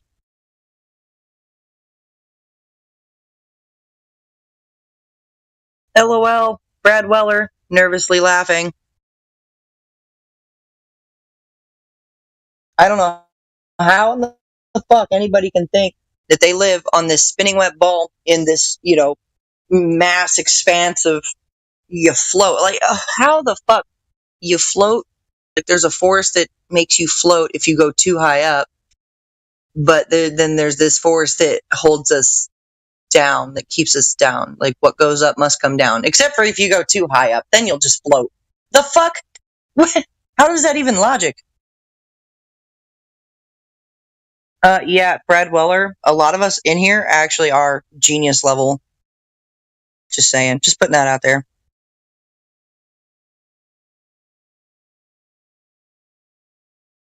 You must be a genius. Oh, you must be saying that because you feel stupid. Because you can't prove your fucking gravity. Because I just obliterated your stupid fucking argument for gravity, Brad Weller.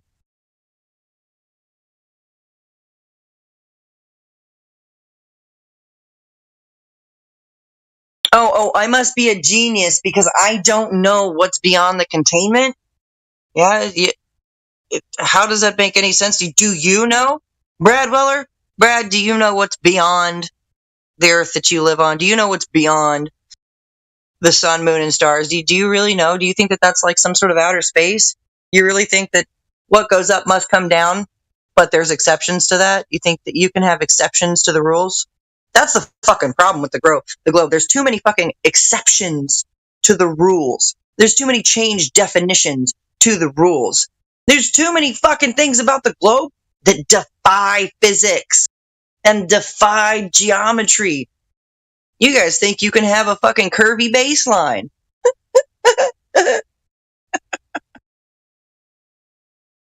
Check that out.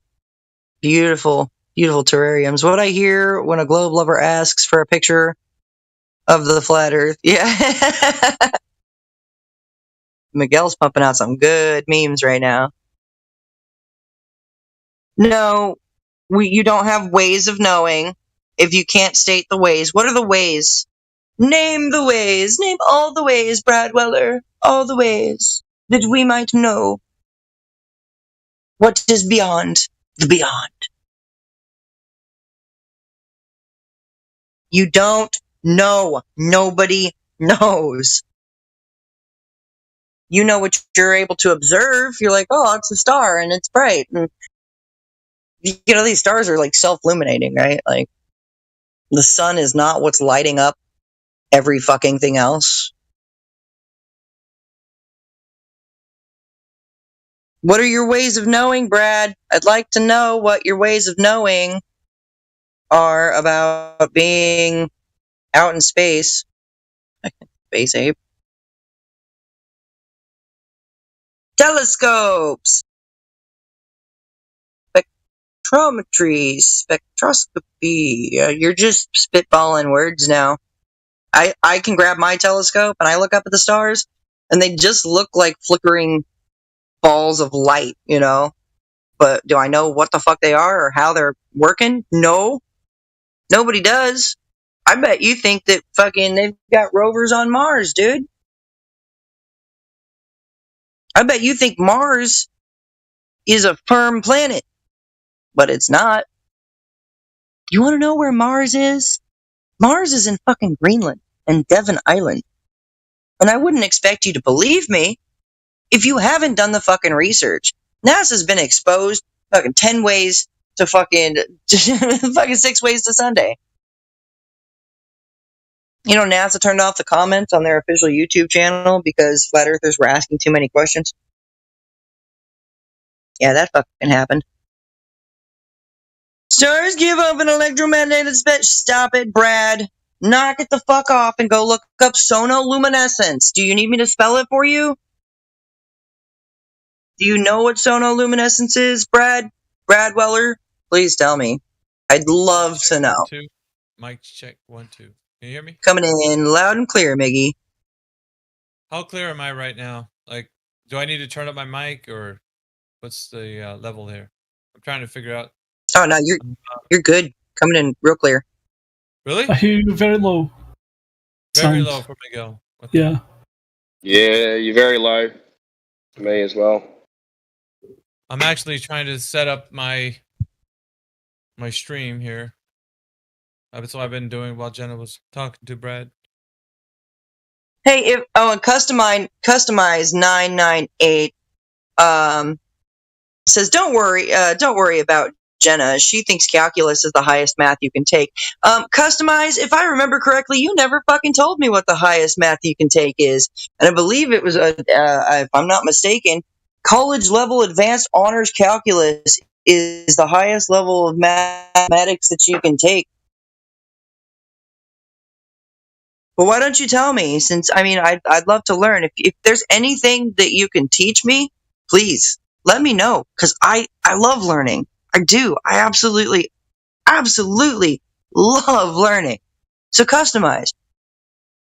Please tell me what the highest level of math is above calculus or advanced honorary calculus. Can you please tell me? Because you still haven't told me.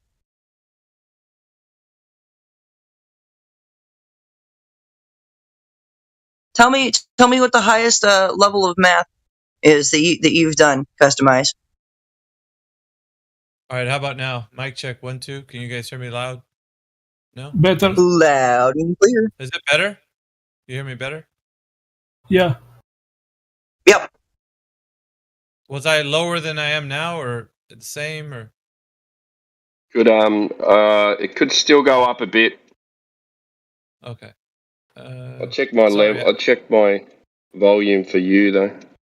I'm at a distance away, like a comfortable distance away from my mic, but I feel like if I get closer, I'm gonna sound a little better, right? Like right. Oh, now. that's much better. Yeah, that sounds nice and bassy too. I like it. Better. I'm wondering, is there any way that I can get without getting this close to my mic? I don't know. I have the same problem. I have to get close. Really? Okay. Yeah. I'm probably kind of quiet because I'm not exactly close enough.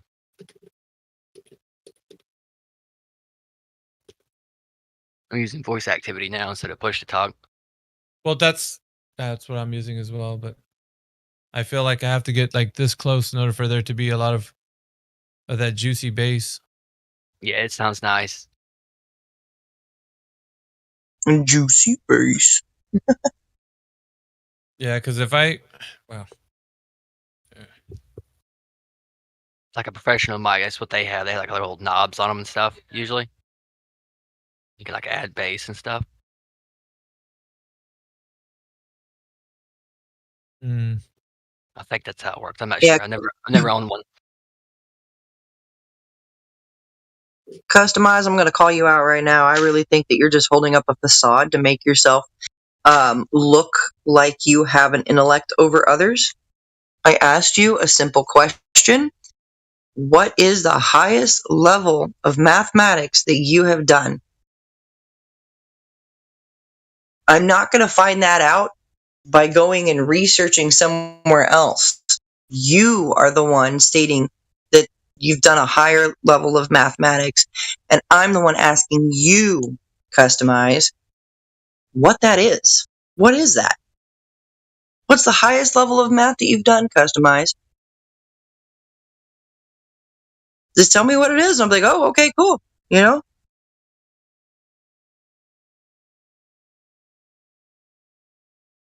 Can't tell me what it is because you're bluffing. You're bluffing your ass off, dude. Bluffing your balls away.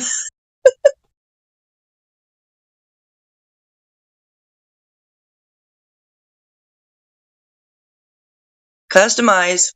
What is the highest level of mathematics above college level honors calculus, advanced calculus?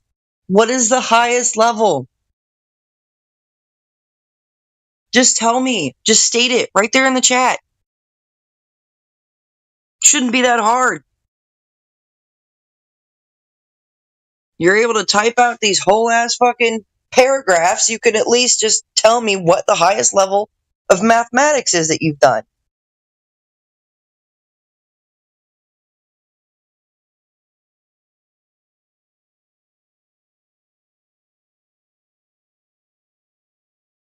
Crickets? Yeah, that's what I thought. You're a bluffer. You're a bluffer. You're a liar. You're awful. You're so bad, Customize. I did just fine in my math classes. You won't tell me what the highest level of math is that you've taken. Oh, but I have to do research to find out what the highest level of math is that you've taken? No, it would make more sense for me to just fucking ask you what the highest level of math is that you've taken. Duh! All right, how about now? Mic check 1 2. 1 2. That's clear. I can hear you. Yeah, sounds good. Try to set it up to where I have the camera. Let's see, my light doesn't look too bulky. It's got to be out of my face, still in view.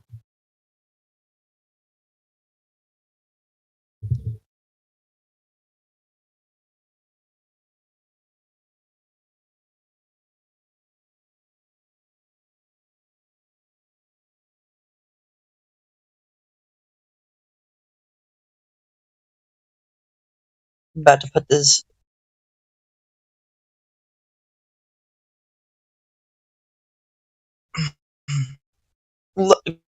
Customized? Oh. You think you have to worry about multi-tom? No, I remember what you said, and you said a whole bunch of fucking bullshit that didn't equate to what the name of the highest level of mathematics is. So if you could please, again, state it for the record. Hey, multi-tom, let him answer this one. Please, customize. If you would state, for the record, what is the highest level of mathematics that you have done?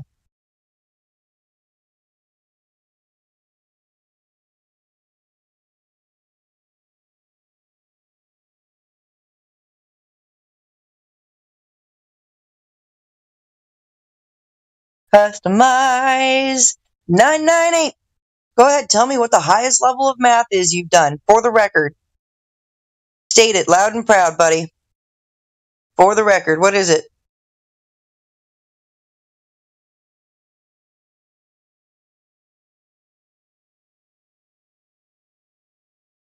Nothing? Just crickets? Can't state for the record? Yeah, because you're a liar and you're a bluffer. You're someone who says bullshit to try to appeal or appear as more intellectual than the people that you disagree with. Jenna, can you answer this question? Full of white blood cells. Show me a man-made structure that isn't taller than 50 meters and it's about 100 kilometers away from observer. That's the question. If you show 50-meter structure taller, about 100 kilometer, then they will believe you that the Earth is flat.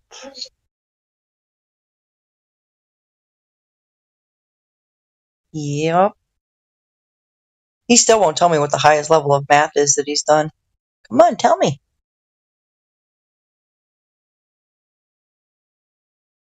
Tell me. Tell me. I had to go through the algebra, geometry, trigonometry, and calculus. So what's the highest level of math that you've done? I just would like to know. If there's a higher level of math and you've done it, well, then you're the person to fucking ask about it, huh, Customize? You should feel good right now. You should be like, yeah, this is your moment to shine, man. But you've gone silent. So since you've gone silent, I'm just gonna go ahead and,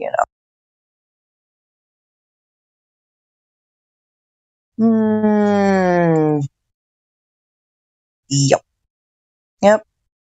That's how this works. Fuck you, Customize. If you can't fucking prove shit, we'll just put you in timeout and shut you up for a little bit. You ain't saying anything anyway.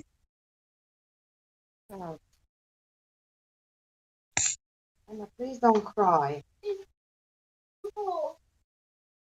Well, Oh, Sasha, you're hot miking. you can always try. Oh, sorry.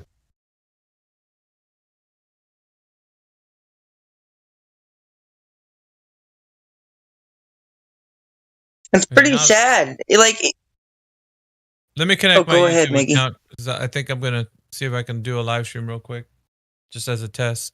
Word. Let's see here. Everything looks like it's good.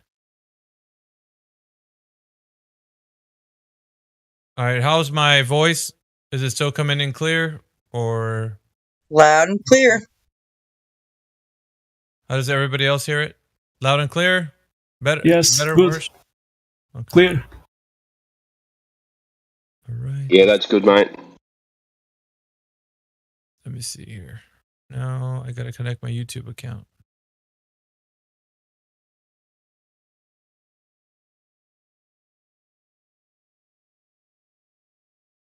I'll see if I can do a cameo so you guys can get to see me and hear me, all that.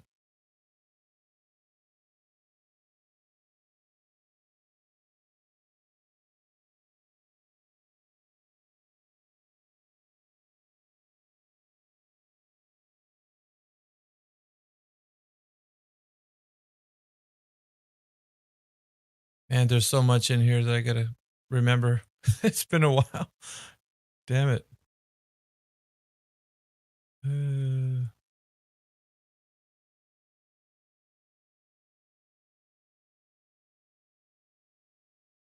What you looking for? I can help. Well, I'm trying to connect my YouTube.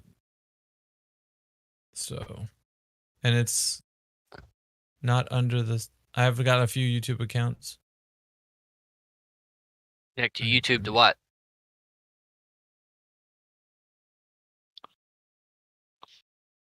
To my live stream account. It looks like I need to tweak my voice activity. It's picking up the TV in the back. Right. Here.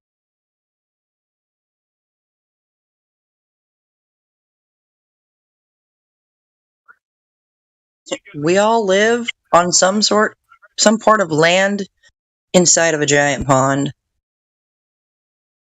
That's why I think it's funny when Globers are like, "Where's the edge? Fall off the edge." You've been seeing that bullshit about a disc in space, haven't you? That's not very accurate.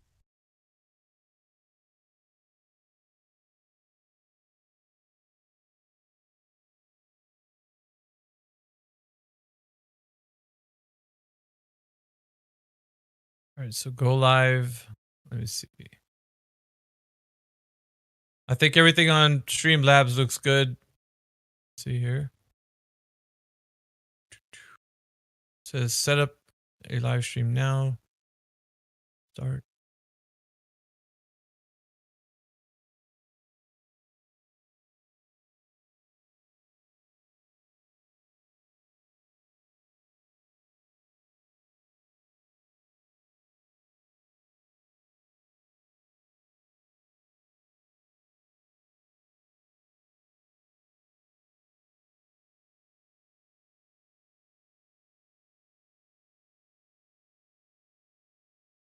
Right now it's asking for me to connect. So let's see here. How do I do that? I need the key. Stream URL.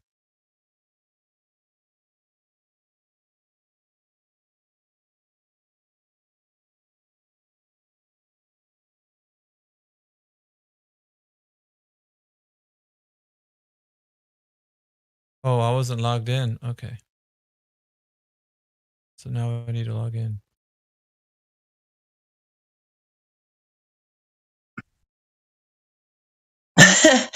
Really? That's some ego right there, Miss Terry. That you run the world? Miss Terry says, "We run the world, Jenna."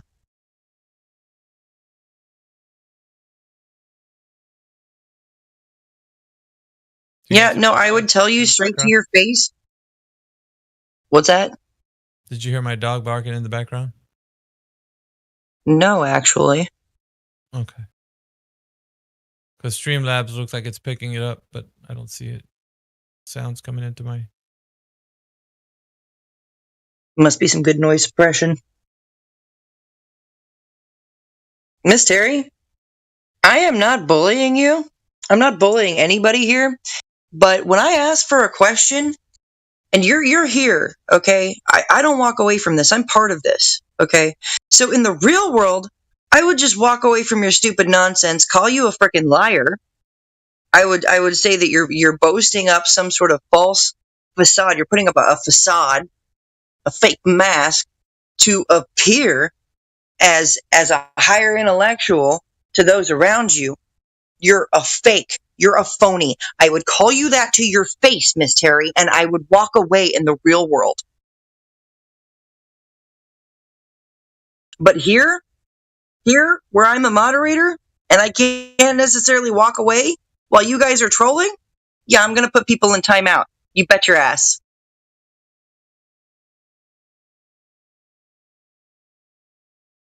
Any reason to prove that, I'd probably get some fucking sleep. I'd probably get some fucking sleep, Miss Terry, if you could prove a fucking globe.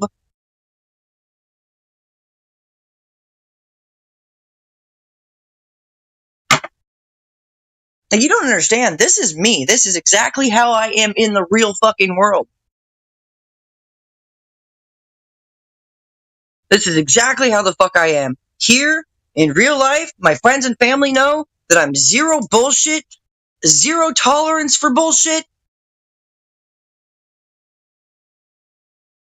No, Miss Terry, you're not in charge. It's funny that you think you're in charge of the world when there's all of these elites, these aristocratic, just these nasty ass fucking people that they're the ones in charge, really, and they're the ones that have been telling you what to fucking think for your whole fucking life. So who's in charge, Miss Terry? Who's in charge? You really think you're in charge of anything? You think we're in charge of anything? You know who's really fucking in charge? The people that are taking your fucking money and calling it tax dollars that you fucking owe. The people that say that there's climate change, global warming. Those are the people in fucking control. Lying to you your entire fucking life.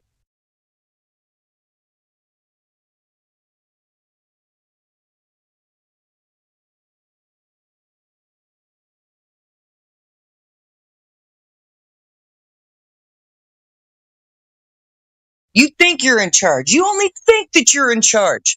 You only think that you're free because you can't see the fence. Tell me you're fucking in charge. Say it to my face. Last person that decided that to tell me that they were in charge, that didn't really end well. Just say it, man. I don't have tolerance for bullshit. You fuck going full retard. These people got full potato. You know what, though? A potato's more useful.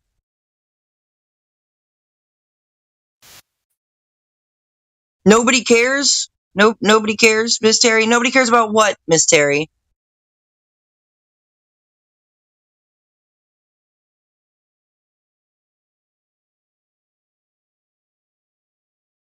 Fucking ridiculous.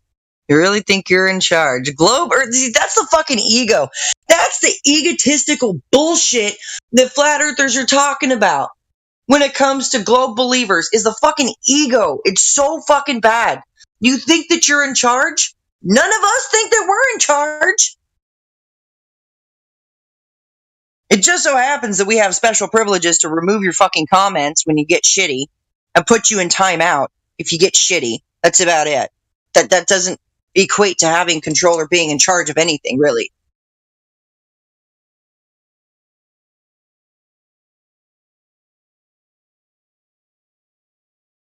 Miss Terry, there is a fucking reason why you're here. Do you know what that reason is? Do you know why you're even in this chat right now? Is it just a troll? Miss Terry, are you in here just to troll? Or are you trying to learn about something? Because this is a place to learn.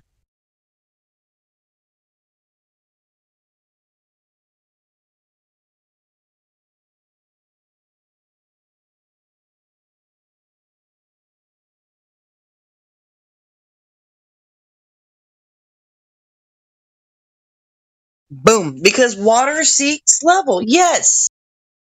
T.O. Sook. Absolutely. On the money. Water is going to seek level on its surface, whether it's in a bottle, whether it's in a puddle, whether it's in a pond, whether it's in a lake, out at sea level. Fucking amazing, isn't it?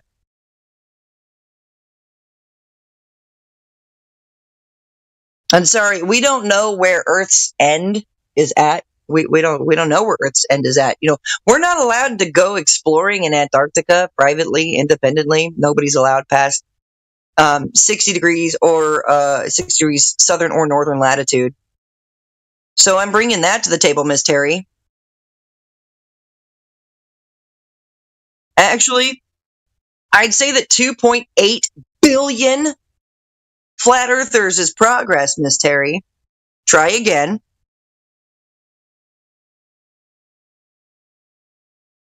Smiley face. Miss Terry says smiley. 2.8 billion flat earthers and growing and counting. But no progress has been made at all since like 2015. All right. No progress in 2,000 years. They can't even prove the 2,000 year claim, T.O. They can't even prove the 2,000 year claim. They think that Eratosthenes, they don't even know the guy. They're like, old Eratosthenes or Aristotle, or they just throw out whatever fucking, old Greek name comes to their brain first. They need it right in front of them to read off of.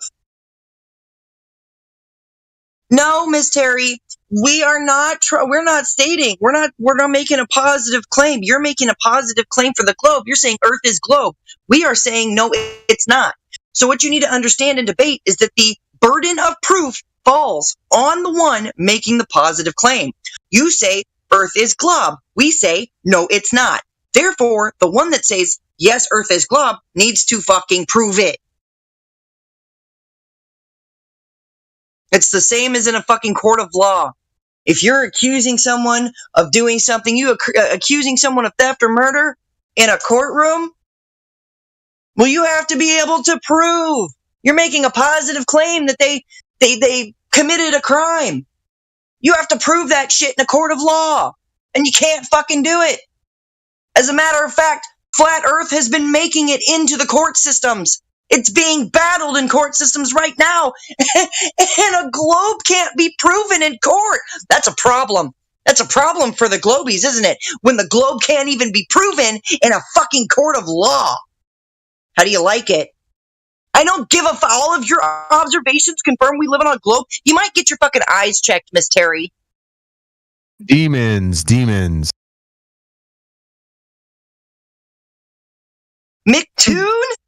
McToon is back. McToon's back. Oh shit. T.O. Sook said McToon is back. I wonder if he wrote any new jokes. Hey, thank you. Wes F.E. says Jenna's pretty awesome. Appreciate you, dude. I'm just laying out the facts. I'm laying out what we all observe in our natural reality.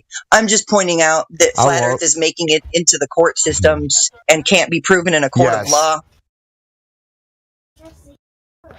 I was just going to say, I love that. When you were saying that, I wanted to chime in and be like, yep, and that's awesome. There's here's where the tipping point's coming. It is coming because it's making it literally is. Parents are getting pissed off. They're going before the school board.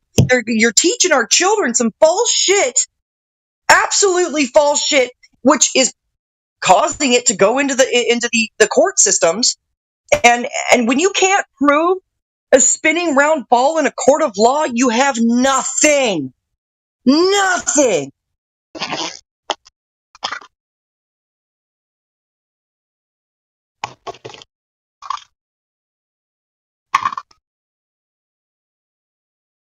SpaceX is bullshit. Think about how hard they're trying. I've got a call coming in. Hold on. I'll be back. If anybody would like to continue where I'm leaving off on this soapbox, please feel free to do so we don't have any dead air.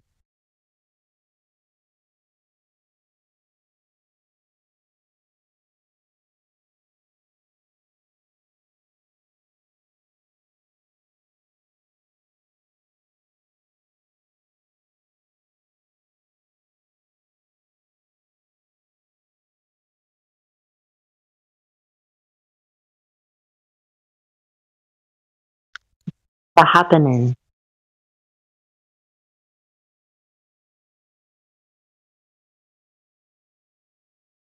Trying to go live here, but I'm adjusting my stuff. I'm gonna do a test run to see if everything goes right.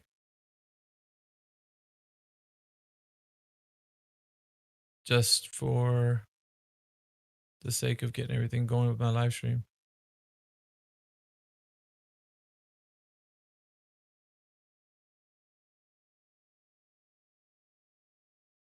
Everything should be hunky-dory.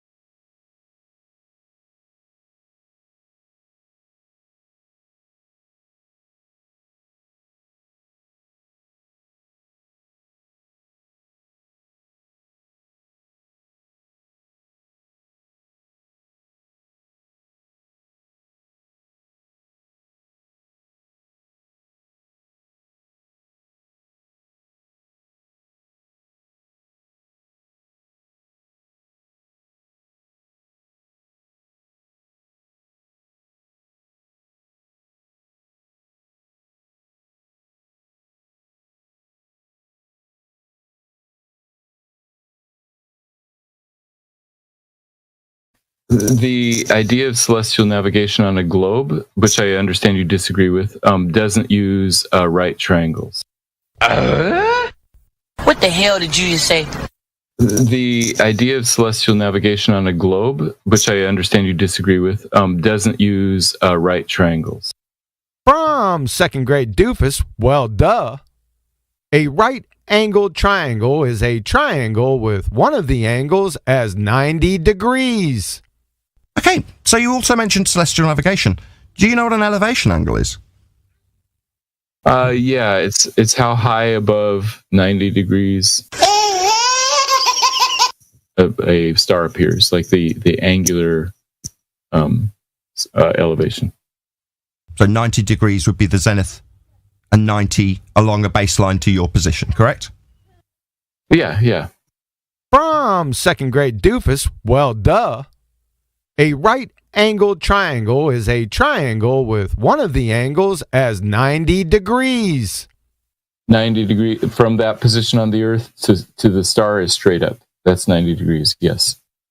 The idea of celestial navigation on a globe doesn't use right triangles. The position directly under the star is 90 degrees. From second grade doofus, well, duh. A right-angled triangle is a triangle with one of the angles as 90 degrees. 90 degrees, that's 90 degrees, yes. 90 degrees doesn't use right triangles. 90 degrees, that's 90 degrees. Thank you. What? The baseline we will be travelling along and are navigating is functionally and mathematically flat, isn't it, Matthew? Oh, yeah, sure. So Earth, that would be the Earth. That would be the Earth that we will be navigating is flat, isn't it, Matthew? Yeah, we're navigating on the Earth, and functionally it's flat, and we navigate flat, along a flat map, of course. Welcome to Flat Earth, Matthew. That's correct. From a university-grade mathematician, for all of you ladies and gentlemen, that will be trimmed out and posted everywhere. That's a university-grade mathematician telling you, the audience, that Earth is functionally measured and navigated flat. Welcome to Flat Earth. Of course, that's why all maps are flat.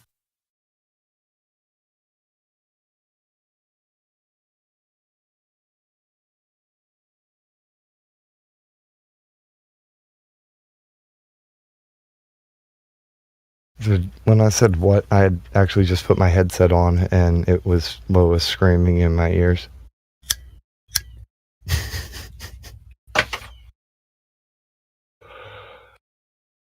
Oh, man.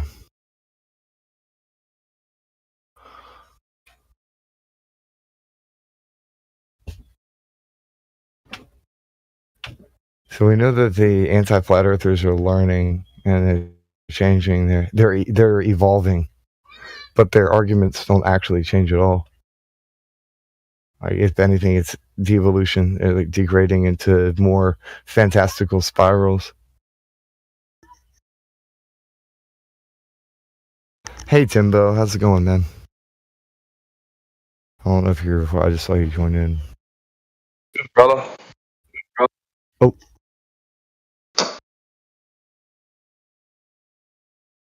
Good morning. Morning, man.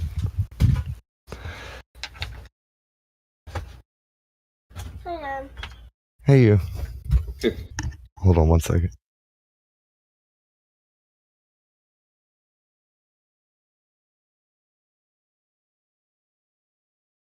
We have TV. You're trying to think of a name for a guinea pig? Well, have you thought of any so far? You're thinking? Well, think about it and tell me if you come up with anything. My daughter wants a guinea pig, and she said that she's thinking of names for a guinea pig.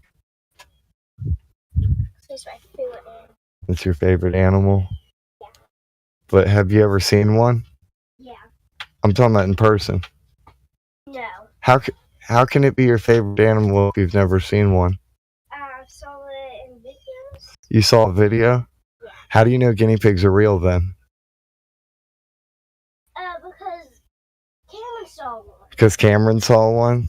He said he saw one. So you trust Cameron though? Because he told you he saw one? I know. You know he saw one now. Okay. I love you. Hey, Sayla. Sayla. Peace be still. What? Peace be still. We'll go. We'll take care of that later. We'll get one. But they could pick one out. I'll pick one out. I will. Yeah, you. Love you. Because I don't want you to get the wrong guinea pig. Why would I get the wrong guinea pig? The only thing I want is it fully white and so fluffy. Fully white and so fluffy. Okay.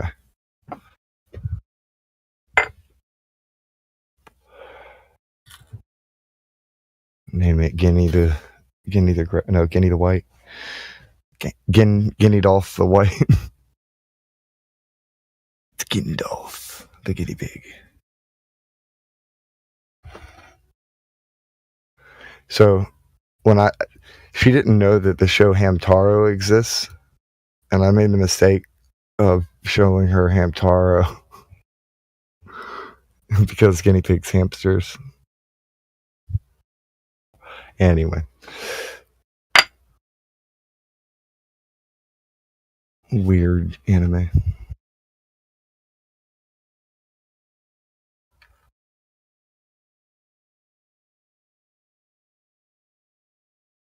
Right there. That's exactly it. Miguel Sousa. See that?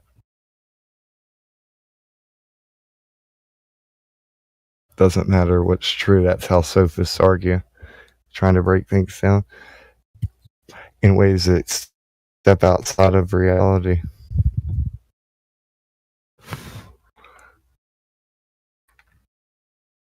What's funny is it says seek to win regardless of what's true. There was this guy who came in here and he specifically said that he doesn't care whether or not the earth is round or flat, that he's only here to argue to win. It's like none of that mattered to him. And it got me thinking there's probably a lot of people who do come in here. They don't care at all about whether or not the earth is round. The shape of the world doesn't affect them. They just want to fight and try and win an argument.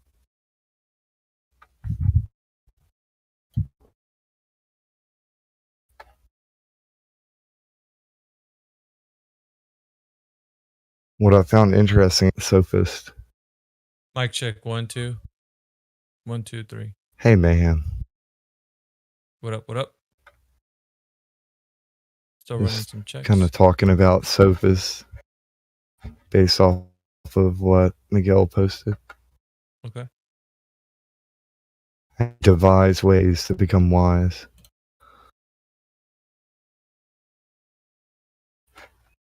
The word devise is interesting.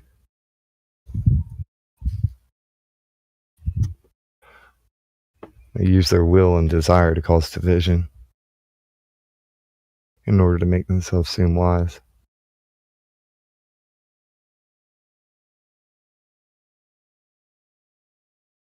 I'm gonna see if okay.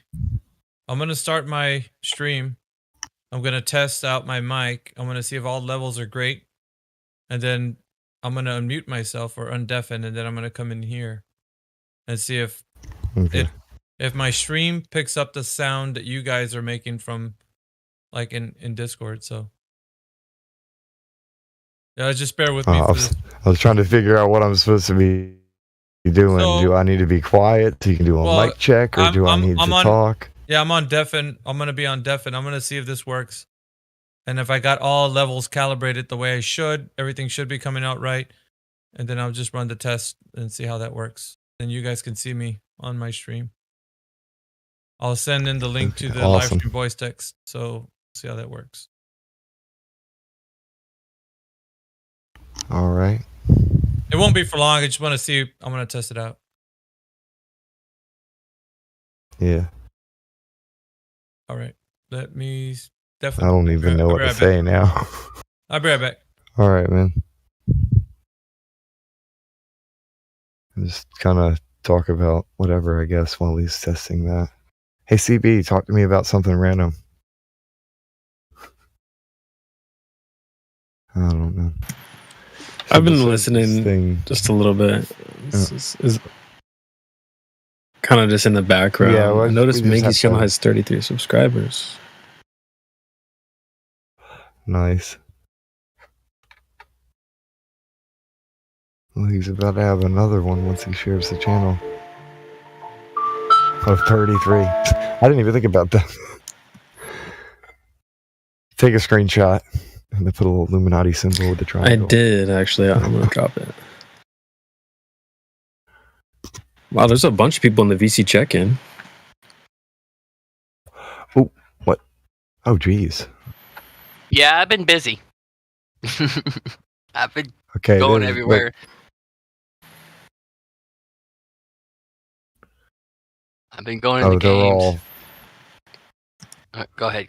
they're moderators in gold. I checked everybody in the check-in to see if there's anybody who was being checked, but they're all mods and golds. I guess they're Oh kind man, of that coming. No one yet. hanging out in the lobby. I playing think that's actually a good idea. Sorry, Yeah, I didn't mean to interrupt you, man. Yeah, it's alright. It's not that important. I mean, I've just been going everywhere when I play games and stuff. I'm just mentioning it every time. You know, join us at Yeah. 24/7 Flat Earth Discord. You know, give it a little twang to it.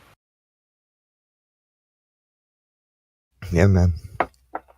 And then also, I don't ever use Facebook that very often, but recently I got on there to add an invite from somebody, and I decided to post a couple things. So I posted the invite here to the Discord.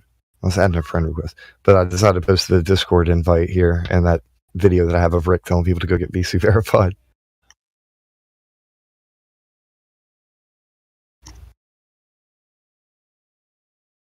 Oh, Maybe yeah. that'll help. I do like that one.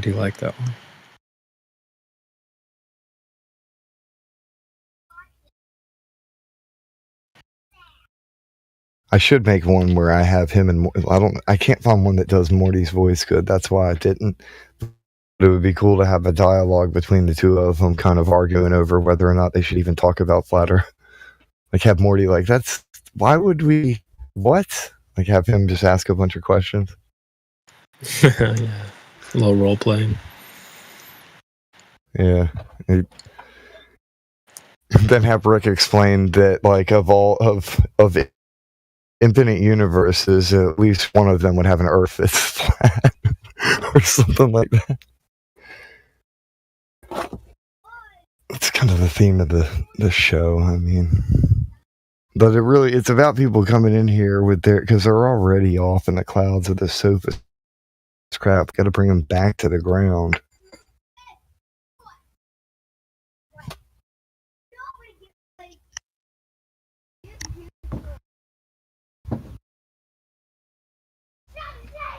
Oh gosh. I'm sorry, y'all can hear the children yelling in the background. Playing. Hold on.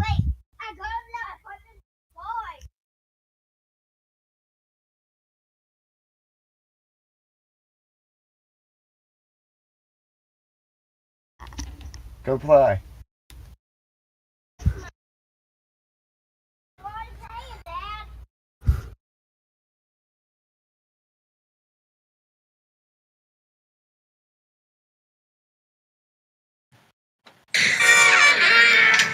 How do you do, fellow kids?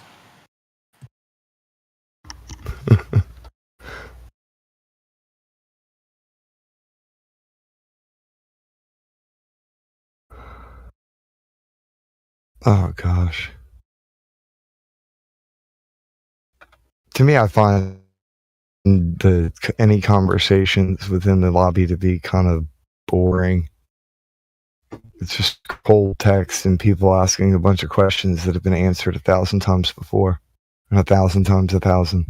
They could just search in the top corner and search, and you could find the answer to whatever ridiculous question that you want to come in the door with. Because I'm sure that it's been answered already. I'm gonna send this. You know, we invite to the gotta lobby. give our Hopefully we respects get- to the. Sorry, my bad. Oh no, the lobby squad's awesome. I'm talking about the clown wheel revolving door.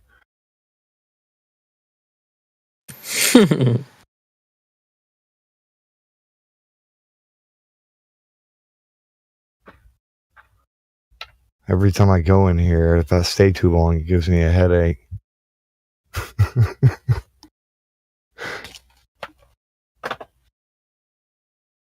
I tell the people who have the white names they have no roles, that I cannot know whether or not they're a bot, so I treat them as though they may or may not be.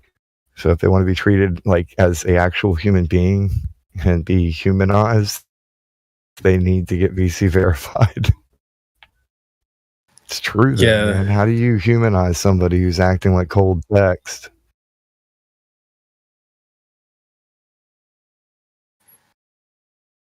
The lobbies, the trenches for sure.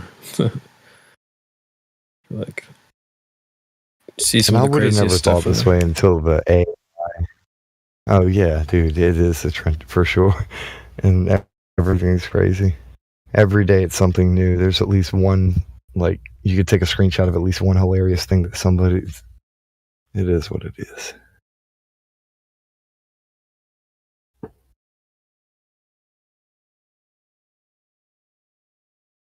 It's funny to me when they resist so hard for getting the VC verification and then end up getting it anyway.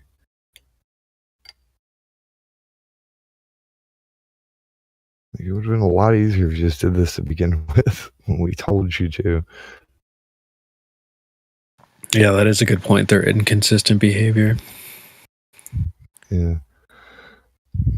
I just have a clip for what it sounds like for half the goofy stuff they say. This is like me reacting. Oh my God, bro. Oh, hell no, man. What the fuck, man? They say some crazy stuff in there. That is kind. Yeah, that is kind of how it is. All right, so I am Hey, welcome streaming on back, YouTube man. right now, so I just made a little intro for everybody, and I'm gonna go ahead and paste the link so that everybody can see. But I let everybody know on my channel that I'm gonna be streaming live and all of that, so I'll put it in the live stream voice text. You guys can see me there. I am now streaming live, and you guys can be a part of it. But I've just mentioned to everybody that's gonna be watching my stream that I'm gonna be doing live content. So go ahead and see me. I'll wave hi to everybody. What's up?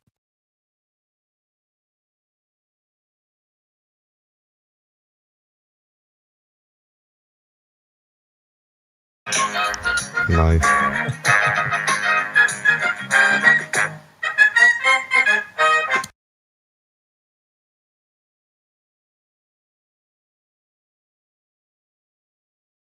I have to wait for it to load.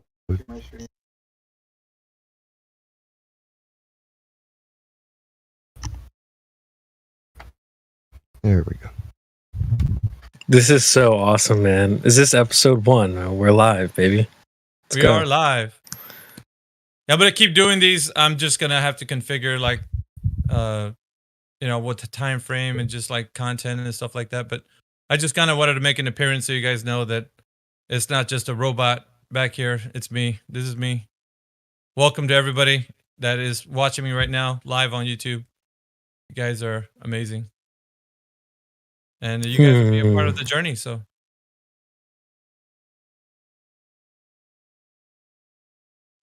So Discord has an activity section now where you can watch YouTube videos. I wonder if we can link your feed. I'll give it a try. Dude, I was thinking that.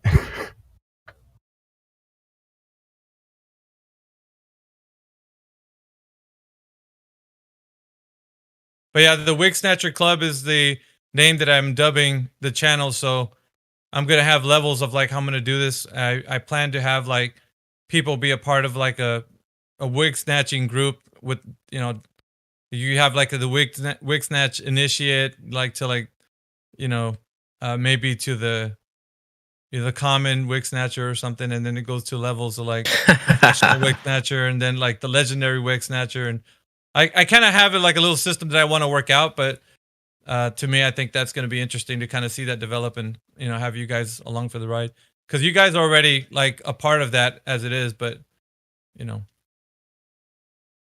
The comment. Yeah, that's a good idea. A tier. I didn't know. Yeah, there was like going to be a tier addressed to it, but I didn't know like what I wanted to like dub it. So maybe you guys have some ideas and we can come together and like. Yeah, real quick, I did notice. I did find your video on the Discord side, but it does say that playback on other websites has been disabled by the video owner, so we're not able to see your handsome face through Discord at least, unless maybe you can change some settings or something. Yeah, is it only through YouTube then? Like that you guys can see me? Yeah, I can. Everything on YouTube working well. I'll take a screenshot of the Discord part. Now, well, one of the things I was concerned about was how is the audio coming from your guys? And when you speak, do you come out also in the audio on YouTube? Because that's what I wanted to catch as well. Because the levels of like what. I was trying to figure that out as well. Like, if you say something, are you hearing yourselves also speak in the live stream? Because that's what I wanted to also capture was audio coming from Discord into the Streamlabs. That's why I was trying to make sure that we got all that squared away. I just listened back on the YouTube. Sounds good. Yeah, my voice sounds fine. So, yeah, so far so good. Are you getting a bit of a lag, CB? Well, that's pretty common for YouTube to be a little bit behind, unless you mean something else. No, that's it. Yeah, maybe 3 or 4 seconds behind, or is it just because my satellites are a bit further away? It's not the satellites, no. That's just pretty common. Like if you've ever done like a Zoom call-in show or something, they're always like mute the page because there's a little bit of a delay, and so I don't think it's something you can really do anything about. Yeah, I'll drop the link also in the YouTube live stream. I think I see Multi-Tom-Tom. I'm on the YouTube live stream for Discord as well, so I'll drop it there as well. If you guys want me to.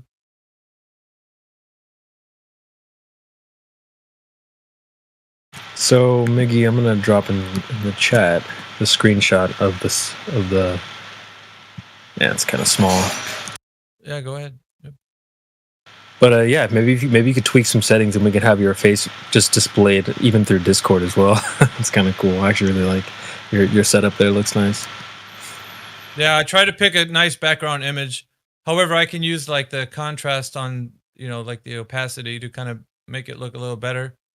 Because the green screen that I have is actually the color in the back of my wall is green, so that's what I'm using at the moment. But this is basically just a test run. Tomorrow I'll go full-fledged on here and kind of do like most of the day. So for you guys that are joining me with the every day kind of like in here in the Discord, you will get to do like a live stream where people can come in. And I do want to have like other things that I put up on the screen, like who's speaking and things like that. I'm gonna mess with the settings a little bit, but no, I just want to take you guys along for the ride. You got this is awesome. Got a green screen in the back. You can do some ISS shit. Oh, I'm getting some bad feedback here.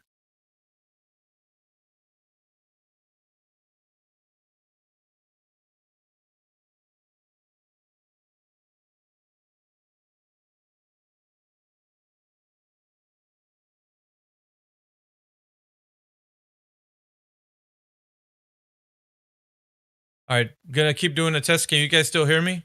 And see if everybody else is coming out clear. Yep. I've got a stream running on another device. So it sounds good. I got some audio issues coming from Discord, I think. I don't hear CB clearly. Okay. All right. Test. I do now. Okay.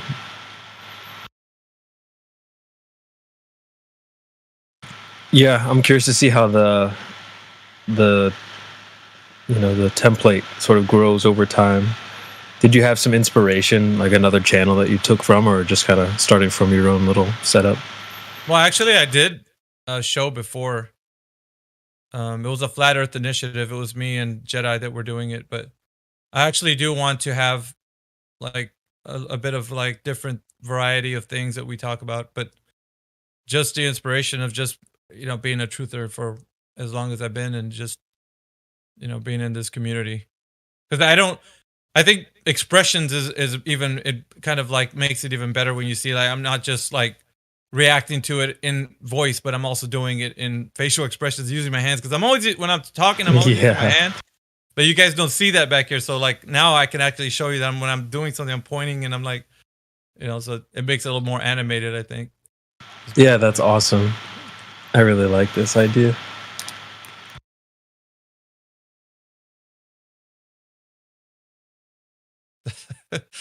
Yeah, I'd love to see this more often. I'm reading AI's comment. For some reason, the stock in Gorilla Glue just went up.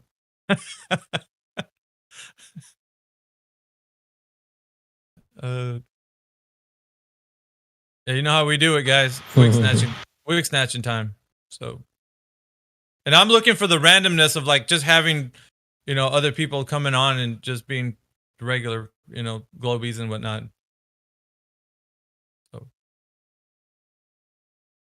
So far so good. Test run went good. I'm gonna go ahead and just kind of throw a pause on it. I did it as an intro, but I'll do like another or a better intro tomorrow, and we'll kind of do it all over again. Sweet. Success. All right, I'm gonna deafen, and then I'll go back into my stream and talk to my audience. Catch you guys in a bit. All right.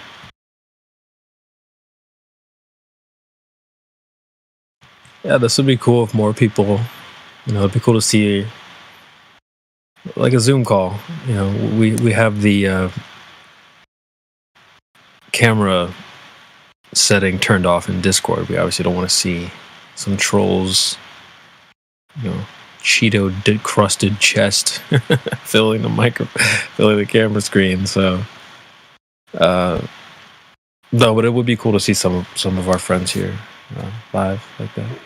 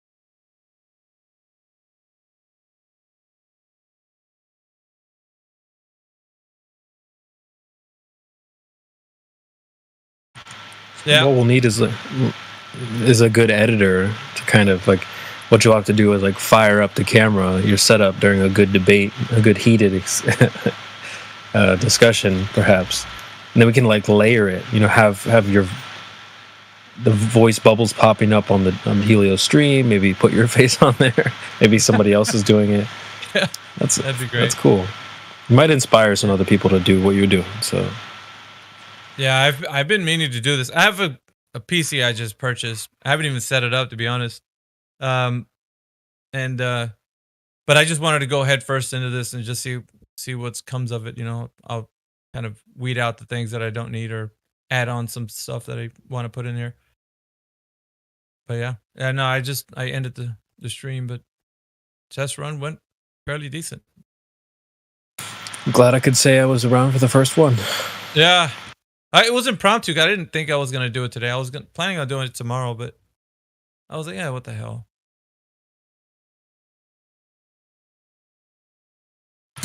Yeah, like I kind of hope Indio does something like that too, or he has the animated version, which I really think is fun.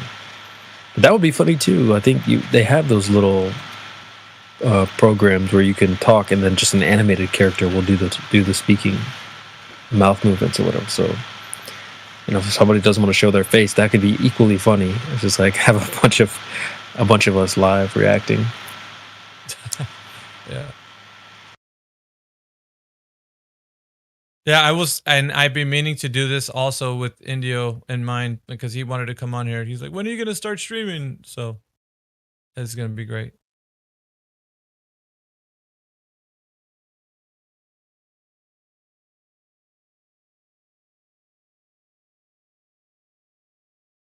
Folks, subscribe and hit the bell notification to know when he's going live next. Yeah, I got the juices flowing now. I'm going to be thinking about this at work, what I'm going to be bringing for the content.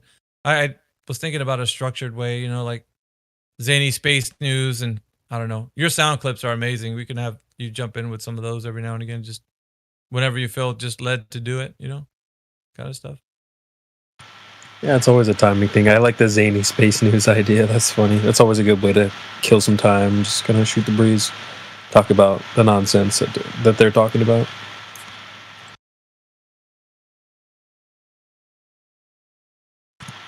Reading comments. Jenna was going ham on somebody in the YouTube chat. Giving them their freaking 15 minutes of fame. Nice. We got some people already on there, looks like. 41 views, 2 comments, 6 likes. Nice. Run the likes up, people.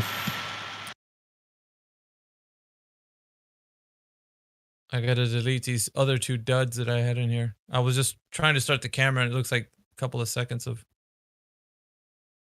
just dead air. All right, delete those.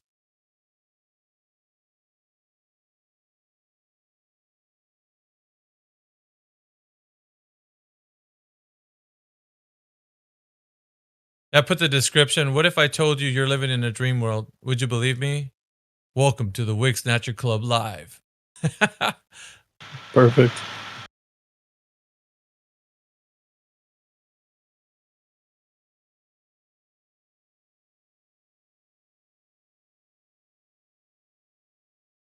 Yeah, I saw some familiar faces in the chat as well. Wave Mixer was in there. And, oh, by the way, when you jump in there tomorrow, CB, I'll probably just wrench you right away. So I gotta wrench a few people. I see Timbo in there, a few names in here. I'm gonna wrench tomorrow. But yeah, you should also see if you can figure out how to mess with those settings so that we can access your YouTube video through Discord. Is there a way to do that? Do you see how right now next to my name there's a little rocket. It says watch together if you hover over it. Yeah. Right now I've got a YouTube video running, like something from the History Channel. And so yeah, Discord has incorporated this activity section where you can watch YouTube videos. And so I went in there, I found your live stream, but it said that, I guess there's certain permissions that aren't allowing us to access it. So let me drop the screenshot again. But yeah, you should fix that so next time you go live, we can have, instead of having this stupid Discovery Channel running in the background, we can have your stream just displayed on Discord here. We can just kind of tune in from Discord as well. Also, what I was getting is the pings and dings when people pop in and out, so I'm gonna have to take that off of the Mm-hmm. Yeah, I heard that as well. What was that in voice and video? Let's see. What would that be on the settings? Notifications.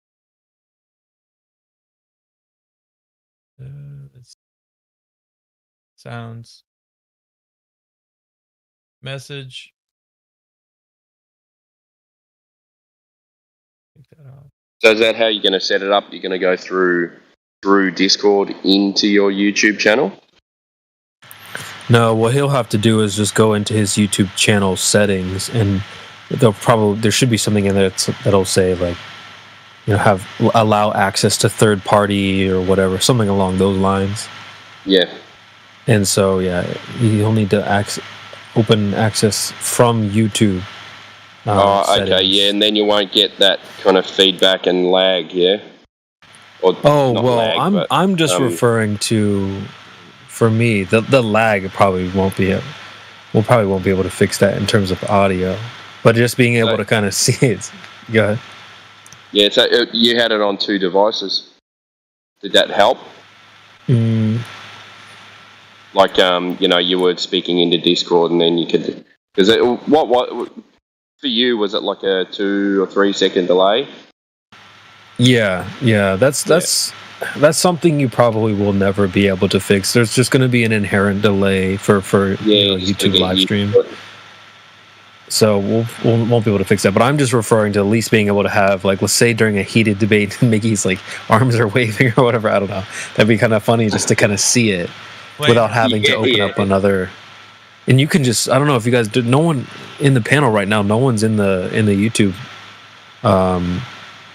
watch thing with me, but you should be able to join. There's a little rocket emblem down by the call section, and if you look at it the other day when you had that NASA channel on. Yeah. I just have another stupid NASA video on, but that's what I'm saying is, like, you can have that running in the Discord. So if you're just on your PC or whatever, we can kind of have Mickey's handsome face just in the bottom corner or whatever. That'd be really cool next time he's live. But you'll have to change those settings, though, is all I'm saying, for us to do that. Yeah.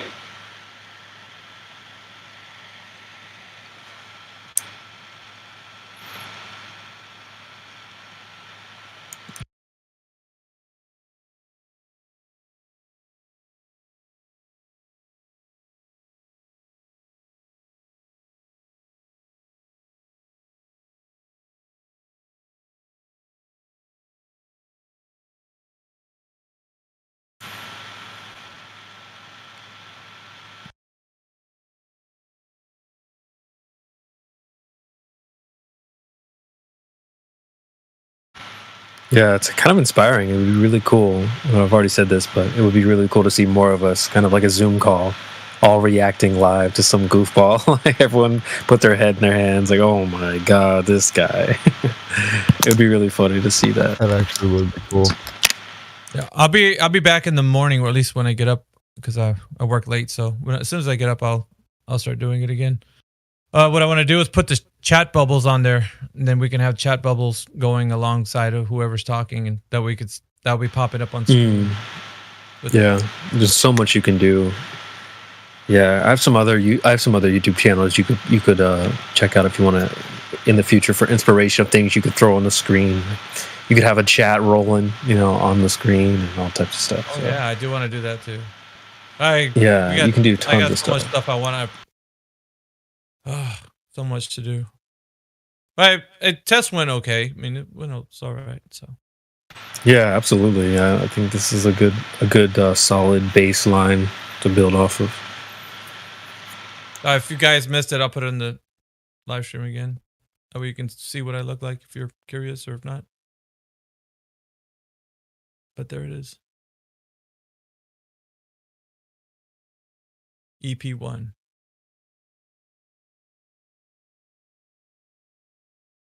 Oh, baby, round 1 in the books. Oh, yeah. All right, I'm going to get ready for work. Like I mentioned at the end of the video, I was procrastinating.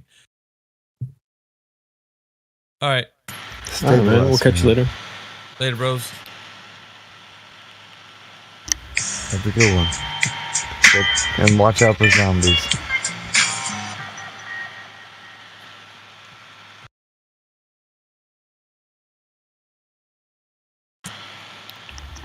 You're the last one. Complete the mission.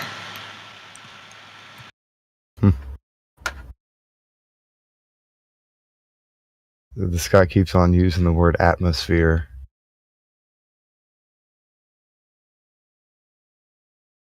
And asking questions about an atmosphere. The etymology for the word atmosphere.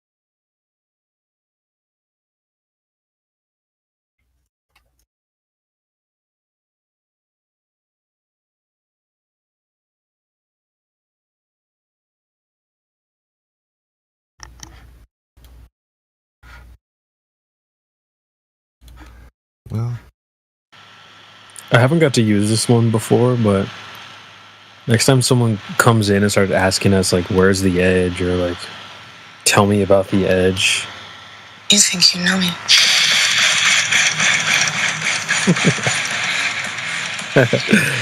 I don't know. I've never dropped that on anybody, but that'd be funny.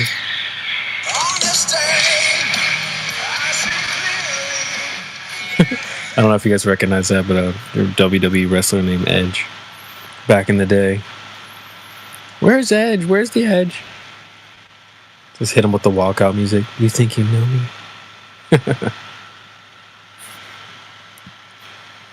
well.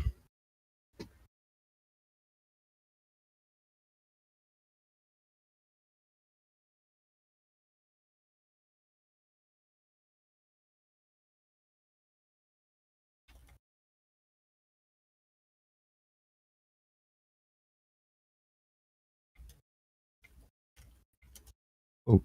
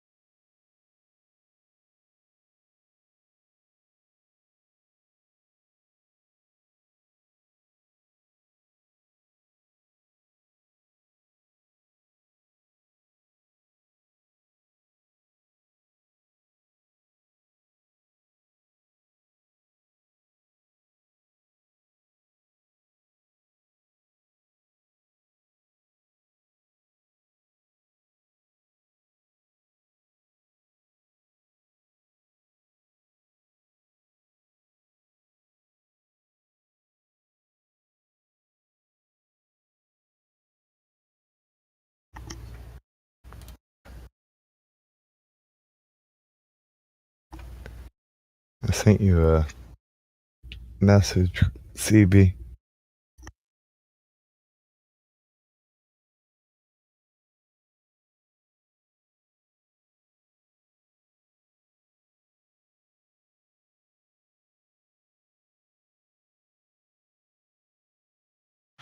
Got it.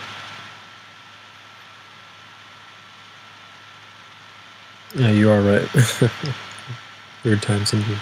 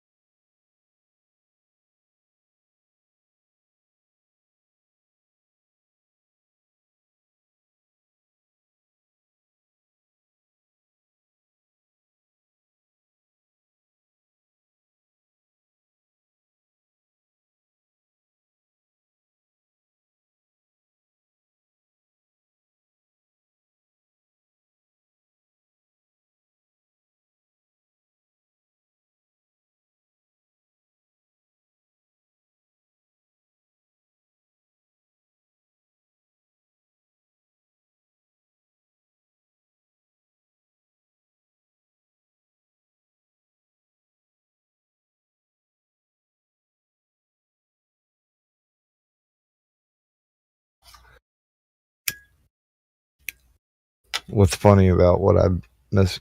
That's kind of why I use the same name across everything. If anything were to, it's like, well, because there's other people who do that, and there's ways to search for them. I think it would be cool to make a website, get some hosting, and have an actual forum. Have a front page with content that's updated daily. Go pro or go home, right?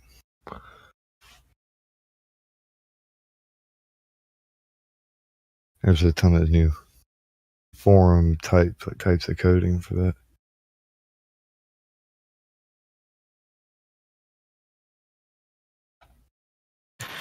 Yeah, that would be sick. Go big or go home. I like that. I mean, keeping your same name is good branding. I've kind of tried to do a similar type of thing. Except for that phase where I was doing every name with a C and a B under the sun.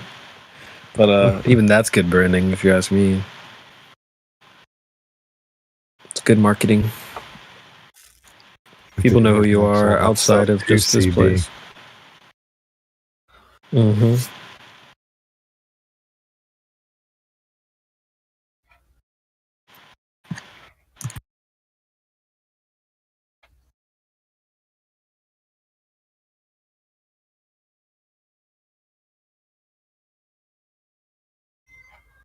Oh, jeez.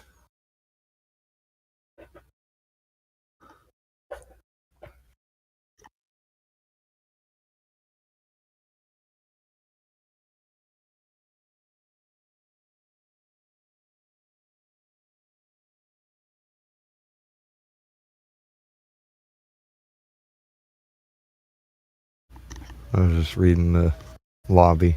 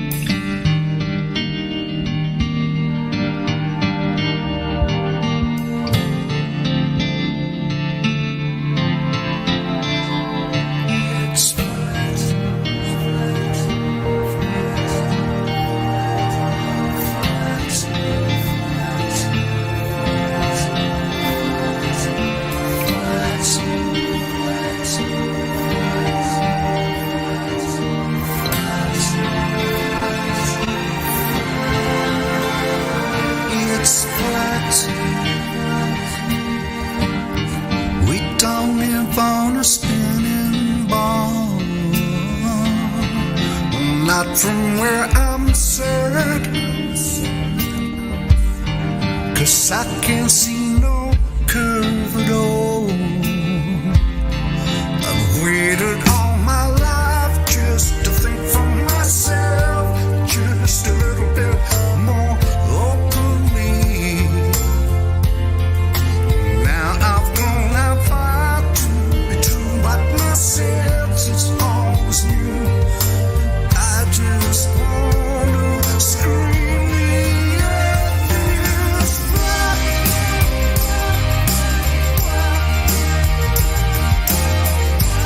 Open my eyes, no going back. It's flat. What a surprise, the earth is flat. And now it feels so good to me. I'm working every day with this smile full of positivity. Waited all my life just to think for myself, just a little bit more critically. 'Cause now I finally found to be true what my senses always knew. I just wanna scream at this flag.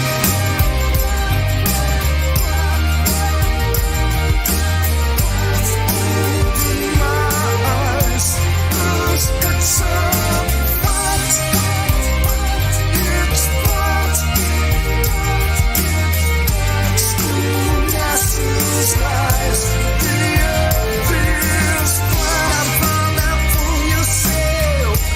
No one's telling the truth. It's all there online. Now it's down to you. You stop with every debate. You can trust in what he says. Spends the time with ODD. March crews, B.O.B. And if you take the time, you simply cannot fail to see that it's flat. We don't live on a spinning ball.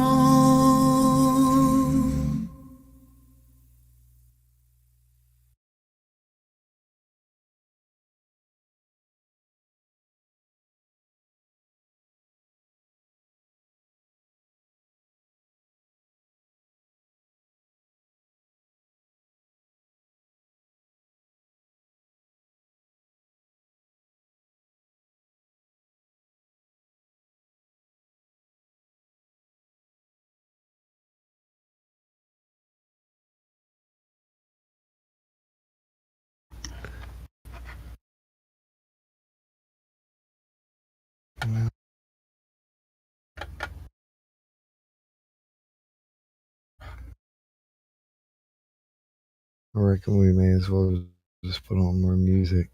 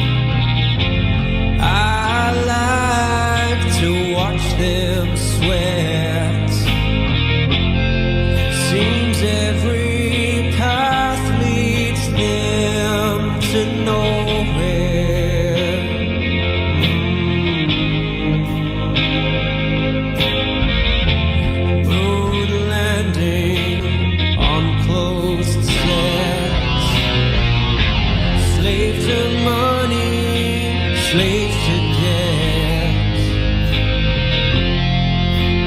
More lab coats they found from somewhere.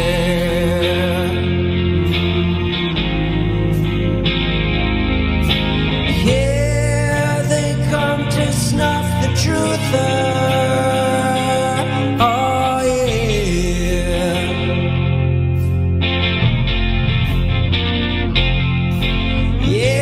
Yeah, here come the truth out. Yeah. You know he ain't gonna lie.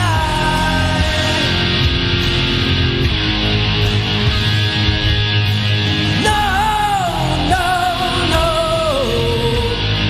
You know he ain't gonna lie.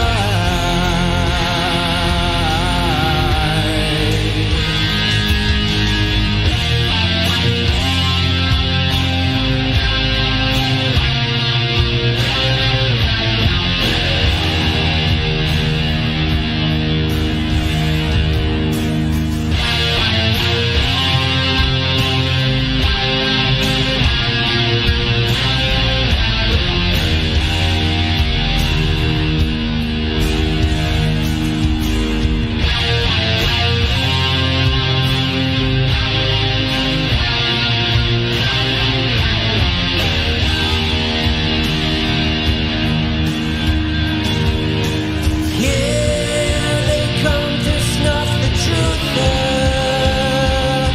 Oh yeah.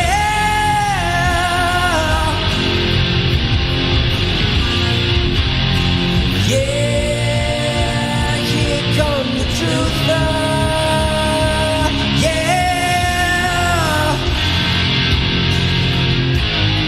You know he ain't gonna lie.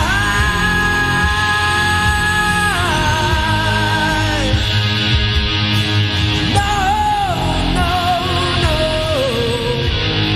You know he ain't gonna lie.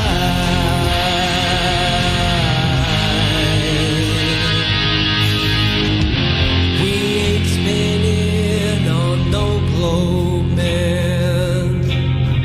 We see for miles in our homeland. NASA sends us pictures photoshopped.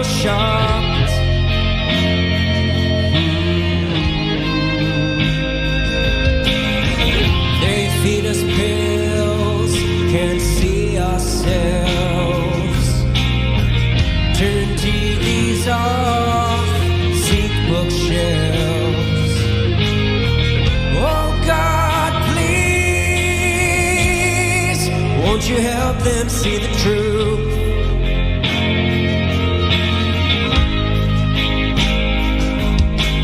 Yeah, they come to snuff the truth out.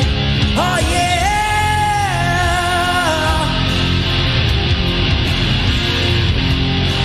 Yeah, here come the truth out. Yeah.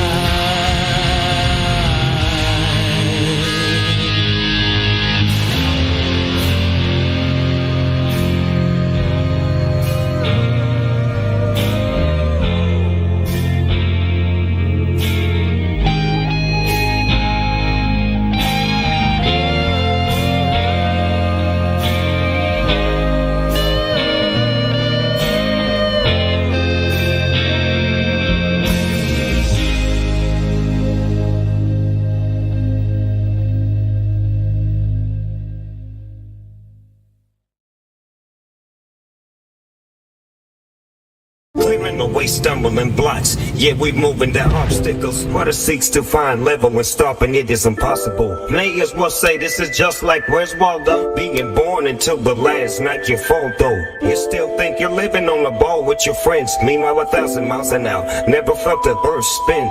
Space wizards claim that they landed on that moon, then destroyed the technology like a congress of baboons.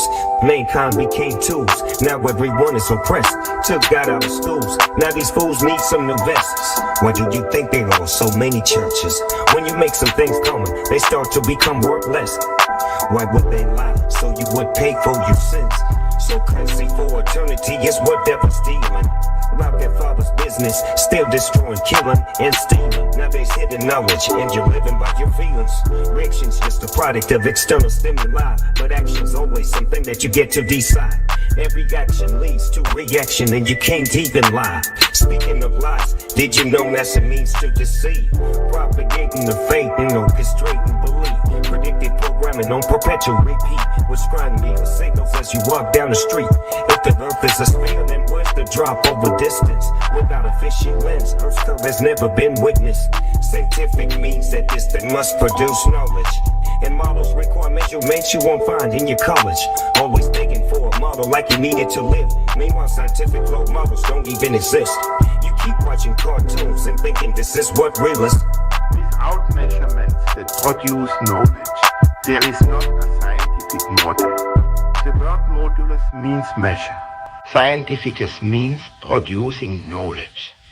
The scientificus modulus of Earth does not exist. 24/7 Flat Earth Discord. Go get VC verified.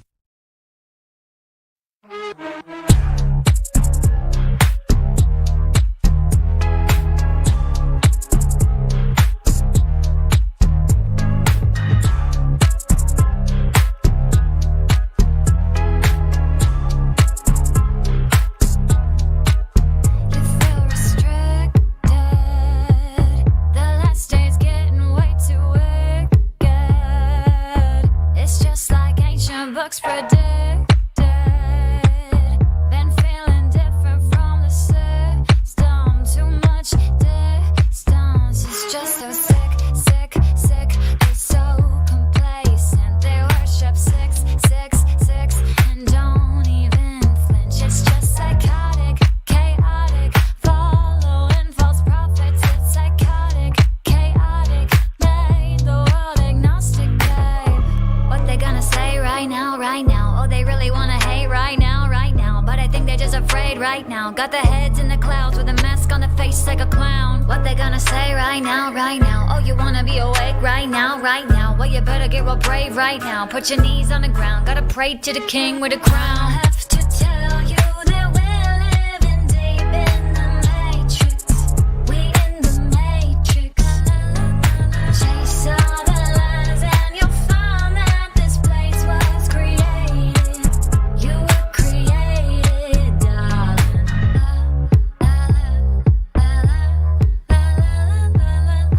What they gonna say right now? What they gonna say right now?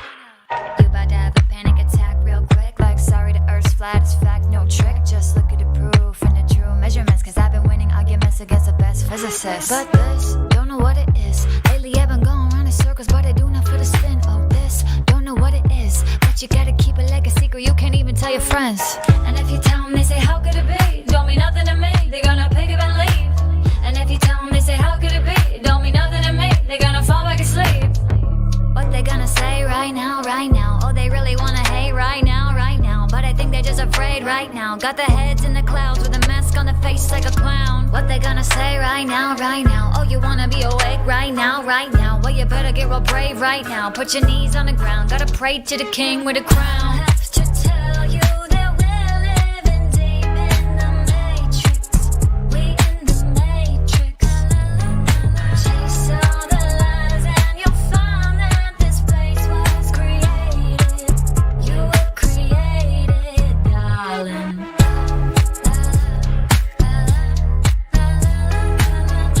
What they gonna say right now?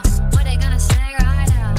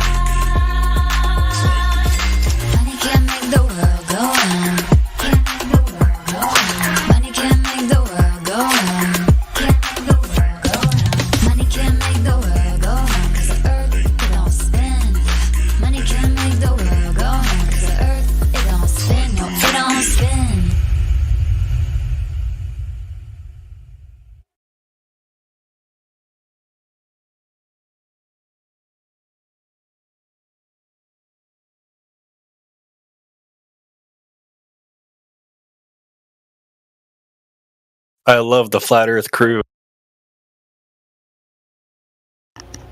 How's it going, man? It's good, bro. The Ethereum, a lot of altcoin markets, and Bitcoin is dropping right now, so I'm happy.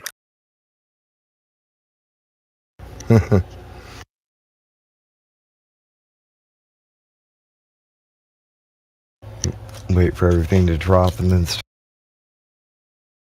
you can. There you go. I forgot the fan's on, so you can't hear me.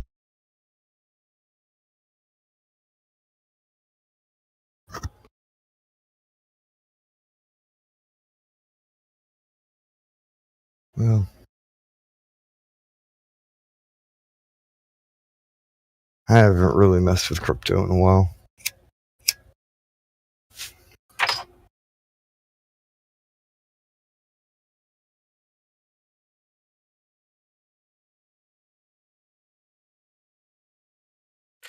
They just opened up stock options in my trading platform, so I can bet on markets now.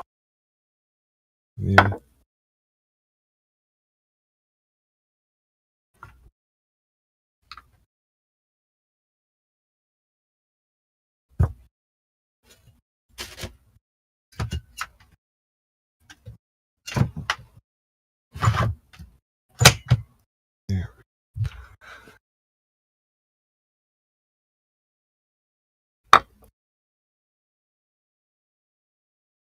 Well,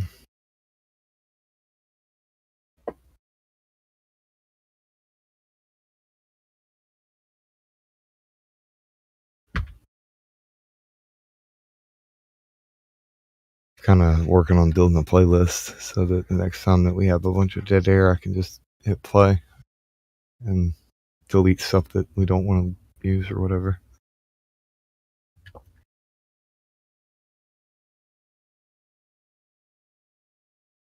Here.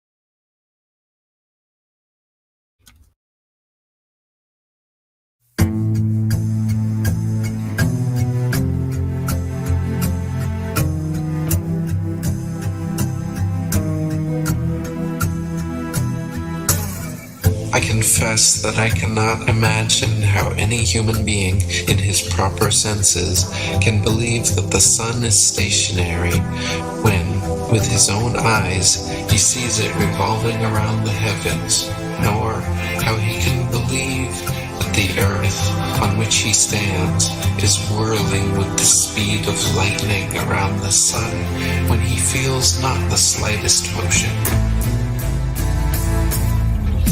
We've been taught that the moon has no light of its own, but is merely a reflector of the sun's light, that some masons from NASA actually walked on the moon, that some other masons from NASA sent rovers to Mars, that satellites and space stations are incessantly spinning in suspended animation above the Earth. For almost 500 years, the masses have been thoroughly deceived by a cosmic fairy tale. For almost 500 years, the masses have been thoroughly deceived by a cosmic fairy tale.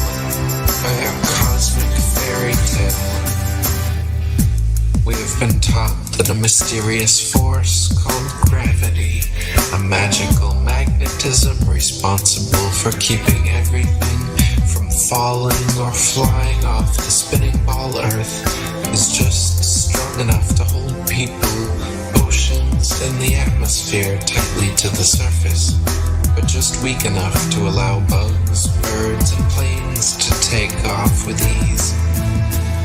We have been taught that the ball Earth spins at a constant velocity, perfectly dragging the atmosphere along so we cannot feel the slightest bit of motion, wind, or air resistance.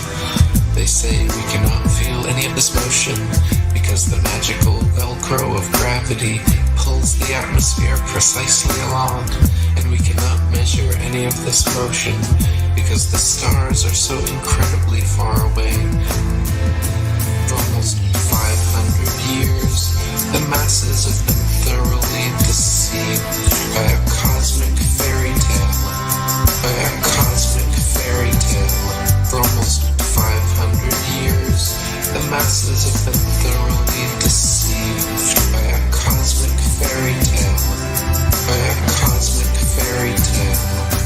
A sphere where people on the other side live with their feet above their heads, where rain, snow, and hail fall upwards, where trees and crops grow upside down, and the sky is lower than the ground. For almost 500 years, the masses have been thoroughly deceived by a cosmic fairy tale. By a cosmic fairy tale. For almost 500 years, the masses have been thoroughly deceived by a cosmic fairy tale. By a cosmic fairy tale.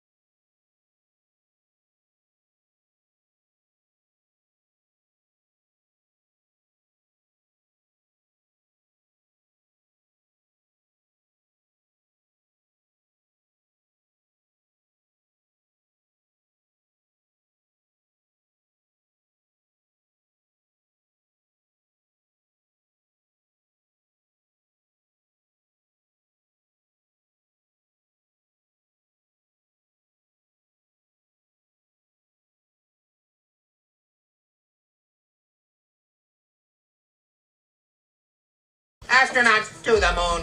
Ignition sequence start. 2, 1.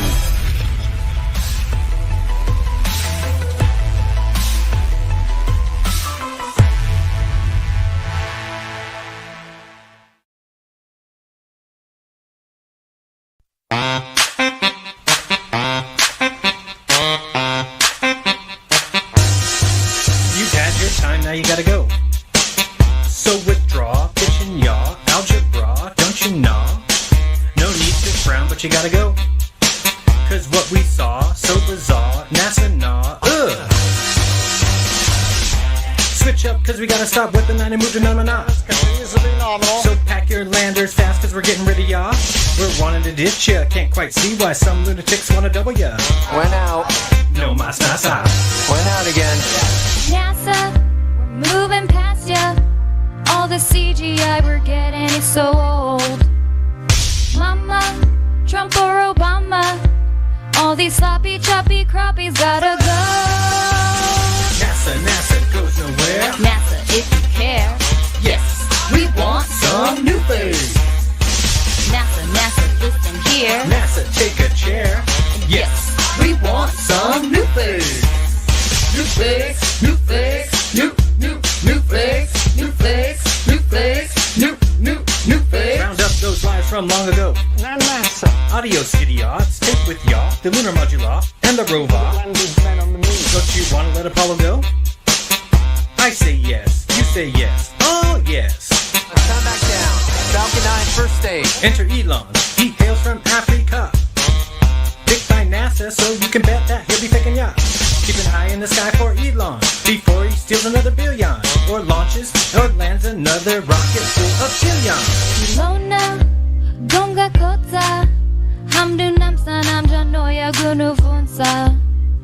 Munkwa, hoku tsioda, ponantusa nimpusa utina. NASA goes nowhere. NASA, if you care, Yes, we want some new face. NASA, listen here. NASA, take a chair. Yes, we want some new face. New face, new face, new face, new face, new face, new face. Hey, we want some new face. Hey, we want some new face. Hey, we want some new face. Hey, we want some new face.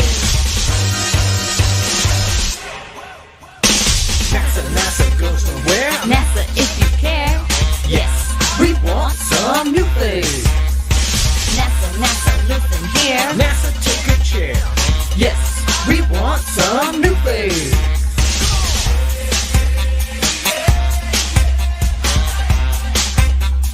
New face.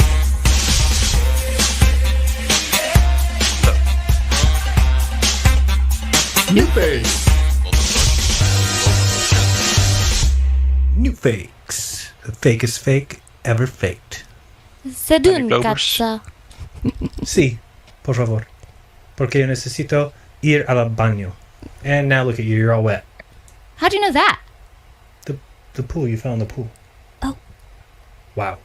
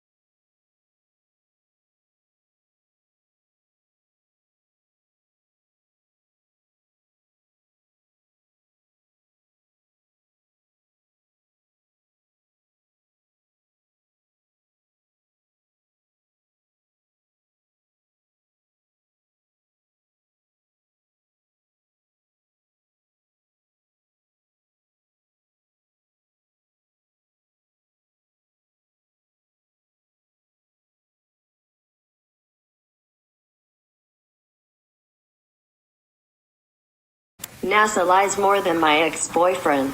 Oh baby, break up with that ball. Sorry, little hoe, but you ain't living on a globe. Oh, all the things they taught you in the school, you gotta let it go. Like you can talk your shit, but then I'll flat smack you back with my rap. Call up gravity, like where the hell she at? Cause you need Jesus to see this, deceiving since Eden. Yes, calling out the Globers, they ran out of reasons. And 3 questions, we got your ball now gone, and you ain't done no work, but you just say we're wrong. But we know not to be lying and faking. Look what the hell they be saying. Look at the money they take. They doing it off of Satan. Take a red pill with a shot of Jack. Please don't call me back till you know the earth is really flat.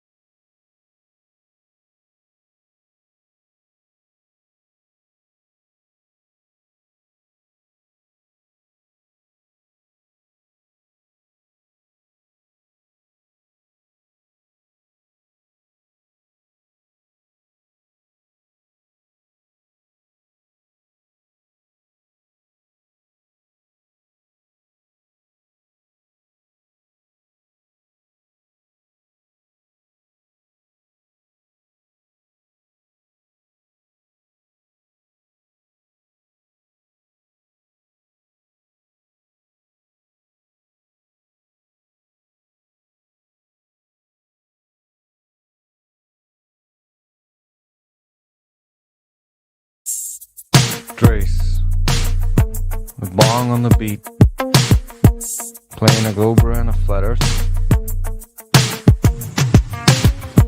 Ready to go, ready to flow, ready to get down and prove it's a glow. It's not flat, I can tell you that for a fact, because I said that. No more obfuscation, you need some moderation. I just don't have the patience to deal with all your patience. I know you cannot face it, all clowns can do is fake it. Don't need to give a replacement for an occupation, a bloated corporation, indoctrinated nation, indentured servitude. You cannot get on station without being a mason. You don't even have gravitation. No more supplication, you don't need medication. Find your inner thration, spotting information, living in creation, new interpretation. You don't even have to believe me. Your own investigation all across the nation. Your new occupation, a truth aspiration with no expiration, a soul rejuvenation. I gotta say congratulations. Not ready to go, not ready to flow, not ready to get down and prove it's a globe. It's not flat, I can tell you that for a fact, because I said that. Not ready to go, not ready to flow, not ready to get down and prove it's a globe. It's not flat, I can tell you that for a fact, because I said that. Appeal to repetition, a snowflake petition, too hot in the kitchen. If all you got is bitching, a whole life of fiction, or living like a pigeon. You don't even have Coriolis. See the whole picture, drop the globe scripture, find your inner teacher, stop being a preacher, living like a leacher. You don't need me to teach you. You don't even have your own model. Black swan flying, globers all be dying, while NASA only lying. You're not even trying, while we're falsifying the religion we're defying.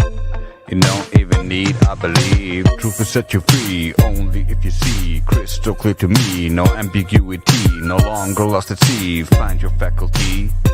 You don't even have to join us. I wanna go, you got the flow. I can't get down and prove it's a globe. It must be flat, I can tell you that for a fact, because you said that. I wanna go, you got the flow. I can't get down and prove it's a globe. Must be flat, I can tell you that for a fact, because you said that. I told you don't believe me, you don't have to serve me. It's like you cannot hear me, you're wasting every minute. A fool in every village, indoctrinated servants. You don't even need a new master. It's time to awaken before your eyes get taken. True education, self-illumination. Learn a little logic, it's easier than magic. If you don't, that's just tragic. If you cannot take it, stop trying to fake it. Just do it, then you'll make it. Believe, just forsake it. Empty your cup, so you can fill it up. Learn a new hot stuff before we call your bluff. Look for yourself, know the truth. Know for yourself how they conquer the youth. Look for yourself, know the truth. Know for yourself how they dull your tooth.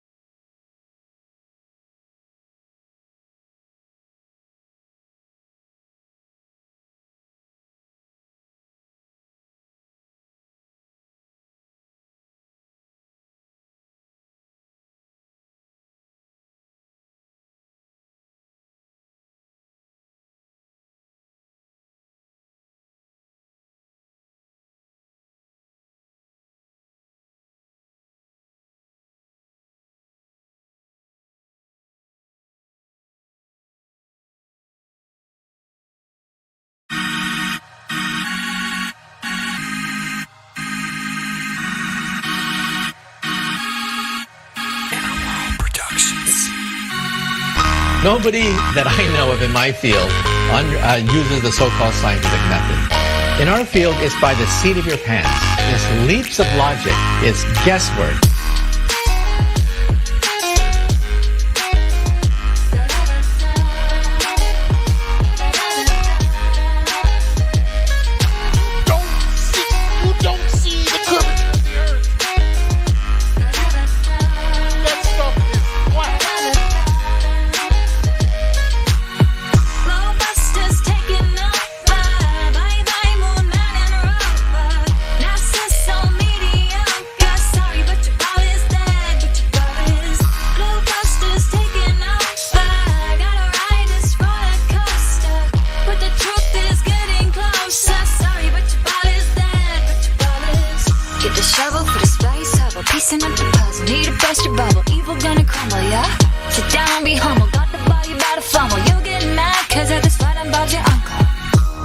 And then they call me the liar. I mean, it's absolutely unbelievable the pathetic techniques that they have to use to prove their heliocentric model. Props at the president, Jaren got the evidence. Eros laying Jesuits and Zycharkum is evident. That the earth electric and it's residential residence. It's heavens and I hope to settle in like some sediment. If we so wrong, why they lying to discredit it? That's not too intelligent. That's a guy, not an in court, but we ain't really in the settlement. It's time to awaken from the pseudoscience sedatives.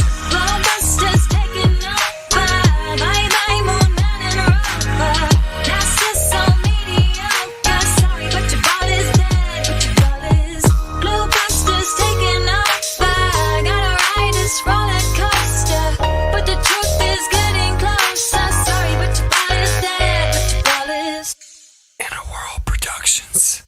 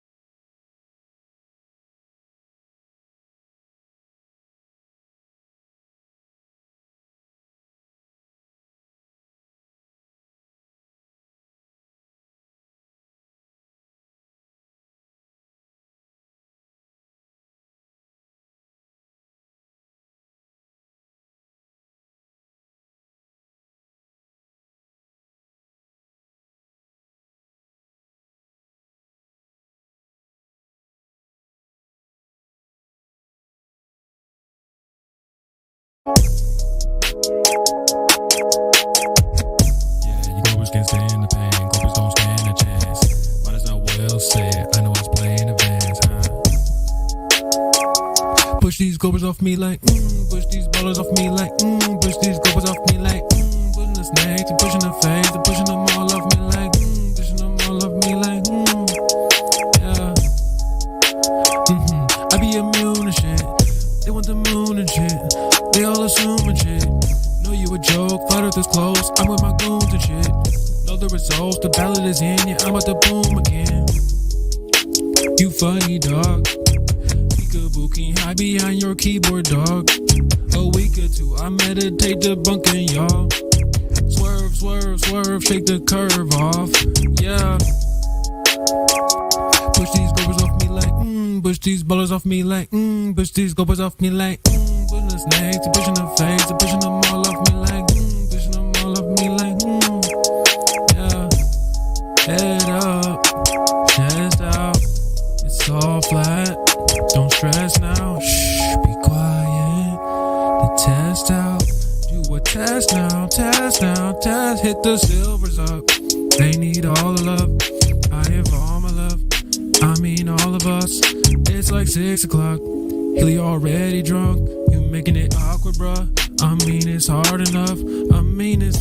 They couldn't prove it if they could. Pull out a stick, shadows in the hood. Suma glow, pretend it's all good. Don't worry about us over here, we good. Get off the Snapchat, we bout to flat smack. Might get your back crack. Facts in the backpack. Smoking that flat pack. 3 points cash that. Glow, we smash that. Yeah, got a flat map. Check the back snacks. Yeah, Glober's ass crack. Yeah, I wake and bake. Yeah, you just nap. Space DoorDash, yeah, I got the space cash. Shout out to space rats, decent space cats. Space race wax, spray painted black. About to phase back, yeah, they hate that. They say ain't flat, but they can't math. Push 'em way back, push 'em way flat. They don't hate that, they just pay back. They just save chat. Helio just kidding, bro. Flat smacked him. ISS crashing. Math fractions. TV abstractions. News distractions. Land on the moon when that didn't happen. They fooled you, do caught you napping. Discord counter culture actions. Might get banged out of poacher asses. No backwards, might confront the masses. No back doors out in front of classes. I'm on their shit, yeah, I wore my glasses. Glovers wanna curse from gases. Meanwhile, they ignore the blackness. Bumpy herb, yeah, full of acne. It won't work, no, you can't distract me. Globers, man, they suck at acting. CB, what? Go ahead and at me. Push these Globers off me like, push these ballers off me like, push these Globers off me like, pushing the snake to pushing the face to pushing them all off me like, pushing them all off me like, yeah. Yeah, you see me, yeah, CB on another track. And it's still flat, what?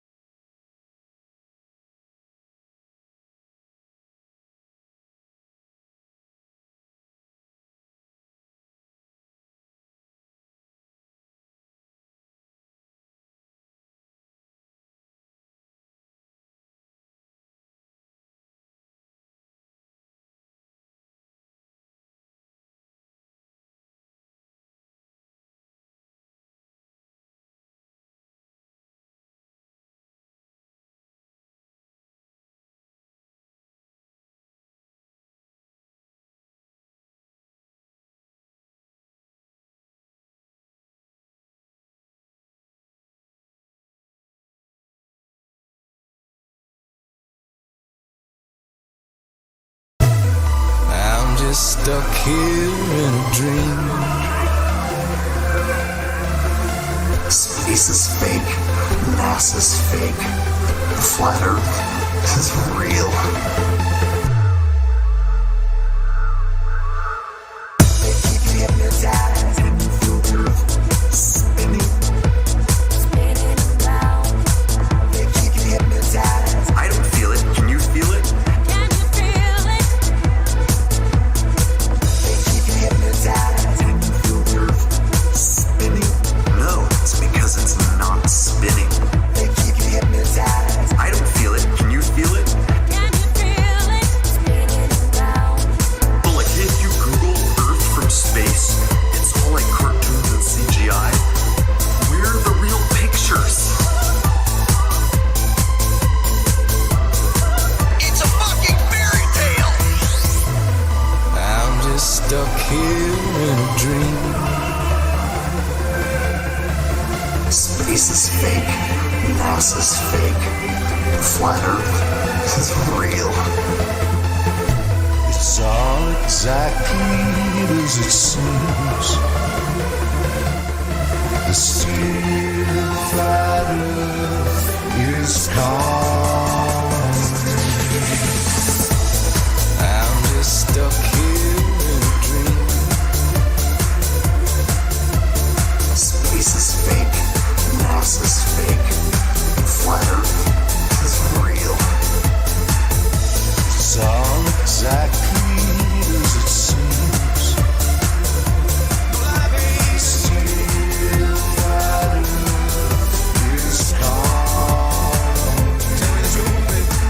I actually can't feel it spin because it doesn't spin. You're telling me I get to trust me and how I feel? I fucking like that. Here's my problem with gravity. You can't ever measure it. You can't ever test it.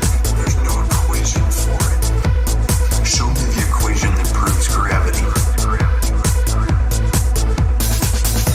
Just knowing it's flat makes a huge difference.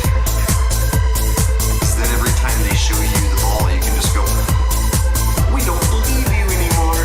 It's a fairy tale. I'm just stuck here in a dream. Space is fake. NASA's fake. The flat earth is real. It's all exactly as it seems. The still flat earth is calm. I'm just stuck here in a dream. Space is fake, NASA's fake, the flat earth is real. It's all exactly as it seems. The still flat earth is calm. I'm just stuck here in a dream. Space is fake, NASA's fake, the flat earth is real.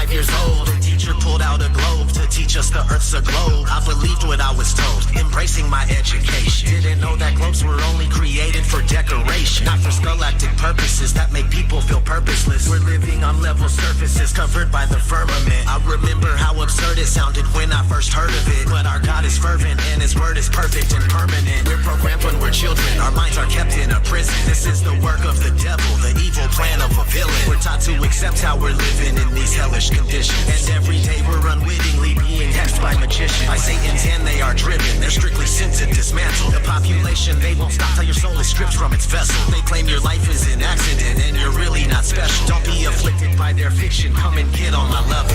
They say the world's a globe, but the evidence doesn't cut it. They just give us cartoon pictures and everyone seems to love it, but the earth's a level plane, whether or not you want it. Take a look and do your research, I bet that you can't debunk it. 23 billion bucks, that's a hell of a fucking budget, just to lie to everyone and successfully fool the public. If you wanna break away from your destiny as a puppet, research flat earth, but don't be upset when you can't debunk it. They clearly can't prove their theories. Come and get on my level. Something's fishy, these fools are shifty. Come and get on my level. They can't trick me, their lies are silly. Come and get on my level. It's a pity, they treat us shitty. Come and get on my level. Hurry quickly, we must get busy. Come and get on my level. Yeah, it's risky, but just stick with me. Come and get on my level. Can you hear me? Please don't be dreary. Come and get on my level. Don't be wimpy, you people really need to get on my level.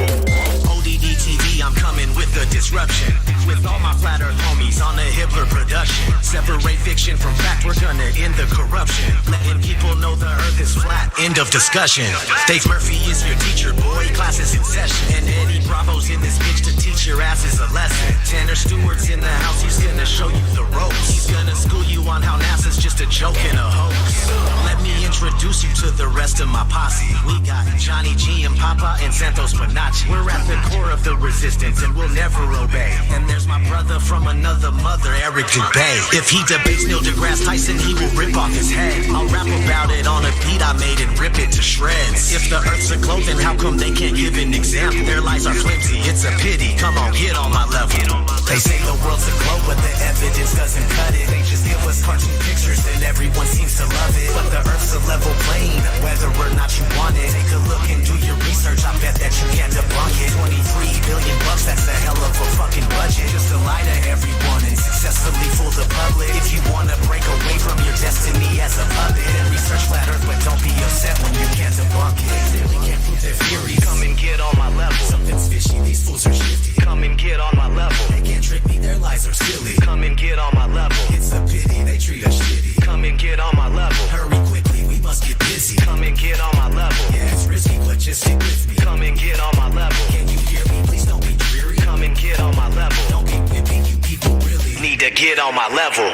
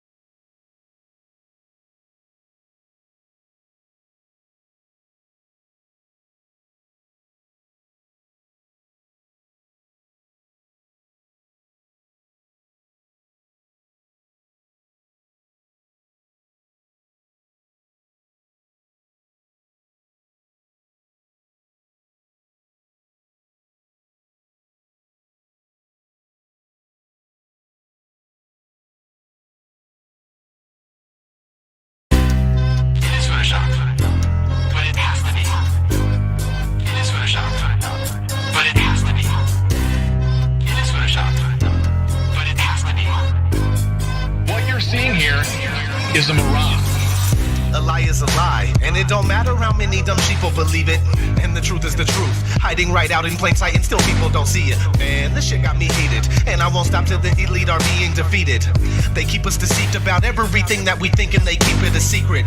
What we're taught is not conducive with reality. Big bang, evolution, and there's gravity. I tell the truth, and then these motherfuckers laugh at me, telling me the earth is photoshopped because it has to be.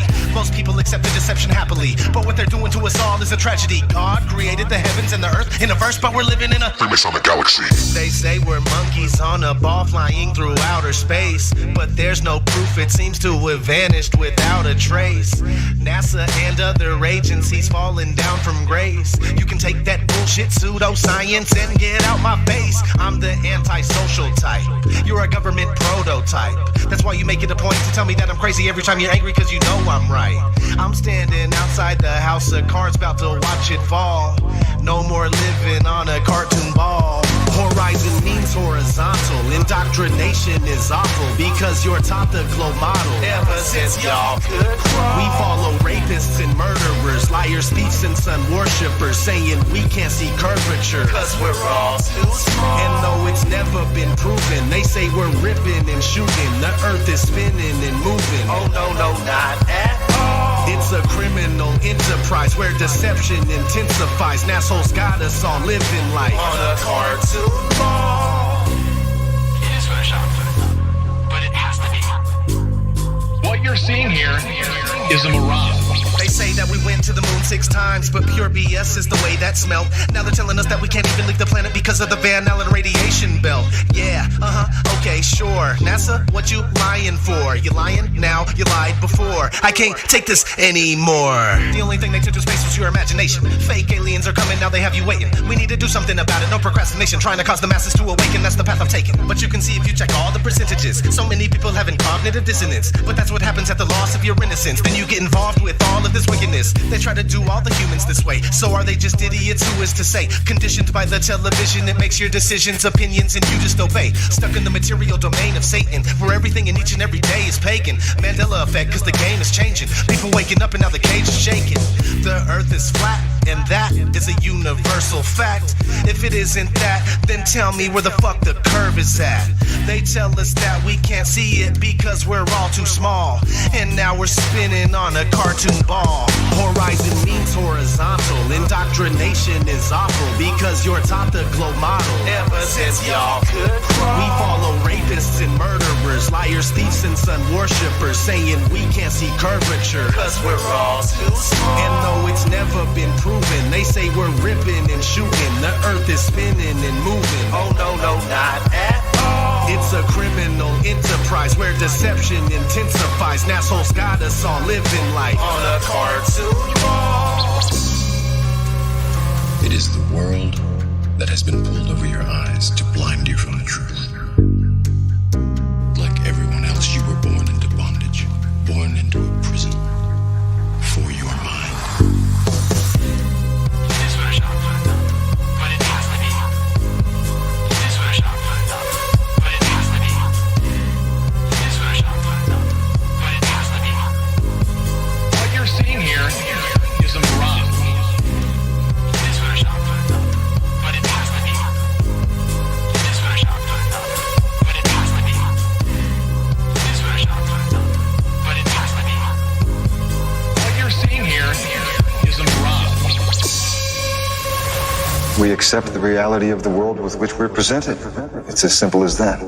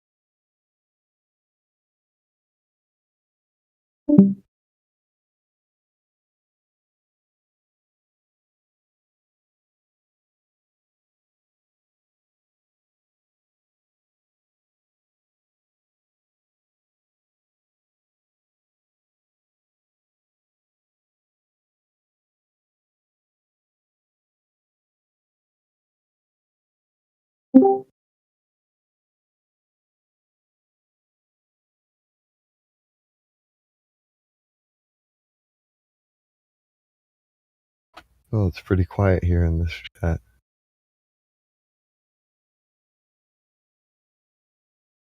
I thought I saw some Polish names here. People from Poland? I might be mistaken. I don't know. Why are you Polish? No. Russian.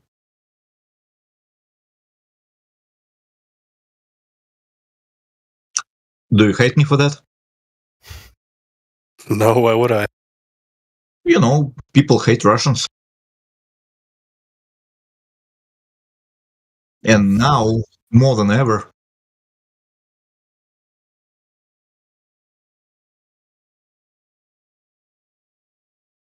Satoshi Nakamoto. Is this anime or is this your real name? No, of course it's not your real name. This must be some anime.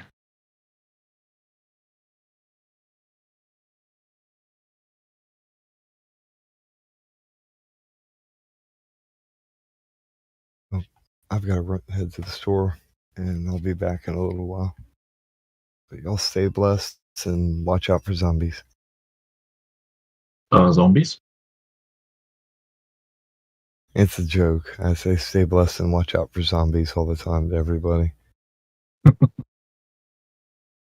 you guys play video games? Anybody plays Project Zomboid? No? No.